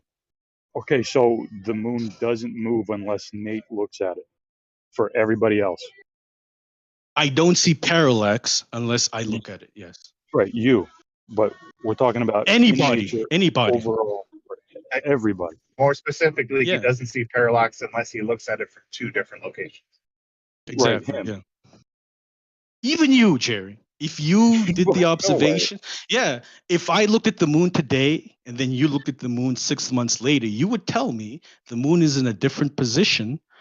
Okay, so I look at the moon today, I take a photograph. You look at the moon 6 months from now, you take a photograph, and we compare our photographs. We would say, nah, the moon seems to be in a different position in relation to the stars behind it. Right, but this isn't the quantum We would see that superposition. in the photograph. The moon would look like it's moved. But this is like the quantum superpositions, or like when you look No. at something, it's not there. It's not that at all. No, it sounds like it because we're trying to figure out. It's just an apparent phenomena caused by us looking at the moon from two different positions. Yeah, so Right. It nothing looks like actually- it's moved. We're trying to Nothing's figure out actually the physically cause. occurring. Nothing's actually cause. physically occurring. It's just an apparent phenomenon. It's not a There natural is phenomenon. something physically occurring. We've changed positions and we've looked at the moon. Jerry, put your finger in front of your nose and close one eye. Yeah, I know. Don't move your finger and open the other eye. Did your finger move? No, he's saying that the moon moved because he looked at it. No. No, I'm not. He saying looked that. at I'm it not in a saying- different position, he said. Yeah. Okay. And Did your there's finger now move when you closed displacement one of. eye? I'm fine with that. We're saying in Yeah, so- nature, why does the So moon Jerry, move? me looking at the moon from different positions has caused the moon to appear displaced from the background. It looks I like it's agree. moved from its background. But I me agree. looking hasn't caused it to physically move. It's an apparent phenomena, but it's still a phenomena that appears in nature, such as temperature. Temperature is an apparent phenomena caused by the vibrations of a lot of atoms together. But one Okay, so atom on what- its own doesn't have temperature. You know, it's apparent when they come together, and Okay, so then what causes the we moon we to we move? we measure temperature, we feel it, but it's an apparent concept. So what causes the moon to move? That's the question. What causes the apparent movement of the moon? Me changing my point of view, or changing So my it's position. not. So it's not gravity. No, this isn't. We're not looking at actual movement of the moon. What we're looking at is parallax. That's why What I I'm feel you talking guys about. don't know what parallax is. No, that's what Globus and I are talking about. Oh. What are you guys Yeah, talking about? there's a Why clear are you disconnect talking here about something between unrelated? apparent phenomena and actual. Like I said earlier, Apparent when I just phenomena is a real phenomenon. when I described my example, I had something that had real physical consequences in this natural and physical world. It actually had an effect, you know, a natural phenomenon, an effect. And we what had I a did- we isolated a cause for that, something that we can manipulate physically. So what have you done that Did I he haven't not done? manipulate? Did he not manipulate his position? Position doesn't Yeah. cause anything. It does. Again, It Yes, causes it does. parallax. Oh my oh god. my goodness, it doesn't cause What anything to actually happen. Like what you said, causes parallax then? it's an apparent effect. It hasn't caused anything What? to move. Okay, instead Nothing of has been not answering the caused. question, answer the question. I What agree to that, causes Globus. parallax then? It's not something that's physically caused. Let's outline the parameters here. So what I agree causes it to that. then? It's your Don't tell us what it's perspective. not. It's your perspective. And perspective is caused You by a change in there's position. no Thank you. cause. There's no physical cause. Thank you. How is there no? Awesome. Is it a metaphysical cause? It's optical. It's optical. You're not causing anything to manifest. No, And optics don't cause things? Nope. no, you're just changing Really? your position, and you get a different impression of something. That's all you're doing. So is your position physical then? Is your position physical? Position is a concept. Doesn't cause anything. Oh, crikey. Jeez. Yeah, it is. Well, if you don't understand, that's fine. All you can your laugh all you arguments like. go in the bin now, Globus. If position is a concept, everything's a concept. Position Position is a concept. everything No. Goodbye. No. There's The nothing ground that's you real. stand on. Vitamin C and insulin are concepts. No, they're actually. In your we position, can can a isolate those concept molecules. hurt you? They're actually physical manifests. How do you isolate Position, molecules? height, How do you isolate a width, molecule? time, all concepts. Yeah, but They don't how cause do you anything. how do you do Can it? How do you isolate a molecule? Vitamins, insulin, all concepts. Good luck with All that. concepts. Yeah. That's All true. right. Okay, can a concept hurt you, Globus? Ideas can't hurt you. No, you should know that. Okay, so if your position is at the center of the earth, would that hurt? What center? The center of the earth. Center. You haven't established a center, so.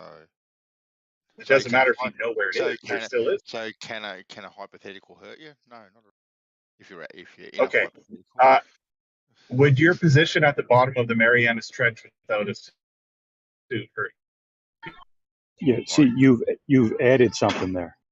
Just position Yes. is Your nothing. position. But when you're underneath a shitload of water, Yeah. yeah, that's gonna hurt. Yeah, there are Well, actual that's your physical position. variables there. Yes, based on your position, because it's the concept of position does not actually physically cause anything to happen. It's just Does a your position coordinate- exist in X, Y, and Z? It's just a Wow. coordinate system Wow, in dude. relation to something else. That's all it is. No, that's how we explain position using a coordinate system. Yeah, exactly. That's Well, the that's all- concept. But the position itself that's all position is is. physical. Yeah. Well, Guys, no, it's that's how we destroying language, explain it. guys. You don't want to Yeah. use the word position anymore. Fuck. Oh, you can physically be at a position. There you go. So there's a good use for the word, It- and it exists as a real meaning, Huh? right? But it's not the cause for anything. It is the cause for some things because it's the not. cause What- for a spark, what near the causes wood, perspective is or one of the parallax causes if for not fire. position? The position of the spark near the wood. That's the cause for the fire. No. It's one of the causes. What? Exactly. Okay. So sorry, Don. Hold on a sec. What causes just parallax get if clear. not position? They're telling us what it's not. We need to know what it Your is. position on Earth in the atmosphere is one of the causes you can breathe. All right. Do we need to define cause in this You and I context? know that. You and I know that, Don. In a scientific context. No. In a scientific Don't tell us context, what cause is. in a Just scientific answer what context, causes parallax. in a scientific context, do we need to define what cause is? No. Just explain what causes parallax if it's not a No, change no, in I position. think we do need to define it. Oh, okay, yeah, let's dodge. I'm not Go dodging. ahead. Hey, can we I'm just trying to agree get. I'm trying to. parallax is an effect we I'm see trying to on define moving? terms so we're not speaking past each other. Earth has already agreed with this. Parallax is an effect we Do you see need when to know what moving. causes? Because I No, agree with seemingly, causes, it's so you just that needs to tell know what it is because you think that concepts can actually cause things to be physically manifest, and that's it's just, I mean, No, preposterous. no, you're straw manning. No, not at all, because you're actually invoking a cause here.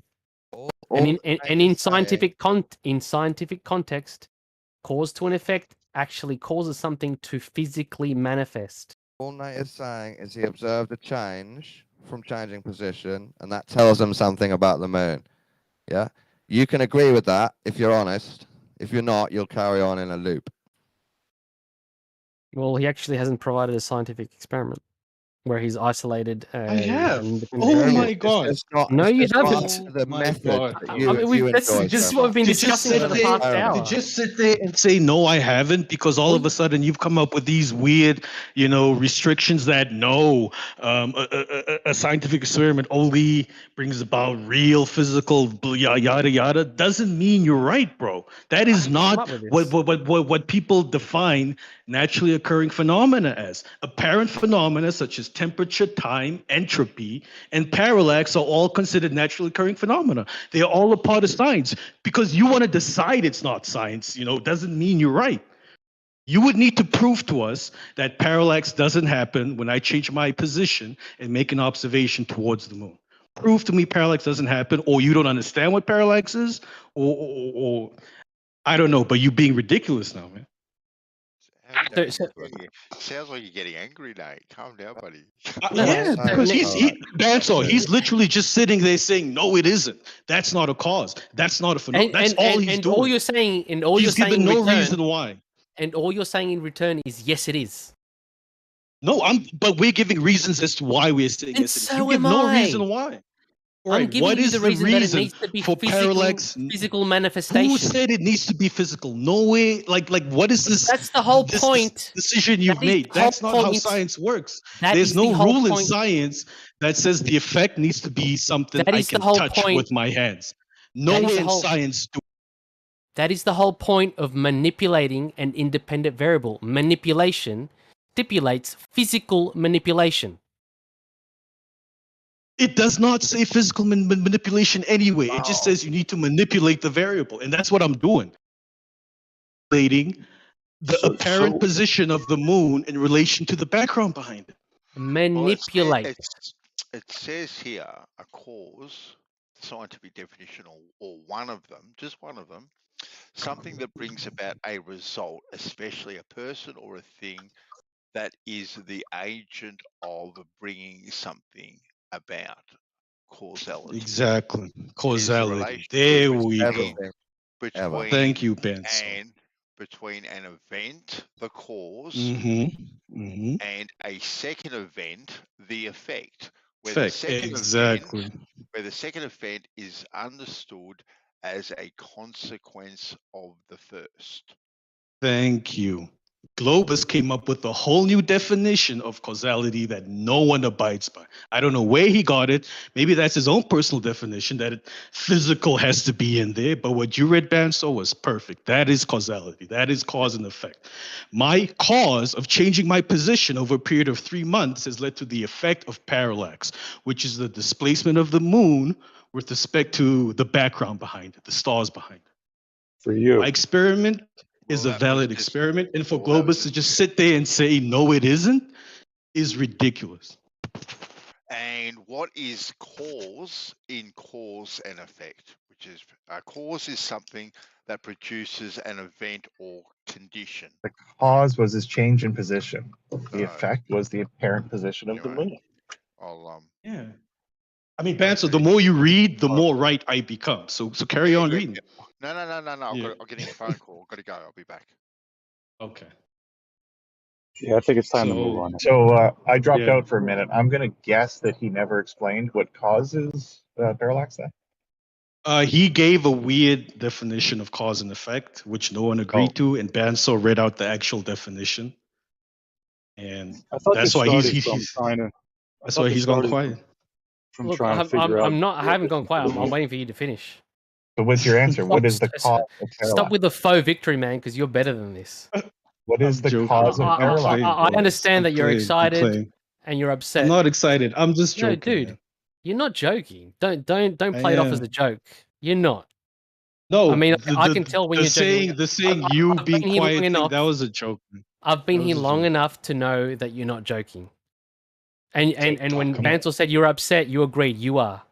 Yeah, no, then I was upset. I'm not upset anymore. You know, Okay, that I just cool. threw out as a joke. Yeah. Look, that's fine. There's Are going to you be no upset? repercussions. No, there are no. Okay, There's good. going to be no repercussions for what you're saying. Don't worry, I'm not like that. Do you plan on answering I the question know. in the next 20 minutes? What do you want, man? What causes parallax if it's not position? But that's why I wanted to isolate what you mean by cause. And now you know. Yeah, Bansal read it to us eloquently. So now do you have an answer? Yeah. So to cause something, you would actually need to manipulate that independent variable. Either turn it on or turn it off. And position is his independent Position variable. does not turn that on or off. It does. Really? Yeah, It does because it's always there. So how would you falsify No. that? My change in position by not changing my position and seeing if I still see this effect of parallax. I don't change my position. I make 2 observations of the moon. I see no change, so there's no parallax. If you look at the finger in front of your eye from the same position, it looks the same. If you change your position, it looks different. Tell me how that isn't true. You are not physically causing anything to happen. Stop throwing out that word physical, because that So doesn't apply. what is causing it? Well, if we're talking about physical natural world, I mean, I'm sorry, I have to throw that word out. I mean, you're physically moving position. Because it's so- pertinent to the Yeah, scientific let method. him use the word physical and just tell him that we're physically moving because position. it's pertinent. Okay, yeah, cool. to I have natural physically science. moved my position.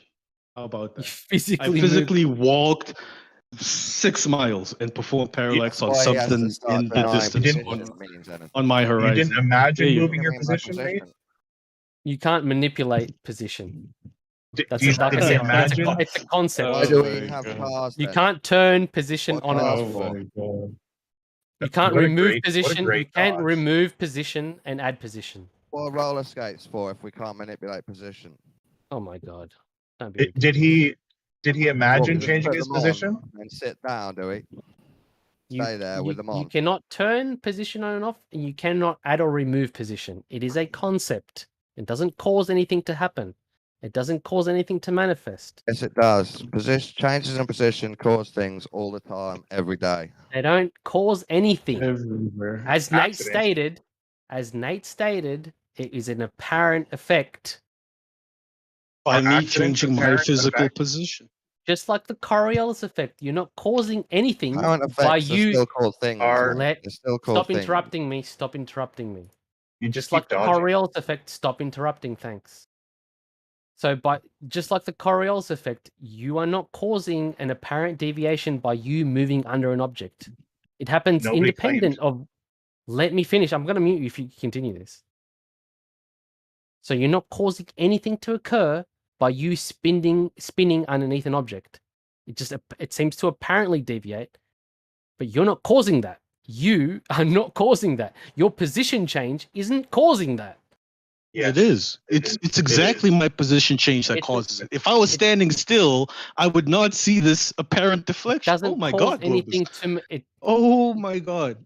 It doesn't cause anything to physically manifest. It's an apparent effect. The object in is Why not do you changing. The object is not changing its path. In Nate's It just example, appears did to he be doing so. stop interrupting me? In Nate's example, did he imagine changing positions or did he actually change positions? You already asked this. This is just a nonsensical question.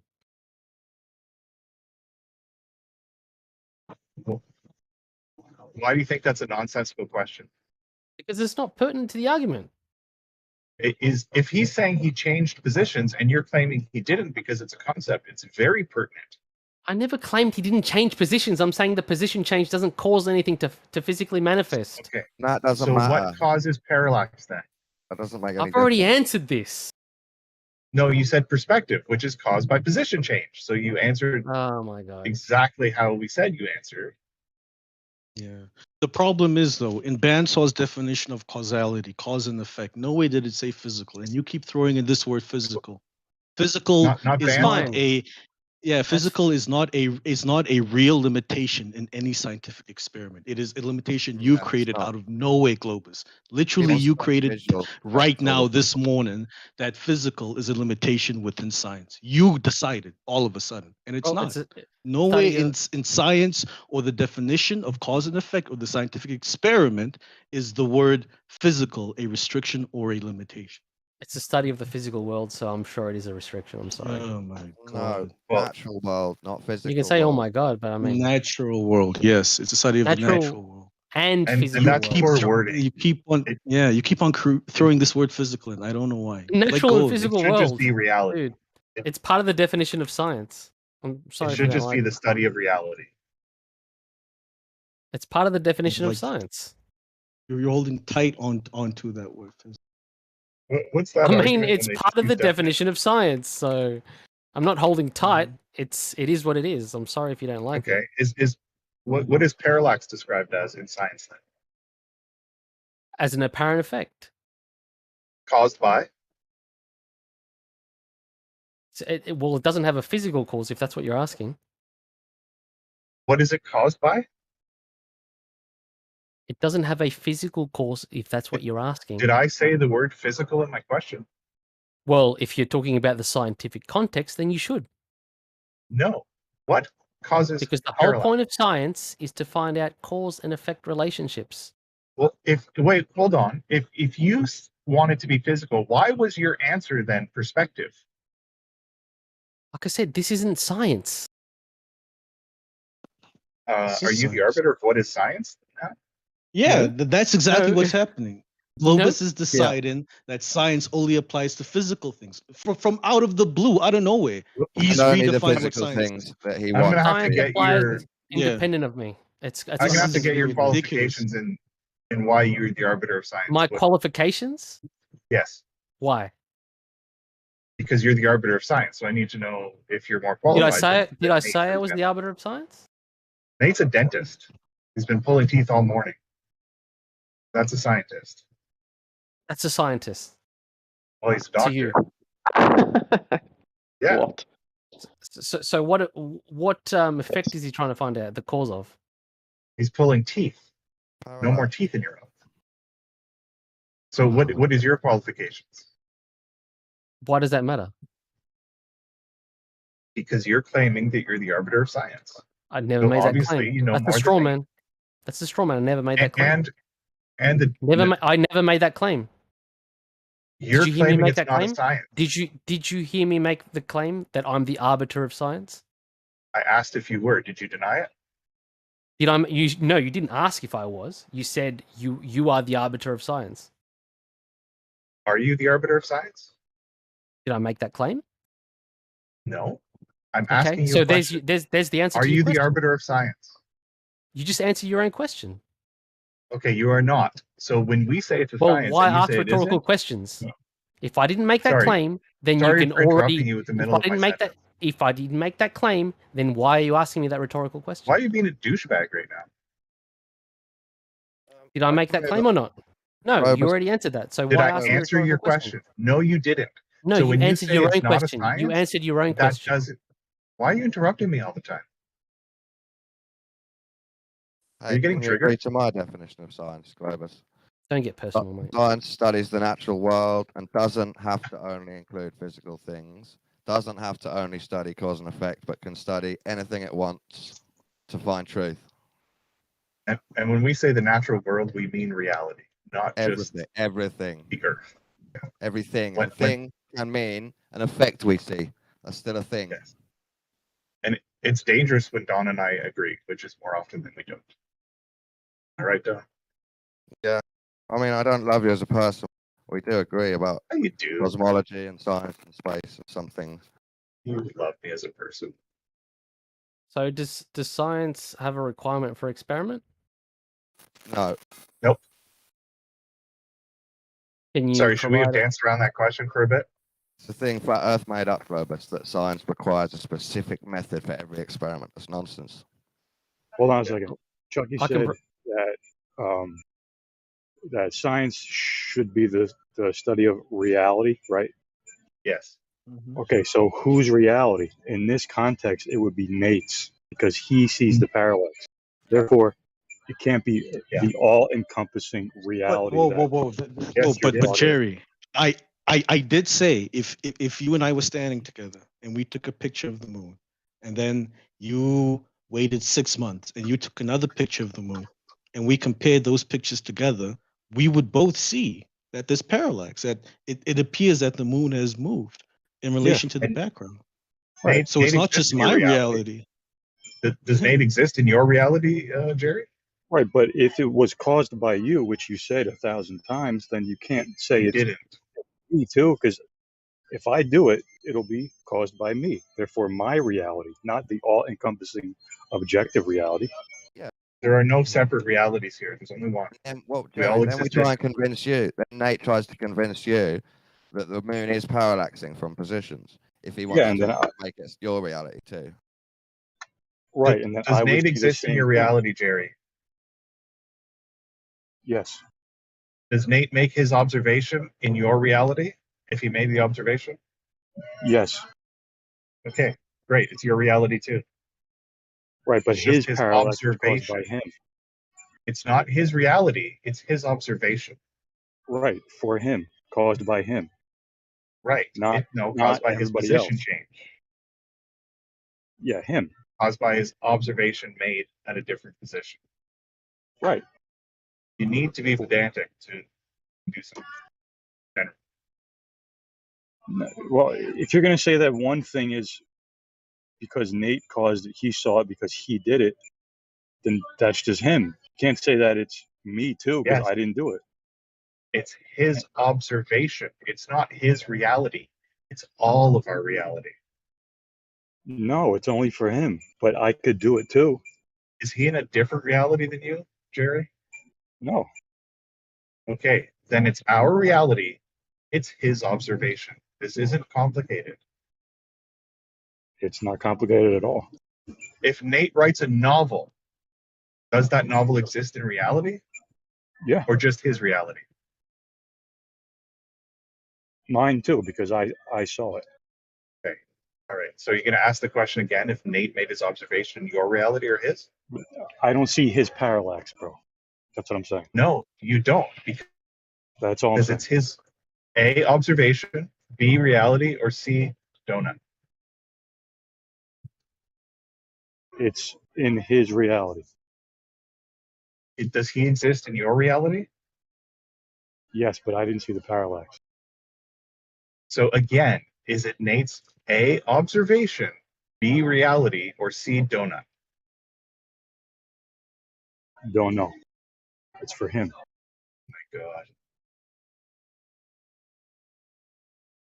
So for those that said that that science doesn't require experiment, I'm just about to post a reference.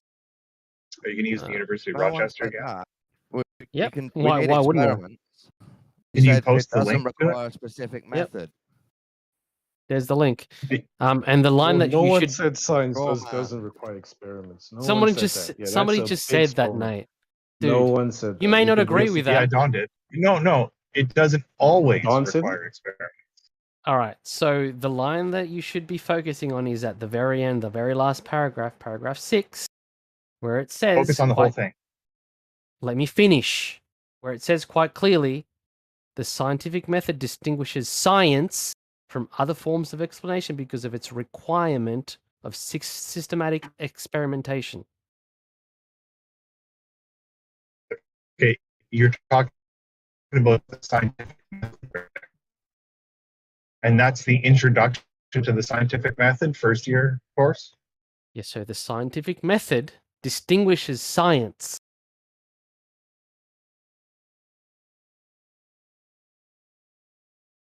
Yes, so that's how the scientific method does it. This is from the same university that says astronomy and physics are sciences. Yeah, it's an Define. all or nothing. That's an all or nothing fallacy. So fucking No, stupid. it's It's that's his. so It's a fucking cherry stupid when picking people do fallacy. that. He's taking one sentence. He He's cited. taking one sentence, Jeremy, from. It's called a citation. First of all, that's how the scientific method determines science from non-science. But there are other ways to determine what is science. Okay, what Globus did is The he made. Oh my bad. I thought you were done. Go ahead. What Globus did is he made a citation. Right. He's picked a part of a reference and he gave you a citation from it. Okay. You saying, well, they also think the Earth is round is an all or That's a nothing citation. fallacy, and it's just. Don, shut up. What you did is an all or nothing fallacy, and it's just fucking stupid. It's also just a citation, Jeremy, that Chucky gave it.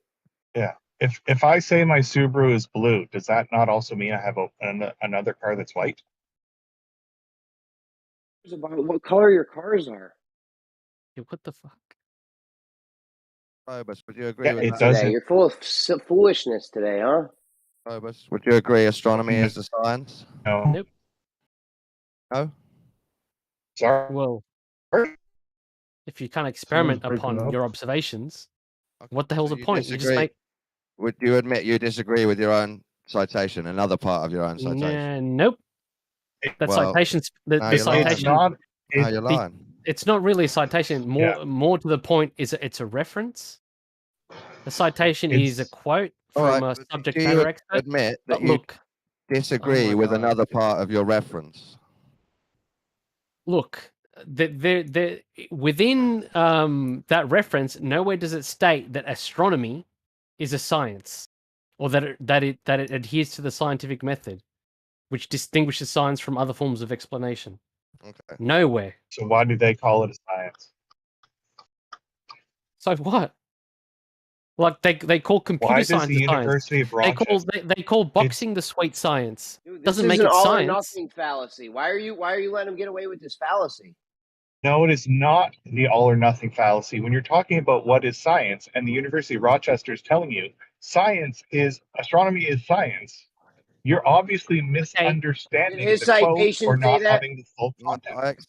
Post the Not reference. My his citation citation from say that? yesterday, Did his from about citation say that? 21 hours ago. Does his Yes. citation say? No, The part because I it's heard him only read one didn't say small. anything. God. Sorry, The Jeremy. part I Go heard ahead. him read didn't say anything about astronomy being science. No, it doesn't. You're right. That's correct. He didn't say, it does not say astronomy is not science. In another location, It as doesn't Don say it just is said, that science. same. Sorry for interrupting you, Jeremy. Go ahead. Citation doesn't say it's science. Science. He didn't say shit about Correct. that. He read his citation off. What I want to point The out is, citation Phobos, doesn't say astronomy is not a science. But in a different spot, as Don and I have mentioned, it does say that astronomy is a science. So which is correct? Where it doesn't say that astronomy isn't a science, or where it does say that astronomy is a science? What he read was his citation. That citation did not say shit about astronomy being a science or not Exactly. being a science. What you're doing is Correct. committing an all or nothing fallacy because the Wrong. University of Rochester thinks astronomy is science. It's irrelevant and non sequitur, and it's an all or nothing fallacy. No, incorrect. The University of Rochester is telling us what a science is, and later it tells us that astronomy is a science. Because you're doing an all or nothing fallacy, they probably also think the world is round too. So should we just pack it up because the University of Rochester thinks the Earth is a globe? You probably should. You got a point. I think we have a Fuck point out of here. too. It's that so fucking stupid, You're man. referencing people that disagree with you. That's our point. But let's move It's on. called a citation, and it's an all or nothing fallacy. You don't have to agree in everything everyone says just because you cite them. Yeah, I take that. Jeremy, Fucking does the stupid, man. citation? This is. I'm not. I Does the can't even citation? listen to this bullshit anymore. It's so stupid. So I can move it have a on good if day. you want. Globus, your reference is okay, but it's about the scientific method. It's not about all of science. So I agree with it. It's fine. Well, like I said, within the reference, it tells you how science is distinguished from other forms of explanation. It does not. It tells you how the scientific method is used to distinguish science from not science. It's telling you how science is distinguished So what's your point with it, though? using the scientific method, which entails and requires systematic experimentation. And Or I agree with or this. nothing. There's no or. That's it. There's no or. No, there's no or. But you've described the scientific method, yeah? That's doing experiments. Well, I Which agree. I think distinguishes Chucky science, mostly Dawn. agrees too. It distinguishes science from other forms of explanation. So you're saying that one quote means all of science has to have experiments? Just experiments? It's not just this one quote. Well, There are have you got several another one? others. I'm sure if you give me time, I can get you more. Okay, well, let me tell you now. But I mean, what's even if what's you your have what's fi- your even if you quarrel? have What five is? quotes that say all of science is just the See? scientific method, I won't That's agree. what I mean. What is the point of me Because getting it's more not quotes? true, even with 5 quotes, I'm afraid. So I can get 100, and you're still not going to agree because you have your own Is a cherry preconceptions of what tree? it is. Is a cherry tree just cherries, or are there leaves and twigs? These ridiculous analogies, man. They need to stop. No, you're just picking the cherries. There's more to it than that. That is Look, there is one no. sentence. This is the in conclusion. One, This is the conclusion section of this entire article. okay, and I'm going to look If at there's that in another about way an of hour. interpret, well, I already posted it. If you like it, I can DM it to you. I'm But I driving, mean, okay, and I that's have fine. an I'm appointment sorry I at didn't know 7:30. that. So Congratulations. in an hour, I'm going to go show you how you're wrong. But Don already Okay. did tell you how you're wrong. All right. I'll hold my breath for an hour then. Because obviously the University of Rochester doesn't agree with that one individual, or that one individual isn't speaking about all of science, as Don already said. Do you know what pseudoscience is? By any chance, does anyone know what pseudoscience is? Yeah, I've heard Yes, Jeremy, thanks for adding nothing to the conversation. Really, I'm adding nothing to the conversation, or because we're talking about what science is, right? Yeah, it's a rhetorical Stop, question, wasn't don't it, tell me Jeremy? I'm adding nothing to the conversation when I'm right Of on course we've point and heard on about topic. What's Okay, your go point ahead. about it? Fuck with you guys today. You guys are just being fucking ridiculous. Go ahead, Jeremy. Forget it. We Nah, said- forget we it, both man. said yes, we've heard about it. What's your Forget it. point about it? Fucking forget it. Okay, so your point was a rhetorical question to suggest that we do pseudoscience, right? Nice one. You'll never know what my Don, point is. You'll never know what my point is. I'm I adding asked you, and you said, "Oh, I can't handle doing it anymore." You'll never know because you guys are being ridiculous. You'll never know because I'm adding nothing to the conversation, all right? Well, just forget about what Hey, Chucky Jeremy, said I and just try got a and add box of something. tissues. If you send me your address, I'll mail it to you. You guys are just being pricks this morning or something. I don't know what the fuck is wrong with you. Well, just tell us, what's your point about pseudoscience? What the definition of it is? I think pseudoscience is fake science where you pretend it's real science, but it's actually just you've made stuff up.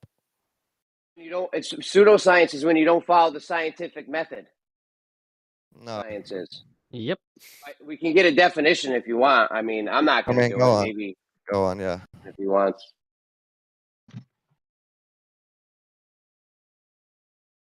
Pseudoscience can still be useful. It just isn't science. It's Let me something just else. Definitely. It's a way of scientific thinking that should problem solve, but might not be fully repeatable or observable or Yeah. measurable. Let me But read. It only works. Sorry. Oh, go ahead. No, go ahead. I was just going to try to define pseudoscience for everyone here that wants to know. So, from Wikipedia, pseudoscience consists of statements, beliefs, or practices that claim to be both scientific and factual, but are incompatible with the scientific method. And they could still be all three of those things, though. They could still be compatible with scientific method, but it hasn't gone through the robust all the way through. It only went part way through. It could That's still quite be a good. fact. Quite a good definition, but it's not one I agree with. I don't believe the scientific method bit. Well, that's fine. You don't have to. It doesn't hinge on you, comprehending. Is he the arbiter of pseudoscience? I often change definitions slightly to update to the modern world that exists around me. Yeah, I do too. That's what language is constantly evolving. Yeah.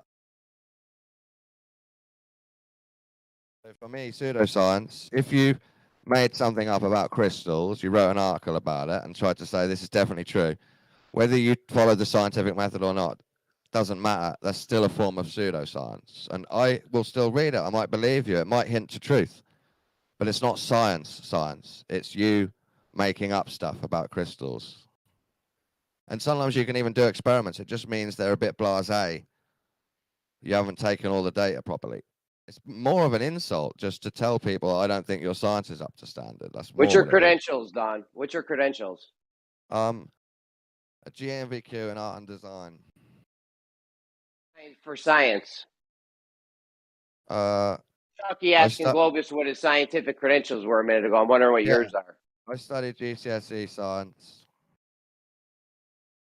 GCSE. GCSE. It's like high school science grade. Okay, everybody did that shit. Great. That's all you got? Yeah. Look, just to be honest, as the reaches of my scientific acumen, they only reach as far as secondary school, but that's all they need to, because a lot of people think, oh, you learned this from QE. No, I learned this in 9th grade. I learned the scientific method in 9th grade.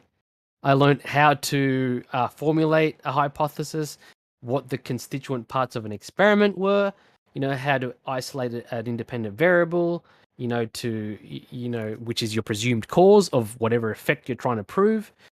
That's got nothing to do. You don't need tertiary education for that. It's quite simply defined in how it's already defined, how I defined it. They're not my definitions. They stand for themselves. I agree with your idea of scientific method. I just don't think that's all of science. That's all. Well, yeah. Well, if we define science, the word etymologically, it just means knowledge. And I think, yeah, you can acquire knowledge by other methods. Yeah. Right. Yeah, and I do agree with that. But what if we find it as studying? But don't call it science. Reality. Yeah, don't call it science. Don't call it a scientific theory, because it's not. I mean, definitionally, it isn't. I mean, people can say these are your definitions, Globus. They are not. So you're saying science is only the scientific method, and anyone using that word in another context is wrong? Well, natural science, let's be more precise, where you have a natural observed phenomenon, and